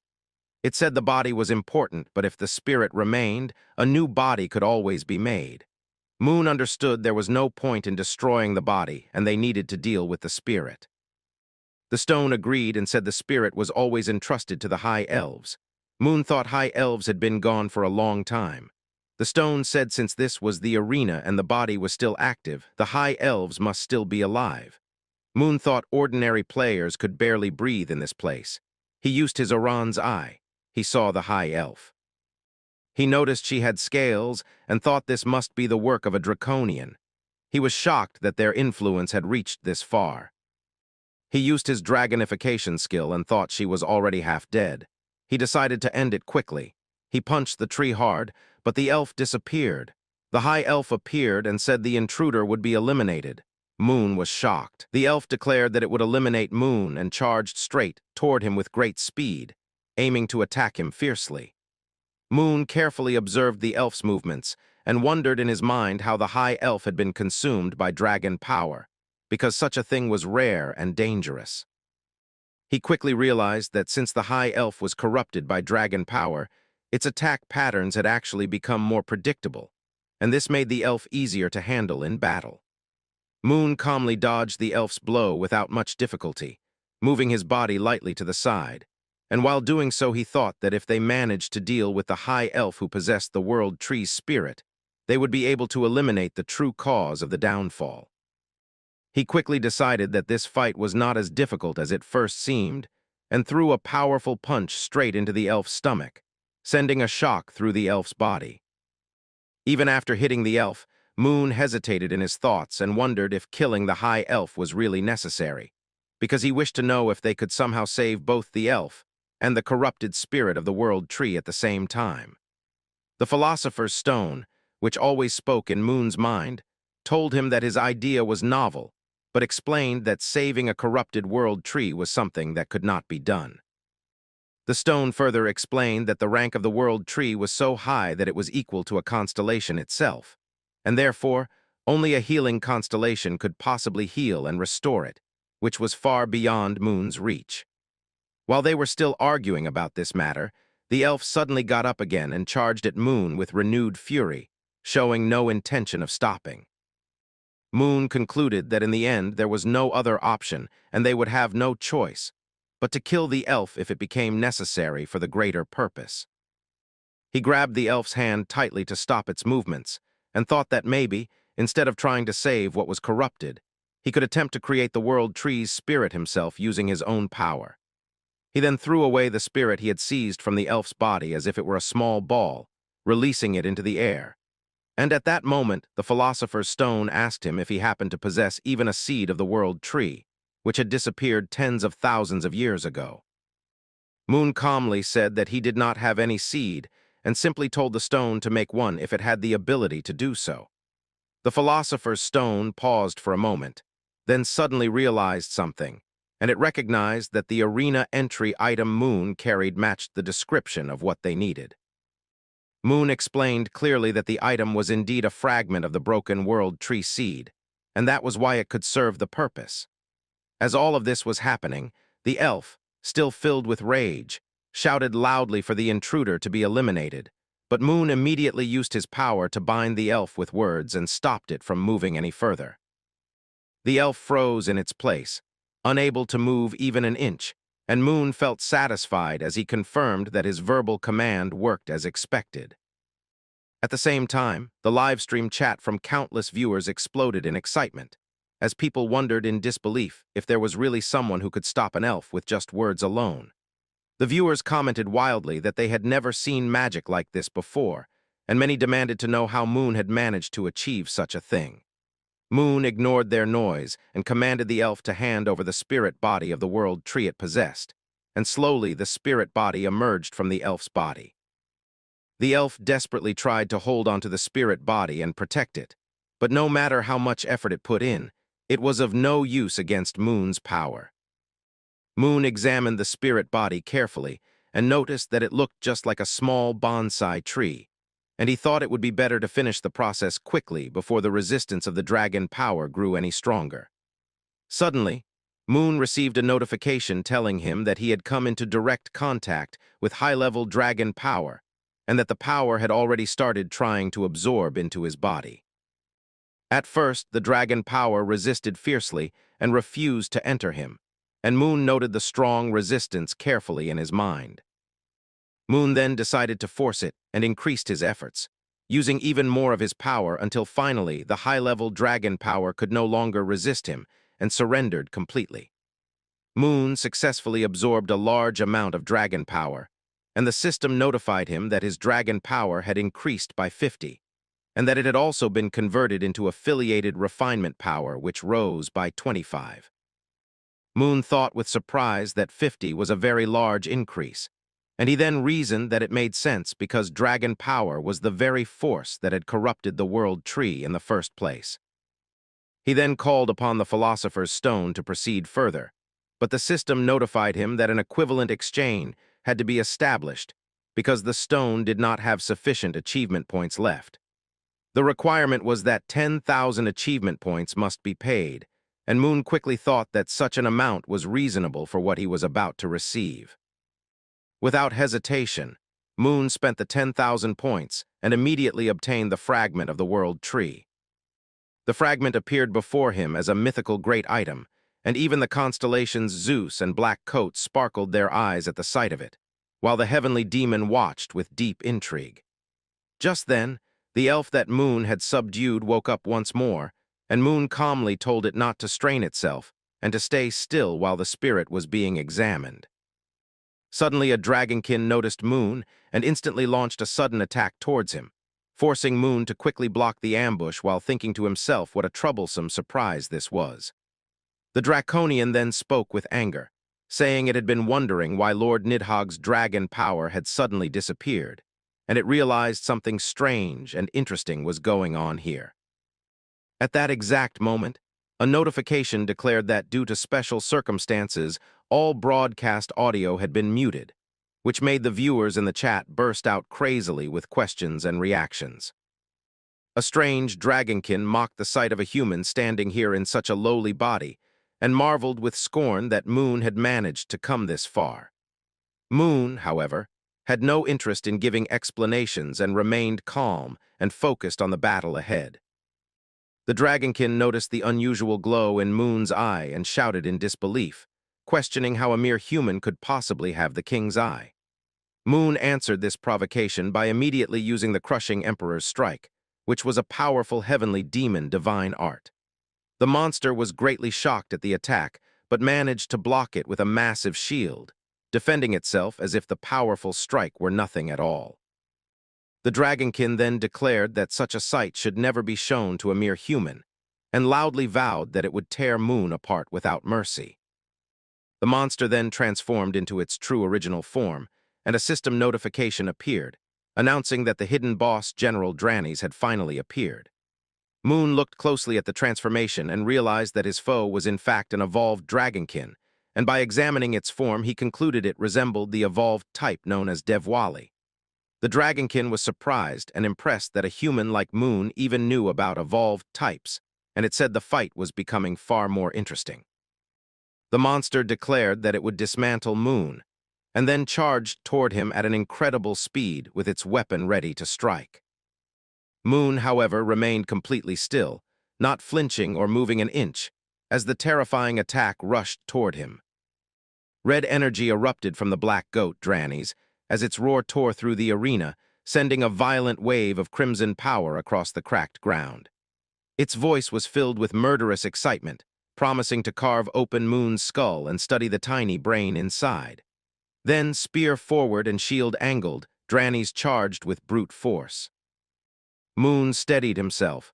He had not expected the creature to push this far, yet the fight still felt strangely manageable. With a steady breath, he activated his divine eyes. The vision jolted him. System alerts flashed sharply, instantly halting both him and the monster. The arena itself was restraining Dranny's under the authority of distant constellations. Odin's fury surged across the sky, followed immediately by the black goat's enraged protests as it realized the restrictions placed upon its chosen. Even Zeus and the heavenly demon appeared within the celestial haze, their expressions cold and disapproving. Below, the goat demanded answers from the arena, roaring for an explanation as to why a participant was being punished. A realization hit Moon like cold water. Dranny's wasn't just a monster, he was a player. The system confirmed it with a series of stern announcements, stating that interference by a platinum-ranked player would not be tolerated. Questions were also raised about whether Dranny's had even entered the arena through legitimate procedures. The situation instantly reminded Moon of Marnell, another powerful entity bending the rules, another moment where the system reacted violently to injustice. This time, the intruder wasn't merely strong, he was platinum-ranked. The goat continued roaring, trembling with the rage of a deity's proxy. Moon's mind raced, wondering why the arena had labeled Dranny's a hidden boss if he was a player. The system responded by stating that the council was now deliberating. The pieces snapped into place for Moon. Someone within the Galaxy Arena Council was aligned with dragons. Shortly after the decision arrived, Moon's petition had been accepted. Player General Dranis would be expelled. The goat reacted in panic, fighting against the fatting of its manifestation. Its voice shook as it begged for the expulsion to stop, insisting it wouldn't fight and only needed to speak with Moon. Moon understood that urgency. He, too, had questions, but they could not let Dranis disappear, not now. Ashaz's warning reverberated in his mind. Any dragon who witnessed his snake eyes must not be allowed to survive. Dranis had gone further still, forcing his way into the arena while disguised as a hidden boss.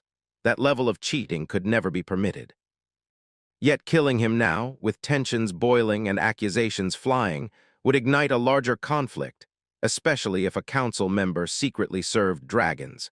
Someone else would need to land the final strike. Then another update arrived. Dranis's dragon transformation had been reversed, and all transmutations, including Moon's snake eyes, were forcibly disabled. A crushing weight slammed into Moon's body, forcing him to his knees. The constellations observing him responded with silent curiosity. He tried to speak, but the system interrupted again, reporting the black goat's growing displeasure. Its fury erupted like a storm, blaming the other constellations for its chosen's suffering and demanding that Dranis be executed immediately, despite the rules forbidding direct action against players. Sweat slid down the goat's face as it questioned why it alone was being restrained. The black goat's wrath radiated outward, threatening to unleash the mother of the void. That threat rippled into the distance, and the void constellations shifted, turning their collective stare toward the arena. The system attempted to emphasize fairness, but the black goat shattered the argument. A platinum player from a top-ranked race forcing its way into a gold-level arena. How could that be fairness? At the mother's call, the void constellations gathered in full force, their killing intent sharp and suffocating. Even Dranis felt it, whispering in disbelief as his disintegration abruptly stalled. The Galaxy Arena issued one final announcement, its tone heavy with apology and acknowledgement. It recognized the severity of the situation and expressed deep regret. The arena declared it could not interfere directly, bound by its own rules, and the pressure holding Moon finally eased. He realized the disintegration had stopped. Before he could gather his breath, space twisted around him and dragged him into darkness. Consciousness flickered, and then he was somewhere else, an empty, lightless dimension with no floor, no horizon, and no sound. The system made it clear this realm belonged to the black goat, shaped by its anger. As Moon regained awareness, he whispered into the void, wondering where he had been taken, unable to see even a hand's width in the thick black. Somewhere behind him, the goat growled, shouting at the arena for breaking rules and demanding an answer. A deeper voice cut through the darkness, a voice filled with authority and hatred. The master of this dimension roared, accusing Moon of staining its child with foul tricks. The goat screamed back, threatening the dragon lords and claiming none of them would tolerate such treatment. But the dimensional owner ordered it to be silent. The air tightened. Dark energy swirled like a storm around the goat, gathering with slow, heavy force. The goat's voice trembled as it demanded to know what was happening, only to be dragged into the living shadow. It struggled, screaming to be let out, but its protests were swallowed layer by layer. The dimensional owner's decree followed, stating its sin would be cut apart for ages. When the goat disappeared completely, the darkness shifted. The owner addressed Moon, calling him my baby and praising him for doing well. Shock hit Moon hard, his breath catching as a towering form materialized, a giant shape made of pure darkness with glowing purple eyes and a mouth that curved like a hungry crescent. The being stated it knew everything, and that Moon's weakness reminded it of itself. Moon asked if it had known from the start. The dark figure chuckled, claiming it wasn't a fool. It explained that the higher constellations had long known the blood created by the philosopher's stone was fake. Moon pressed further, confused why the Galaxy Arena had seemed unaware. The answer was cold. Most of them were simply fools. The dark figure drifted closer, its massive form rippling with shadow. It asked if Moon planned to revive the world tree. Moon answered that he also intended to revive the high elves. Soft laughter came from the being, It had suspected as much when he spared the high elf earlier. It called him extraordinary, praising decisions he had made without hesitation. Moon froze as the figure continued, mentioning the dwarves and how the Black Forge must be suffering because of him. Nidhogg must be furious, it said. None of the constellations had ever dealt such damage to the dragon lords, yet a human had done it so easily. Moon's head suddenly grew heavy. A hazy feeling wrapped around his thoughts. His vision blurred, and his knees weakened as sleepiness swarmed over him like a slow tide. The dark entity stated that it had prepared a gift for him, its voice echoing like laughter drifting through the void. The shadows began to pull Moon inward, swallowing him just as the goat had been swallowed. His eyelids grew too heavy to resist. The last thing he heard was the dark entity's farewell.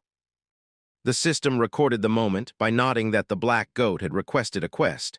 Then everything went black. Moon woke in a soft light. His vision was blurry at first, his eyes only half open, and in front of him stood a woman with long ears. She spoke gently, telling him he had awakened. When his sight cleared fully, he realized she was an elf, beautiful with blonde hair and clear eyes. She explained that he had collapsed and she had cared for him. Her name was Ernan, companion of the world tree, Yggdrasil. Moon sat up, nodding that the dragon energy once invading him had vanished. Ernan confirmed it, saying he had removed its source, though she coughed weakly afterward. Moon supported her with a hand on his back, concerned. She admitted her weakness came from the world tree's missing spirit and the corruption spread by the 5 dragon lords. Moon summoned a fragment into his hand, a piece of the world tree's seed. He offered it to her, saying it would help even if it was only a fragment. Ernan's eyes widened with shock. She insisted she couldn't take it, saying it belonged to him. Moon told her he had created it for this very purpose, urging her to survive, to live, to raise the world tree again, and even to build a new faction. Her hands trembled at his words, overwhelmed, yet she returned the seed, saying she could not accept it. Her refusal struck him. She explained that there could only ever be one companion of a world tree. Though the tree had died, she had been its chosen companion already, and she could not bind herself to another. Moon was stunned, unable to answer immediately. She reassured him, offering another path. She could instead act as an intermediary. When Moon asked what that meant, she smiled softly. If he became the world tree's next companion, everything would be solved. She placed the seed fragment into his hand again. Ernan spoke with warmth, saying she had seen his sincerity, pure and without corruption, something beyond race. He was worthy, more worthy than anyone, to be the companion of a new world tree. Then she asked for his name. Moon introduced himself, his voice unsteady. She took his hand, still holding the fragment, her eyes closing as she spoke his name with purpose. Green light rose around them, swirling like leaves caught in a rising wind. The energy thickened, filling the air, and then burst outward in a sudden flash. Her voice rang out, strong and clear. As Ernan, companion of Yggdrasil, she declared Moon worthy. She pressed her hand to his chest, sending the green energy flowing from her palm into his body. Moon gasped as the warmth traveled through him, rooting deep within. The system acknowledged the moment, stating that he had been chosen as the world tree's companion, and that the new companion required a name. Moon stood quietly, rolling the thought around in his mind. A name, something worthy of the ancient presence before him. He chose Simdrassil. Light rippled through the forest. The colossal tree shivered, releasing a soft glow that curled around him like warm breath. A silent message pulsed through the air, confirmation, acceptance, a bond sealed. The world itself seemed to acknowledge the choice. Green radiance wrapped around his body, sinking into his skin, and the air trembled with recognition. Moon's eyes widened as something inside him loosened, like chains falling off. His body felt lighter, washed clean, refined, and purified. Even his breathing steadied, as if nature itself had smoothed out its rhythm. Then the world tilted. A sharp pull tugged at him, something invisible hooking into his existence. The forest flickered as though viewed through water. Moon recognized the sensation, reverse summoning. The arena's trial was complete, the world reclaiming what belonged to it. Before the pull consumed him, the elf girl stepped forward, her expression soft but steady. She understood what was happening, even before he fully did. Hope lingered in her eyes, the kind carved from gratitude and lingering attachment. She extended a hand toward him. Moon grasped it for a brief moment, warm, real, and grounding. Her smile deepened as she faded, promising the two of them would cross paths again. She would return stronger. He would be waiting. Her final farewell slipped away with the light as the world dissolved. And then the scene shattered. A new sky opened, crimson, thick, and oppressive. The air wavered like heat over molten ground. A dragon's corpse lay twisted in the dirt, its vast wings broken, blood pooling beneath its massive frame. More bodies appeared, fallen dragons littering the battlefield like remnants of a forgotten war. Their scales cracked, their eyes darkened. Then a roar tore through the silence, shaking the land itself. A red dragon, still alive, towered in fury, its eyes burning bright. A senior hunter sprinted toward it, shouting for his companion. Before the dragon's fire could rise, silver-gray flashes carved across the beast, swift, precise strikes delivered by the younger hunter. His gray eyes gleamed with a sharp edge, cutting through the chaos with practiced motion. The dragon collapsed in pieces, its death thud echoing through the ashen air. The younger hunter looked toward the senior with clear irritation. The plan had been simple, pull one dragon at a time. The senior insisted he had done exactly that, even as he gasped for breath, drenched in sweat. Yet another roar erupted behind him. Another dragon had slipped through. The senior cursed and barely dodged the next attack. The junior stepped in immediately, blades singing through the air. A second dragon fell in shredded pieces, its remains scattering like charred confetti across the battlefield. The junior sheathed his sword, exasperation etched across his face. The delay meant he would miss a stream he wanted to watch. The senior yelled that he wanted to see it too, especially since the streamer was expected to fight a top-tier dragonkin. Their bickering vanished when the air flickered. A strange tremor ran through the environment. Both of their screens lit up with a system notification. The map was changing. A second message struck like thunder. The corrupted forest had been transformed into the regenerating forest. As they watched, the red wasteland reshaped itself into a vibrant green. Trees burst from the ground, covering the once dead terrain in new life. They stared in disbelief. Map changes never happened without warning, never without player intervention. The junior checked the chat. Messages flooded in, players witnessing sprouts emerging from poisoned land, witnessing the revival of the forest in real time. The name responsible echoed across the feed, Kim Si-moon, the gold rank winner, the one who just cleared the special arena. The impact rippled beyond the players. In a dim office, a man slammed his hand against his desk, the screen trembling under the force. The sudden attention around Kim Si-moon ruined everything, plans, timing, and opportunities. His mind raced. With the world watching the boy now, assassination was off the table. His status had climbed too high. He turned to his subordinate, demanding updates on the Daryuxiang group. They had already arrived in Incheon. The man's frustration deepened. Those people only moved quickly when it benefited them. Nothing in his plan was lining up anymore. The subordinate asked if they should call the group off. They had only just arrived. It wasn't too late to warn them, but the man shook his head. Daryuxiang wouldn't listen. Once they started something, they finished it their own way. Better to step away now, the man decided. Better not to provoke retaliation. Illegal entry, investigations, none of that was worth triggering. But the man was certain of one thing. Unless the current guild master intervened, Zhang Lichu wouldn't be foolish enough to escalate recklessly. The danger was real but manageable, for now. The man's jaw tightened as frustration crawled beneath his skin. Even the old man from Seongsam had become involved now, a detail that only deepened the unease twisting through him. His fist curled, knuckles whitening. Something was spiraling far beyond what they had planned. His subordinate hesitated before asking if they should contact Chairman Lee. The man didn't even look up, just ordered him to do it, assuring that the chairman would understand that their plan had collapsed. But even as he spoke, a darker thought simmered beneath his calm exterior. Something was wrong, something fundamental. They were missing a piece of the puzzle, a crucial truth lurking just out of reach. His mind circled one name like a predator, Kim Si-moon. What was the boy hiding? What kind of storm sat beneath that innocent face? The world shifted again. Sunlight washed over the Rancor Palace, gleaming against its massive structure. The air was quiet, calm, and warm. Moon lounged on a sofa with a cold drink in hand, the peaceful moment broken by a notification that pulsed across his screen. The system relayed the details of his arena clear. how he had completed the trial in a way the system itself had never anticipated.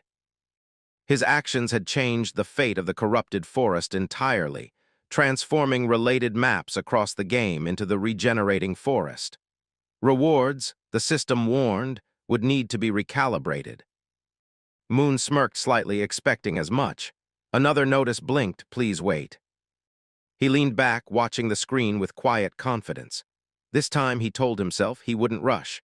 The last incident had already taught him that demanding rewards too fast only caused chaos among constellations. Zeus's outrage, the heavenly demon's interference, the arena's embarrassment, it all played back in his memory.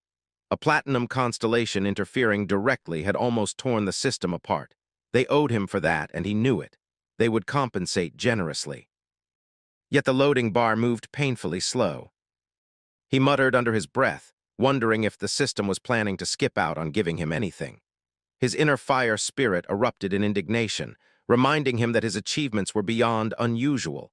Reviving a high elf alone was a massive deviation, but birthing a new world tree went beyond anything the arena normally allowed. Even if it was only a fragment, a world tree was a miracle. Moon blinked in surprise, asking if that really meant something. The spirit reminded him of the title he had already gained. The loading completed with a chime. A title appeared on the screen, Companion of the World Tree. A growth-type title, rare, powerful, almost unheard of. Guild members would gain increased experience. Their stats would grow faster. Moon burst into laughter, overwhelmed. Growth-type titles were treasures on the same tier as SSS-grade items. He immediately asked the Philosopher's Stone about growth conditions. The Fire Spirit guessed they would depend on refining more seed fragments, but admitted this was its first time encountering a world tree too. They would have to discover the limits themselves. The uncertainty thrilled Moon, the possibilities felt endless. He scrolled further and froze. The next page revealed a quest from the Black Goat. Forgotten knowledge, homunculus. He read through the conditions carefully, reached 60% completion of the obsidian tablet to receive a homunculus recipe. The words struck him like a blow. A homunculus, that was the Black Goat's promised gift. He sank deeper into the sofa, thinking it through. The Black Goat usually handed things over bluntly, without ceremony. If even it had locked the knowledge behind a quest, then this recipe must exceed his current capabilities. Life creation was the domain of gods. No wonder the goat thought it necessary to slow him down. The Fire Spirit checked the tablet's current progress, 40%, and calculated the cost. 60,000 achievement points to raise it another 20%. Moon rubbed his forehead, groaning. 60,000 points for only a fifth of the progress. It was absurd.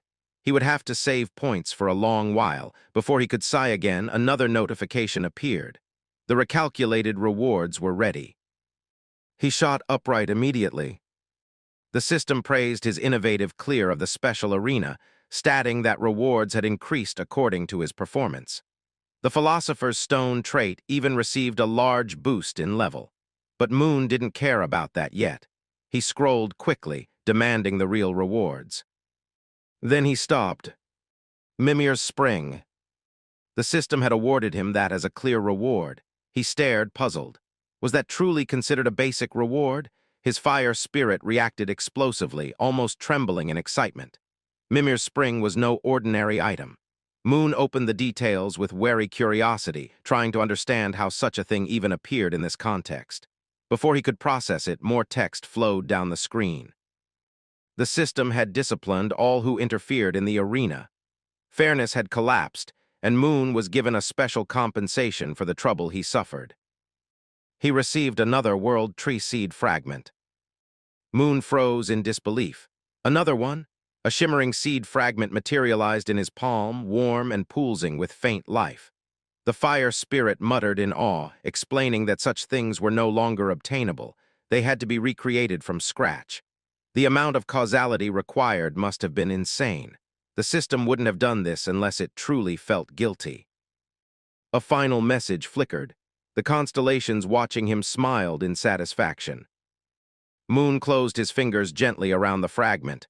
Relief and delight washed through him. That was 10,000 points saved instantly. A sweet victory. But the moment of peace didn't last. A furious voice suddenly echoed from outside the screen. Raw, frustrated, familiar. "Damn it, that rotten old." Moon blinked, startled. "Malsuak." A furious shout cut through the air, sharp enough to make Kim Si-moon stop in his tracks. It came from Malsuak, her clothes torn apart from a previous fight, anger radiating from every inch of her. She yelled, demanding that Kim Si-moon fight her one-on-one, though her outfit was hanging together by a thread. Kim pointed out her ruined clothing without hesitation. Her gaze dropped, and she screamed in frustration, blaming the old man responsible for her training. Before she could continue, Kim snapped his fingers and spoke calmly, telling her to fix her clothes first. A soft blue glow wrapped around her, repairing every torn piece of fabric until her outfit was restored completely. She froze in surprise, staring at the flawless result. She commented that the result was so precise he could sell clothes for a living. Kim corrected her, amused, saying he didn't copy anything. He had simply reconstructed the outfit from what little remained, since alchemy couldn't create something out of nothing. She checked again and realized the material really was thinner, but she pushed the thought aside. This wasn't the time to worry about her clothes. She pointed at him again, reminding him of the duel she demanded. Then the memory hit her, the mission from the heavenly demon. The notification had declared Kim Si-moon as her first duel opponent. She had to prove she was a worthy successor to the heavenly demon arts. The rewards were massive, but the punishment, forced secluded training, completely cut off from the world, was terrifying. She had smiled at the time, thinking at least the heavenly demon had a conscience. The mission was interesting, and she planned to take everything she could from it. Kim suddenly spoke as if reading her mind, asking if she had received a quest from the heavenly demon to fight him. She froze, shocked he knew anything about it, but before she could ask how, his aura began to rise. A heavy, deep blue power swelled around him as he prepared himself. He said it was perfect timing because he wanted to test his newly raised stats. Without hesitation, he declared the fight would begin.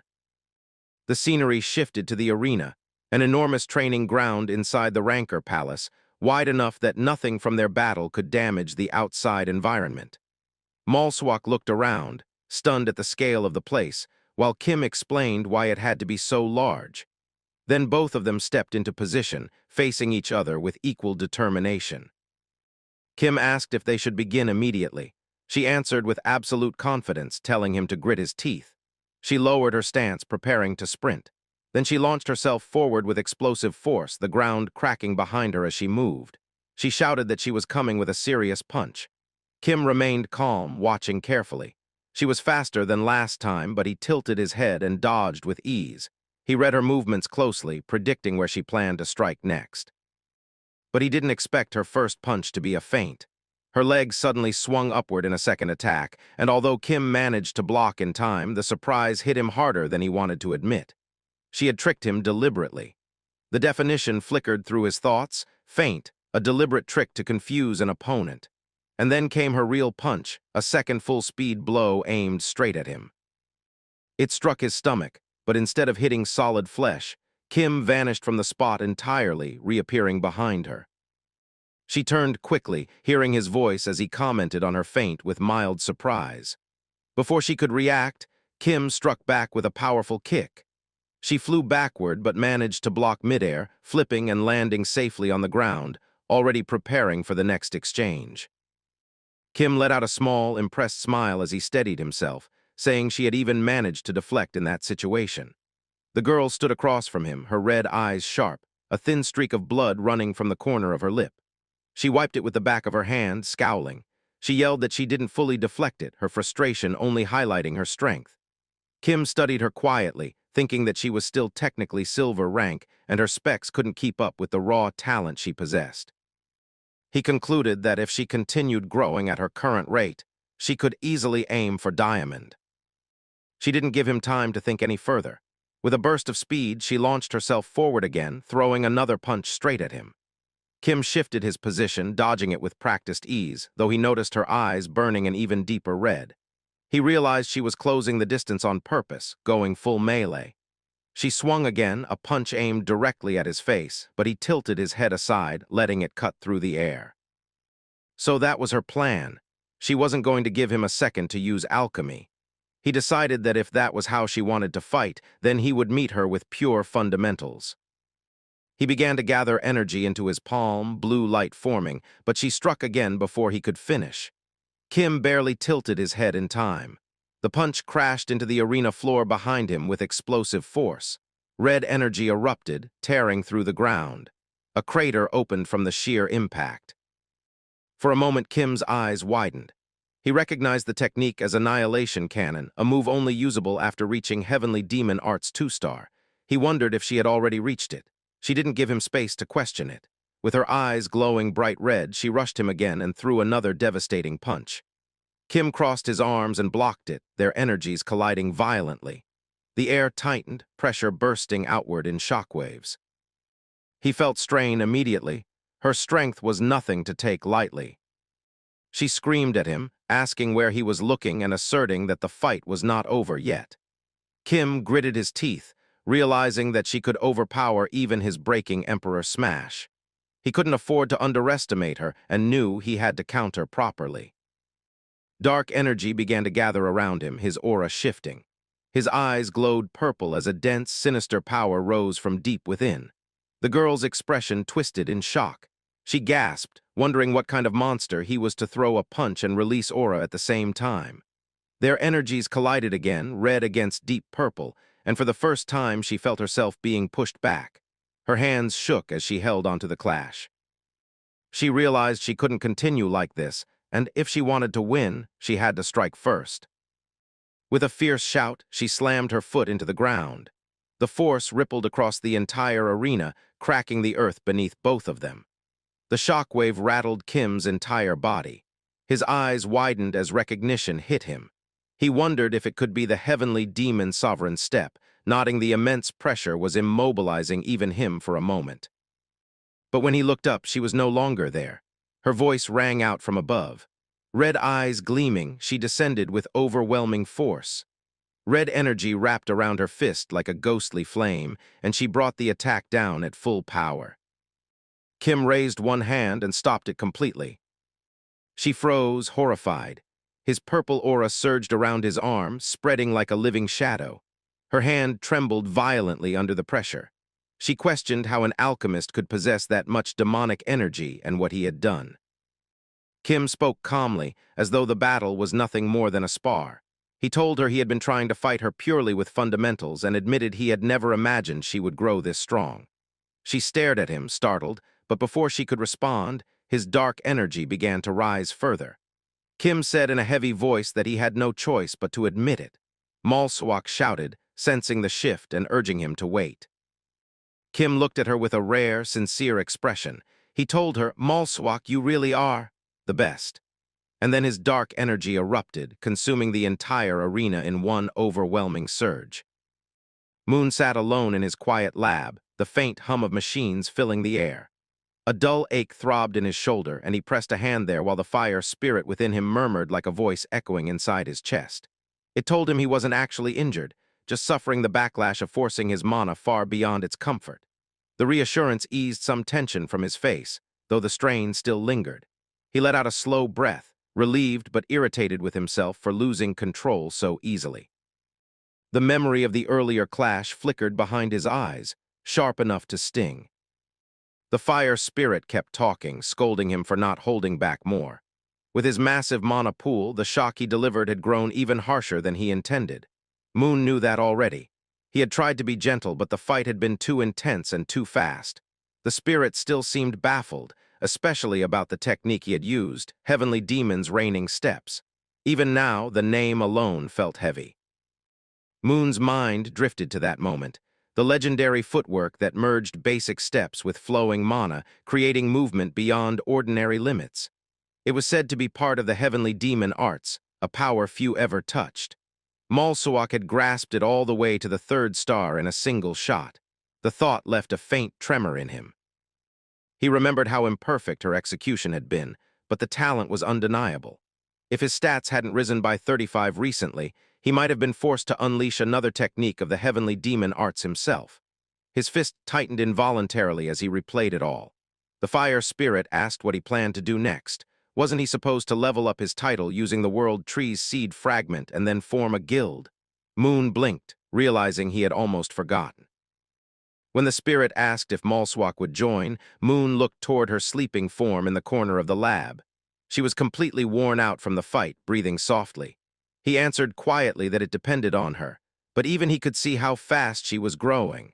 One meeting with a constellation had changed everything. Who knew how far she would climb now? Moon rose from his chair, stretching out the tension while the scene around him shifted to the outside of his building. Evening had settled, and the sky glowed in shades of orange, like the world was slowly cooling into night. Footsteps echoed down the walkway, Senior arriving with an eager, focused look. He was thinking about the message he'd received earlier, the one saying Moon had something to give them today, and he seemed excited about it. As he approached the entrance, a newly appointed guard greeted him politely. Senior studied the unfamiliar face and immediately assumed the previous guard had been removed in some shady way. His muttered suspicion confused the new recruit, but Senior simply brushed him off with a vague smile. He waited outside the elevator until another voice called out, "Junior." The younger man jogged over, asking if Senior was heading to see his brother. Junior offered to join him, and Senior agreed but immediately asked what happened to the old guard. Junior explained plainly that Moon had unintentionally helped him get rid of the man after the guard had been rude to someone visiting. Junior had seized the opportunity and pushed him out. Senior thought it was extreme, joking that Junior must have uncovered real dirt. Before any more could be said, the elevator doors slid open. A sudden shout burst through the air. Both men turned as a girl with blonde hair rushed toward them, breathless from running. She complained that Senior had promised they would go together, and he offered a sheepish apology, admitting he had only been thinking about Moon. Junior looked at Yu-young with expressionless eyes, clearly not thrilled to see her, but the three of them entered the elevator anyway and soon arrived at Moon's place. Inside, everyone sat on the sofa while Moon remained composed, greeting them for being on time. Senior spoke first, saying he had rushed over as soon as he heard about the new product Moon had created. His eyes shifted toward Yu-young, and he reminded her she had something she wanted to discuss. She reached into her purse and pulled out a stack of files, placing them firmly on the table. The sudden seriousness in her posture made Senior's eyes widen in shock. Moon picked up the papers, flipping through them calmly. The name on the document stood out, Sung Sam Bio. They were offering to help distribute the cure. Yu-young explained that they would lend their trade routes and their name, which meant stable procedures, smooth payments, and guaranteed credibility. She reminded them that the black market wasn't a place for honest business, and even worse, sellers could be betrayed the moment someone offered the right price.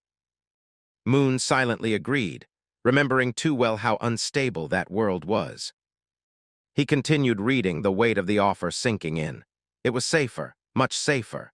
Yu-young's tone softened as she added one more reason she wanted to repay him. Her mother was grateful too. Her cheeks warmed as she said it. Moon leaned back with a small, proud smile, telling them he never helped expecting anything in return, yet he still accepted Yu-young's offer with quiet gratitude. Then his eyes sharpened. He had something to show them too. With a swipe of his hand, a glowing notification unfolded in the air. The room froze as everyone leaned in. Gasps broke out all at once. The title he revealed was something none of them had ever seen, Companion of the World Tree.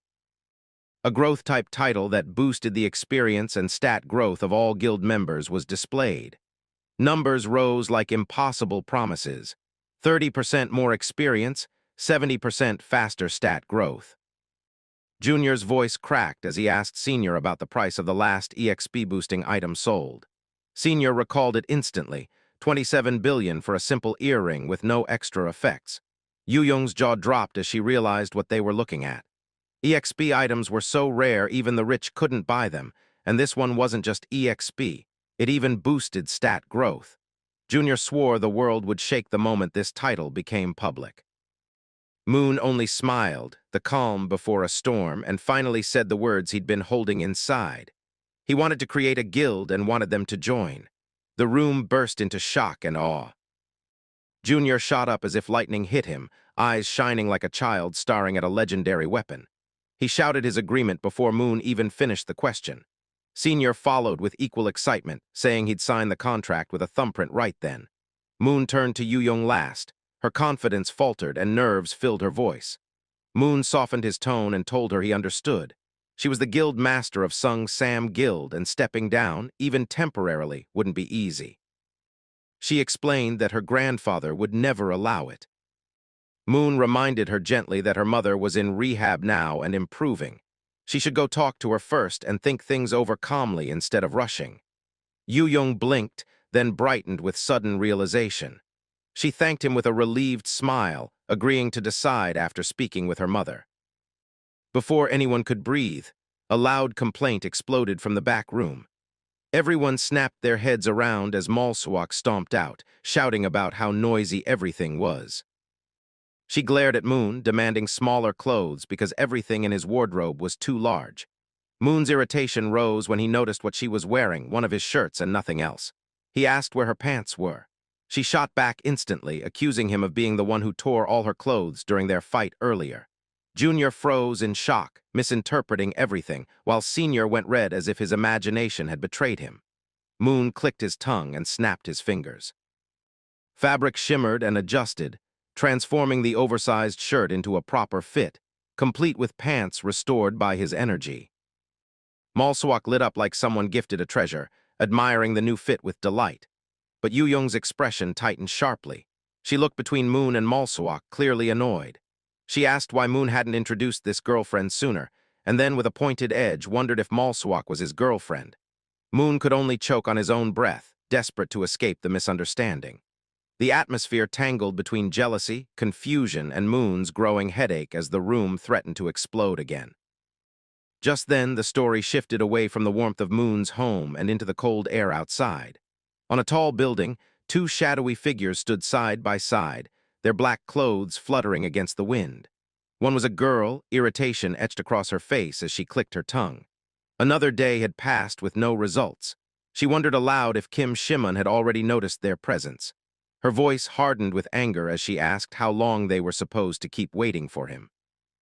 Before the boy beside her could answer, another man rushed to them, breathless, carrying urgent news. He whispered something into the girl's ear. Her face twisted slowly into an evil smile, a spark of excitement burning behind her eyes. Whatever she learned changed everything. She let out a low sound of interest, as if the long, boring wait had finally ended, and stepped forward with new purpose. Both figures leapt from the rooftop, their silhouettes slicing through the fatting sky. The girl's voice echoed as they fell, filled with wicked enthusiasm. It was time to move. Time to finally step into the light. And now she would get to see the face she had been waiting for, Kim Shimon's, up close at last. The scene shifted to a crowded building, bustling with noise and movement, where Moon and Malsuak stood outside the house. Malsuak's face was twisted in frustration, her voice rising above the crowd as if her soul were slipping out from embarrassment. Moon only offered a relaxed smile, reminding her the misunderstanding was already cleared up. But that wasn't the point for her. She demanded to know why the misunderstanding had happened to begin with, her cheeks burning at the memory of others assuming they were dating. Moon admitted it surprised him too, though irritation crept into his tone when he mentioned her walking out wearing nothing but a shirt. She shouted back that she had no clothes to wear. Moon couldn't resist teasing her about Yu-young's hot time comment. She flushed even more, muttering that none of it made any sense. Moon steered the conversation back to practicality, pointing out that things worked out since they were lent clothes. Malsuak agreed, though she felt awkward wearing clothes that were too expensive for her comfort, but she recognized the kindness behind it. Moon, meanwhile, found himself thinking about Yu-young's behavior. It was the first time he had seen Yu-young so gentle to a complete stranger, and he realized she might have taken a liking to him without fully realizing it herself. Trying to shake away the earlier embarrassment, Malsuak suggested they buy clothes before heading inside, not wanting to ruin the fancy outfit she had borrowed. Moon simply nodded, but halfway through the motion something pricked at the edge of his senses, an uncomfortable pressure. His eyes flicked upward instinctively. A shadow was falling fast. In the next breath, a man descended with the force of a meteor, his leg extended in a brutal kick meant to crush. Moon reacted instantly, grabbing Malsuak's hand and leaping out of range just as the impact shattered the ground, sending cracks spidering across the pavement.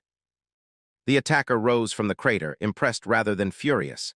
He noted that dodging that attack meant Moon wasn't just some gold-level fighter. Moon's mind raced, wondering who these people were and why they were targeting him. His voice exploded with anger as he warned them about the civilians. Before he could finish, a woman stepped out, her tone dripping with mockery. She called him naive for worrying about others and spoke his full name, Kim Si-moon, as though she owned it. Pink energy surged around her, gathering behind her like a luminous storm. A massive magic diagram formed in the air, humming with dangerous power. She announced that the real fight was about to begin. Malswak flinched at the intensity, trying to dismiss it as bluffing, but the fear in her voice betrayed her. Moon corrected her immediately. This wasn't a bluff. A barrier specialist, a rare one, stood in front of them. The woman smiled as a giant pink barrier snapped shut around the four of them, sealing them in a shimmering dome. She held a glowing pink orb in her hand, the core. She confirmed her trait openly, an S-rank barrier ability called Mirror Illusion. Her partner, a man named Gong Jeolryan, urged her to move quickly, but she brushed him off, confident Moon would be dead soon anyway. Moon observed their lips carefully. Their language was different, confirming they were foreigners using the arena translator. Their names, Gong Jeolryan and Sing, clicked into place in his mind. They were from the continental province, which meant trouble far deeper than an isolated ambush. His eyes locked onto the barrier core, realizing that was the key. No matter what happened, breaking the core came first. Sing tilted her head as she examined Moon's face, calling it a shame to kill someone who looked like that. Then she ordered the Diamond Drank man to half-kill him. But Gong Jeolryan warned her he couldn't control his full strength. Before Moon could respond, Gong Jeolryan launched himself forward, the air tearing apart as he charged. Moon and Malswak dodged again, seconds before the punch destroyed a wall, cracks exploding outward like fractured ice. The attacker looked thrilled, praising Moon's speed as if this were entertainment. Malswak cursed loudly, shaken by the sudden aggression. Moon's breath tightened. The man's aura flared red, heavy, suffocating, and unmistakably diamond rank. Malswak panicked, questioning why a diamond-ranked assassin would personally come for Moon. Moon snapped, asking if he really looked like someone important enough to kill, but she insisted he didn't seem the type. None of it added up. The diamond-rank fighter stepped closer, each footfall heavier than the last. His aura expanded, pressing down like a physical weight. Moon steadied his breathing and forced his focus into clarity. The situation was simple but brutal. Trapped inside a sealed barrier with a diamond-rank killer and an S-rank barrier user, they had no room left for hesitation. There were only two options. The first was to break the barrier core in Sing's hand and escape before the fight consumed them whole. Cross-splitting the duel. The second option hung in the air like a blade, sharp and immediate. Moon's voice deepened as he made the call, kill all the assassins. Malswak's lips curled into a fierce smile. She preferred that option by far. Moon assigned the roles quickly. He would lure the man away, and she would take the woman.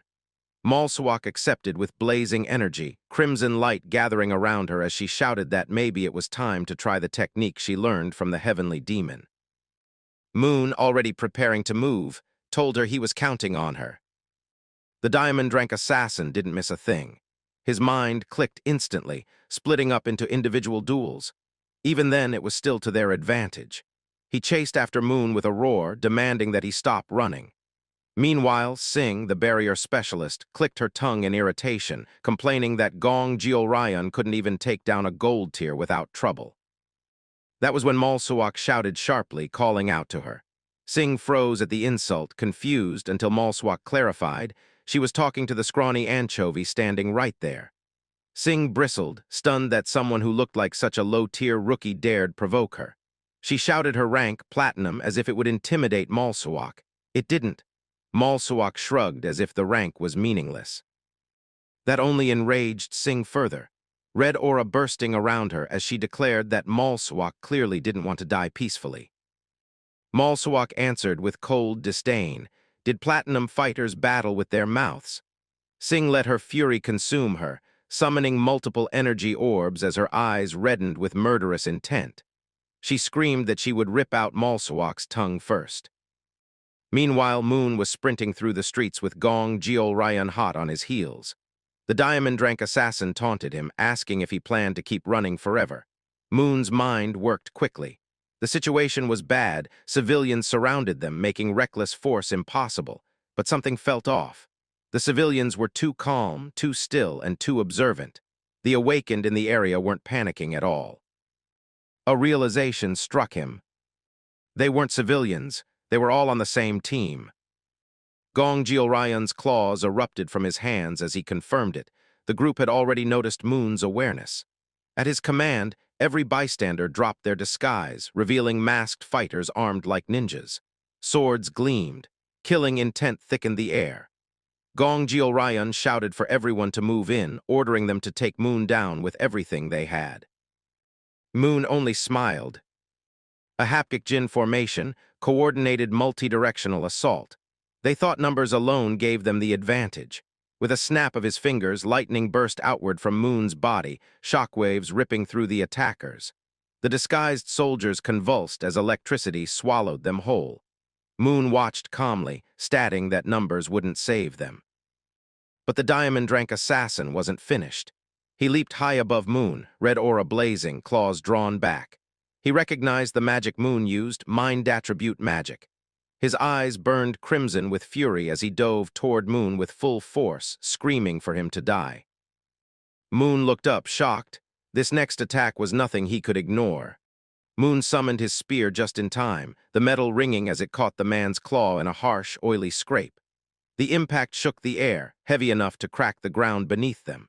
The man's grin twitched, impressed despite himself, and his voice rose in mocking thunder, demanding where Moon's earlier confidence had gone.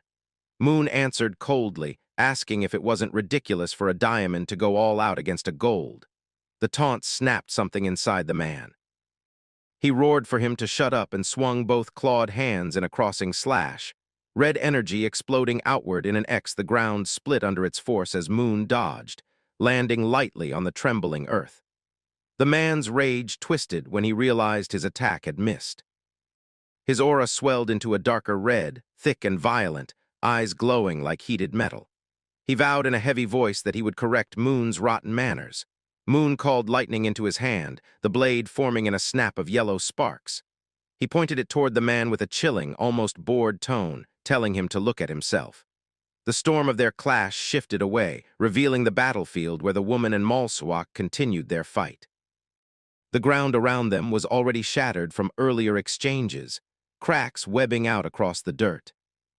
The woman gathered energy in both hands, dark pink power swirling until it flared around her like smoke.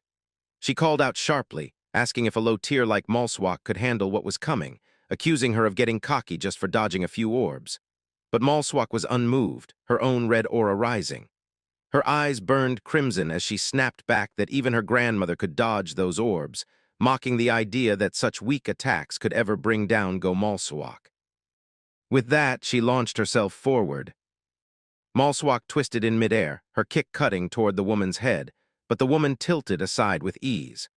Malsuak followed with a flurry of attacks, each sharp and committed, but every strike slipped through air as the woman dodged them all. The woman's thoughts remained composed, sharp for a low tier, she admitted silently, but a low tier was still a low tier. Red flames gathered in her palm, condensing into a blazing sphere like a small sun. She watched Malsuak's pattern, thinking that the girl had been all offense and no defense, that her guard had finally collapsed, and now was the time to exploit the gap. Malsuak roared and threw a full-force punch, but the woman unleashed her gathered fire at the same moment. The red flame burst outward like a wave, and the woman smiled to herself as she watched it hit, convinced the attack had landed perfectly. She believed nothing could withstand her 5-star fire magic. That confidence cracked when she looked again and froze. Malsuak stood unscathed, without a single burn.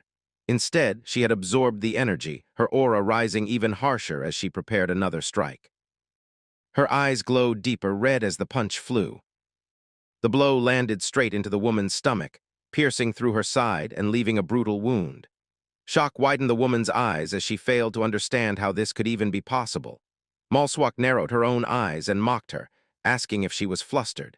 She leapt up again, red energy bursting from every angle, her voice turning cruel as she reminded the woman that it was absurd for a silver to defeat a platinum. She whispered a final goodbye as she brought her attack down. But the woman blocked, not with her hands, but with a shimmering pink shield. Malswak froze, startled by the sudden defense. The woman smiled, asking what Malswak meant, then shouted that it was an S-rank defense artifact that someone like her could never dream of. She warned that she would burn Malswak to nothing with a 6-star spell. Malswak pulled her hand away from the shield, muttering in irritation that this was ridiculous, then added with calm contempt that compared to Moon's magic, the woman was nothing. Platinum wasn't special either, she said, and predicted Malswak would rise quickly. Her aura surged. Red energy exploded from her body, the air tightening until the battlefield trembled.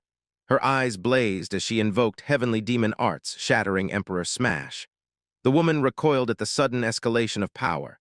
Malswak shot forward, her punch colliding with overwhelming force. The red energy roared, crushing into the shield, cracking it with violent shockwaves until it finally gave way. The scene snapped back to the man and Moon. The man's breath had grown heavy, his claws trembling as exhaustion crept through him. His thoughts raced. That guy, how was he still using that power? It was annoying, impossible, relentless. Moon, meanwhile, stood without strain or a steady. Lightning danced around his spear, yellow sparks forming thin threads of electricity. His eyes shone bright gold. Moon smiled slightly and asked if the man was already tired, pointing out that he hadn't even truly started. Sweat gathered at the man's temple, shock slicing through his composure as he struggled to comprehend the widening difference between them. The man froze when he saw Moon's rising power, sweat forming along his temple as a harsh thought tore through his head, that crazy bastard again. Moon launched his attack without hesitation, a massive lightning shock striking the area where the man stood. The man twisted away at the last second, stunned by the sheer force behind it. His mind raced, realizing his brain attribute immunity artifacts were already exhausted, making a direct breakthrough nearly impossible. If he'd known things would go this far, he thought bitterly, he should have used his usual gear. For now, he decided an attrition fight was the safest path. He needed to survive long enough to find an opening. He landed hard, dust kicking around his feet, and another thought cut through him. If Moon kept spamming that much mind attribute magic, surely his mana would run out soon. Moon dismissed his spear into his inventory and muttered that for a diamond the man was far too weak. That single line sharpened the man's focus. This was the moment. He threw himself forward with full force, claws extended like blades forged to kill. His mind narrowed into a single desperate belief. I'm betting everything on this one hit. Moon didn't flinch. Calm settled over him like a still lake. He snapped his fingers, his eye igniting with power as he spoke, cold, decisive, calling the attack predictable. The man's heart jolted. Could Moon be provoking him on purpose? It made no sense. He was just a gold. The man roared inside, determined to prove the gulf between gold and diamond. But his thoughts shattered when Moon released a far stronger attack, blue energy erupting from his hand in a violent surge that swallowed the man completely. When the force finally dissipated, Moon's voice cut through the fatting shock, remarking that surely a diamond wouldn't die that easily. Blood dripped from the man as he staggered back, coughing. He dodged enough to live, but his right arm had been severed. Rage twisted through him as he rasped that Moon was someone who absolutely should not be left alive. A smile curled on his face, warped by desperation, as he declared it was time for his final move. He turned toward his ally and shouted for I.M. Weijiang to deploy the test subjects. The mad scientist grinned, clicking a remote with trembling excitement, claiming the mutants they had worked on for 10 years would finally make their debut. When the button pressed, the civilians surrounding the battlefield stiffened. Their eyes flashed red before their bodies twisted and expanded, transforming into giant monsters with glowing crimson eyes. The scientist's voice rose in triumph as he commanded the mutants to awaken, declaring Kim Si-moon finished. Now armed with monstrous reinforcements, the man straightened and extended a new claw from his remaining arm, confidence igniting again. Moon's eyes narrowed as he watched the transformation. Something about the monster's appearance struck him. They looked strangely similar to a draken. The man and the hulking creatures charged at Moon together, the man screaming that Moon would pay for making him lose an arm. Moon stayed still, mind cutting through the chaos as a realization formed. Could this be related to the dragonkin? His left eye glowed yellow, then deepened into orange as the certainty grew. He lifted his right hand and released his voice, infused with power, commanding everyone to stop. The sound rippled through the battlefield in an unseen wave, reaching every mutant. The monsters froze mid-charge, locked still under the weight of Moon's command. The air held its breath, waiting for what would happen next. All the mutants froze at the sound of Moon's command, their bodies locked in place as if an unseen force gripped them. The scientists stared in disbelief before shouting, "What in the world?" The mutant stopped. His fingers jabbed frantically at the remote he had used for a decade, but nothing responded, and panic crept into his voice as he stammered that nothing like this had ever happened before. The man beside him grew far more furious, cursing as every plan they had prepared collapsed in front of them. With rage twisting his expression, he lunged toward Moon with his one remaining arm, shouting to the sky in frustration, demanding to know who Kim Shimon really was.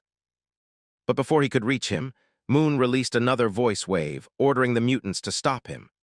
The command rippled outward like invisible impact, reaching the immobilized monsters, whose eyes began glowing red again as they roared and surged back to life. The man screamed for Moon to stop his bullshit and extended his claw to strike him down, but a towering mutant threw itself into the attack.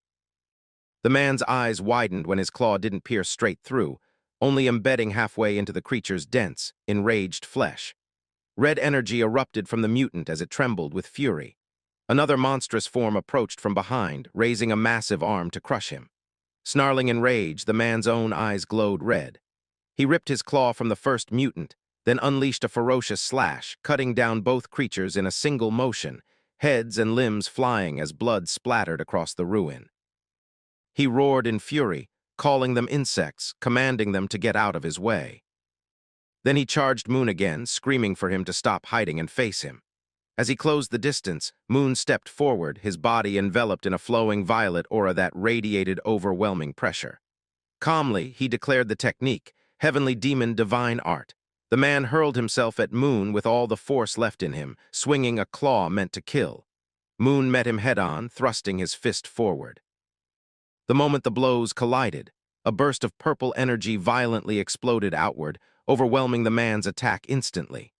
The shockwave ravaged the ground, tearing apart the area where the man stood as dust and debris erupted into the air.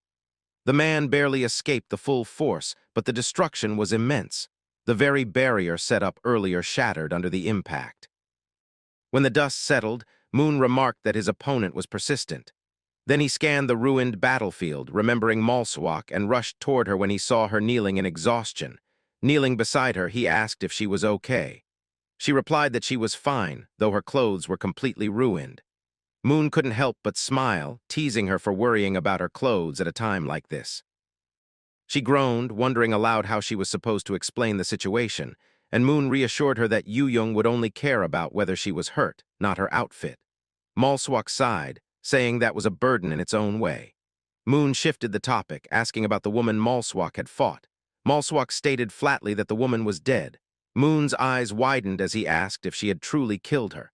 Malswak defended herself immediately, saying the woman had tried to kill him first.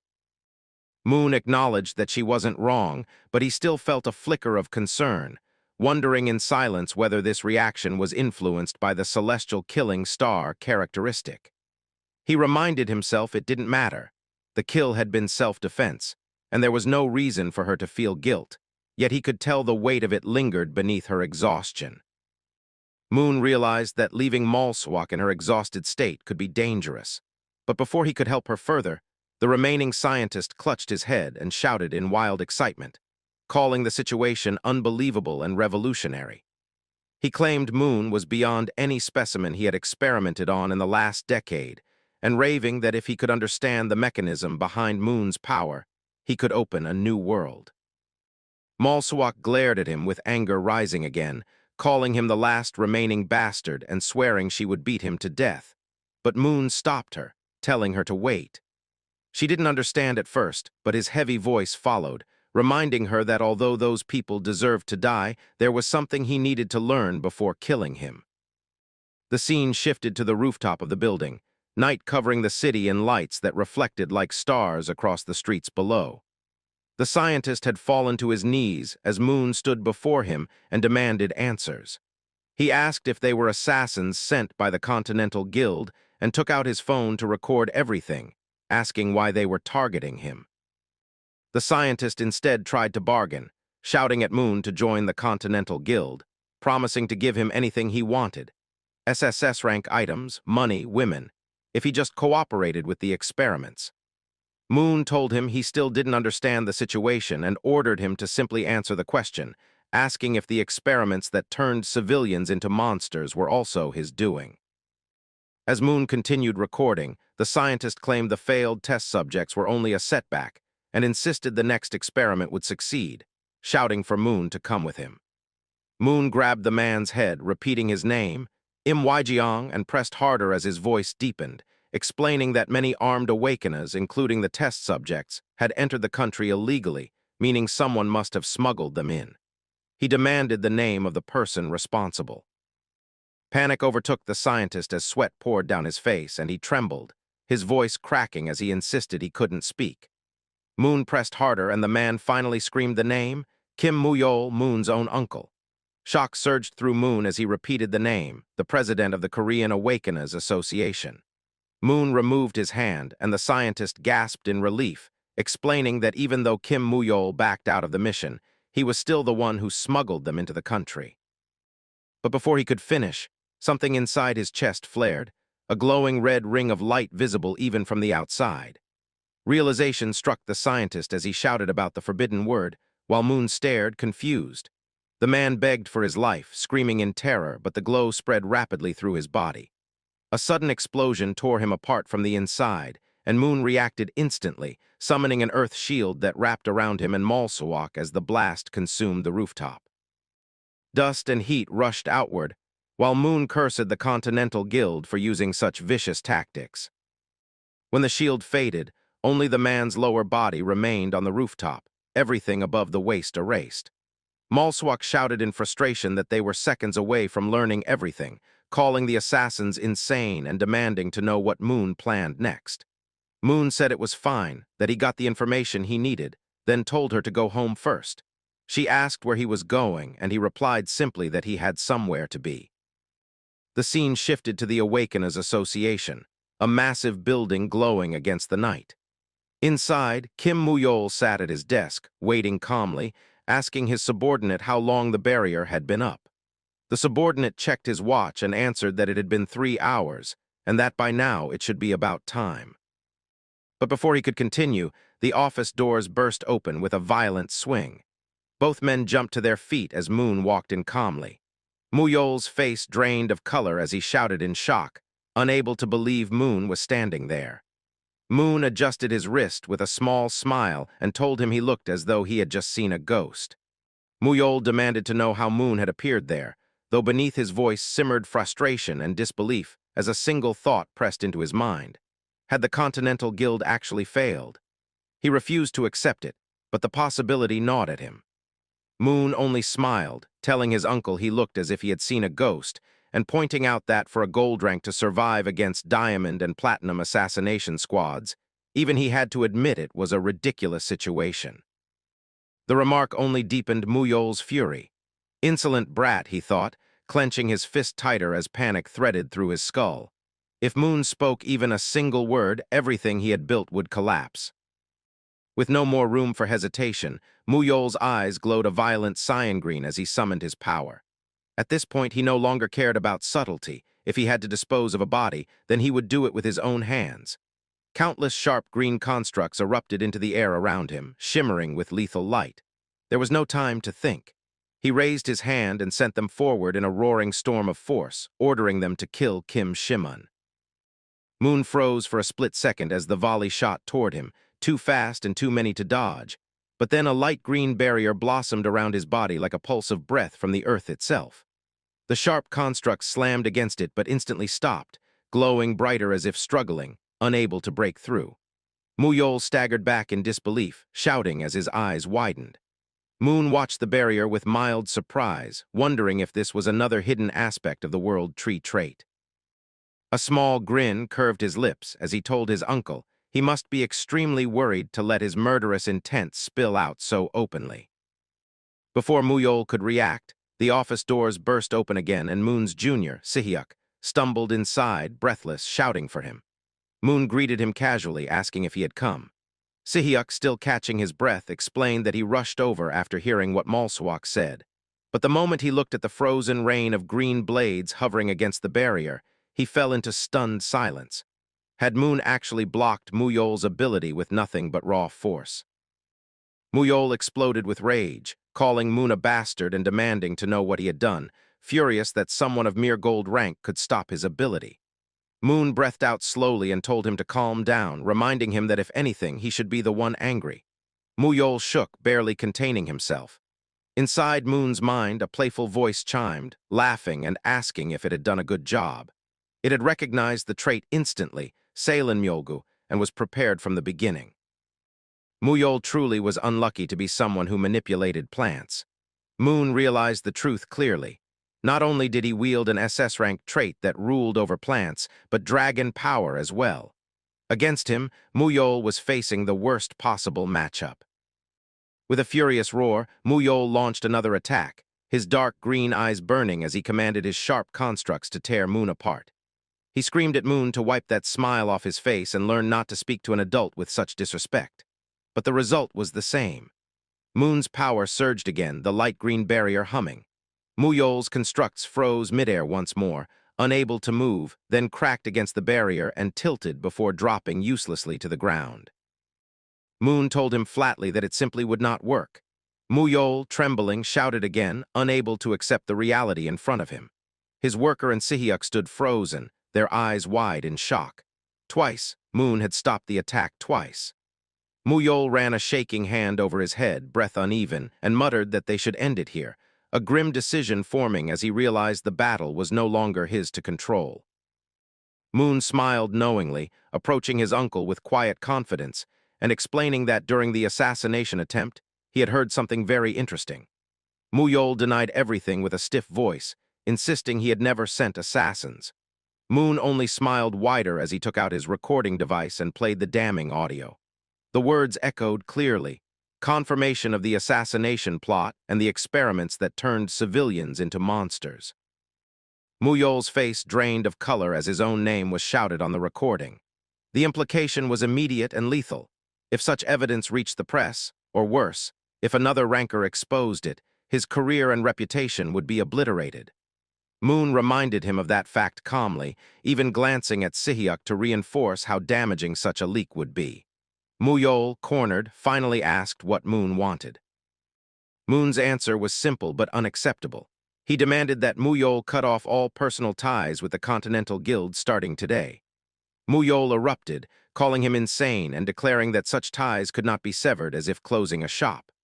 Moon calmly acknowledged this but remained firm. Muyol grabbed Moon's shirt, shouting that the Continental Guild was responsible for the assassination attempt, not him, and that he held no involvement. Moon countered by pointing out the undeniable truth, that Muyol had helped smuggle foreign operatives into the country, and that the guild was ultimately detrimental to both Korea and Muyol himself. Muyol's sweat dripped as fear crept deeper into his expression. Moon remembered clearly how, in his past life, his uncle had fallen more miserably than anyone after Korea's collapse. The Continental Guild had broken him, twisted him into a loyal dog performing horrors under their name. Moon refused to let that tragedy repeat. Though he and Muyol had a hateful relationship, Moon understood that his uncle's political brilliance could serve a greater purpose if it remained under Korean control. Instead of letting Muyol fall into ruin, Moon intended to exploit that ability thoroughly for the future. He gently removed Muyol's grip from his shirt, telling him not to overreact. Muyol tried to protest again, but Moon clarified that he was not asking as the association's standpoint, but about Muyol's personal relationship with the guild. That revelation shook Muyol to his core. He stammered in disbelief that Moon even knew such things. Moon stated plainly that Muyol had received ability-enhancing drugs or items from the guild, which only deepened the older man's panic. Moon refused to explain how he knew and instead added one final condition. Investigate the guild's experiments on civilians and the transformation of people into monsters. Muyol shouted that he was the association president and demanded how Moon dared to order him around. Moon laughed softly, saying it was simply family helping family, and that he wanted Muyol to remain in his position for a very long time. The words stunned Muyol into silence, his thoughts scattering. Moon and Sihyuk turned to leave, closing the door behind them with a polite farewell, leaving Muyol frozen in place, caught between fear, humiliation, and the realization that he had been cornered by someone he had once dismissed as nothing. Night pressed heavily over the city as neon lights clung to the edges of glass towers.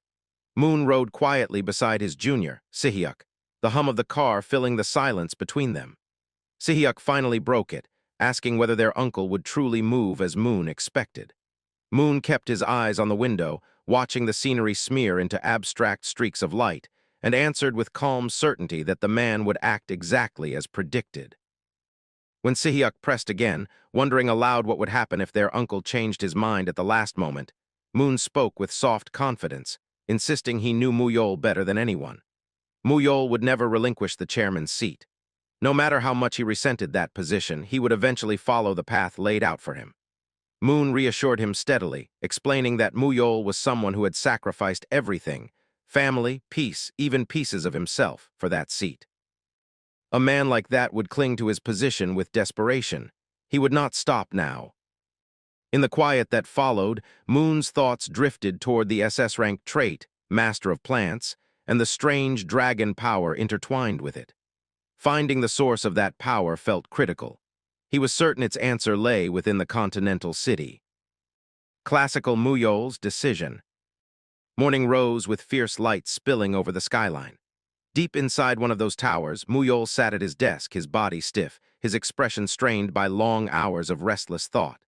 When he called for someone to enter, footsteps crossed the polished floor, and his loyal worker, Choi Chang-yuke, approached with a formal greeting. Choi reminded him of an early meeting and, noticing the exhaustion, asked if he should cancel it. Muyol rubbed his aching head and demanded bitterly what Choi thought about everything. Choi apologized, asking what exactly he should comment on. Muyol acknowledged that he should not have asked for what could not be given. Pushing himself to his feet, he ordered Choi to contact the continental city and inform them that the operation had failed, adding that the blame should fall on the test subjects. Choi stopped, shaken by the implication, and asked if this meant the chairman intended to follow Moon's demands. Muyol answered plainly that if no other path remained, then he would obey the arrogant nephew, and that his relationship with the continental city ended today. Choi hesitated, asking whether it wasn't wasteful to sever ties after pouring so much into that connection. Muyol acknowledged it without hesitation. He had invested money, time, and most of his resolve. He lit a cigarette, the smoke curling around him, and said that if all his efforts yielded only poison, then the link had to be cut. When Choi asked whether he truly believed Moon's claims, Muyol clarified that he did not believe Moon at all. He believed what he had witnessed with his own eyes. His expression hardened as he recalled the humiliation. He, the one who carried the SS-rank Master of Plants trait, had been stopped by a mere gold-rank youngster. A twisted smile edged across his face as another troubling realization surfaced. What unsettled him most was not the defeat. It was the fact that Moon knew about the elixir. Choi understood immediately and repeated its name, the DS created by the continental city. Muyol confirmed it was Dragon Serum, a top-secret experimental creation and the personal project of Zhang Lichu alone. Muyol felt a dark tremor of disbelief as he wondered how that brat could possibly know the elixir's identity. Choi suggested Moon had simply guessed after seeing the test subjects. Muyol rejected that immediately, insisting that Moon's tone was too certain. Choi hesitantly asked if that meant what he feared, and Muyol confirmed it. It was entirely possible that the brat had nullified his trait because of DS. Choi stammered in alarm, reminding him that Zhang Lichu had insisted DS had no side effects, but Muyol dismissed the idea. For now, he decided he had no choice but to move according to the arrogant nephew's tune, all while needing to investigate the side effects of DS for himself. Video game The Galaxy Arena. The scene shifted into a light blue digital expanse, the screen shimmering as a familiar space formed. Moon materialized and announced it had been a while. A notification welcomed him to the Galaxy Arena, and he quietly reflected that although he'd put a leash on his uncle, the continental city remained a dangerous threat. If he intended to face them, he needed power, quickly. Using the Growth Guild was the most efficient method now, and since he had already asked Jin-Ok to sell the remaining guild slots, he needed to farm experience in the arena. When a notification appeared stating his matchmaking had been elevated due to having stats unsuitable for his rank, he blinked in confusion. Another notification explained that because of this adjustment, clear experience and rewards were increased by 40%. Suddenly, the digital space brightened sharply, forcing Moon to shield his eyes. Through his fingers, he glimpsed the map forming around him and froze in shock. An old bridge stretched across a chasm toward a rocky mountain, the checkpoint map. Comment bubbles erupted around him, players reacting in disbelief, mocking the absurdity of a gold rank being placed in a platinum-level map. Checking his interface, Moon assessed the situation calmly, recalling he had cleared the map once before. The part about mismatched stats lingered in his mind. Then he understood. The displayed stats showed fusion power, 100 plus mana force, 52 dragon power, 52 with 10 unused points. His fusion power exceeding 100 meant he was automatically categorized as platinum. Both his fusion power and dragon power had surged dramatically during the Corrupted World Tree event. A new notification appeared, announcing that today's arena mode was defense and that 20 participants would be joining. More players materialized one after another. Then another notification added a new condition, cooperation. All participants would form a team, and the arena would begin once everyone arrived. As the last players spawned, shock spread among them like wildfire. Many shouted in alarm that this was the checkpoint map, demanding why a gold rank like them had been placed here. Moon quietly noted that it seemed the others weren't true platinum either. They all appeared to be misranked participants whose stats, like his, didn't align with their official tier. Suddenly one player spotted him and shouted his name. All eyes snapped toward Moon at once, and murmurs spread rapidly as everyone recognized him as the Kim Si-mun who had won his gold debut match. Moon, slightly embarrassed, thought about how long people intended to milk that single debut win. Yet to the players around him, his presence was reassuring. Just as Moon was sinking into irritation, a familiar voice approached from behind. "It's been a while, Kim Si-mun," the newcomer said. Moon turned sharply, shocked to see a white-haired man over 6 feet tall with broad shoulders stepping into view, someone whose presence immediately changed the atmosphere around them. Moon responded with a slow exhale, asking if he truly seemed stronger. Jinsu released a golden aura that rippled across the room, answering not with observation but with instinct, saying he could feel the change. Moon's own eyes glimmered blue as he studied him, thinking of the beastification trait and how it sharpened instinct until it bordered on insight. Without denying it, Moon admitted he had gone through real combat recently, and Jinsu reacted with interest, rolling the words around as if real battle sounded enticing. Then with abrupt seriousness, Jinsu asked if joining that guild would let him experience the same thing. Moon blinked, stunned by the question, the word guild slamming into him with confusion. He had never mentioned a guild to Jinsu, yet the man spoke as if it were common knowledge. Before Moon could sort the thoughts scattering through him, Jinsu explained casually that he had learned about it from the guild master a few days prior. Moon forced out a question, asking if he meant the guild master, and Jinsu confirmed it, Ironblood Gochang Jin. A first-generation ranker like Kim Muyol, founder of the Myth Guild, one of Korea's top 3. The involvement of someone like that shouldn't have crossed paths with his own guild, yet somehow it had. Jinsu continued, saying the guild master had approached him with an offer, a possible transfer to another guild for a while. At first, Jinsu had assumed he was being thrown out after failing his debut match despite receiving huge support, but then he learned the truth. The guild he was being recommended to, he said, had buffs so outrageous that even Ironblood would envy them. Moon felt shock spark through him as Jinsu spoke of massive growth buffs. The more Jinsu explained, the clearer it became how he had reached his conclusion. He thought Moon's sudden growth made sense only if he was benefiting from that mysterious buff. Moon let out a quiet breath, thinking how sharp the Beast King truly was, strong, competitive, but also perceptive.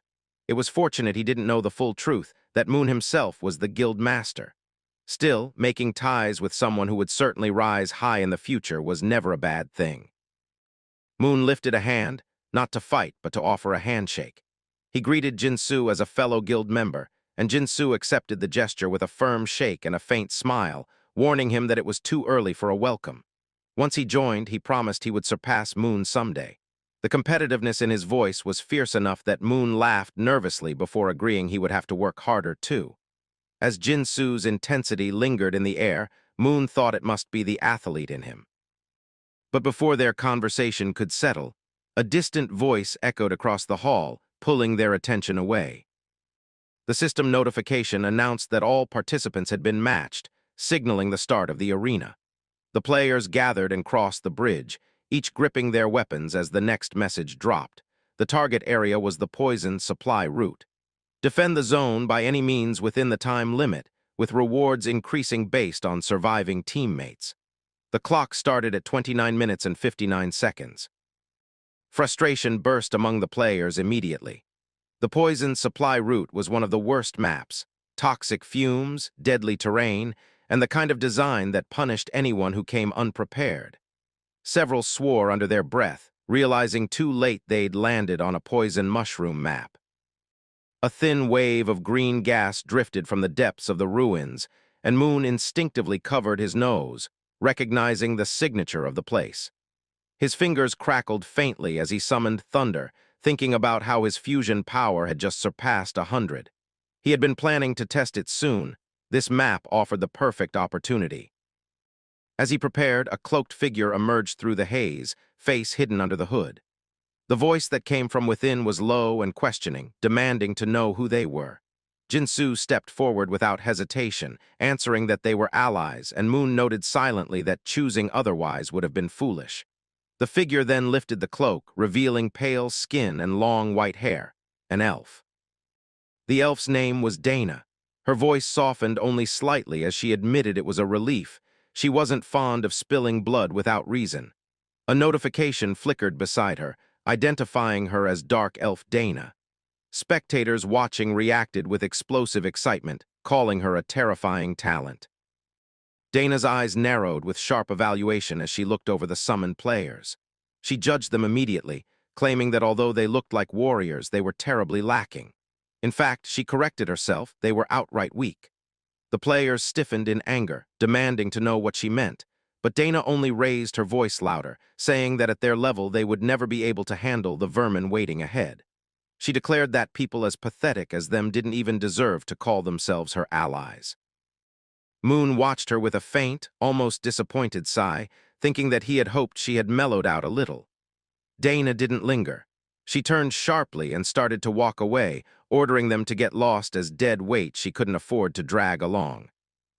Moon's eyes glowed faint blue as he considered the situation.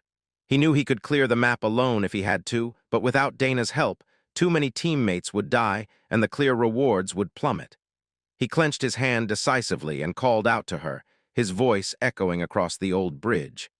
Dana stopped and looked back at him with the same merciless arrogance as before.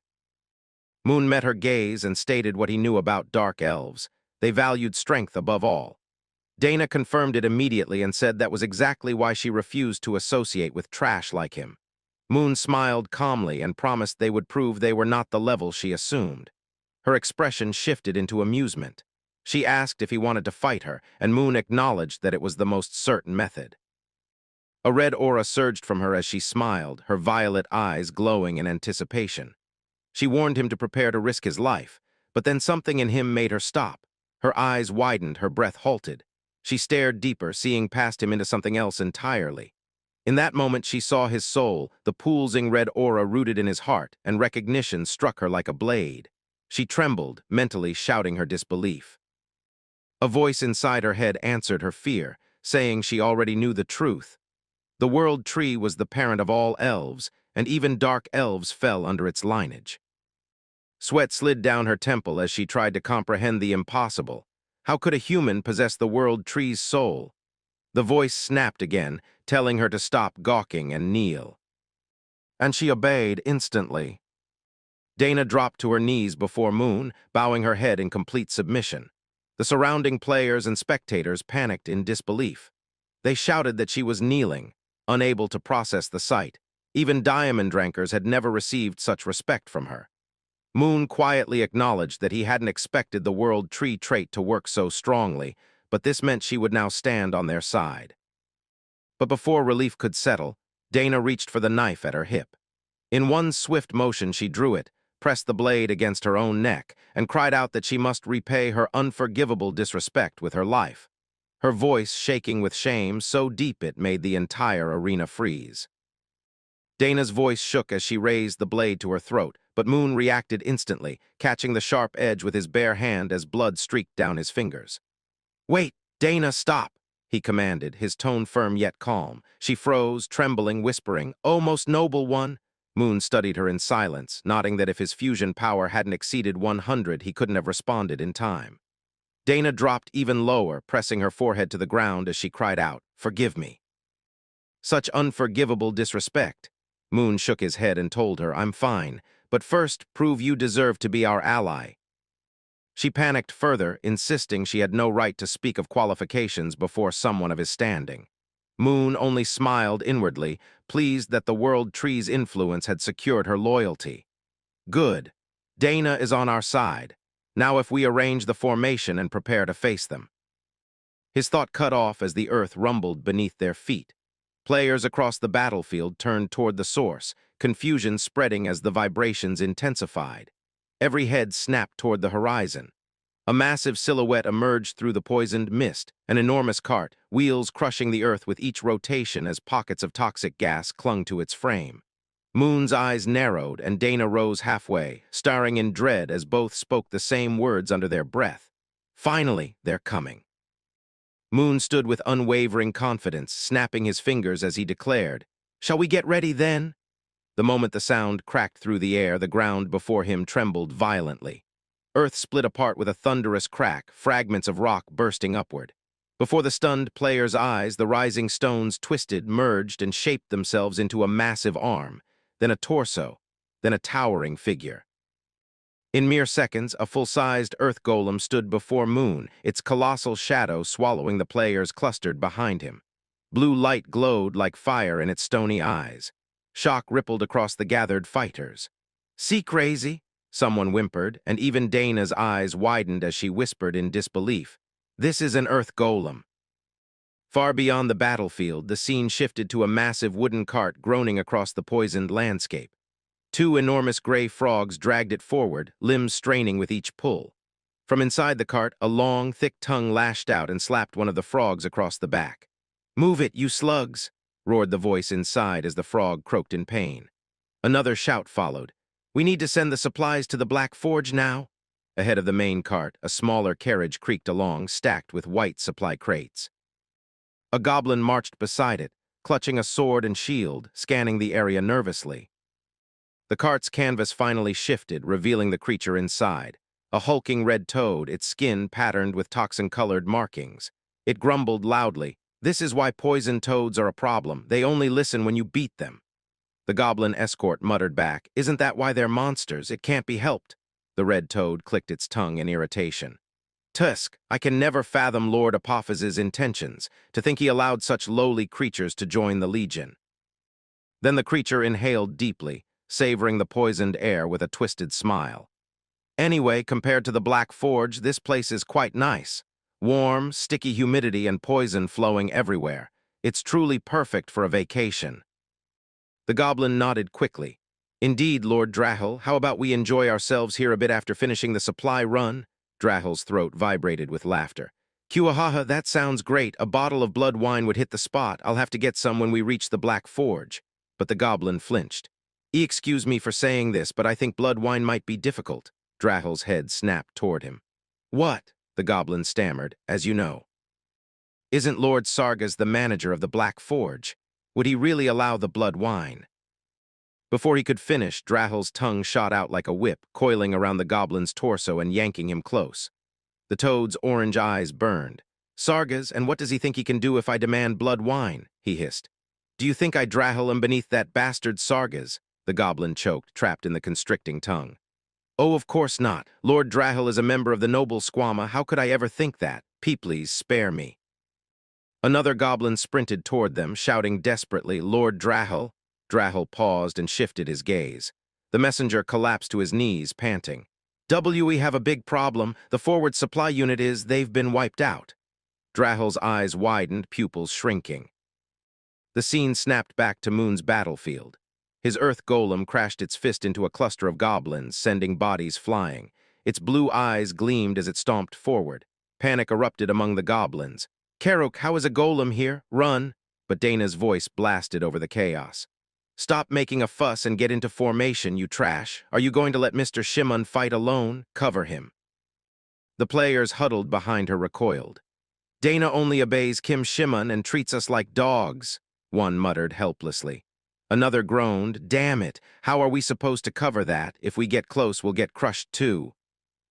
Dana clicked her tongue sharply, shouting, "Useless trash, honestly, tisk. Continuing the fight with them is impossible."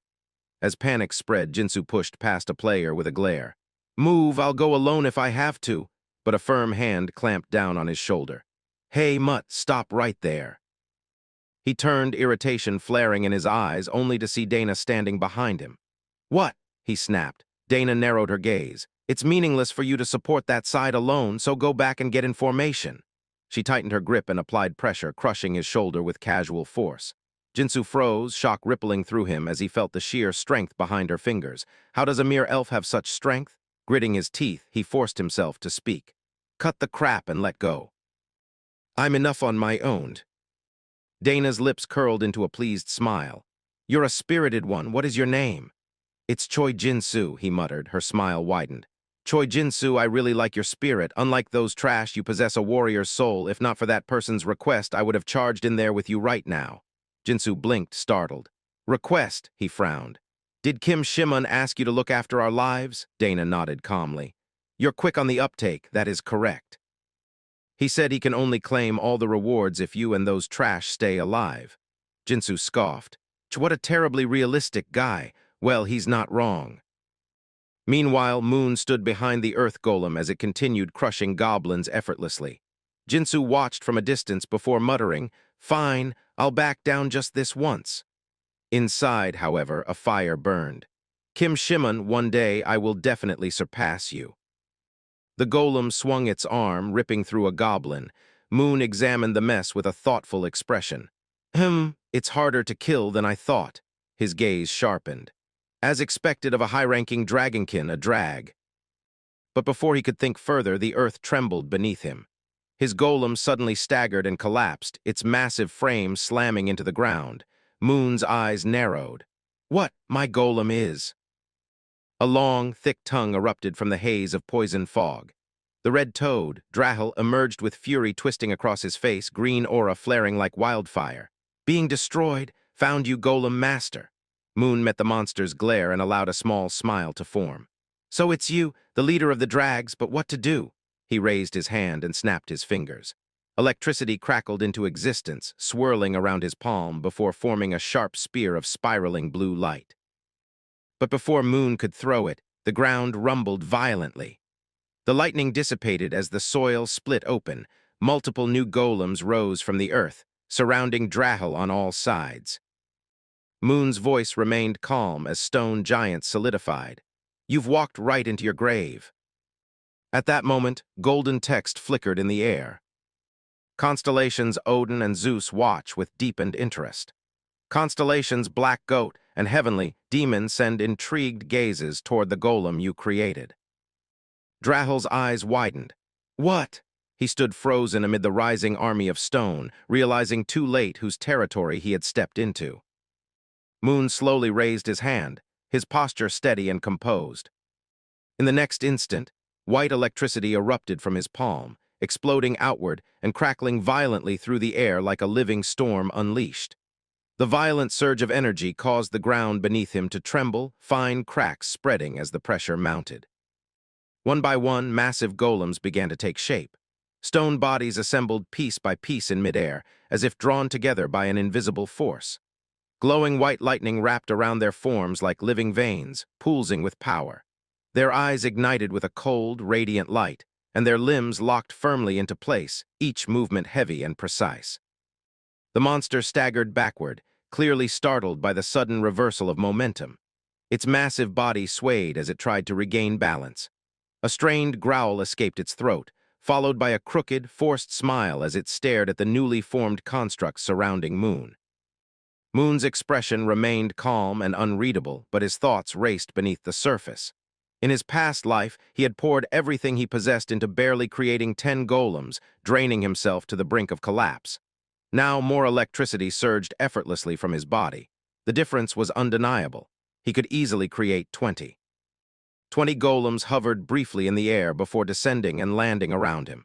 Their massive frames radiated crushing pressure, enough to make the air feel heavy. White lightning snapped between them, forming a loose yet unmistakable interconnected network that crackled with restrained violence. Moon raised his hand toward their backs, his fingers twitching slightly as if pulling invisible strings. He acknowledged the core problem inwardly: control. Each golem required manual command, absolute focus, and precise timing. Any lapse could spell disaster. A faint smile curved his lips. Simultaneously controlling 20 golems was undeniably difficult, but the current version of himself was no longer the man he had once been. He was different, stronger. The golems moved as one. One of them stepped forward, its massive stone foot slamming into the ground. It drew back its arm and threw a heavy punch, its stone fist tearing through the air before smashing directly into the monster's torso. The impact boomed like a cannon blast, sending shockwaves rippling outward. Moon exhaled slowly and issued a calm order, directing the golems to bind the monster's feet as tightly as possible and restrict its movement. A blue system screen flashed into existence in front of him. The constellations Zeus and Odin gasped in admiration at his level of control. Another message appeared immediately afterward, stating that the constellation's black goat and heavenly demon's eyes were sparkling with interest. The chat exploded with shock and excitement. Viewers marveled at how he was controlling all of the golems at once. They pointed out that each one was moving independently, calling the sight insane. Some commented that controlling even a single golem was extremely difficult, while others questioned just what kind of existence Moon truly was. The golems leapt forward together, attacking from every direction. Stone limbs wrapped tightly around the monster's legs and torso, locking it in place. The sheer mass and weight forced the creature downward, pinning it under overwhelming pressure. Then something changed. A strange green light began leaking from the cracks between the golems' stone bodies. Moon's eyes widened slightly as the light rapidly intensified, growing brighter and more unstable by the second. Suddenly, an explosive blast erupted from the center. The golems were blown apart in an instant, their stone bodies shattering violently. Fragments flew in every direction, raining down across the battlefield. From the center of the destruction emerged a long, red, serpent-like tongue, dripping with corrosive green liquid that hissed as it touched the ground. Moon froze for a split second, his instincts flaring at the sight. The monster stood tall once more, a powerful green aura swirling violently around its massive body. Its tongue swayed like a living weapon, radiating menace, as it mocked the idea that mere stone blocks could restrain it. The tongue shot forward, slicing through the air toward Moon with terrifying speed. He felt the pressure instantly, the force bearing down on him like a tidal wave. Yet instead of panicking, a confident smile appeared on his face. Yellow electricity crackled around his arm as power gathered.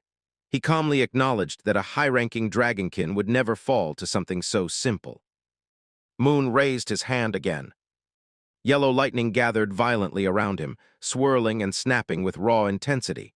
Then, with a sharp snap, he snapped his fingers. A burst of yellow light detonated outward in an instant. The monster screamed as half of its tongue burned away, left charred and sizzling, the corrosive liquid evaporating under the heat. It roared in shock, unable to comprehend what had just happened. The lightning did not disperse. Instead, it condensed and reshaped itself, drawn together by Moon's will. A spear of thunder formed in his hand, its length extending as electricity crawled along its surface like living veins. Moon smirked as he regarded the weapon. He mockingly treated it as nothing more than a club meant to beat the monster down. The spear fully materialized in his grasp, its presence alone warping the air around it. Chat messages flooded in once again. Viewers cried out in amazement, questioning what the weapon was. Others noted that the spear looked longer and more complete than before. A system window appeared in front of Moon, displaying clear information. ASDRAPE, grade replica, 30%. Moon's eyes flickered slightly as he took it in. He recalled that the completion rate had originally been only 10%. Now it had reached 30%. Lightning intensified around the spear, its power becoming more stable and refined. Moon realized that, as expected, everything changed once alchemy power exceeded 100. The monster burst into arrogant laughter, mocking Moon for running wild with what it considered nothing more than a toy. Moon tilted his head slightly, his smile sharpening as quiet killing intent began to rise. The monster's serpent-like tongue shot forward once again. This time it did not miss. The slick, poisonous tongue wrapped tightly around Moon's body, coiling around his torso and arms like a living chain. The pressure was instant and crushing. Moon's eyes widened in shock. The poison coating the tongue began to burn into his skin, seeping deep into his body. A sharp, corrosive pain exploded through his nerves, spreading rapidly. His face twisted uncontrollably as the pain overtook him. The monster smiled calmly, almost regretfully, declaring that Moon's talent was a waste and that his death was now inevitable. Before the monster could tighten its grip further, Dia's eyes widened in horror. She screamed Moon's title in panic. Without hesitation, she pulled out her knife and launched herself forward, every movement filled with desperation and resolve. She shouted her intent to save him, fully prepared to kill the monster herself. But the monster moved faster. Its massive hand shot out and grabbed Dia by the neck midair. Her breath was knocked out instantly as the grip closed around her throat. The monster mocked her attempt, questioning where she thought she was aiming to strike. It then slammed her into the ground with brutal force. Boom! The earth shattered beneath her body, cracks spreading outward like a spider web from the point of impact. The monster coldly warned her not to interfere and ordered her to disappear. Moon's pupils shrank sharply. He screamed Dia's name, his voice filled with panic and fury. But he was still bound. The tongue tightened again around his body. Moon clenched his teeth as frustration surged through him. If Astraf did not work, he wondered what weapon he could possibly use next. Pain blurred his vision, threatening to swallow his consciousness. Then a memory surfaced. White electricity crackled violently around his hand in his recollection. He realized that he had no choice but to use that power, that weapon, the Philosopher's Stones. A blue system screen appeared before him. It stated that alchemy power was insufficient to achieve the transmutation. It warned that equivalent exchange could not be established. It notified that 500 achievement points were required. It asked for confirmation with the options yes or no. Moon forced a smile through the pain and chose to accept without hesitation. The moment he accepted, a blinding yellow light erupted from his body. The light shone so intensely that it looked as if a miniature sun had descended onto the battlefield itself. The monster recoiled instinctively, forced back by the overwhelming radiance. The monster snarled in confusion, reacting in shock to the sudden change. It questioned what Moon was doing now, unable to understand the situation unfolding before it. Others nearby raised their arms and shielded their eyes, unable to look directly at the overwhelming light. From the center of the blinding radiance, a flaming sword materialized in Moon's hand. The serpent-like tongue loosened its grip. The monster froze in place. Moon stood free once more. He glanced down at the sword in his hand and smiled faintly. He casually addressed the monster, calling it a toad. The monster's eyes widened in disbelief. It began to recognize the weapon, but before it could finish its thought, Moon calmly declared that the monster was already dead. A system screen flashed into existence. It identified the weapon as the weapon of Surtur, ruler of Muspelheim, Levitain. The completion rate was displayed at 30%. The monster began to shake violently. It shouted in panic, claiming that none of this made sense. It screamed the weapon's name in disbelief. Its voice trembled as it tried to reassure itself. It shouted that Surtur was dead and questioned how this could even be possible. Moon smirked inwardly, wondering if the lack of interference was precisely because Surtur was a dead constellation. Another blue system screen appeared. It stated that the constellation Odin frowned, the Levitane moon, had transmuted. Immediately after, another message followed. The constellation Black Goat mocked Odin for frowning and insisted it was better for their chosen one to use the weapon, claiming that Odin's survival chances would increase. Moon blinked in surprise. He laughed softly, puzzled by the commotion. He wondered why they were making such a fuss over it. Another message appeared. The constellation Odin reluctantly admitted that the statement might be true. The sword trembled violently in Moon's hand. He exhaled slowly, acknowledging that handling this weapon was difficult. Moon raised the blade. He resolved to end the battle quickly. The monster roared and slammed its foot into the ground, shattering the area once again. It inhaled deeply, drawing all of its poison back into its body. It screamed in rage, calling Moon a bastard and admitting that it did not understand what kind of trick had been used. It then declared that everything would end now. The monster released all of its poison at once. A lethal green wave surged forward toward Moon. Moon's eyes hardened with resolve. He shouted for Levitane to burn everything away. He swung the sword. A massive flame slash erupted, scorching everything in its path. The poison vaporized instantly upon contact with the flames. The fire continued forward without losing any speed. The monster screamed in terror. It shouted that this was impossible and questioned how a human could accomplish such a feat. The flames consumed the monster entirely. Moon smiled faintly and questioned what exactly was meant by impossible. System messages flooded in rapidly. It announced that Moon had single-handedly defeated the Drag's Dragonic, Drahel. It confirmed that he had acquired 2,000 achievement points. It declared that he was the first Earthling to defeat a member of Squama 1. The monster's body disintegrated completely. Another system message appeared. It confirmed the acquisition of 5,000 additional achievement points. People behind Moon stared in disbelief. Some muttered that it was crazy.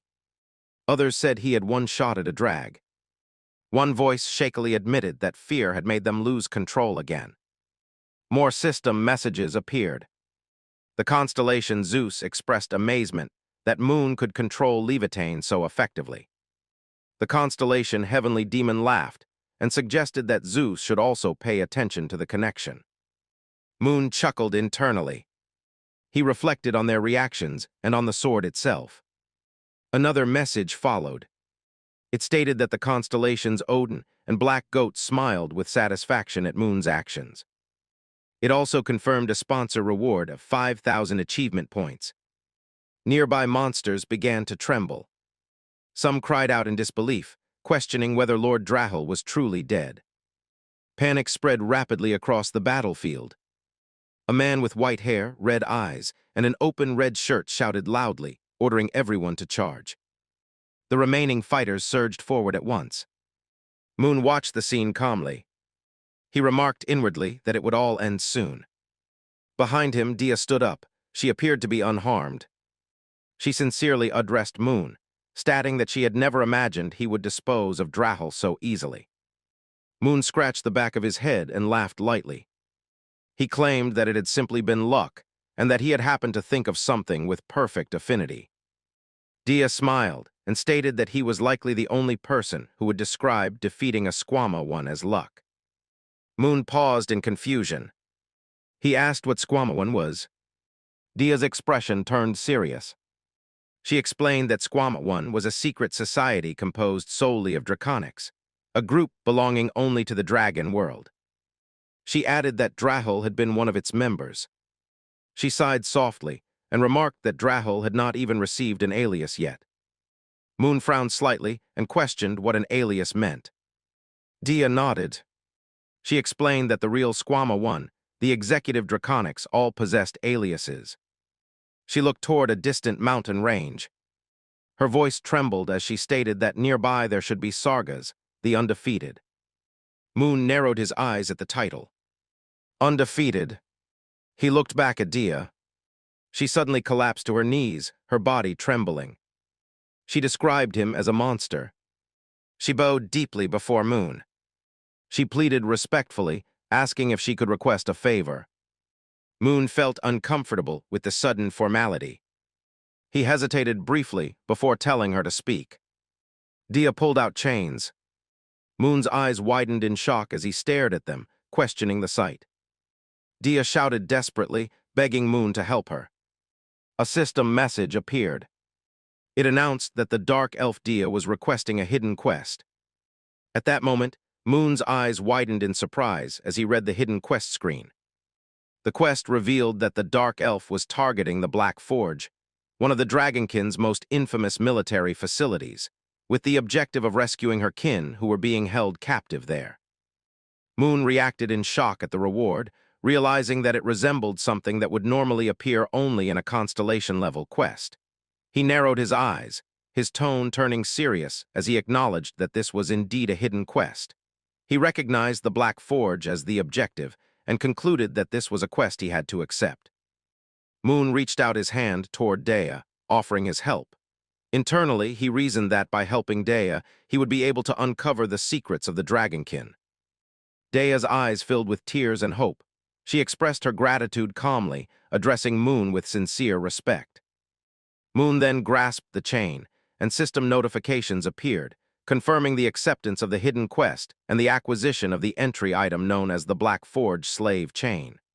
The screen also confirmed the acquisition of 2,000 achievement points as a reward. Dea knelt down in front of Moon with determination. She vowed that she would never forget his kindness and prayed for his strength and health until the day they met again. Soon after, multiple system screens flooded into view. One announced that the arena poisonous supply route had been successfully cleared. Another declared that the arena was now closing and that the poisonous supply route had been overwhelmingly cleared. One by one, the remaining routes were cleared, and Moon continued to receive reward points. The system confirmed that the level of the Philosopher's Stone increased by 12, and Moon's own level rose as well. Moon reacted in surprise as he realized that the Philosopher's Stone had increased by 12 levels, and that his own level had increased by 18. He casually ate his snack, his eyes filled with excitement as he reflected on the gains. His level had previously been 62, which meant it had now reached exactly 80. He felt confident that if this pace continued, reaching level 100 would not take long at all. Moon checked the reward screen with curiosity, wondering what it contained. When he selected it, a sharp bag emerged from the screen. He opened it and immediately felt its weight, realizing it was unusually heavy. His expression shifted to surprise as he recognized the item as Dragon Onum, an S-rank ore composed of high-purity dragon power. A system screen displayed its detailed description, explaining that its orderness strengthened energy conductivity and adaptability, and that it could only be handled by those who possessed dragon power. Moon held the ore in his hand and reflected that it was an ore made entirely of dragon power.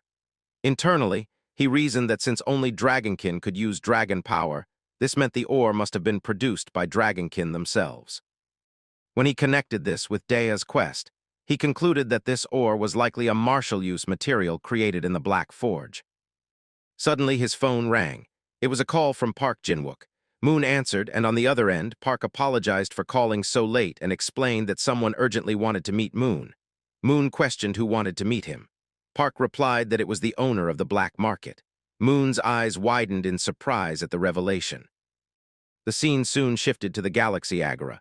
Inside the massive structure, several people moved hurriedly through its halls. Park, walking alongside Moon, smiled and explained that the paths inside were extremely complicated and that without guidance, it would be nearly impossible to even find the entrance. Moon thought to himself that it had been a long time since he last visited the Galaxy Agora, and he found it surprising that the black market was hidden in a place like this. Park looked around and admitted that even though he came here often, he still got lost every time. As they continued walking, Park suddenly noticed that Moon was moving forward on his own, seemingly without hesitation. This surprised him. He asked whether Moon had visited the black market before or had previously traveled this route. Moon replied that it was his first time.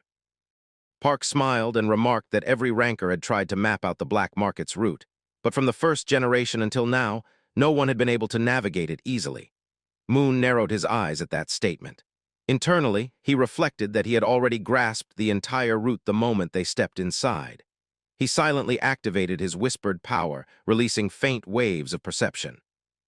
A system message appeared, stating that the constellation Black Goat sparkled at his whispered word.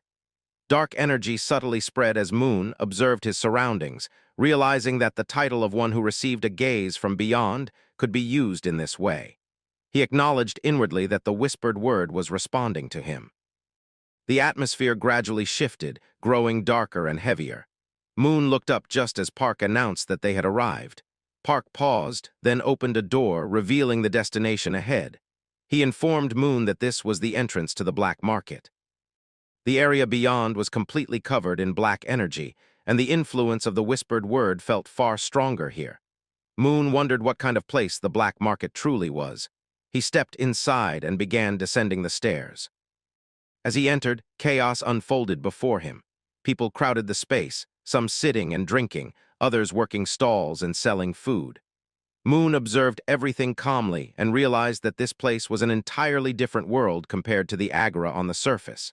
He was confident that materials unavailable in the Agora could be found here.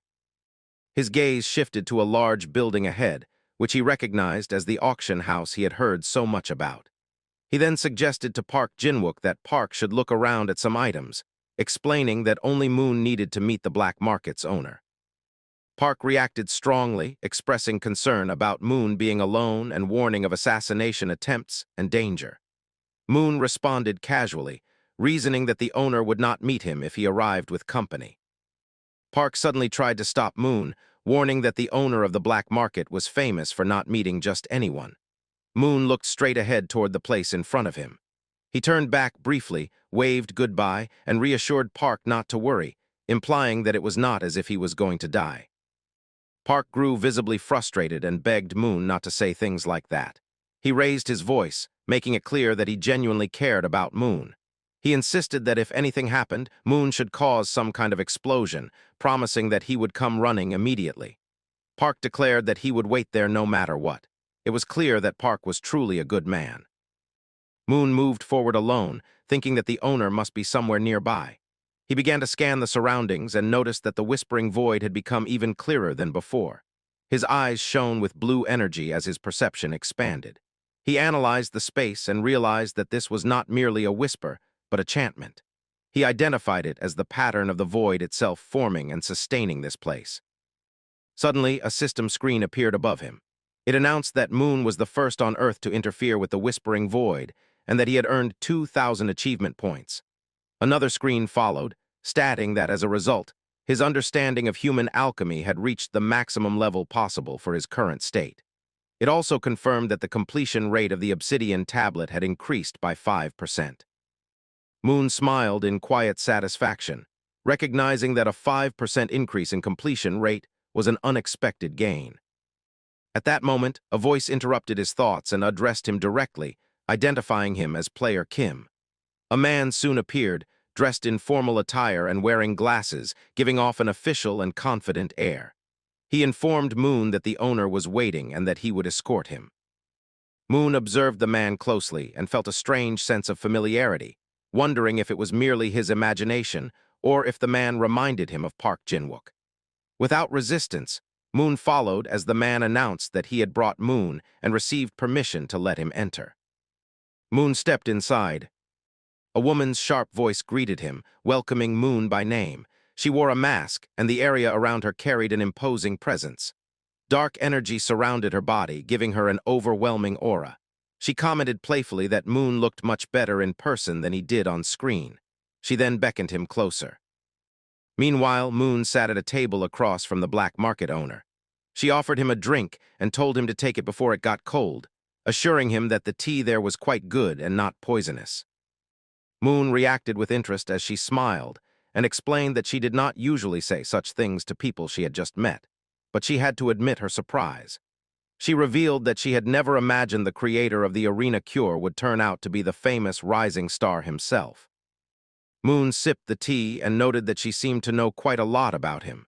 She chuckled lightly and stated that it was only natural, explaining that the black market had eyes everywhere. Moon nodded and smiled faintly, remarking that her words truly suited a black market owner. He pointed out that there should not have been any leaked information regarding the cure. She replied that it had not been difficult to guess, explaining that there were very few people whom the fearsome night hunter would serve with such devotion, and that alone had been enough of a hint. She then mentioned that she had not properly introduced herself yet. She removed her mask, revealing a beautiful and graceful appearance as her energy subtly radiated. She introduced herself as the one who ran the black market and stated that her name was Rin. Moon went on to explain that, in keeping with her position as the black market owner, she had used numerous aliases over time. He listed names such as Lisa, Isabel, Luca, Thierry, Turkish, and Hinan. Among all of them, Rin was the last known name she had used, and it was also her real name. At that moment, Moon realized that the fact she was using her real name right from the beginning meant that this deal was incredibly important to her as well. Then he suggested that they stop beating around the bush and get straight to the point. Moon asked Moon directly, "What do you wanted from me?" nodding that he was just as bold as people said. She concluded by stating that, and she said I'll would be completely straightforward. She expressed interest in distributing the arena cure through the black market. Moon paused, responding calmly. He already knew he had signed an official distribution contract with Samsung. She nodded, unfazed. Even Samsung Bio, usually so closed off, had begun distributing an external product for the first time. She placed a document on the table, explaining that this was exactly why they were meeting in secret. The paper exuded a faint black energy. Moon read it carefully and frowned. It was an arena contract. He explained that such contracts could only be formed between players, and failure to uphold one resulted in immediate penalties. Most people avoided them because of the pressure and consequences. She explained calmly that the core energy of the contract was bound to a single word. Moon stiffened in surprise. If it was a word, he suspected she meant a void contract. She smiled knowingly. Moon admitted that he knew about void contracts, calling them the most vicious type of arena agreements. She nodded. Without being a void attribute user, the penalties of such a contract could not be reduced in any way. Moon noted flatly that there were no void attribute users around. She tilted her head, smiling teasingly, asking if he wasn't scared. In a mocking tone, she added that as long as the contract was upheld, no problems would arise. Moon acknowledged her logic, but inwardly his guard rose. He realized she truly deserved the title of Temptress. In his past life, she had been known as Tyrant Fox Marvel, an FFF-rank professor and master of charm. Her reputation was earned. His gaze lingered on her too long, and his face flushed. He worried that she might be whispering her ability at him. A wave of seductive charm energy surged as she leaned closer, brushing his cheek playfully and whispering for him to say what he desired. Moon felt deeply uncomfortable. She smiled mischievously, asking why he was quiet, promising to grant anything he wanted. He spoke clearly, requesting orichalcum and antinom. Her expression froze, shock flashing across her face. Both of those.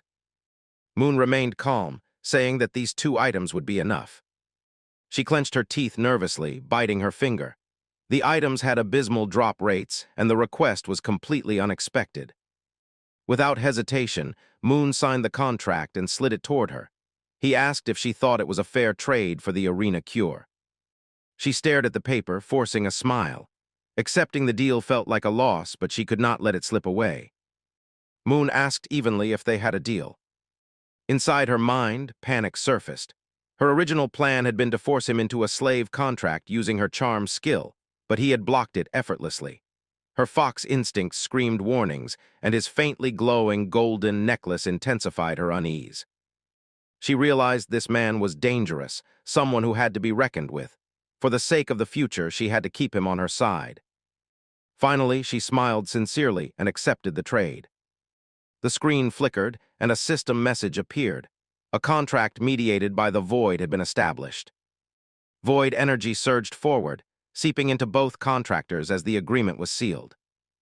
Then the void energy suddenly erupted. Moon lifted his gaze to the screen as the meditating void reacted violently. It appeared startled by his direct stare and began screaming repeatedly in alarm. A message followed, accusing Constellation Black Goat, calling it a bastard and claiming it had truly gone this far. The permitting void hastily vanished, and the penalty attached to the contract was instantly nullified. Both Shu Min and the black market owner widened their eyes in shock as the realization sank in that the contract penalty had completely disappeared. Moon quickly checked the contract page again and confirmed it himself. The penalty had been erased without the involvement of his sponsoring Constellation. Internally, he expressed his thanks to Constellation Black Goat. As he blinked, another message appeared on the screen stating that Constellation Black Goat gazed at him with a pleased expression. Beside him, the black market owner smiled faintly and teasingly remarked that it seemed like Moon was flirting with her.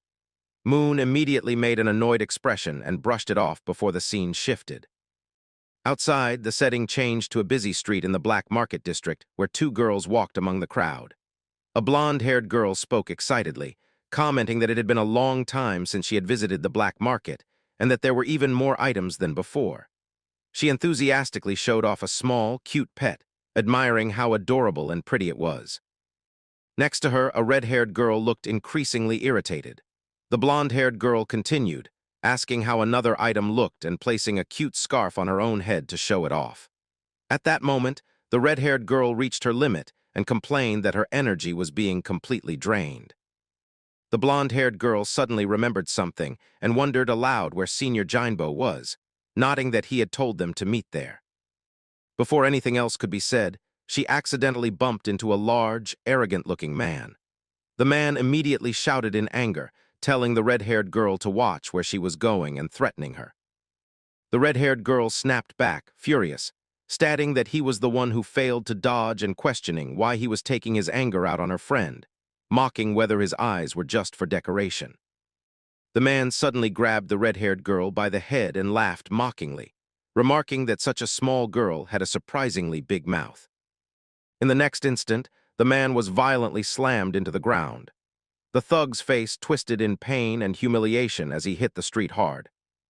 The blonde-haired girl stepped forward angrily, declaring that he dared to show his filthy, flirtatious face near her friend, and warning him that he was courting death. The surrounding pedestrians gasped in shock. Some whispered that a fight had broken out, while others remarked on how strange the situation was. Someone called out the name Malswak, asking if he was okay. Behind the crowd, a man wearing a hoodie froze when he heard the name.